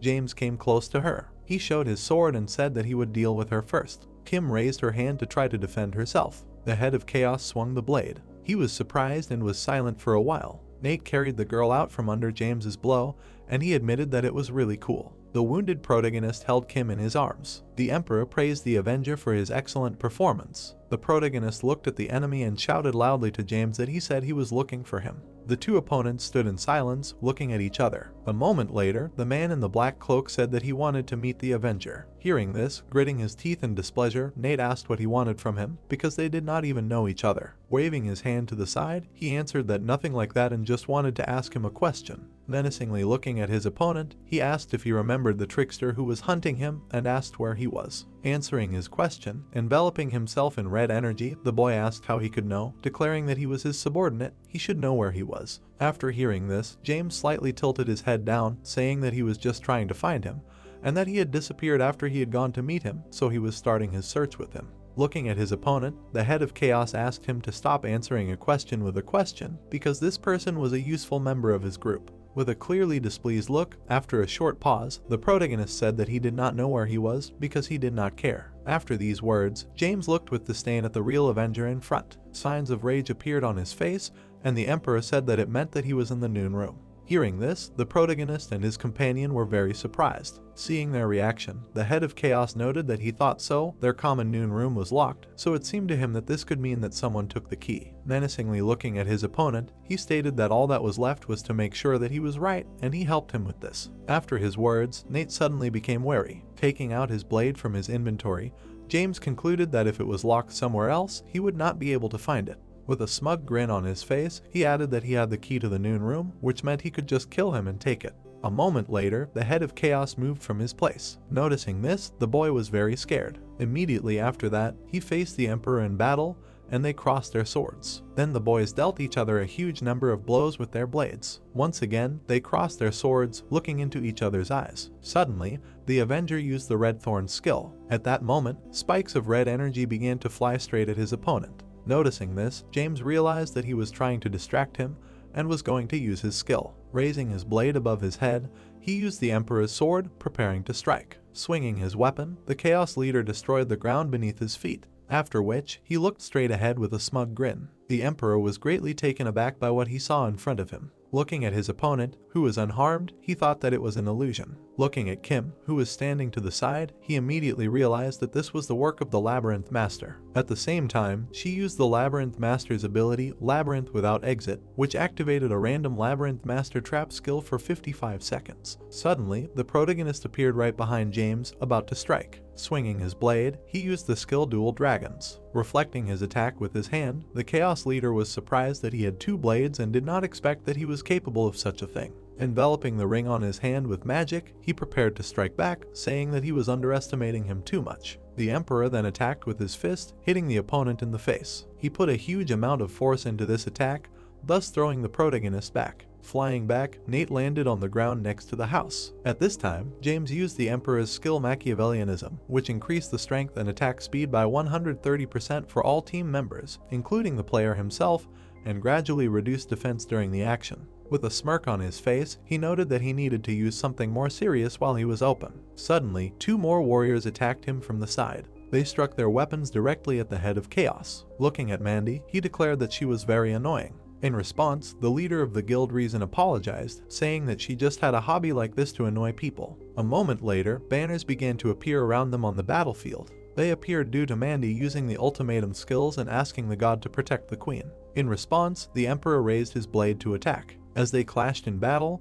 the battlefield was illuminated by a bright white light. The two warriors crossed their swords, glaring at each other. As he continued to fight with a smirk on his face, James thought that it would be fun to deal with them one by one, but time was running out. Remembering the man chained up, he reasoned that the palace dungeon would soon end, and the monk would wake up and be able to choose a reward, thus ending the quest. Glaring at his opponent, the Chaos Leader immediately realized that he had no choice and would have to play seriously. He then swung his blade, knocking the girl back. The damage she received caused the Guildmaster Reason to step back a little. She was shocked by the sight in front of her. At the same time, the Emperor used his class skill, Emperor's Army March. A moment later, Golden Knights appeared right next to him, summoned by the Emperor's ultimatum skill, which continuously creates 18 soldiers with 33% of the player's health during the action. And the player enters Emperor mode for 70 seconds, and his defense increases, but the speed and power of magical attacks decreases. Kim, who noticed this, standing next to Monica, was very dumbfounded. Nate, who was watching what was happening from the side, was also extremely shocked.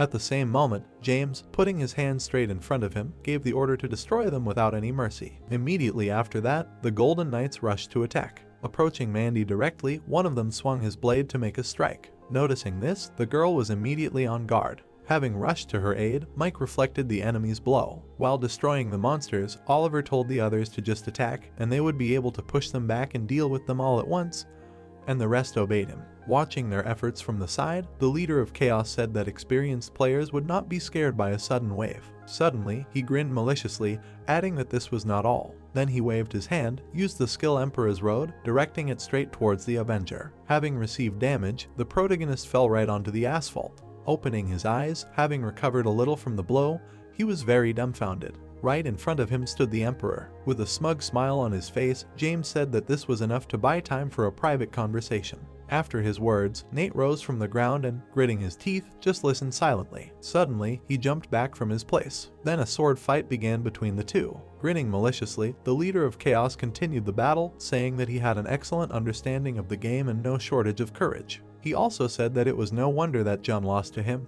and the boy who heard this gritted his teeth in dissatisfaction. Then the Emperor gathered energy in the rings on his fist and said that now everything would be different. Immediately after that, he struck his hand directly at the enemy. Having received such damage, the Avenger flew back. A moment later, he landed right on the ground, hitting his head. Approaching his defeated opponent, James said that there will always be someone stronger. Sometimes, no matter how hard you try, you still can't win.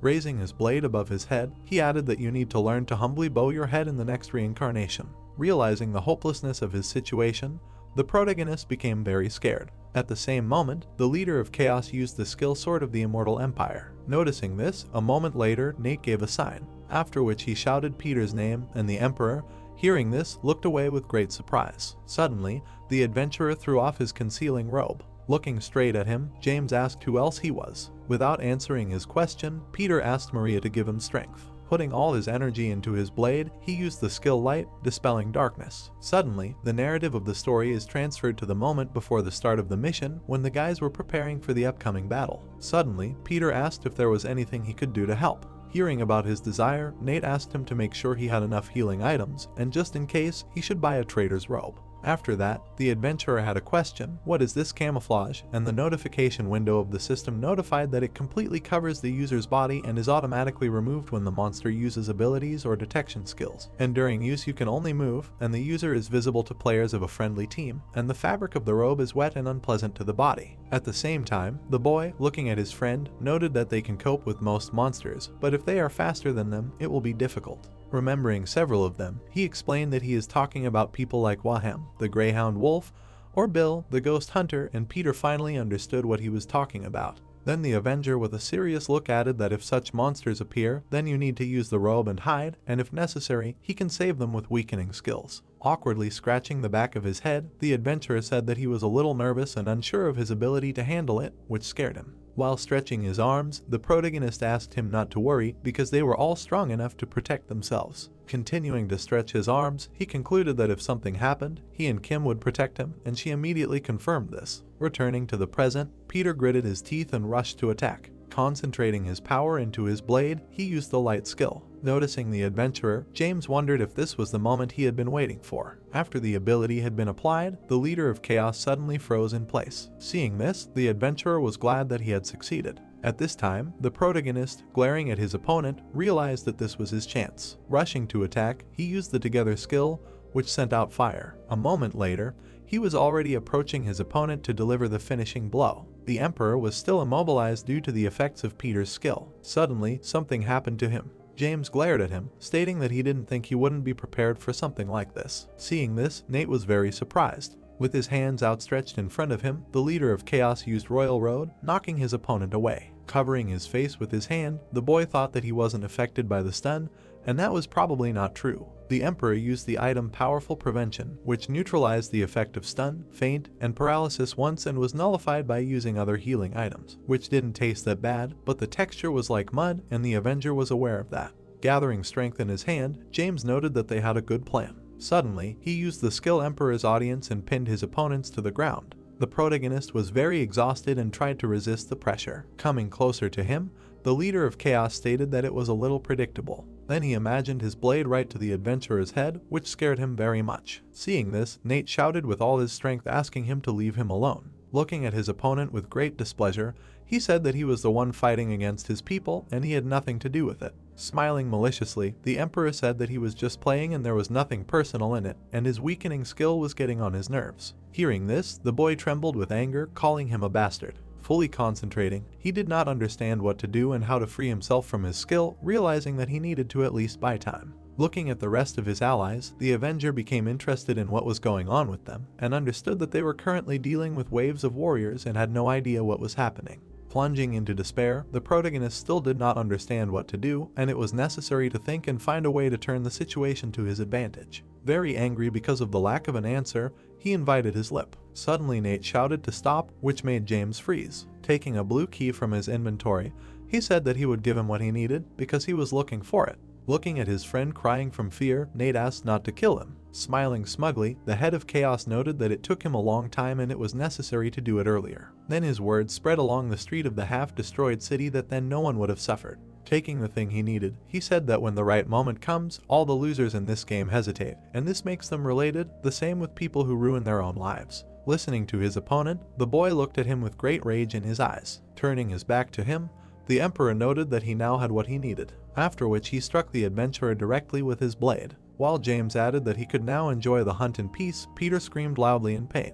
Watching all this, the Avenger asked what he was doing and said that he gave him what he wanted. In response, the head of Chaos asked what it mattered, and did he really think that they had made some kind of deal with him. He also added that he was wrong, and a deal could only be made between equals, and this was a beating which greatly angered the protagonist. Stepping with his foot directly on the adventurer's back, the Emperor declared that history is written by the winners, and the losers are just worms destined to grovel. Then he would say that the Avenger had already lost, so there was no point in trying to negotiate with him, and he would strain every muscle in his body to get out from under the pressure. With a smug smile on his face, looking straight at him, James explained that he should have begged for mercy. Then he swung his blade to strike again. Seeing this, Nate tried to stop him. Watching what was happening, he was thinking about what to do, and he needed some kind of item or skill against this Emperor. Suddenly, the plot told us that at the moment when the boy was racking his brains over what he could do, the hacking device that he received from the joke maker reacted with his consciousness. Showing an unknown artifact with a head, he added that this created a small bug in the system. At the same time, James was very surprised by something. Turning around, he saw that, contrary to the rules of the game, the Avenger began to resist his ability. Gathering all his strength, the protagonist rose to his feet, looking at his opponent with great rage, and the plot explained that because of this, the back door opened. Looking straight at Nate, the Chaos leader was surprised by the back door, not understanding how this could happen since he is not yet able to. Continuing to watch what was happening, he could not believe it. Suddenly, the narrative of the story shifts to a researcher who stood in front of a tank of an unknown liquid and said that the substance Z24 has infinite potential. And not only does it react to external influences, but it also has intelligence and emotions. She then compared the game and technical system to cookie cutters, which is capable of capturing an infinite amount of power, and people cannot imagine something that does not exist. Imagining a breakthrough through the barrier, the girl said that the user can bypass the system's limitation and use the substance C24. Turning around, the researcher stated that no one knows what form this will take, and this is uncharted territory. When she called it a matter of legends, the narrative of the story shifted back to Nate rebelling against the system. Looking at his opponent with great surprise, James wondered if he had forced himself to be a superior class. With a huge fear on his face, he realized that this Avenger was more dangerous than he thought. Realizing that he needed to kill him first, the leader of Chaos immediately rushed to attack. Coming closer, he struck his sword directly at the boy. Putting in a huge amount of force, he managed to destroy the ground under his feet. The adventurer, watching all this from the side, holding his wound, called out to the Avenger. Suddenly, the Emperor was very surprised by what he saw. Right in front of him was the protagonist, who, using his sword, reflected his blow. After which Nate swung his blade, throwing the opponent back. Very scared of what happened, James stepped back a little, thinking that he deactivated his skill because he was now a superior class, or it seemed to him that this was not the case. Suddenly, an idea came to him and he saw something to the side. Two unknown guys appeared right next to him. Among them was a monk who used the Free Enlightenment skill, which restores 55% of health and removes all active effects. Liam, continuing to use his ability, called the key user very destructive and would like to take the reward and end it, but it seems that he needs to repay the debt first, asking that he also thinks so.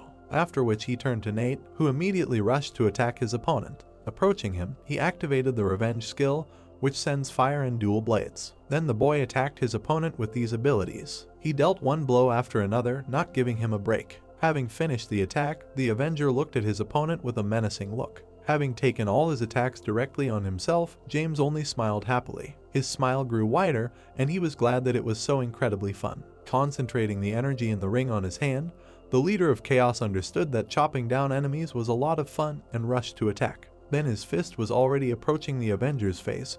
He added that this only happens when they are trying their best to reach the heights. Suddenly, a bright green light shone around them, which greatly surprised him. Realizing what was happening, the protagonist only silently clenched his teeth in displeasure. Looking straight at him, the Emperor was surprised that the time had already come. In fact, their fight was interrupted by a monk who did something in the system window. With a joyful smile on his face, James explained that he had just started to enjoy himself and it was completely terrible. Looking at the real Nate right in front of him, he noted that competition makes people stronger, and it is nice to know that it is about him. With an expression full of madness, the leader of Chaos said that they will see each other again on the horizon. After which he called the boy's name, and he simply looked at him menacingly. Immediately after this, the story's narrative shifts to a dilapidated building. Karen was transported there by the system's forces. Noticing something right in front of her, she asked if he had really decided to stay in human form. An unknown person was lying on the floor right in front of her. It was June, who, breathing heavily, noted that the rescue team was a little late. Squatting down next to him, the girl asked him to stop whining and explained that she was only there because God had given the order to do so, and she never had the intention of saving him. Rising from the floor, the man smirked and asked if it was really that hard to lend a helping hand. In response, Karen, with an emotionless look, asked what was more important, how he had survived, and whether the Avenger had not taken all his things. Suddenly interfering in their conversation, Kurt said that he had an extra healing potion. Looking at him, the girl was surprised that he was there too, and did not expect to see two idiots there at once. Turning her back to them, she declared that now they should definitely go home and take a shower because the smell was simply killing her. Getting up from the floor, June asked what was wrong with the Avenger and whether the boss had dealt with him. Hearing his question, Karen turned around abruptly. Waving her hand, she said that she did not know the details, and in any case, it had nothing to do with him now. Turning sideways, she also noted that the horizon would begin in 7 days. After her words, the man was very surprised by such a period and asked what this meant, that they could try to complete the final quest. In response to this, the girl gave a positive answer, adding that within 4 days they would complete this quest, and then there would be the horizon. Looking at her ally, she also noted that they needed to make sure they ate well in order to gain some weight. Then her voice was heard throughout the dilapidated room, saying that it would take a very long time. Immediately after that, the story moves to the city to small houses. Inside one of them was a small coffee shop with machines and ingredients for cooking. While inside, Kim was dumbfounded, asking if he really gave the keys to the Emperor. Awkwardly scratching the back of his head, Nate gave a positive answer, explaining that it was the only option. Sitting next to them, Peter suddenly declared that he was very sorry, and he ruined everything, and was very useless. Hearing his words, the girl became a little embarrassed, saying that there was no need to apologize, and they already knew that he was not good enough, and he noted that it was very cruel. Suddenly looking at his girlfriend, the boy said that this was why he decided to give him the keys to the noon room, and she noted that he could come for him again.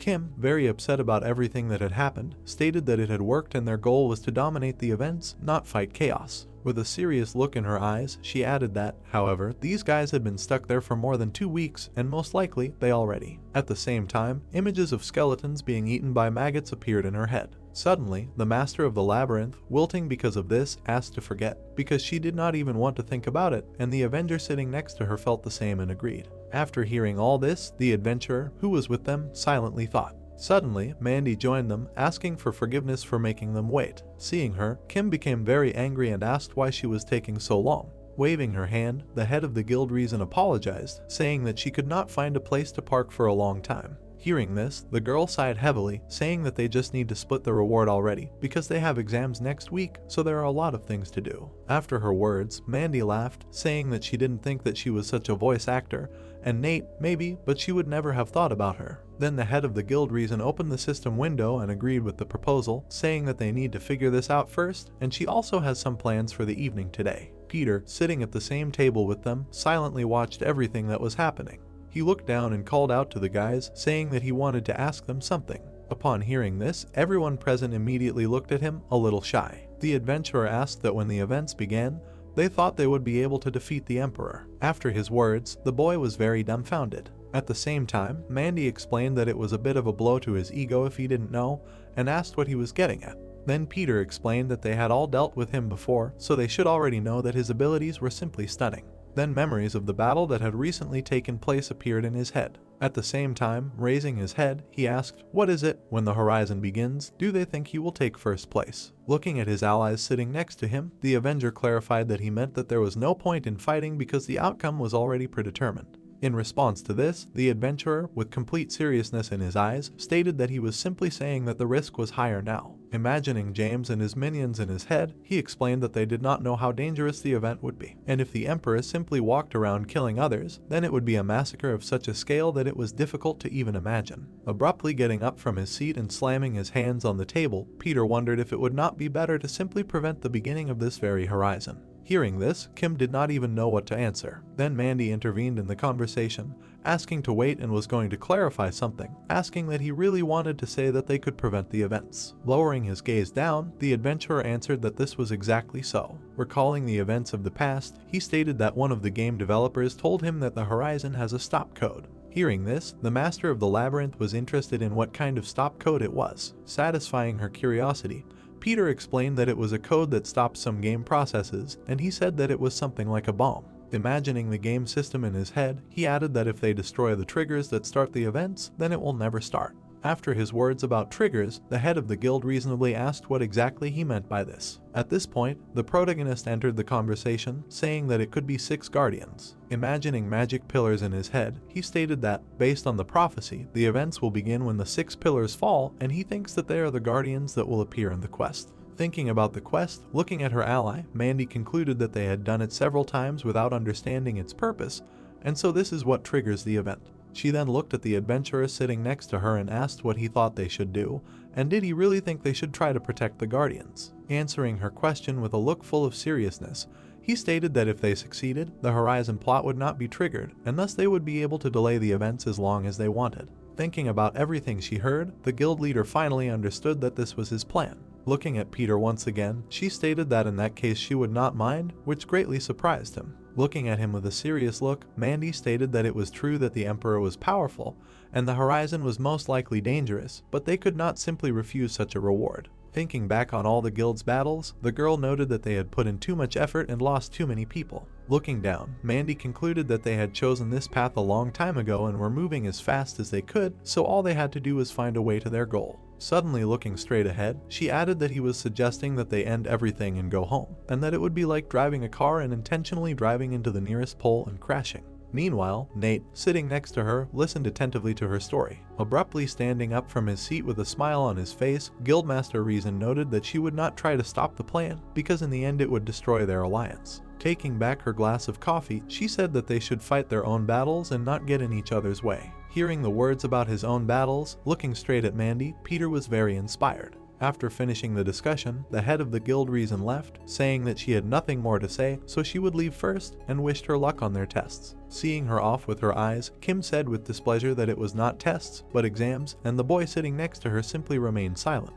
Then the narrative of the story moves to the street of the city near the high-rise buildings. The Avenger, along with his classmate, walked straight down the street. Suddenly, the master of the labyrinth, holding a phone in her hand, asked what he thought about the adventurer's idea. Answering the question, seriously looking straight ahead, the protagonist said that he was not sure. Well, he was right, of course, although this could lead to much worse consequences. Looking around the street, Nate explained that the Emperor could get angry and take it out on them, and if the events didn't start and the game went on forever, more innocent people would get hurt. Looking at Kim walking next to him, the boy concluded that the best option was to fight and win, and running away was not an option. Adjusting her hair, the girl noted that it was cool to say, but it meant that the Emperor could also win. Without answering her question, the Avenger pointed to a new karaoke bar off to the side, and she asked not to jump from topic to topic. Then the guys passed by a block of shops. Among them, there was also a regular mini-mart. On the way home, the protagonist decided to go into stock-up. Looking around, he thought that no matter what happened, they can't just give up. Remembering the events that happened at school, Nate reasoned that maybe it would even be possible to resurrect the people who died then. Holding an orange in his hand, the boy suddenly wondered why fruits and vegetables were so expensive, and even meat was cheaper. After which, with a sigh of relief, the Avenger realized that with a reward of 20 billion won, he could live peacefully with his sister. Suddenly, a dissatisfied cry was heard next to him why these vegetables were so expensive. Right in front of him, a girl was examining a vegetable, saying that she could just buy a steak for the same money. Suddenly, she looked at him, asking that this was so, and called his name. Hearing this, the protagonist was very surprised and turned to her. Awkwardly scratching the back of his head, while Karen slowly approached him directly, he asked if they knew each other. With a small smirk on her face, the girl explained that this was not exactly true and they had never met before. Releasing her red energy outward, she asked if he wanted to walk to her house and talk there. Noticing this, Nate immediately remembered what this ability was and gritted his teeth in displeasure. Watching Karen wrap her hand in mana, saying that she had a proposition for him, the boy realized that she was the puppeteer. The story moves to an apartment in one of the houses. Inside, Peter was sitting at his desk. He thought about fighting their own battles with a puzzled look. after which the adventurer sadly lowered his gaze downwards. At the same time, memories of the explorer asking what he wanted to do appeared in his mind, and the little boy said that he thought it would be fun to wander around somewhere where there were many dungeons to explore. Looking down, little Peter remarked that he wanted to get good items to defeat monsters so that he could help people. Hearing this, the girl was very surprised that he wanted to help people and not fight to win. A little worried, the boy answered that he didn't really like fighting to help people, but just helping them was quite fun. Remembering himself during games, he added that he loved this activity, and if he became stronger than everyone else, he would be able to help others. Then, awkwardly scratching the back of his head, little Peter declared that he wished that the real world was exactly like this and laughed. At this time, the researcher stared at the boy sitting next to him. Crossing her legs, she suddenly said that even a small step could completely change his vision of the world, but most people just don't have the courage to take that one step. Looking away, the researcher declared that in the game she was developing, they would gently nudge these same people and give them courage, so to speak. She also added that he could do it too, so he should believe in himself, and little Peter, who heard this, looked at her in surprise. Returning to the present, the adventurer held the code blocker in his hand and understood that he simply had to take this step forward. Examining the unknown device in his hands, he declared that he had no other choice than the one Maria spoke of, and this was not a burden that could be placed on someone else's shoulders. Being in his apartment, located in one of the small houses in the middle of the city street, Peter concluded that he had to do this. Immediately after this, the narration of the story is transferred to the mini-market. Right there, Karen was wrapping her hand in energy, and Nate, who saw this, was very scared. Looking at the girl standing in front of him, the boy asked what was she really with Chaos. Looking back at him, the puppeteer noted that he was catching on quickly and had spared her the need to explain who she was. While Karen was dispersing her energy, the Avenger asked what all this was for, since the Emperor had already received what she was looking for. Casting her gaze aside, the girl explained that she was not asking about it, she had never really cared whether he would live or kick the bucket. Turning her back to him, the puppeteer asked him to just shut up and follow her, since, as she had said, she had a proposal. Turning sideways, Karen added that she also had some information that she thought he would like to hear, and asked what he would say. Looking menacingly at his rival, the protagonist did not give any answer. Then the story's narrative moves to a small house nearby. The guys were going up the elevator straight to the 4th floor. Entering her apartment, the puppeteer asked to let her guest pass. She lived alone, so he could feel at home, and in any case there was nothing there that a boy his age would find interesting. Looking at her menacingly with great caution, Nate thought that it did not look like there was anyone else there, and, in all likelihood, she was right, and there was no one else from Chaos there. Holding out milk in his direction, the girl asked if he wanted to drink, noting that it was, of course, a little expired, but basically edible, and asked him not to worry, something was poisoned. Looking at her with distrust, the boy did not give any answer. Shaking the milk carton, Karen declared that in principle he did not have to trust her completely. As she passed her guest, the girl noted that, so, it could have been a trap, and he still decided to follow her, and she did not understand whether he was brave or just stupid. Looking directly at her with distrust, the Avenger explained that if she was trying to lure him into a trap, she would not be so careless, because Chaos loved to use dirty tricks. Still standing, the protagonist asked her to just finally say what she wanted from him, and if she continued to evade, then he would really consider it a trap. Turning her head away, the puppeteer declared that then was the time to begin, and yet she was not the type of girl to propose a relationship first. Then, looking directly at him, she suddenly asked if he wanted to team up. Looking menacingly at his opponent, Nate paused for a moment, asking if she was serious about asking him to join Chaos. Taking off her blouse, Karen said that they weren't the ones asking to join, and explained that they might be allies, but she wasn't on their side. Sitting down on the couch, the girl explained that she planned to one day stab that damn Emperor in the back and then take everything that was owed to her. Putting her hand in her pocket, the Avenger asked what was on her mind. Raising her hand to her face, the puppeteer declared that she was going to steal the master code.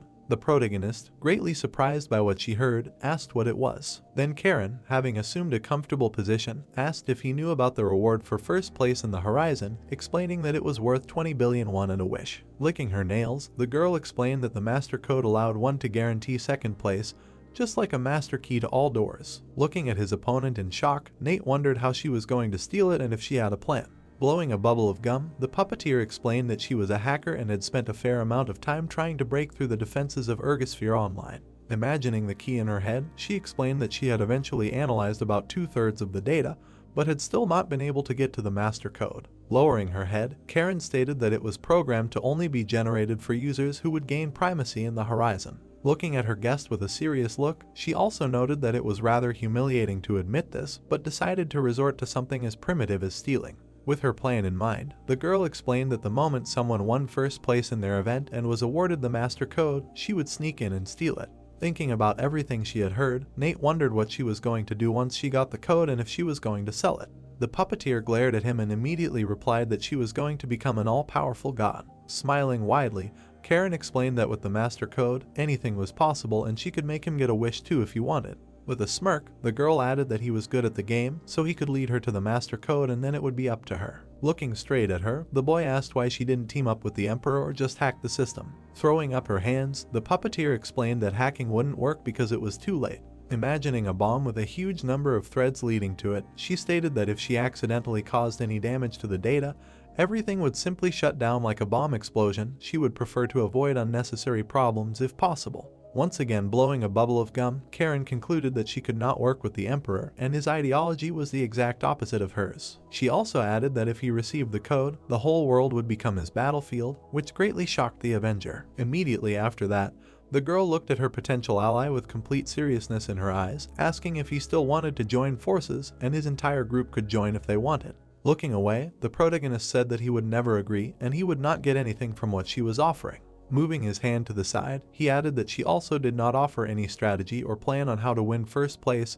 and he did not even know if this master code was real. Still glaring at the puppeteer, Nate stated that he would get his wish anyway if he won first place, so there was no point in him working together with her. Karen smirked at what she heard, guessing that he wasn't that smart since she thought he would understand some things after meeting the Emperor. Getting up from her seat, she wanted to suggest something else. Approaching her potential ally, the girl offered to take him and his group on the final quest, which stunned him. Turning sideways to him, the puppeteer also added that if they teamed up, they could take part in the quest, even if she was the only one to receive the request, and she was sure he knew that there was a special reward for it. With a smile on her face, looking at the boy standing next to her, Karen concluded that they would definitely benefit from all of this, which was a tempting offer. The Avenger looked at her warily, thinking about the final quest. Then he remembered that the last guard he met was the 5th, which meant that there was a 6th somewhere. A moment later, the protagonist would seriously state that she could forget about it, which surprised her greatly. Explaining the situation, he said that he did not care about the reward for the quest, and they had no reason to take part in something so dangerous. Folding his arms over his chest, Nate would note that if she really wanted to join their team, she could complete it on her own and bring them the reward, and then he might think about it.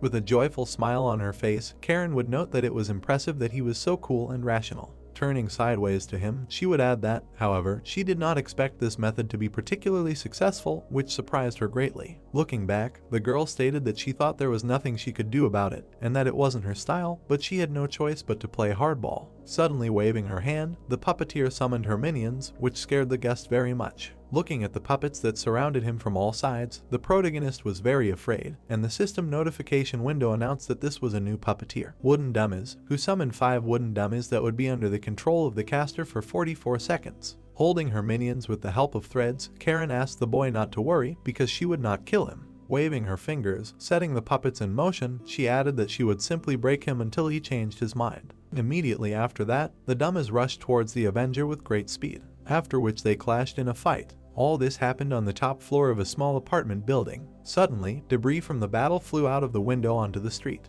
This effect was created by the puppets, who grabbed Nate and jumped out of the window with him. Using the Twin Dragon's dual dagger skill, the boy destroyed the enemies around him. Assessing the situation, he thought that he couldn't drag it out because he didn't want anyone else to get hurt. After which the Avenger deftly jumped off the wall of the house, heading for the ground, and thought that today he just needed to retreat. A moment later, he managed to land right on the sidewalk. Suddenly, a part of the mannequin fell next to him. It was his head, which laughed and said that he couldn't just jump out of the window, and she, of course, knew that he was in a hurry, but where were his manners? Continuing to speak through the mannequin's head, Karen noted that in any case, there were still 4 days before the start of the quest, and allowed him to think again. While Nate listened attentively to her words, the girl, using her subordinate, asked that he knew that opportunities would not wait for him forever, and he would lose it if he delayed even for a second. Before the puppet's head fell apart, the puppeteer managed to say that the invitation to the group had already been sent, and he must give his answer within 4 days. She also added that she would wait and laughed, and the boy continued to listen to this with obvious displeasure. The story's narration moves to the hangar. Mandy, with an emotionless look, moved forward, swinging her blade. She fought with Brant, who struck back with his weapon.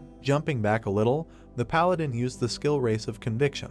A moment after landing on the ground, he rushed forward with great speed. Approaching his opponent, Brant struck with his hammer. The attack was so powerful that it destroyed the ground under their feet. Looking at her opponent, the head of the Resins Guild noticed that it had become very hot around. Then she used the skill sword of rose thorns, wrapping herself in yellow roses. In contrast, the paladin created a blade from his own energy, after which the boys crossed their blades, continuing the battle. With a smile on his face, looking at the blade of the sword, which was right above his head, Brant noted that it seemed that her skills had improved. Looking at the blade of energy, which was right in front of her, Mandy assumed that it had succumbed to her. Putting his war hammer in his inventory, the paladin gave a negative answer, explaining that even during training he hits with full force. Immediately after this, a man flew to him on wings, saying that he would heal him, and he agreed and expressed gratitude. While the healer used his magic on them, the head of the Resins Guild looked at her subordinate, asking what they would do next and how they would hide until then. With a smile on her face, the girl inquired about the possibility of watching the entry into the guild because there were still places there. Looking away, Brant paused for a moment in thought. Then the paladin's words of gratitude and explanation that he was doing well echoed throughout the hangar. Immediately after that, the story moves to the bridge over the river in the city. A car was rushing along the road at great speed. Mandy was driving, asking him what he thought of the Horizon event and whether Lisa was going to get the prize as a solo player. Smiling a little, her friend noted that it would be nice. Casting a glance at him, the head of the Resins Guild noted that his answer was rather boring, if it was not a secret, and asked him to tell her what he was planning. Folding his arms across his chest, Brant answered that there was nothing special, and it would be better with her, of course, but he was somehow more comfortable alone. Suddenly looking at his girlfriend sitting next to him, he added that if he were captured right now, he would not resist, having fulfilled all the conditions. Hearing this, the girl smirked, asking what he was hinting at so that she would act more actively. Looking away, the paladin declared that he also had pride. Closing her eyes, Mandy, after a short pause, said that if he wanted it that way, she would take him hostage. Suddenly, her friend shouted to stop the car, which greatly surprised his girlfriend. The guys stopped near a small spotlight. Getting out of the car, they quickly ran somewhere. Following Brant, the head of the Resins Guild asked what was going on, and whether he had really seen someone familiar, and he answered that it was not about that at all. Suddenly, seeing something right in front of him, the paladin declared that he had found it. The guys stopped near an incomprehensible pole that was emitting a bright blue light, and were very surprised. Looking straight at him, Brant explained that it was a magic ability expansion pillar from the game, and perhaps it had not disappeared after the end of the quest due to some bug. At the same time, Mandy silently took out her phone and took a photo. Looking at the screen of her device, she stated that everything was not that simple. Showing the photo taken on her smartphone, the head of the Resins Guild asked to look, stating that this pillar was even filmed by the camera. Seeing this, the paladin was extremely dumbfounded and asked what, that is, not only they, but ordinary people will see it. Lost in thought, looking at the screen of her smartphone, the girl noted that this had never happened before. Looking at the unknown pillar located right in front of her, she concluded that something was definitely happening.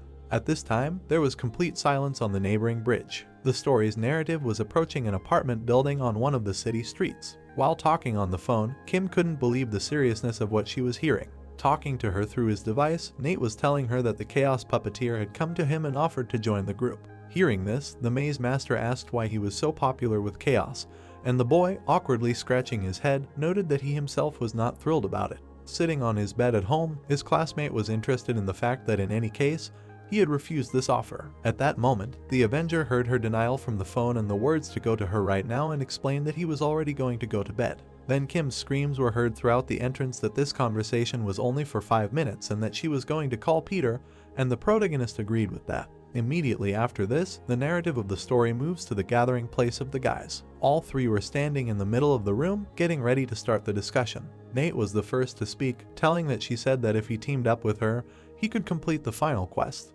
Hearing this, Peter, awkwardly scratching the back of his head, wondered if this was the last stage before the Horizon, and his friend replied that it was, according to their analysis and her words. After these words, the adventurer thought that then this quest was the last chance to seal the Horizon.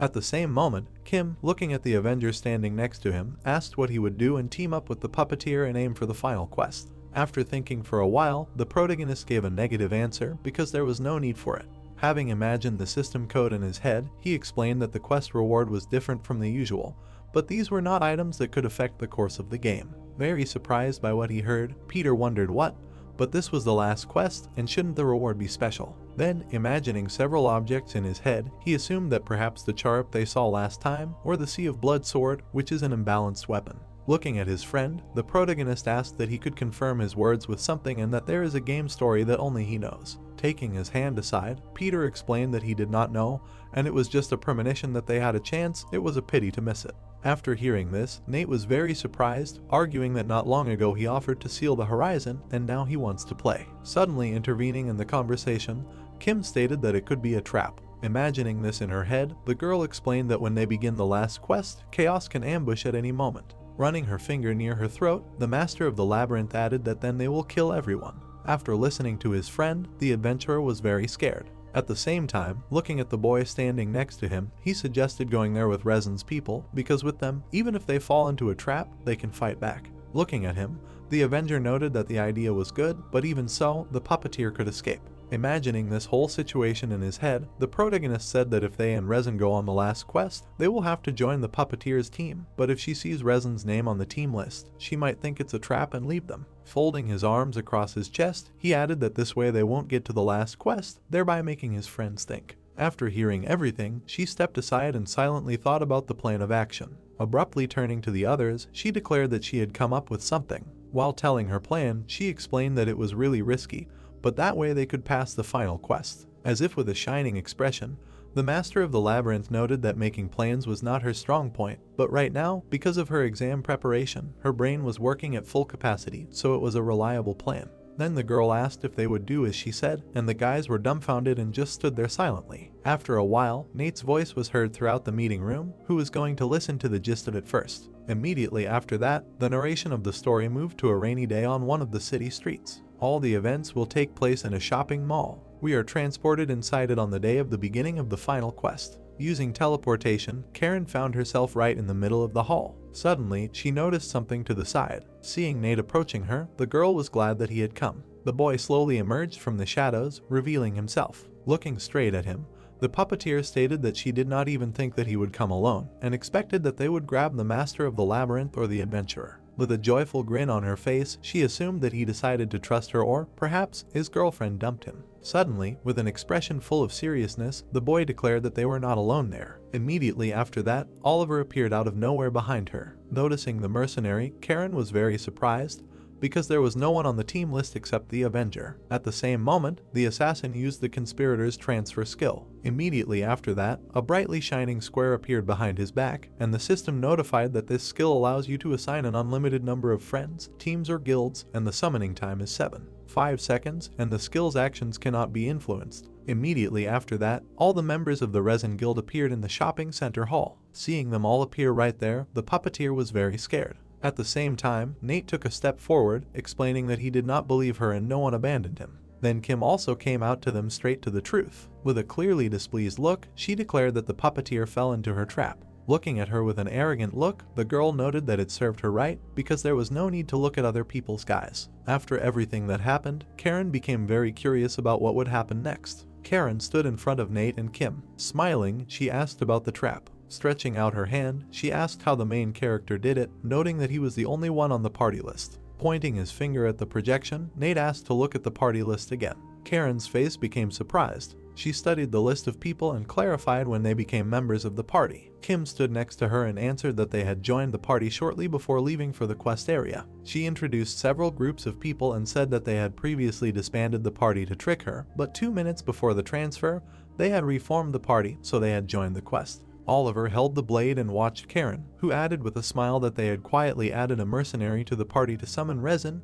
If they had added the entire guild, she would have immediately understood. Raising her hand to her face, Karen said that she had learned that the party had increased in size and wondered what would stop her from simply running away. Nate answered with a serious expression that they thought it was inevitable and took the risk. They did not care whether she refused the quest or not. Karen chuckled and remarked that he was funny. Mandy grabbed the blade. She stabbed next to Karen. After stabbing her sword into the wall, Mandy said she would give her 5 seconds to think. Narrowing her eyes, she added that she had better answer her questions after that, since Karen's answer would affect the skill she would use. Karen replied with a satisfied expression that if it was a threat now, it would be useless. Mandy smirked and asked if she cared even if she died. Karen replied with a satisfied expression that, unlike her, she was good at acting. Enraged, Mandy swung her blade. Karen was taken aback by this. She began to fall to the ground. Stunned, Kim asked what she was doing and what they would do if she really killed her. Mandy calmly asked to see that she was not dead. Kim was surprised. Her gaze fell on Karen, who was lying on the ground. Her body turned into a doll, after which a notification appeared that the puppeteer skill doll's dream allowed her to switch places with the summoned doll. Karen appeared behind Nate and stated that this was too much and that she had not planned to fight today. The protagonist quickly turned around.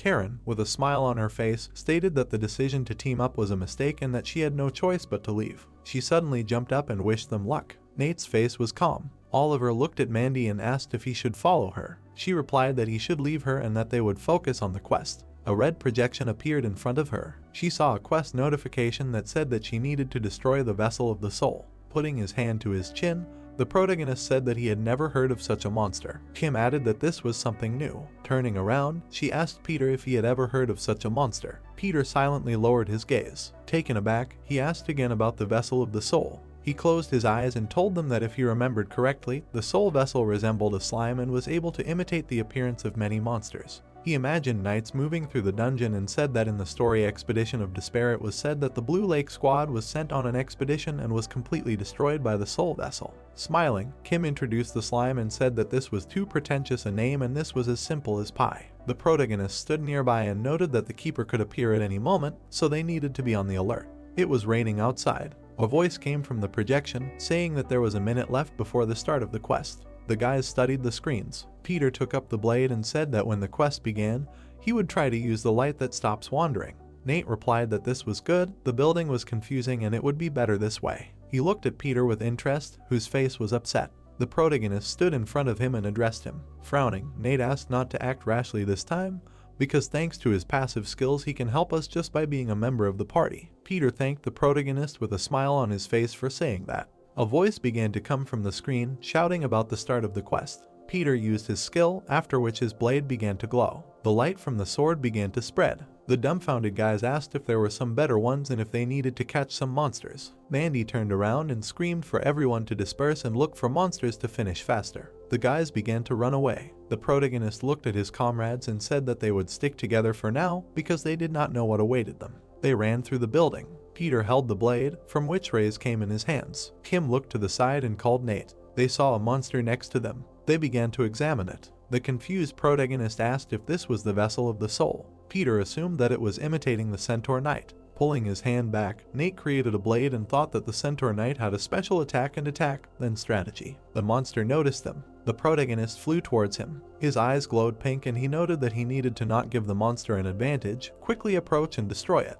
The Centaur Knight began to move towards him. Nate cut the monster with a series of attacks. Its head was cut off. The monster fell to the ground. Taken aback, Kim asked if he died in one hit and whether Centaur Knights were that weak. Turning around, the protagonist wondered what he thought he was stronger and whether this was really a trash mob that only copied. Looking away, Nate suggested finding other targets and destroying them, noting that perhaps this was not the vessel of the soul. The protagonist calmly reasoned that this quest couldn't be that simple, judging by the fact that they gave him until the morning, there was definitely something else. Frowning, Peter asked him to turn around. The monster began to recover. Furious, Nate looked back. He saw the Centaur Knight's head return to the body. The monster's face changed. Surprised, Kim asked what it was. The demon turned into the protagonist. His eyes were brightly burning, and there was a smirk on his face. There was a sudden blow. Nate began to fight his double. Frowning, the protagonist reasoned that this monster was not just imitating, it was invulnerable. A copy of himself appeared in front of Mike. Mandy stood in front of her clone.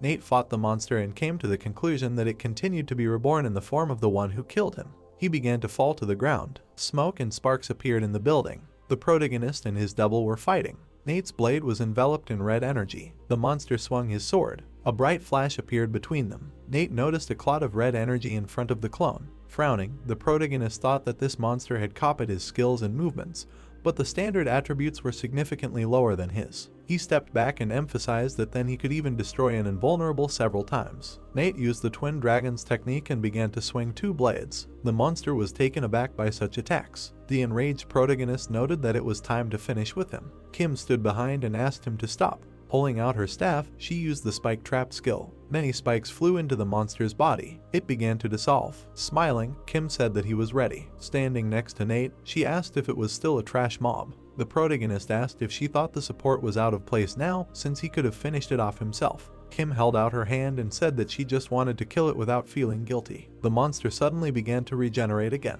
It had turned into Kim. Dumbfounded, she asked if it had copied her too. The enraged protagonist cried out that this was great, he would finish it off this time. Peter, looking displeased, said that now was not the time to argue. He raised his fist to his chin and began to reason that if this monster was constantly reborn, they would not be able to complete the quest. He imagined people tied together by a chain and suggested that the number of rebirths was limited, or they had to destroy all the monsters at once. He imagined how all the monsters were connected to a tree. Peter closed his eyes. Looking at the guys, he cried out that he would try to look somewhere else, and it seemed to him that the core of the monster was somewhere else. Confused, Nate suggested going with him, adding that Kim was so awkward and he was thinking of just leaving her. Kim's staff was emitting pink energy. She had chained her double. Kim turned around and said that everything was ready and that the chain would hold her back for half a minute. The boys moved through the building. They ran down the hallway. Nate turned around and noted that Peter had said that the core was in a different place and asked if there was any basis for that. Peter had answered with a serious expression that he wasn't sure, but he remembered the history of the Black Dragon Mages Guild.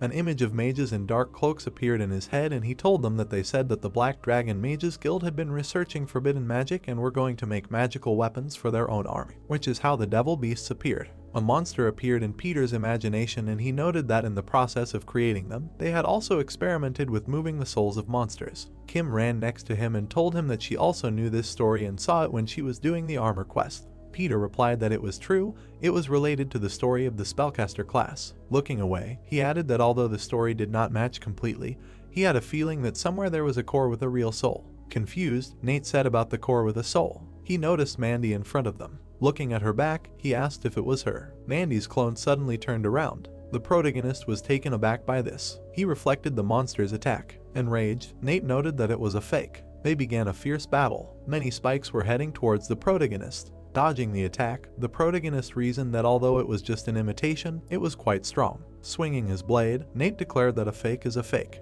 Mandy's clone jumped back. Kim stood behind and prepared to attack. Frowning, she used the skill compression trap. A cube of blue energy surrounded the monster. Her face began to melt. Smiling, Kim emphasized the fact that she was caught in such a slow spell, noting that even a fake of the guild leader was no good. The protagonist thought with a serious expression that if there was only a fake Mandy, then she too thought that the monster's core was somewhere else and simply abandoned it. He imagined Mandy's eye and noted that her passive skill allows you to know the enemy's attributes. Turning around, Nate shouted for them to go there, adding that he thought their thoughts were the same. Mandy thought the same way as them. The building was dark. The guys ran outside. The protagonist ran into Mandy. He ran up to her and asked if it was her. She clarified what he was talking about. Looking around the building, Nate said that they just met a copy of her. He asked with a surprised look if this was the core. Mandy closed her eyes and said that they were quick thinkers. Looking at the huge bud, she told them that this was the core, a real vessel of the spirit. Surprised, Kim asked why she was not attacking but only watching and whether the attributes of this monster were superior to theirs. Looking up, Mandy said that its attributes were not high and it would die if they used their skills a couple of times. She looked at the core and noted that she had a bad feeling. Holding the sword in front of him, the protagonist suggested that they try to destroy it first, noting that time was limited after all. Mandy took out her sword. They suddenly rushed into battle. The two of them struck at the core. They cut the core in half. It suddenly spread. Confused, Kim asked if this was the end and if the reward would be small too. Frowning, the protagonist thought that now only the Guardian of the Horizon remained. Now the real game begins. He imagined the monster and noted that, however, this time it was not a race against time, and there were too many strong Renko players. They would not be let go so easily. The core in front of them began to transform. Mandy smiled and assumed that they were not finished yet. Looking at the monster, she said that this was the entrance of the real boss. The monster pulled out a staff. A powerful shockwave began to come from it. The guys frowned from the power of the demon. Kim put a barrier in front of herself and Peter fell to the ground. Turning around, Kim clarified if he was okay. He replied that everything was fine and he just fell from surprise. Peter was suddenly taken aback. Rising to his feet, he said that this was a face. Peter was shocked and said that this could not be. Looking at the monster, he asked if this was Maria. The girl looked at them. She sent streams of powerful energy at the guys. Nate was dumbfounded and wondered what kind of destructive power this was and if this was the true form of this monster. He looked at Mandy and asked what attributes the spirit vessel had and if they could deal with it as easily as before. She smiled and said that she didn't even know if her answer would make him happy or sad. Looking at Maria, she told him that she had never seen anyone with such high attributes before. This monster had the power of a gimmick boss. Maria's face was serious. The guys were standing in front of the monster. The protagonist looked at Mandy and asked if this boss was as strong as a gimmick boss and if they couldn't defeat it with normal attacks. Mandy emphasized that not all of its abilities were that high. Looking at Maria, she told him that her magic-based attack and defense abilities were significantly high, but its speed and physical defense were relatively low. She started to walk towards the monster and noted what it meant. Mandy pounced on Maria and screamed that they could break through her defense with force. She used the skill rain swords with a serious expression. Mandy swung her blade. Maria held her staff in front of her. She threw Mandy back with a powerful burst of mana. Mandy was dumbfounded and held her hand in front of her face. The protagonist followed her and rushed into battle. He frowned and thought that if Maria's physical defense was weak, then they should continue to push him back and perform combo attacks. He swung his sword, shrouded in a red aura, in front of Maria. The attack flew towards her. Nate saw a resemblance between Maria and Chloe. Dumbfounded, he mentally wondered if this was his sister. Maria hit him. The protagonist landed on the ground. Kim, furious, asked him what he was doing and why he stopped attacking. A dumbfounded Nate said that the monster looked like his sister. Confused, Kim asked what he meant. She turned her gaze to Maria and narrowed her eyes. Kim grabbed her chin and said that she had the same feeling. The hair color and style were slightly different, but overall they were similar. Looking at the monster, Peter said that it was Maria. He introduced the girl and told her that she was the person who told him about the encrypted code key and one of the developers of the game. Kim stood in front of him and asked why she was a monster now. Peter said that he did not know and that it also seemed ridiculous to him. Surprised, Kim asked if they could say for sure that the monster was not Maria themselves and Nate's sister. Peter said that it was. He thought about Maria with a dumbfounded look. He imagined the girl who had blood on the napkin and told her that she was now dead. Kim was puzzled by these words. She seriously cried out that they could think about it later. Lifting boulders with magic, Kim said that the most important thing now was whether they could complete this quest or not. The stones flew at Maria. The monster put up a barrier in front of itself and deflected the attack. The protagonist suddenly appeared in front of her. He used grave flower and then began to emit red energy. Maria watched him closely. Nate was confused. He swung his blade. Maria was injured. She threw the protagonist aside. Frowning, he noted that the skill did not work. An enraged Kim screamed that Nate missed on purpose because the monster looked like his sister, but he fought well against its clone, which means he has a serious sister complex. Holding his chin, Peter assumed that he understood why he was doing this. Mandy's comrade suddenly appeared there. Oliver, with a serious look, said that this was a magic class monster and that they needed to hit it with combo attacks. The guys surrounded the monster. The protagonist was surprised by this. Kim walked up to him and said that they would attack together. Noting that he had the ability of super physical defense, he couldn't just stand by. Nate looked at her and apologized. He turned his attention to the battle and noted that Kim was right. They needed to focus. They were struggling to fight this monster. Looking at Maria, he stated that even if he looked like his sister, he was nothing more than a monster from a game. He noted with a straight face that he really did look like her. Kim yelped that she said to focus. Mandy was attacking the monster with her blade.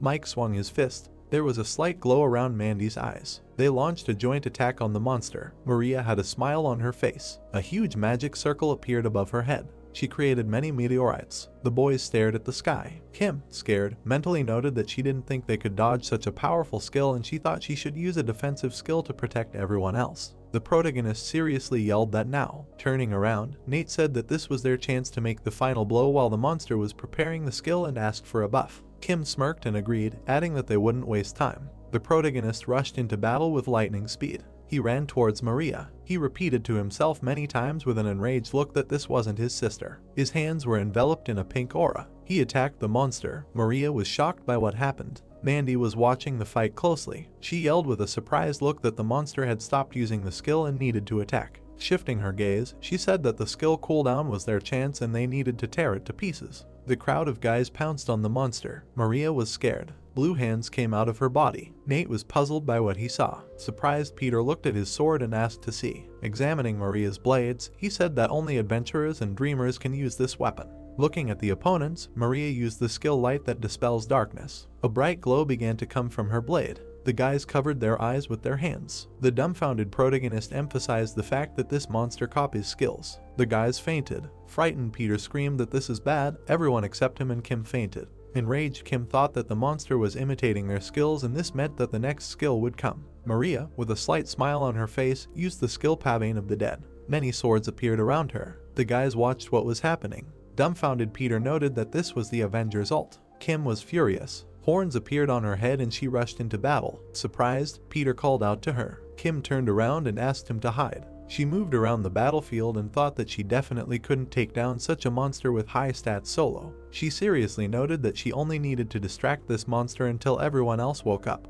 She waved her staff, creating lightning bolts around herself. Maria watched her. A huge hand crawled out of the ground. Looking at Kim, the monster said that this was the hand of fate. Kim's lightning enveloped the hand. Frowning, she closed herself with a barrier. Frightened, Peter noted that the stuns did not last long, but Kim was still hit. Holding the sword with a trembling hand, Peter emphasized the fact that he had to do something. He closed his eyes in fear. Peter wondered why he was such a coward. He remembered sitting next to Maria as a child, who told him that even if he took the slightest step, his view of the world would change, but many people lacked the courage to take that step. Smiling, Maria told him that in their game, they would gently push people to do so. It would look like they were encouraging them. Looking at Peter, she noted that he could do the same, so he should believe in himself. Peter's eyes filled with tears. He imagined himself taking just one step. He saw himself as a child in front of him. Little Peter handed him a blade. Peter looked at it, puzzled. He wondered why he chose the traveler out of all the classes. Maria was shocked. She fired a powerful discharge at him.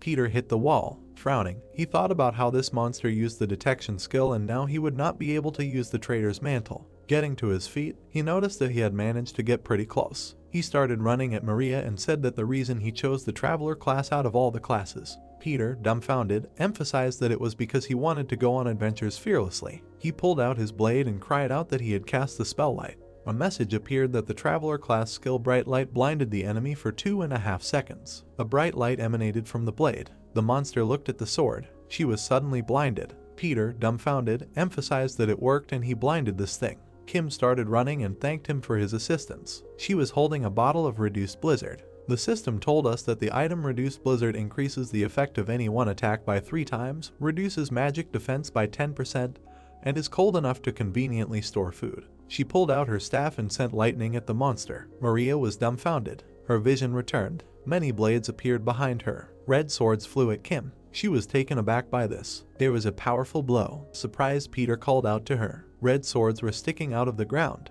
Kim closed her eyes. She was suddenly taken aback. Nate covered her with his body. Blood was running down his face. Standing behind, Kim asked if he was okay. Looking down, the protagonist asked not to worry, he was invulnerable. He got into a fighting stance, holding the blades in his hands. Nate began to run towards the monster. He also created many two-handed swords. The enraged protagonist asked Peter to support him. Peter stood behind Maria. Frowning, he used the skill Blessing of Bravery. A glow began to come from his blade. A notification popped up that thanks to the Blessing of Bravery, the player becomes the target of enemy attacks and increases the attack skills of team members by 17%.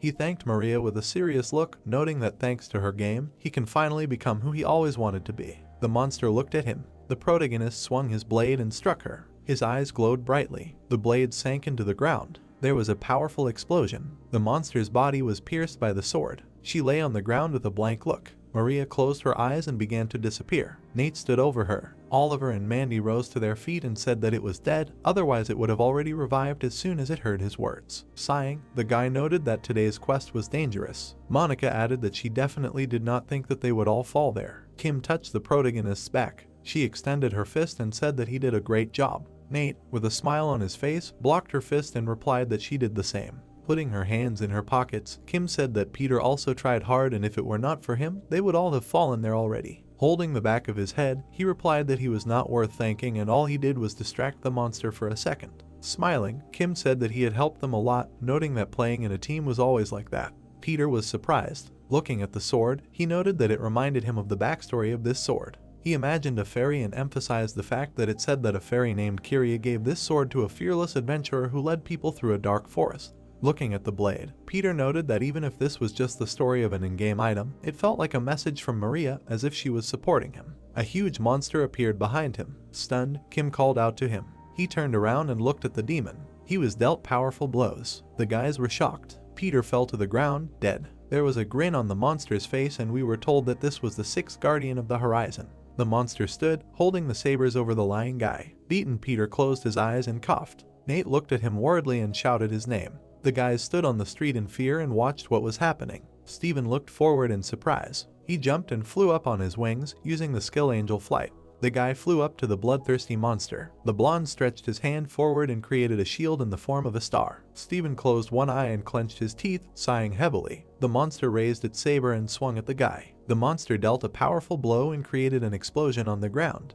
Jake stood in front of his frightened friend and parried the blow with his sword. Frowning, he looked away at Steven and asked what he was doing. Did he really want to die? The guy looked at him worriedly and said that they needed 90 seconds. He stood behind his ally and said that within a minute and a half, as he began to die, they could still save him using the resurrection skill. They needed to act as quickly as possible. Monica raised her gun and frowned and shouted at the guy that she understood him, but they couldn't go head on. He would have already died if not for Jake. Steven desperately turned around and said that if they hurried, they could save him. Liam stood in front of the guy and frowned and said not to rush things. If he wasn't careful, they would all die here while he was trying to help him. He clenched his fist, creating energy spheres around him and swinging at the monster, asked the guy to just wait until they cleared the way for him. We see how it was raining near the bridge. The main character and his girlfriend ran up to the guy lying on the ground. Worried, Nate picked up Peter by the shoulder and said that he should stay conscious. The guy gritted his teeth and opened his mouth, thinking that he needed to quickly find a healing item to restore his health. If he exchanged the time distortion generator, he could do it. Peter closed his eyes and shouted that he shouldn't use items on him. He opened one eye and said through tears that his health was already at 0. He attacked him with a skill that prohibited the use of other items. The main character looked at the guy in surprise when he heard that there was nothing he could do. Peter narrowed his eyes and thought about the fact that right now, he couldn't do anything. He imagined his body hovering in the air and thought that if the angel made it in time, he could survive. But if he relied only on him and did something reckless, then time would run out and he would die. The guy remembered frowning as he looked at the capsule in his hands and thought that maybe he should give it to someone he could trust, as insurance just in case. Peter closed one eye and looked at his friend and asked him to do him a favor. He looked at the torn bag on the ground and said that he put the encrypted code key he was talking about in his bag. The protagonist looked at him in shock and asked if he really had the encrypted code key all this time. Frowning, the guy looked down and said that he apologized for not telling him earlier, although he did not think he would have much time. Kim picked up the bag and turned around to clarify if he was talking about her. Peter looked down sadly and asked them to use the code key to seal the Guardian. This is the only thing he asks of them. He remembered how the girl on the street handed him the capsule and said that it was a quest that Maria left for him, as well as her last wish. The guy closed one eye and looked at his friend, asked to use it to prevent the beginning of the horizon. Nate looked at him in surprise, hearing that he relied on them. Alarmed, Kim looked at the guys and called Nate. She frowned and said that she seemed to have found the item. The girl was kneeling and holding a crumbled key in her hands. The protagonist looked at her in surprise. Peter, smiling, glanced at the guy with one eye and asked if he would do it for him, since he had helped many people. Nate, gritting his teeth, lowered his head and promised that he would do what he asked. The guy, smiling, dissolved on his friend's shoulder and said that the bag also contained the key to his apartment. They could go there and find his turtle. He looked at the bridge and asked to take care of his pet. The protagonist was kneeling and watching as the guy's body disappeared. He looked down in fear. The girl looked at her friend in confusion and, raising her hands, shouted Peter's name. Mike jumped in front of the monster and swung his fist. Liam looked forward with displeasure and, gritting his teeth, said that they were too late. He stood before a bloodthirsty monster with a scythe. The enemy struck a powerful blow and created a flash on the ground. Jake, grinning, held his sword in front of him and parried the blow of the monster. He looked away at his friend sitting behind him and asked what he was doing because he couldn't get distracted. Monica stood with her hand outstretched, upset, and said nothing. A notification appeared that a team member had died. The protagonist looked at the screen with disappointment. The guy was sadly sitting on his knees and looking at the system notification about the death of a team member. Kim frowned at her friend and said that it was not safe here. They needed to focus on retreating. They needed to regroup before fighting the guard. Nate lowered his head, clenched his teeth, and said that he assumed that something like this could happen. The girl looked at him with alarm. The guy was kneeling in front of his girlfriend, putting his hands on his thighs and saying that he couldn't do anything. He looked down with disappointment and shouted that he was obliged to protect him. A door appeared behind Nate, who was sitting there. The girl frowned in shock and looked at her and said that it was a back door. The main character sat desperately, his head down, and said that he should have been stronger. A flash of light appeared behind him and his eyes lit up. Kim looked at her friend in fear and called him. It was raining near the building. Karen, her hands in her pockets, stood near the railings. The girl put her hand to her cheek and smiled and said that it was just amazing. She never expected this. She just wanted to see what would happen if they tried to knock down the guard. Looking seriously, she said that no one could have imagined that she would see how the Avenger opens a transcendental class. Karen imagined the main character sitting in front of the red symbol and decided that he was simply amazing. The girl covered her mouth with her hand, smiling, and said that she wanted to see how he disappeared from the face of the earth. The guys fought fiercely with the monster, inflicting many blows. Greta jumped up, put her swords in front of her and blocked her opponent's attack. The girl flew back with her arms outstretched and frowned, asking why it was so difficult, or if this thing didn't even use skills much. Mandy's eyes began to glow and she said that it wasn't her. The girl looked at the bloodthirsty monster and said that the stats were slightly lower than those of the soul vessel, but its physical abilities were enormous and its attacks were cunning, because its sword whip did not apply to the laws of physics. She smiled and said that perhaps it was not the puppeteer who was trapped, but themselves. The monster stood in front of the guys and many swords began to appear from its back. It released many tentacles and struck the guys. Jake gritted his teeth, stuck his sword into the ground and closed his eyes. Mandy looked at the opponent's attacks in fear and thought that each of them used everything. Fighting the soul vessel, they needed to regroup. The girl was lost in her thoughts and thought that they shouldn't run and try to stop, because if they retreated too quickly, they could be caught and killed. She frowned and decided that they needed to leave one person behind to buy time to retreat. Mandy smiled, raised her hand and created a sword, using the ultimate God Save the Queen. The girl pulled her hand back and told the guy to go away because she would stay here and buy them some time. Mike frowned in shock and shouted that it was too risky. Mandy walked up to the monster, putting her hand behind her back. She looked at her opponent seriously, moving her sword to the side and thinking that the Guardian had a much larger attack radius than she thought, so it would be better to stay as close to him as possible, and then his attacks would not hit others. The girl looked forward in surprise. The protagonist jumped above the monster, swinging his sword. The guy's eyes and the symbols on his cheeks glowed brightly. He struck the monster with all his might. The enemy's severed arm flew off and he screamed in pain. Mandy stood in front of the explosion, covering her face with her hand. She opened one eye and was very surprised. Nate stood in front of her in a transcendental form with a mark above his head. The girl looked at her ally in shock, raising her sword. Mandy looked at the guy in surprise and said that this can't be true, she only heard rumors about it. The protagonist stood in front of her with his head down and was in a transcendental class. He looked away. The guy held a sword and looked at the monster behind him. The enemy grew a new arm and clenched his fist. Oliver looked at his opponent in shock and shouted that he had just grown an arm. The monster pulled his arm back, holding a dagger. He swung the weapon in front of Nate and tried to hit him. The monster furiously struck the guy multiple times. The protagonist jumped into the air and flipped over, holding the sword. He frowned and looked at his opponent. The guy swung the sword and dealt a powerful attack to the enemy. The monster opened its mouth and roared. Nate landed, leaning his hand on the ground. He looked away from the screen and asked the system to show all his stats and available skills. The game informed him through the screen that everything would be displayed now. The guy looked at the screen with his skills and status. He looked at the window, informing him that he had a rebel class. The monster suddenly swung a dagger in front of the guy. Nate frowned at the enemy and thought about how he didn't know how he unlocked the transcendent class, but this power was given to him so that he could avenge Peter. He thought about how he would win no matter what it took. The guy quickly flew towards the monster, dodging the attacks, and swung his sword. A huge wound appeared on the chest of the defeated monster. Jake stood next to the girl in surprise, holding a spear and saying that he was definitely stronger than the Guardian. Liam stood behind the guys worriedly and shouted at them that they shouldn't just stand there. The guy frowned and asked if they would really let a high schooler fight alone. If they were done regrouping, let them help him. He said that they can't let their two guys die. Jake turned around worriedly and shouted that he agreed with him. Monica walked up to Liam and called him. She looked at him with sympathy and said that he should not blame himself because he could not do anything. The guy clasped his hands and said that he knew it. He stood watching the guys fight the monster and said that he wanted to get rid of this nasty feeling, that's all. Monica raised her gun, looked at him and thought that this meant that he blamed himself. Many flashes appeared near the building. Kim walked along the balcony, holding a spear. The girl looked ahead in surprise and asked what was happening, how Nate reached the transcendent class. Karen approached the girl from behind and smilingly replied that but he fulfilled one condition. Turning around, Kim frowned and stretched out the spear to the girl. She looked at her with displeasure and asked her to explain right now what this condition was. Karen smiled and raised her hand and said that it was necessary to fulfill a condition in order to reach the next level.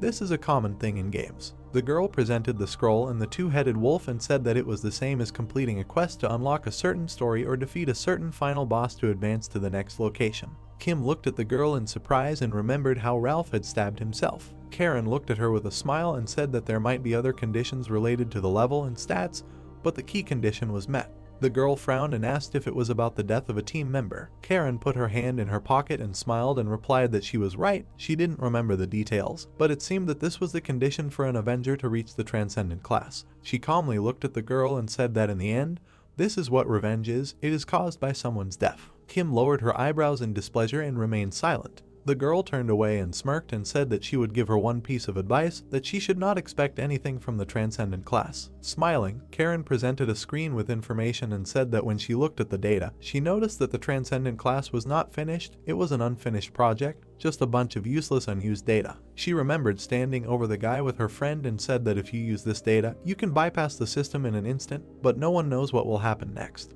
The girl imagined a grinning reaper and said that bugs can appear. Karen turned to the girl with a smile and said that basically there can be some unpredictable side effects, like taking an overdose of medicine. Frowning, Kim asked how to get it back, if there was any option. The girl smirked and looked at her and said that such information has a price, so she will not tell her for free. Kim pulled out her spear and angrily said that she will do anything to get it back unharmed, so let him say what he wants. Karen looked at her with a smile and asked if it was true. Smirking, she got closer to the girl's face and asked her to lend her Nate for one night. She wanted to have some fun with him. The girl looked at her smiling and said that she would not harm him, she would return him safe and sound the next morning. Karen looked at the girl sheepishly and said that in return, she would also make him a more interesting person. Kim swung her spear in anger and created spikes under the girl, using the trap skill. The rival looked at her with a smile and asked what was that, did she not need help? The girl frowned and clenched her teeth, said that she did not need help from a pervert like her, she would find out everything herself. Kim jumped up in anger, stabbing her spear and raising her arms, shouting at her to get out of there. Flashes of battle were shining near the building.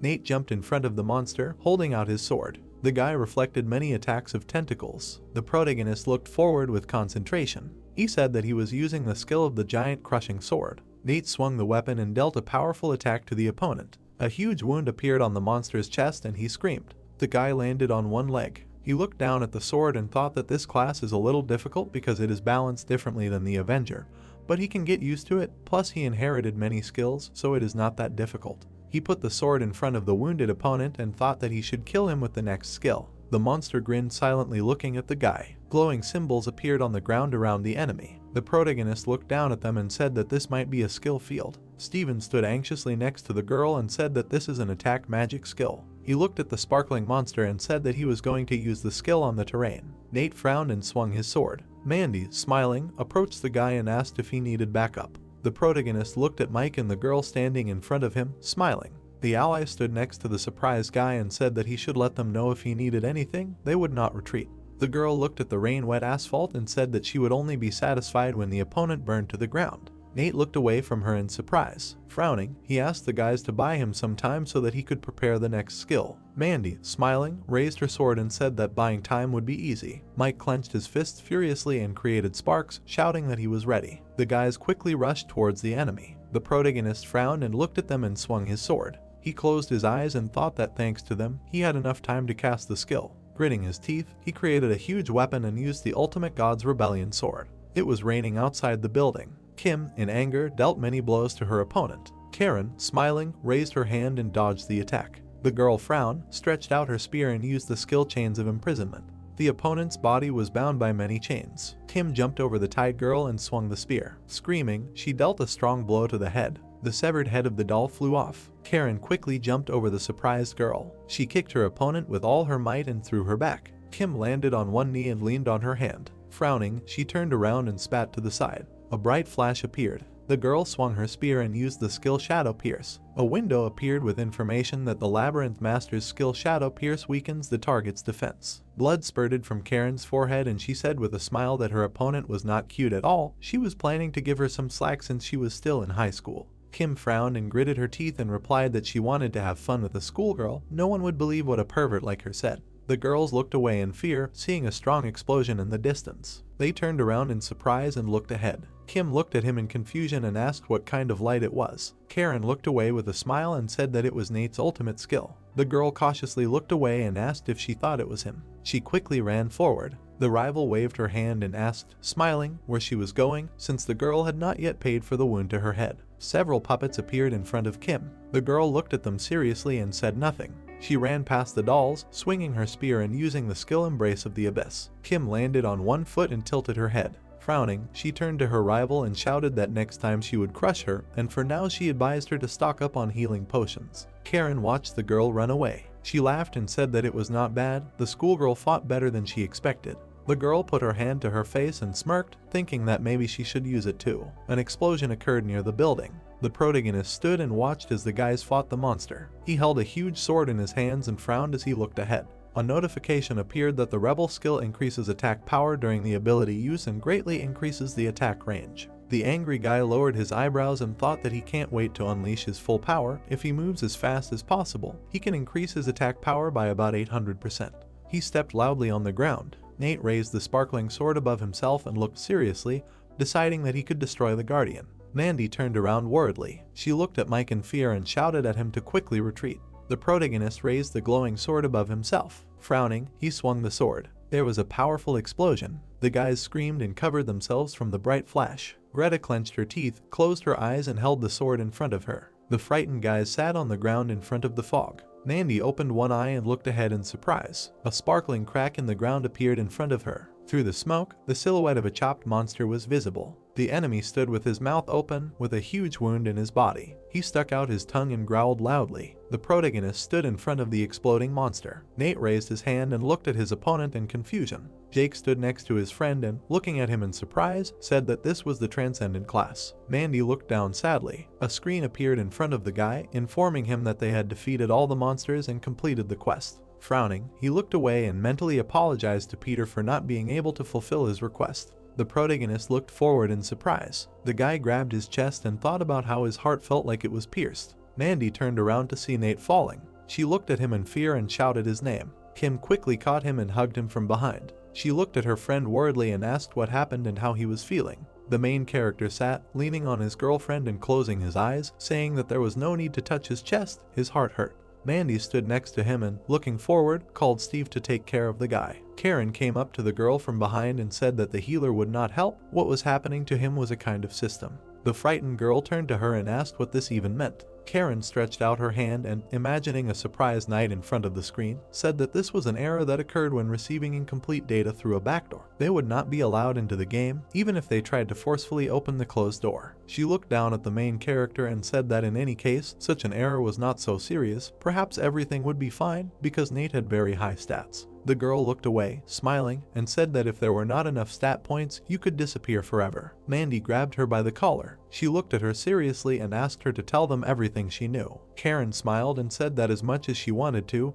it still happened. She added that it didn't make much sense. Important notifications appeared in front of all the guys. Mandy looked down at the screen and saw an emergency message and said that it couldn't be. She looked back in surprise at the girl, who said that everything was as she expected. Karen smirked and said that the horizon was approaching. Kim frowned and turned around and looked back in surprise. Liam tapped the screen with the notification. The system greeted the players through the screen and said that they hoped everything was okay. The smiley face on the screen said that this letter announced the event they had all been waiting for, the official start of the Horizon stage. The boys looked out at the city at night and listened as the system explained that any user who had completed the tutorial was eligible to participate in this event, and they would also be able to freely use any item or skill they had. Brant sat on his bed in front of the screen, his hand on his knee, and listened as details about the horizon, including its duration, would be announced on the day the event began. Ron lay in bed, his hands behind his head in front of the screen, and listened as the game explained that they would be able to choose whether to participate or not. James looked at the house in the rain and listened as the smiley face explained that they were free to visit the store page before the event began, even if they had not participated in the quest, and players could use the store without restrictions on purchases and exchanges. He stood shirtless by the window, looking at the screen, and the game informed him that they hoped that players would prepare thoroughly for this event. The man smiled. Mandy looked sadly at the system window, which said that it seemed that the most important detail had been forgotten. The smiley on the screen said that the event itself would start 2 days after this notification was sent, on July 13th. Nate frowned as he watched the screen and listened as players were notified of the rules and time of the game 15 minutes before the start, and that was it. The boys were standing outside in front of the screens and the game was saying that they should try to stay alive. Kim looked at the screen next to the main character in surprise and said that the horizon starts in 2 days, which is very soon. Karen stood next to the girl smiling and said that now they apparently understood everything, there was no point in explaining herself. She smirked and looked down and said that they would understand everything when the horizon started. They would see for themselves how cruel this game was designed. The girl stood next to Mandy with an evil smile and said that they were nothing more than little puppets forced to flounder. Nate covered one eye and sighed and looked away. The plot moves us to a sunny day on the street between the houses. The main character was walking down the street with his friend. Kim, holding the phone, pointed forward and said that it seemed to be that house. She looked at the phone and said that the guild master had given her this address and was confident in it. The girl raised her hand to her temple and frowned and asked how she had managed to get his personal data. She knew everything about her. Kim was walking next to her friend down the street and said that she had already realized that she was the devil. We see a residential building. The door of the apartment creaked open. The guys went inside and the girl said that the room was larger than she imagined. The master said that it was a studio. She thought that the apartment would be smaller. Nate stood in front of the bookshelf in surprise. The guy frowned as he leafed through the book and thought that it contained game designs, script writing guides, and the names of many games. Apparently Peter really loved video games. Kim looked away and asked where the turtle was because she needed to find it quickly and leave. She looked at the aquarium and said that she was here. The turtle hid in its shell. The girl leaned over to the animal and asked if it was dead or just hiding. Nate looked away and said that most likely it was sleeping. Kim calmly looked at the aquarium and answered that he was right. She turned to her friend and holding the container said that in any case she would take it. She had an aquarium at home and she could ask their employees to help take care of it. The main character put his hand to his chin and replied that he would also help, give money for food, a vet, etc. Kim bowed her head and sighed and asked if he had forgotten who he was talking to. Let him just leave it to her. The girl turned away, holding the container and closing her eyes, saying that he should try to talk it out instead. After all, she couldn't help him with that. The guy looked down in embarrassment and put his hand to his neck, thanking her. He looked at the girl leaving in surprise and asked what she was going to do now. Kim turned around and smilingly replied that she was going to leave the turtle at home and then go with Leela to the study cafe.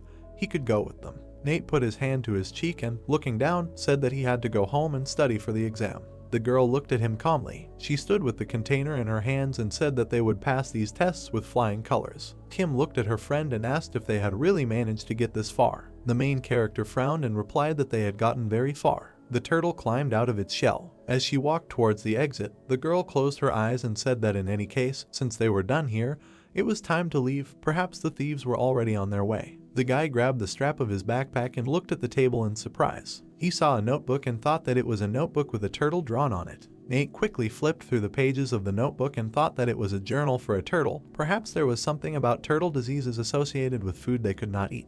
He looked in surprise and opened his mouth. The guy focused on one page and read that it was a software search log in the hall. The plot moves us to a multi-story building. The lights were on in the windows. Mandy was sitting on the edge of the bed with a drink in her hand in front of the guy. Brant was holding a can and sadly lowering his head, saying that he could not believe that the adventurer was dead. He looked at the upset girl and asked what about the other two party members. They must have been shocked. Mandy brought the can to her lips and said she wasn't sure about Kim because she wasn't the type to show her feelings, but Nate probably had a minor mental disorder. She remembered Peter smiling as he died on the boy's shoulder and said it was a really shocking event for a high school student. Brant picked up the can and looked away and said that it wouldn't be easy for most adults either. He walked to the window and turned around to ask what happened to the transcendent class. They should have seen the stats up close. Mandy closed her eyes and said it was beyond her wildest imagination. When he evolved, his stats seemed to increase by 20 levels at once. She remembered Nate jumping up, swinging his sword, and said that only a few users could defeat him in a one-on-one match. The guy turned around and asked if it was dangerous since Chaos or their Emperor could also go to the Transcendent class. The girl took the drink aside and looked down and said that it was possible. Brant stood with his hand on his hip in front of the window and said that this was becoming a problem. Chaos was already causing enough headaches when they were walking around and causing problems, and now they were a Transcendent class. Mandy looked down and called out to the guy and interrupted him. Her friend turned around in surprise. The girl was sitting on the edge of the bed with her head down and said that she didn't have time to think like that anymore. She turned around and looked upset and said that she needed the guy. Let him come to her quickly. Brant looked at her friend and asked if this was really to take first place in the competition. Mandy looked at him and replied that it was so that she could protect the guild members. The guy looked at the girl in surprise. He crossed his arms and smiled and said that she had been having a hard time lately.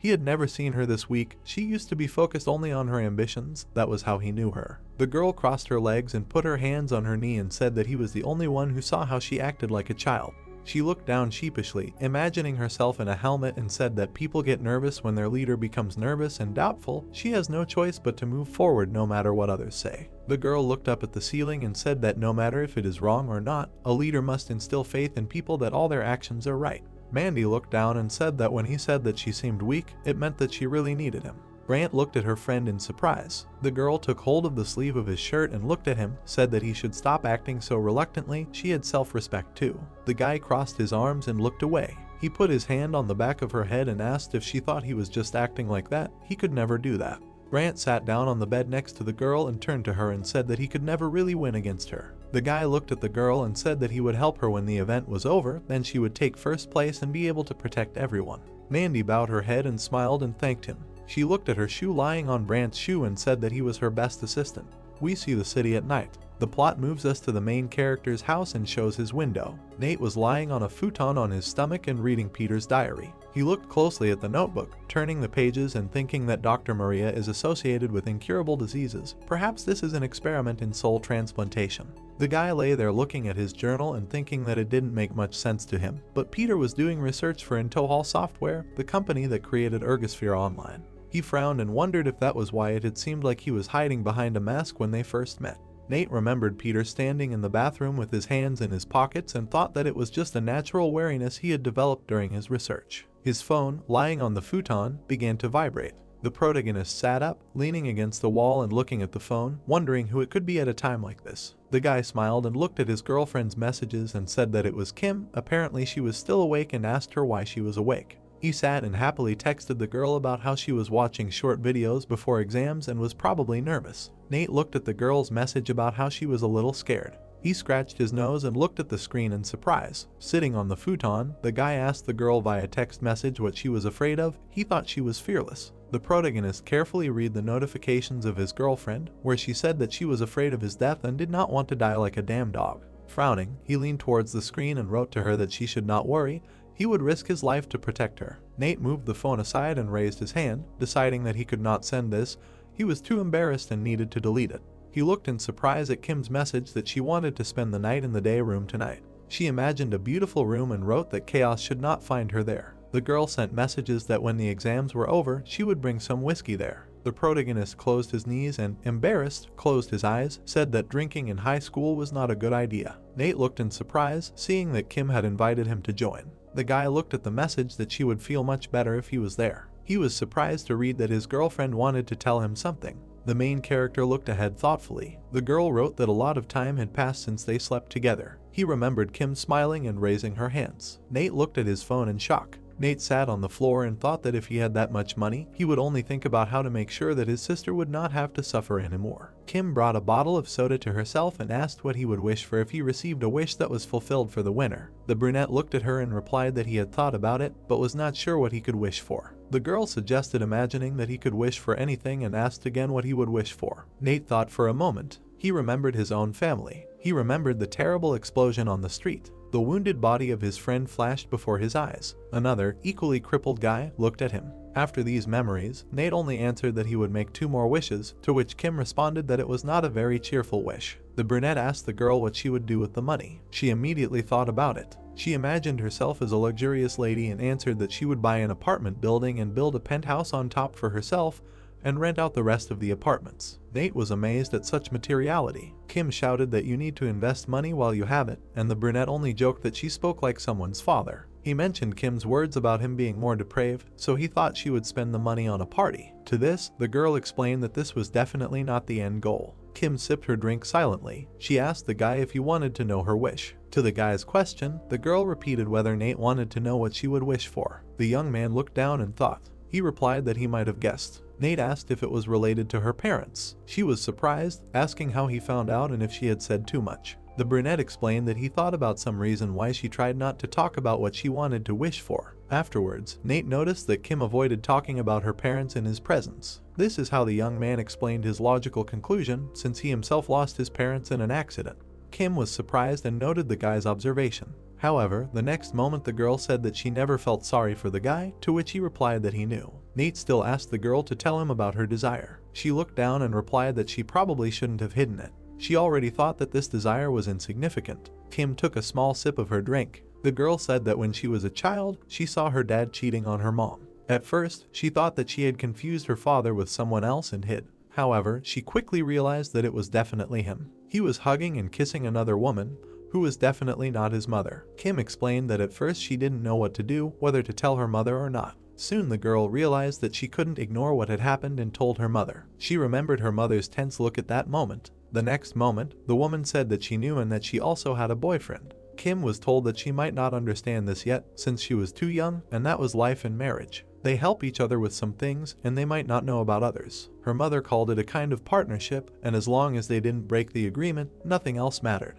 The girl listened in horror, saying that she would understand this when she grew up and got married, and what love and friendship were. Her mother called it a farce used to maintain relationships with other people. Nate looked at Kim in surprise, who had completely lowered her head. At that moment, the girl finally spoke up. Kim asked darkly what all this meant. Kim said that she was just some kind of decoration born from their superficial relationship. Nate looked down, understanding everything. He noticed that Kim always said things like that. He remembered the moment when the girl said that her parents would not notice even if she was torn to pieces. The girl explained that she wanted her to forget everything that happened then. Kim wanted to continue to believe that her parents' feelings were real. Because of what happened, the girl thinks that she will not be able to trust anyone. Nate looked down, silent. Kim chuckled, asking what Nate thought about it and if it wasn't stupid. He smiled and agreed, to which the girl was indignant. Looking away, Nate added that since she continued to fight, it meant it was important to her. The guy also said that he hoped that her wish would come true, and he also wanted to help. Kim decided to find out the reason and asked if it was because of the promise. Nate looked at her silently. Then the guy awkwardly turned his head away. Suddenly, the young man turned to Kim again and admitted that he liked her. The brunette added that the girl had saved his life more than once,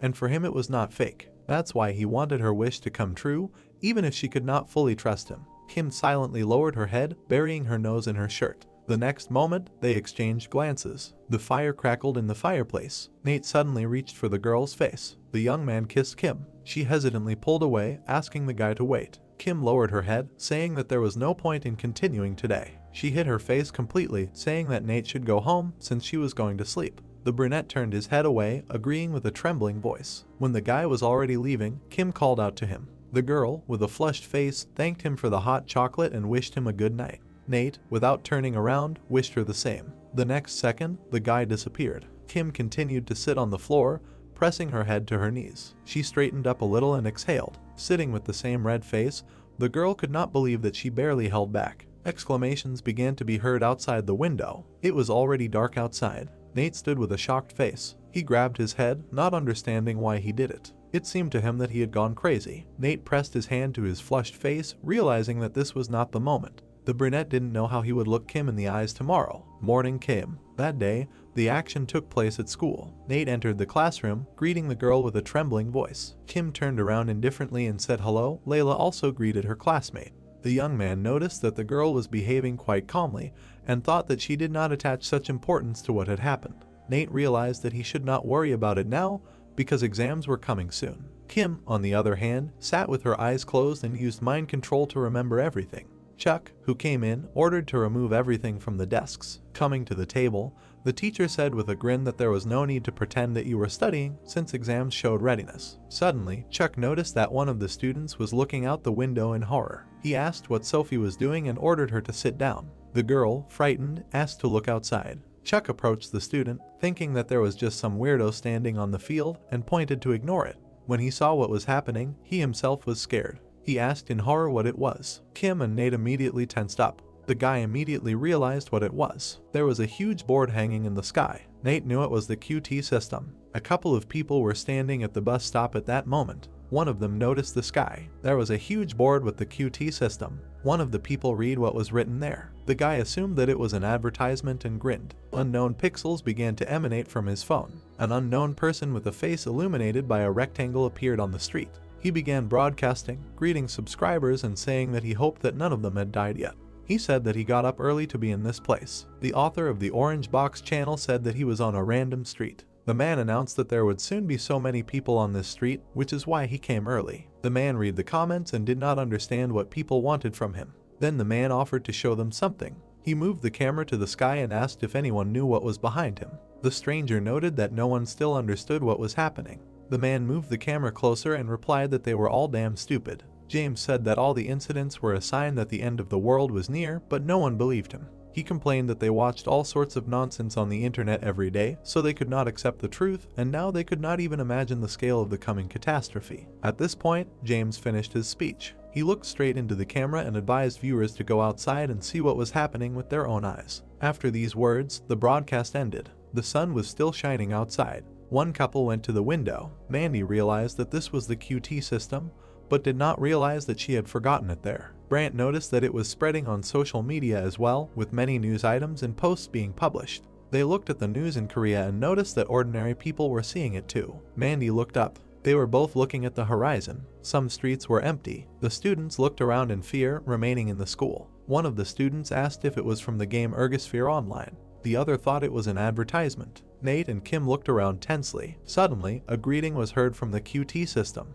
It was announced that the Horizon event would begin in 15 minutes. The event would last 72 hours and would take place right here. A red crystal shone in the sky. It was announced that the playing field would extend 8 kilometers from it in all directions. Leela looked at Chuck and asked how big it was. The teacher explained that it was almost half the city. She was surprised by how big it was. She asked if that meant they wouldn't be able to escape. The system once again announced that the event was called Survivor Hunt. It also stated that users would be hunting monsters, and the one with the most points would take first place. Lucy watched the event through her own QT system with a smile. Information was added that hunting points would be automatically awarded as players hunted, and could be used as status points or money. Jun looked thoughtfully into the distance, while the system explained that random quests were available in certain areas, for completing which users could accumulate hunting points. It also talks about the absence of punishments for attacking other users and the abolition of fines during the event. Or on the street, everyone is still looking at the sky. In the center is Ralph. The system continues to talk about the rules for transferring points in the game.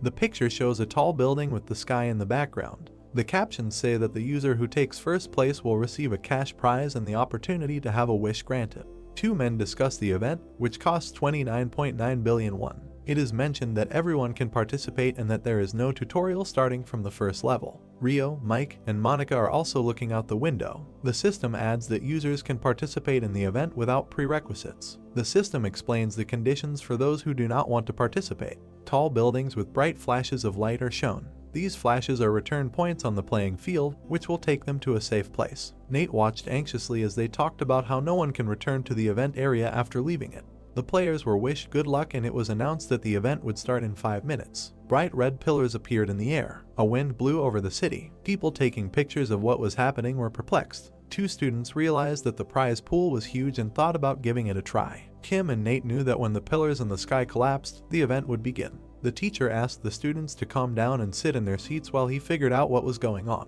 He also instructed everyone to stay in the school and prepare for the tests. Another part of the street was shown again. Karen was standing on the balcony and smoking. She said with a smile that she knew about the accuracy of the data collected. She looked at the pillars, deciding to see what would happen next and who would claim first place. The pillars suddenly glowed even brighter. A crack appeared on one of them. All the students were blinded by a bright light. Nate and Kim closed their eyes, covering their faces with their hands. As soon as the light became dimmer, the brunette opened his eyes. He was shocked by what he saw. The sky outside the window lit up red, and huge monsters appeared in the sky, one of which was looking straight at the students. They flew away, examining the territory. The students immediately panicked, seeing monsters in front of them. One of the creatures flew right up to the school window, causing everyone to scream. It clung with its claws right to the wall of the room, leaving chips on it. One student fell right on the floor. He screamed at the top of his lungs. He ran away in horror, running past Nate. The teacher called out to the guy, but he no longer listened to anyone. He continued to run in panic. Suddenly, his gaze was drawn to something even more terrible.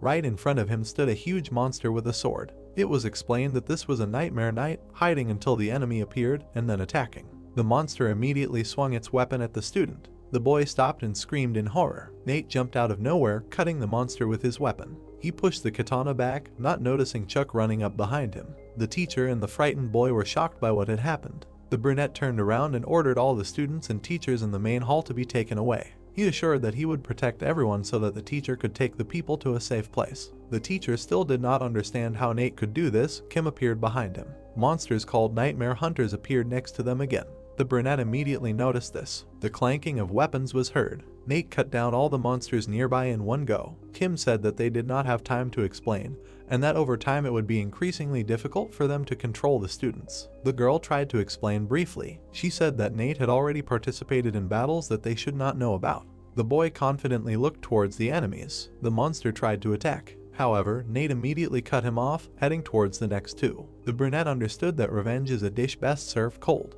Another crash was heard, and a flash of light appeared. Nate instantly cut another monster. Another monster jumped back from the blow. The The brunette jumped forward, piercing all the monsters in front of him. Noticing his experience rank, Nate realized that he destroyed all the monsters on the floor. He entered one of the classrooms and shouted for all the students to be taken to the main hall for further evacuation.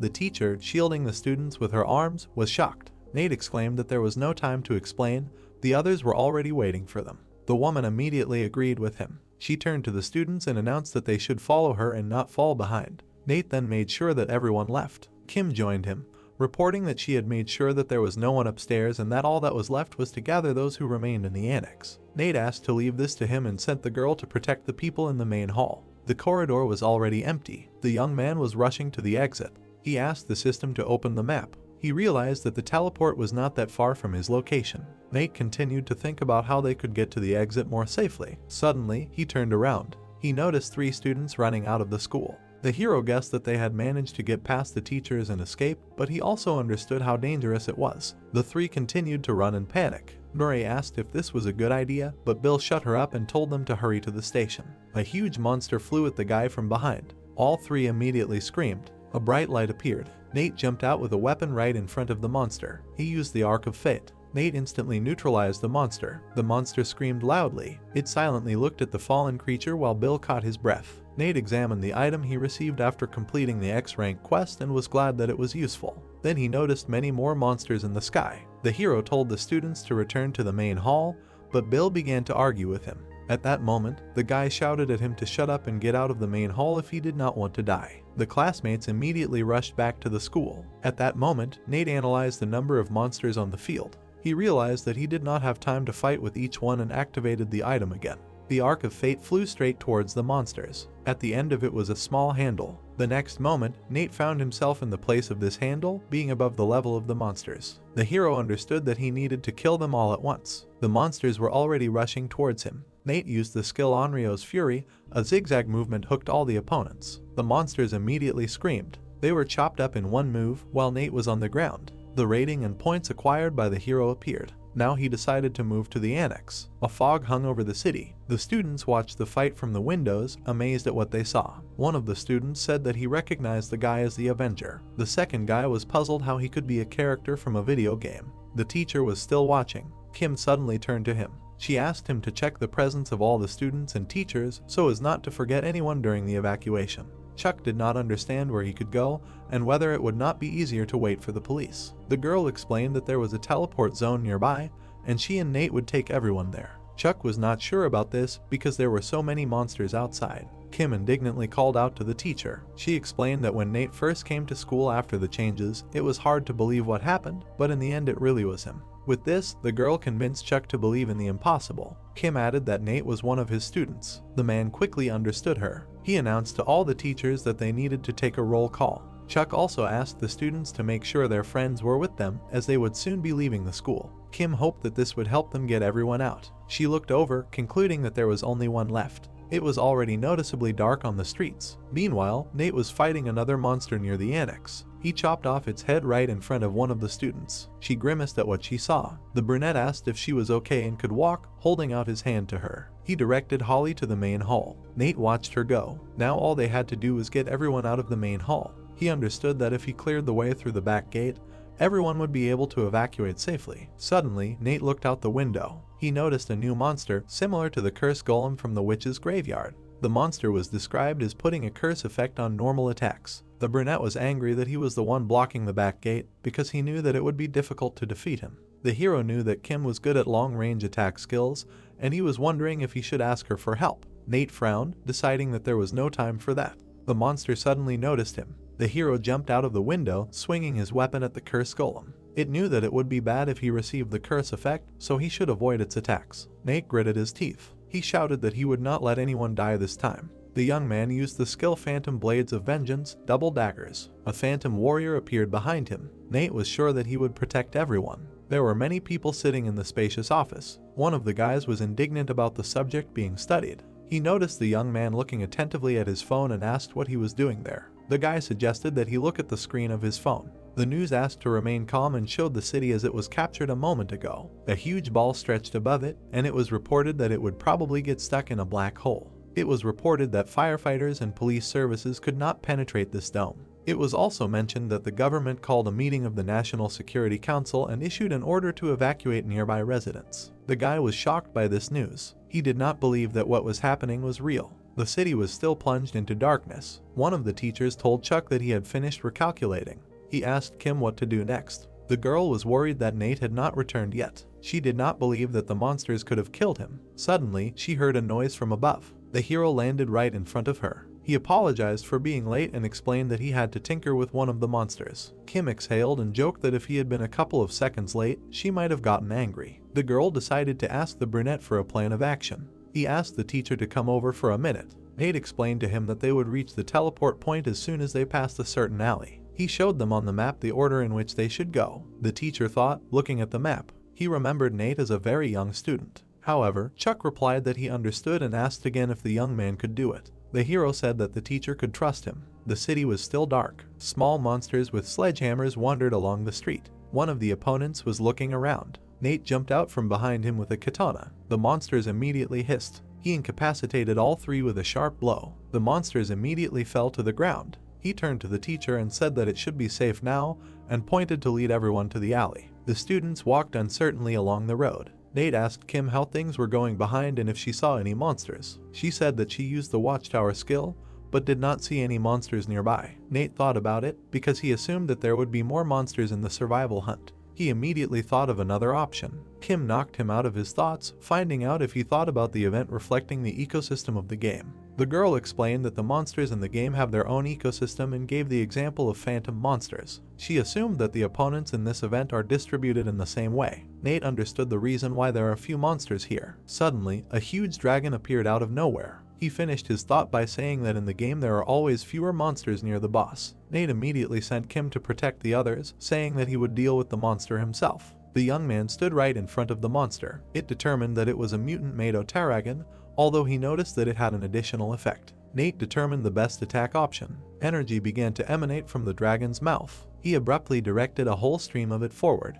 The light completely absorbed Nate. However, he abruptly jumped up, and his body was covered with a cloak. It contained the effect of a lightning destroyer, allowing you to neutralize 2 attacks with lightning or electricity. The young man climbed right onto the monster's head, raising his weapon. The body was absorbed by electricity, and Nate used the skill Flower of Resentment. The hero jumped off the enemy, disarming him with a katana, and he screamed. The boss roared at the top of his lungs. A rumble was heard. The boy landed on the ground as the monster was knocked down. He admitted that despite his boss appearance, he was quite easy to fight. The streets were almost empty at this time. The students and teachers walked towards the glowing circle. Chuck asked Kim if this was the same teleporter. The girl confirmed his words, saying that as soon as they entered, they would be transferred to a safe place. The man offered to go first to make sure that it was definitely safe. He took a step towards the circle. A new board immediately appeared in front of the teacher. After reading the information on it, he asked again if he needed to press the yes button. The next moment, he pressed it.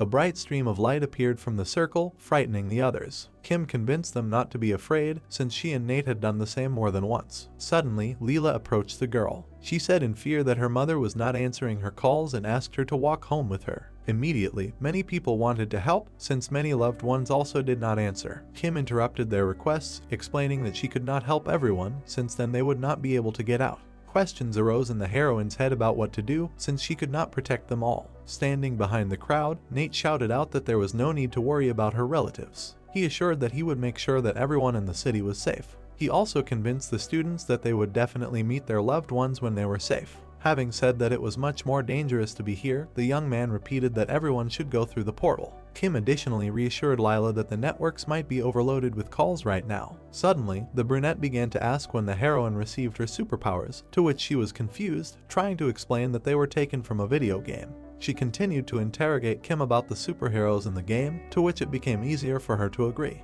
The guys made sure that all the students went through the portal. Nate pointed out that only the teachers remained. Soon the last person went to a safe place. Kim finally suggested starting a hunt for survivors. Before it began, the guy asked her if she knew where her parents were now, to which Kim told them their probable location. The hero noted that it was quite far from where they were now, and also far from his sister's hospital. Nate suggested first saving everyone in this area, and then heading to the hotel to Kim's parents, to which she agreed. Suddenly, she turned away and informed the heroes that she had found something useful. Nate was noticeably surprised by what he saw. Kim showed him a motorcycle, even the keys were left in the ignition. She assumed that the owner had most likely already gone through the portal, so if they returned it, everything would be fine. The girl offered to drive, to which he only replied that he did not know how to drive motorcycles. Kim said that it was the same as a bicycle, so it was worth a try. Nate hesitantly agreed. They got on the motorcycle and rushed forward, buildings shrouded in red smoke. The rescuer extended his hand to the side, showing people where to go. The policeman began to shout loudly to everyone that it had become dangerous here, so they needed to go into the building. The assistant began to approach the guy and, looking at the paper, replied that his radios and phones were not working.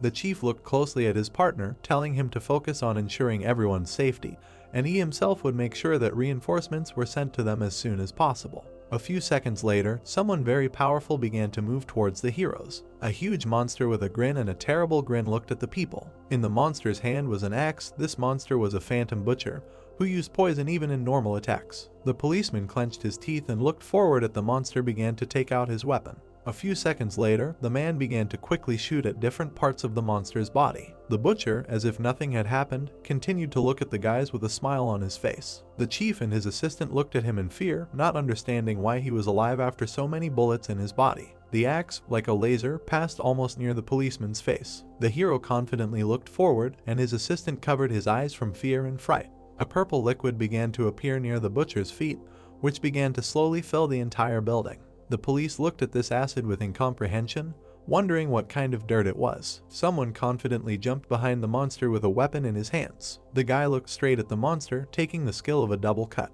Flying down, the hero confidently cut parts of the monster's body with a sword. The monster screamed loudly, opening its mouth and twisting from unpleasant sensations. Nate calmly landed on the ground, continuing to look at the monster. The hero, with a smile on his face, thanked Kim, who was standing next to him, for her help. Suddenly, Nate with incomprehension heard someone asking them who they were. The policemen were pointing their guns at the heroes and waiting for them to answer. The assistant closed his eyes in fear, but continued holding the gun and asked the guys that they were monsters and therefore could use such powers and magic. Kim, who was standing behind the police officer, calmly replied that they needed to pay attention to their school uniform, which would tell everyone that they were ordinary schoolchildren who lived in anticipation of the lunch bell. The girl continued to smile, listening to how she was told that she could be disguised as a monster. The head police officer began to extend his hand to his assistant so that he would lower the taser and not harm innocent children.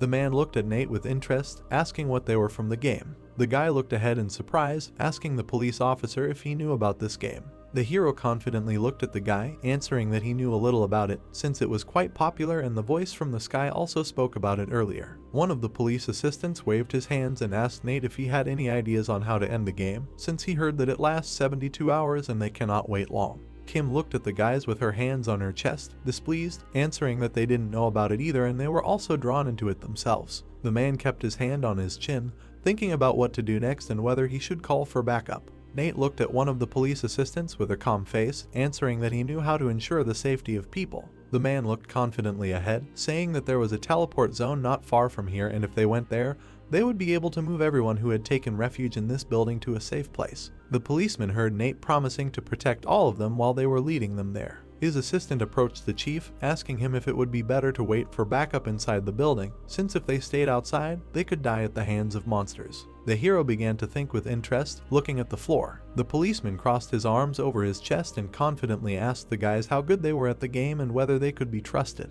Kim lowered her head and said that she didn't know what they could say to make them trust her. The heroine standing next to Nate confidently answered that only the two of them had evacuated the students from the school. Kim pointed at the main character, saying that he had defeated a high-level ranker once. The policeman thought for a moment and decided to do it. Looking at the guys, the chief answered that he would trust the heroes and would accompany everyone to the teleport zone. Nate said with a smile on his face that he could be trusted. An assistant approached the chief from behind with a distrustful expression, thinking how they could check and whether this was right. The main policeman calmly turned to the guy and answered that with their equipment they would not be able to protect all the people, so it would be better to evacuate as many people as possible so that they would not need to be looked after. Kim looked at the guy in fear, shouting that they had one request. Cars drove along the roads. On one of the tracks there were monsters, connecting something together. The monsters began to look away with interest. A few seconds later, Nate began to jump on all the monsters, waving his weapon.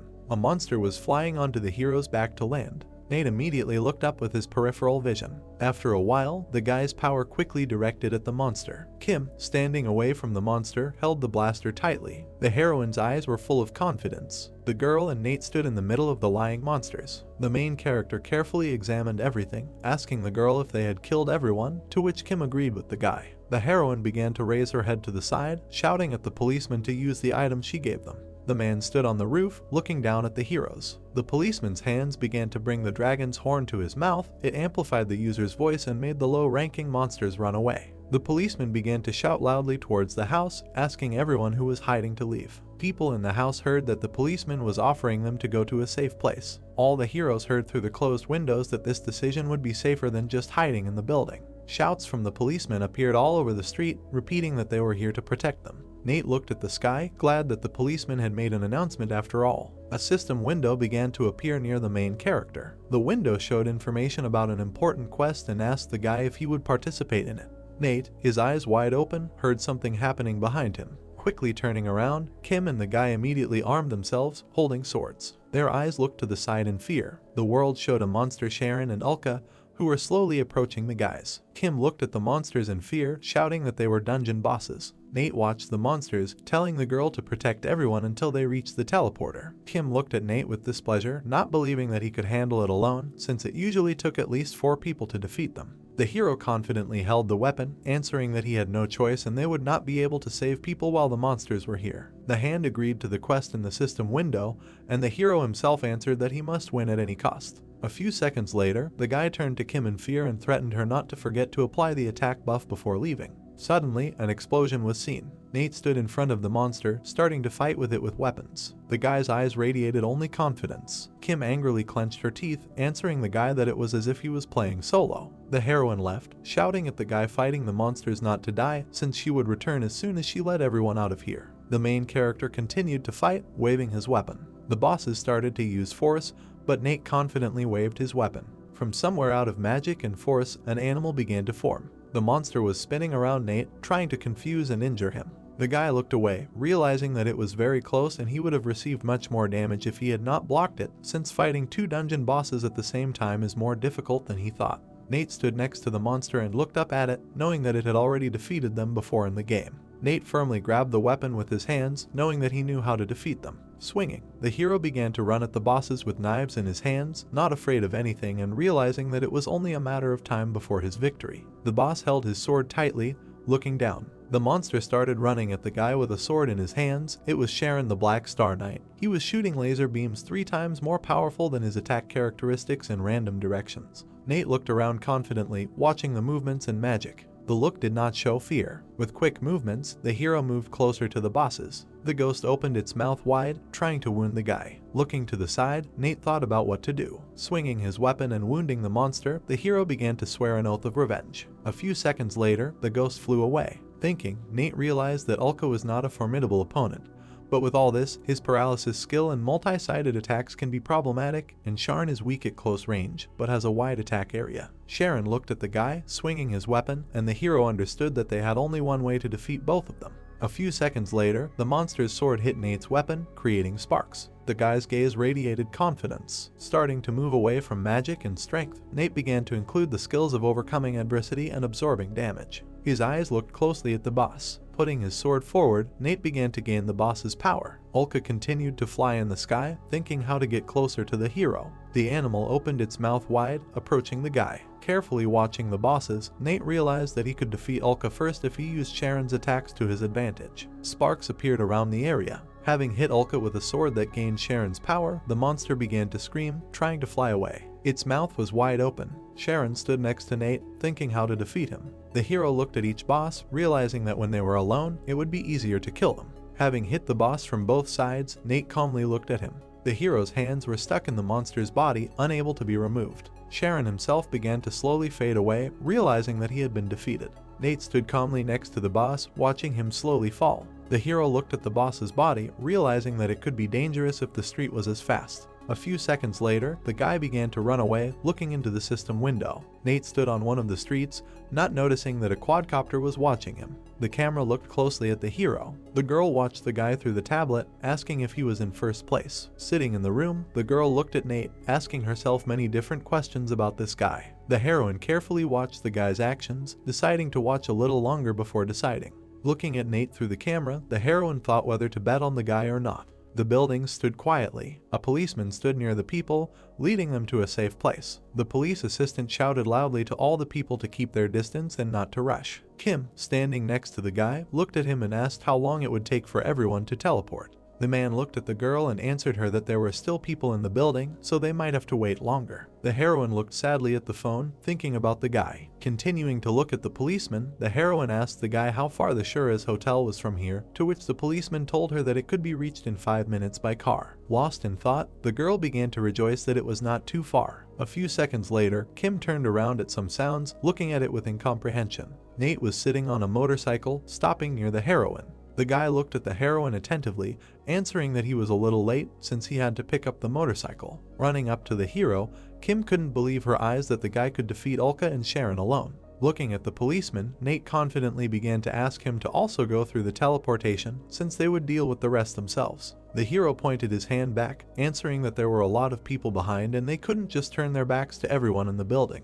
The policeman turned to his friend, telling him to go first so that someone could protect everyone who had already gone through the portal. Kim looked at the policeman in surprise, embarrassedly asking about his intention to patrol alone. The man scratched his head from discomfort, saying that he would have to do this if no one was there, since there was a rule that officers should patrol in pairs, but now he couldn't do otherwise. The girl, embarrassed, looked forward, answering that she was not talking about the rules. Nate began to look at something in the system window. Having handed the canvas to the policeman, the hero began to ask him to take it. The man put on his cloak in surprise, listening to the hero answer that it would help to disguise himself from monsters that had no detection skills, and so the hero himself would be able to avoid monsters and move safely. Handing the hilky to the policeman, the hero began to say that he could use them to heal wounds. The guy looked at Nate with discomfort, asking him if he could definitely take them and if he needed them. Nate smiled, asking the hero to do everything to save as many people as possible. The policeman looked at the guys with a smile on his face. A few seconds later, the guy confidently told Nate to hurry up since he needed to save his family. The policeman began to laugh and looking at the main character began to say that he also played video games as a child. The guy and the dissatisfied Kim listened to the man's stories. A few seconds later, Nate smiled and looking at the policeman asked them to be careful. Waving his hand, the man began to move away. The city was empty. Nate was flying down the road on a motorcycle with Kim. Through the wind, the girl asked to leave her at the city hall so that she could get there. Gritting her teeth, the girl looked at the guy, telling him to save his sister and split up so that their families would be found and then they could meet. Looking out of the corner of his eye at the girl, the guy answered that their meeting place would be where they separated. Flying down the street, the girl answered that she understood everything. A hospital, a man was laying out a sheet. The heroine tiredly began to wipe sweat from her forehead. Removing the mask from her face with her hand, the girl wondered if Mondays were always such hard days. Looking away, the heroine began to think about something. The girl looked at the running people, not understanding what all the fuss was about. Suddenly, the heroine began to touch her friend, asking her what was going on. The friend fearfully held the phone to her ear, answering that everyone heard a voice from the sky, because of which it rose.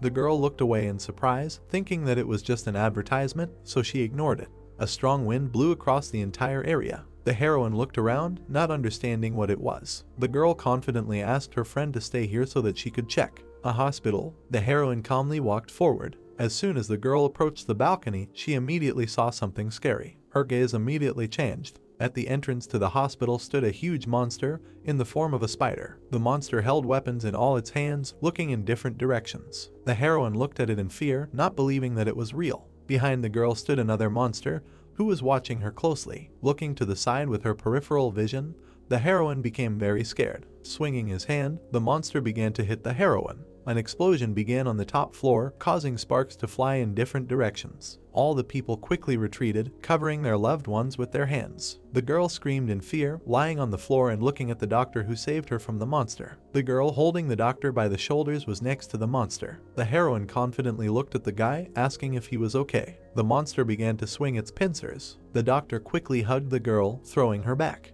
The hero looked ahead tiredly, offering to escape through the corridor of the emergency room, since he knew that they would not be able to leave through the main entrance. The girl looked at the guy with displeasure, asking about their patients. The doctor looked away thoughtfully. Two new bosses began to stand near the heroes. The heroine looked ahead in fear, not believing that there was more than one of them here. Looking at the monsters, the doctor began to think about what to do. A few seconds later, the man grabbed the heroine by the hand, shouting at her to follow him since he had a plan.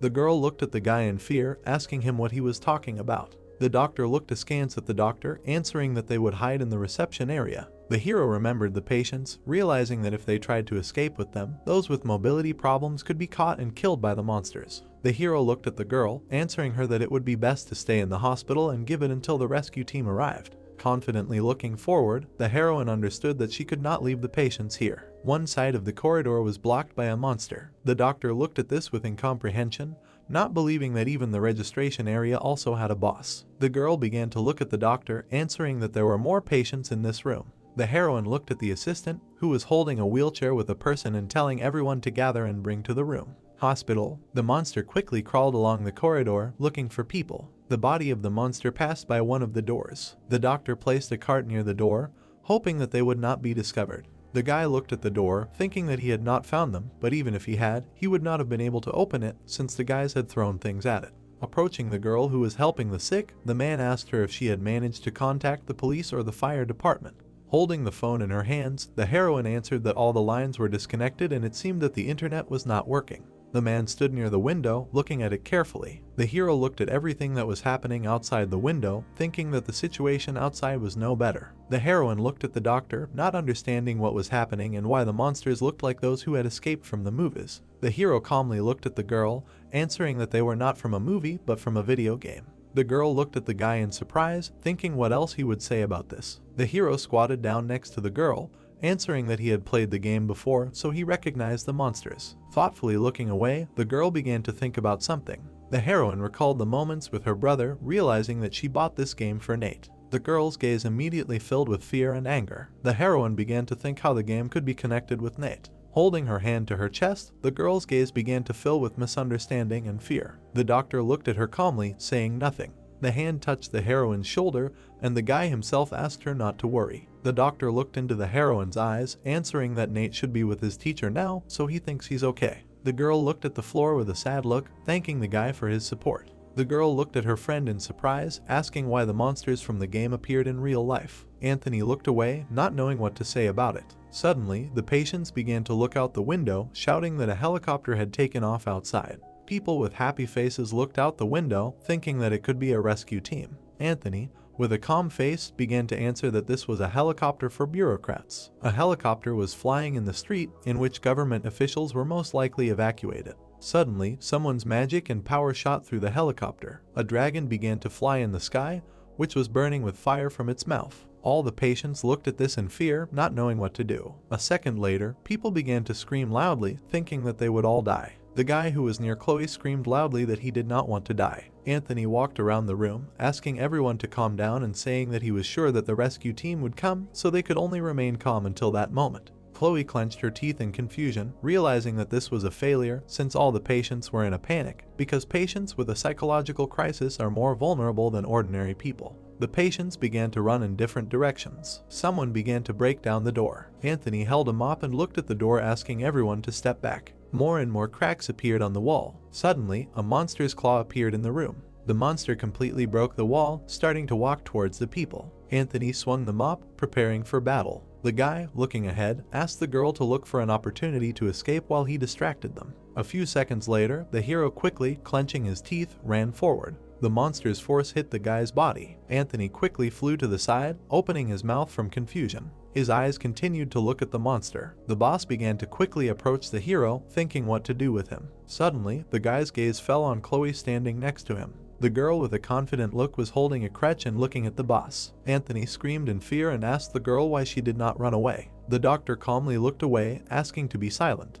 Her hands tightly grabbed the weapon. Running towards the monster, the girl closed her eyes and screamed that she could not leave the patients. The boss looked at Chloe with incomprehension, who was trying to do something to him with a crutch. After a few seconds, the girl began to notice that it was completely broken. His gaze was looking up. Chloe was watching someone on the side, not taking her eyes off. Anthony ran towards the heroine, afraid that something would happen to her. His gaze looked into the distance with fear. His hand reached forward. The monster swung its pincer at the heroine. Suddenly, someone quickly cut the monster into several pieces. Chloe, closing her eyes, began to scream. Anthony looked ahead with confusion. The girl, having fallen to the ground, covered her face. The heroine began to look to the side out of the corner of her eye, hearing how someone began to call her. The guy stood next to Chloe, asking if she was hurt. Suddenly, memories with her brother flashed in her head. Chloe hugged Nate tightly. A new memory began to appear in her head, in which Chloe hugged little Nate. The girl looked ahead with confusion, not believing that this was really a guy.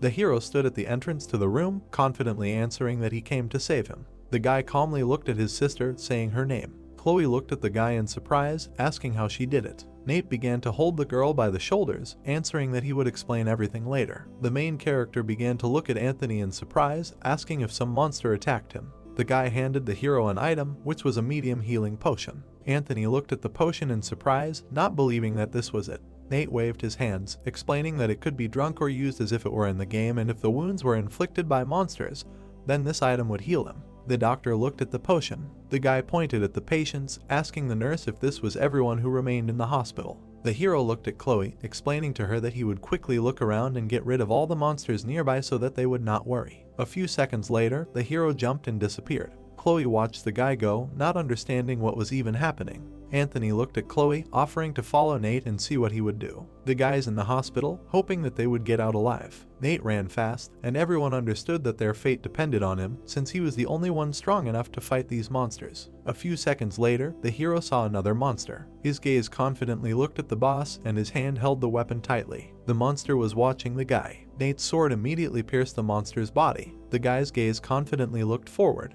Through the hero's strength and sparks, the guy jumped to the side. And then, running away from this place, an explosion appeared. Nate, holding his hands, shouted along the corridors, asking if there was anyone there. The entire corridor was empty and there was not a single sound. The main character looked around with bewilderment, surprised that there was no one there. Walking through the hospital, the guy decided to look around a little more. Suddenly, his gaze began to look at something with fear and bewilderment. Looking at the corridor, full of chaos, Nate began to understand that someone was fighting monsters here. Holding his sword tightly at the ready, Nate understood that there was no way they could survive this. Looking around, the protagonist realized that there was another player here. Running along the corridor, the guy thought about who it could be. Looking out from the column, Nate peered to the side. His eyes looked forward in fear. A girl with a gun jumped out at the guy from the corner, who wanted to kill him. After a few seconds, the girl's gaze changed. She began to look at everything that was happening with incomprehension.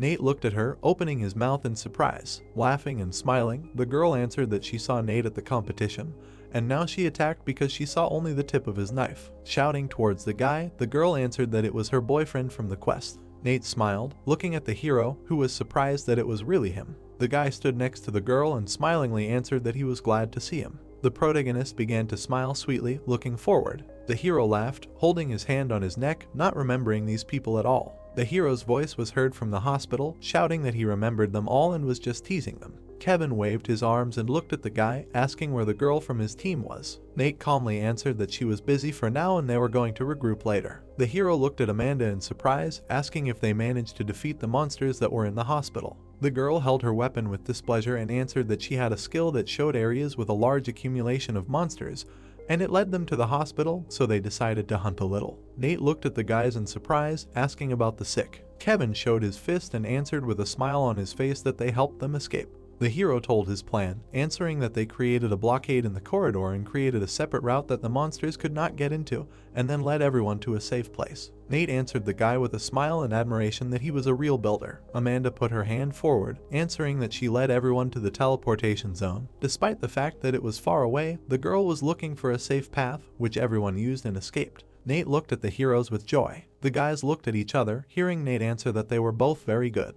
Thinking, the hero began to understand that they should just get rid of the rest of the monsters nearby, and then get to the teleportation zone, which should not be too difficult. Looking carefully down, the hero realized that he urgently needed a plan B. Suddenly Nate looked at the guys, asking them if they wanted to make a deal. Kevin stood with Amanda with interest, thinking to listen to about it. The corridor was empty. Chloe was wrapping the patient's legs, asking if he was better now. Suddenly the girl began to look away, hearing how someone began to call her. Running into the room, Nate answered the girl that everyone had escaped from the hospital and they were the only ones left who needed to leave. Chloe and Anthony stood aside, asking Nate where they would go if the rescue team had not yet arrived. The doctor approached the protagonist, asking that he wanted them to go to the teleportation zone. Anthony looked ahead, explaining to the girl that the voice in the sky had told them this.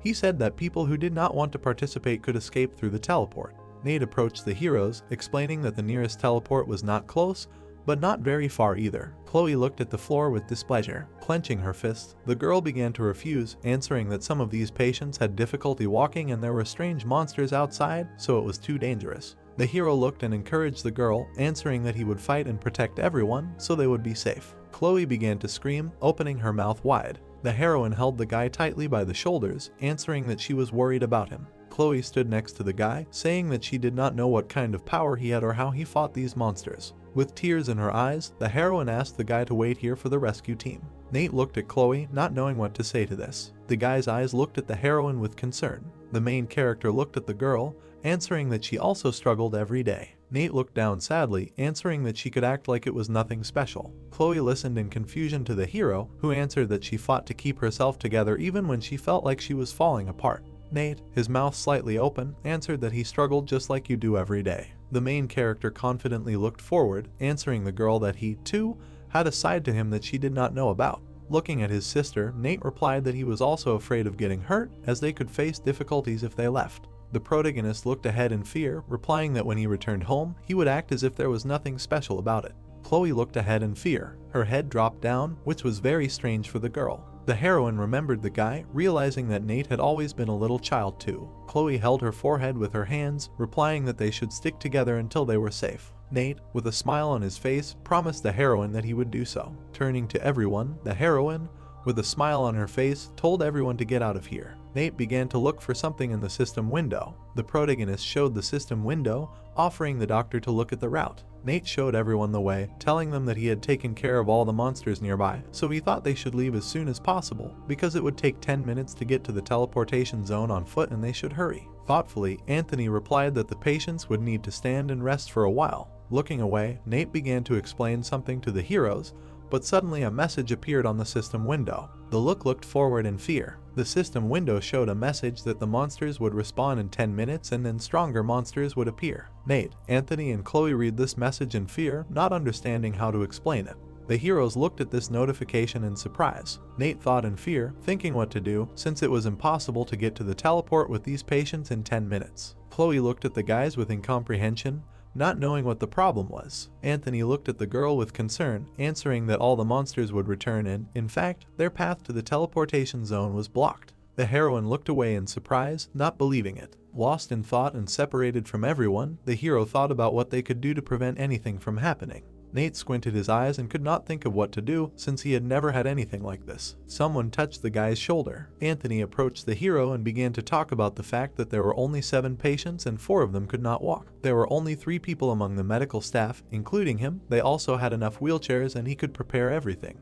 The guy looked at Nate, telling him to think carefully. The main character looked away, confidently starting to decide something. Starting to dig into the system window, the hero thought that maybe somewhere there would be an item that he had not used for a long time. Looking at all the items, the guy realized that in the end he only used everything for a single-player game. He looked away with incomprehension. Nate watched all the guys and asked them if they could do him a favor. The guy looked away, not understanding what exactly he meant. Nate looked confidently at each person, answering that he wanted everyone to join the game. All the staff looked at each other in surprise. The street, Kevin and Amanda were standing on the road. The girl, gritting her teeth in anger, did not understand why the guy did not come because they agreed to meet halfway. Kevin looked at his watch, realizing that there was 1 minute left until respawn. The hero scratched his neck, answering that he did not think he could reach the teleportation zone, even if he went there now. Suddenly, Amanda looked away in surprise as if she saw something there. A bright light began to appear on the road. Kevin smiled and looked into the distance, did not believe that this was possible.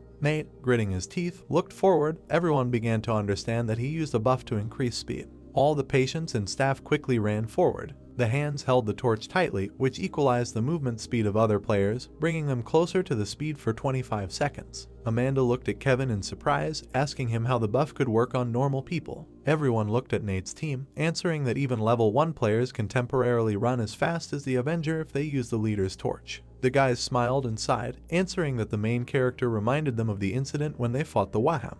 The main character, gritting his teeth, continued to quickly run forward, realizing that he was damn smart. A few seconds later, the heroes stood near Amanda and Kevin. Nate gave the heroine a torch, shouting for her to take it and run to the teleportation zone. Amanda laughed and with a smile on her face asked the guy that they should just run at full speed. The hands took the torch. The heroine ran and shouted to all the people to follow her and not to get distracted, as she was now much faster than before. The patients and staff began to run incredibly fast. The assistant closed her eyes, afraid that she was running so fast, but Chloe began to calm her down. Kevin laughed, looking at Amanda and saying that she was too carried away in this matter. The clock began to ring. The guy realized that 10 minutes had already passed. Something appeared behind Kevin. The monster lord of the swamp began to stand near the guy. Kevin looked at the monster from under his brows, realizing that he had to block the path of this monster from behind. Kevin's fist began to radiate magic. A wide smile appeared on his face. The guy shouted that he would not let anyone pass him by. Explosions began to pass on the street. Amanda and the patients quickly ran forward. The girl looked at the guys, asking them not to lag behind, as they were almost there. Nate's gaze began to look at something fearfully. The hero looked at Amanda, shouting that there was a monster here. The heroine looked ahead, realizing that it had not been here before. There was a monster standing in the middle of the street. The monster did not notice the guys. It was the spirit of the blue crystal. Starting to hold her devices, the girl with a smile on her face answered that there should be no problems with the two of them. Nate looked at his sister, asking her to wait a little with everyone else. Confidently looking ahead, the main character held his knives, preparing for battle. From both sides, the guy and the girl began to beat the monster. Chloe and the patients looked at what was happening in fear. Fear was visible in her sister's eyes. The spirit of the blue crystal screamed loudly, running towards Nate. The guy looked at him without fear in his eyes. A memory of how he held his sister in his hand arose in his head. Chloe looked at this battle in surprise. Amanda grouped herself and began to run towards the monster. With quick movements, she began to wound and cut the monster with her weapons. Amanda answered Nate with admiration and boasting that this was her last blow. Asking all the patients to come, the hero shouted that they had done everything, so now they could continue moving. Anthony approached Nate and with a smile on his face answered that he enjoyed watching his fight. The brother approached Chloe and answered that it was time for them all to go to a safe place. Looking at the floor, the girl answered the guy that he was right. Nate watched the heroine with incomprehension. Park. Near the fountain there was a portal. Nate looked at the guys and with a smile on his face answered that they could go and hit the road with a stroller. The main character looked at his sister, answering that he would come later. Chloe looked at Nate with displeasure, telling him that he promised that they would stick together. With a calm face, the hero answered his sister that he needed to go somewhere else. Chloe looked at the hero calmly, asking about him staying because of Kim. The guy looked at the floor, agreeing with Chloe and answering that he should see her and then explain everything later. The heroine looked at Nate, saying nothing. With her head down, the girl answered the guy that he was stubborn when it was not necessary. The sister looked at her brother for the last time, answering him to go, realizing that she would not be able to stop him. Chloe was angry and screaming, telling the guy that as punishment he would have to wash the dishes for a month. Nate turned to the girl, telling her that she would also do the cleaning. Voices were heard outside as Nate ordered Anthony to make sure everyone was safe.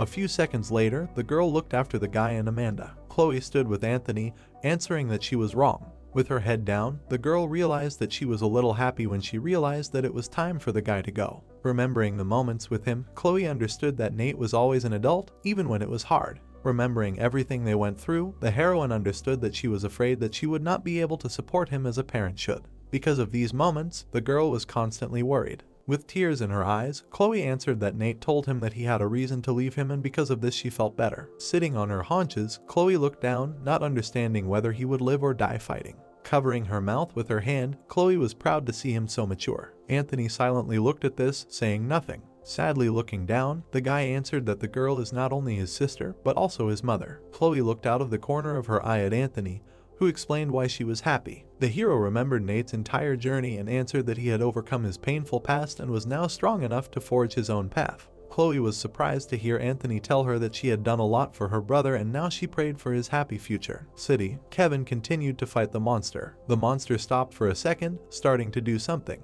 Small tadpoles began to fly from the monster's mouth straight at Kevin. The hero clenched his teeth angrily. Using his power, the guy immediately created a huge golden wall. Gritting his teeth, Kevin looked at the monster, thinking that it was time for a combo. Cannons appeared from the golden wall and began to shoot at the monster. The underwater monster looked around in surprise, not understanding what to do. Quickly running towards the monsters, Kevin decided to end it. Suddenly, something distracted the guy. Something big began to fly past his head. In the distance, Kevin began to notice someone's silhouette. Nate flew confidently towards Kevin, holding on tightly to the rope. Nate began to wrap the rope around the monster's head with quick movements. Amanda, standing behind the hero, was dissatisfied and began to scream that she wanted to deliver the finishing blow. The heroine looked at Nate angrily, asking him how he moved faster than her. With a smile on his face, Nate began to show the object he used. Kevin, standing behind Amanda, began to smile and tell the girl that this was not a race. The guy looked at Nate, asking him if he managed to deliver everyone to the portal zone safe and sound. The main character looked at Kevin and answered with a slight smile that thanks to him, everyone was saved. The guy smiled, saying that he was very glad to hear it. Starting to do something in the system window, the hero decided to end their deal. With a smile on his face, Nate ordered the system window to add 5,000 points to Amanda and Kevin.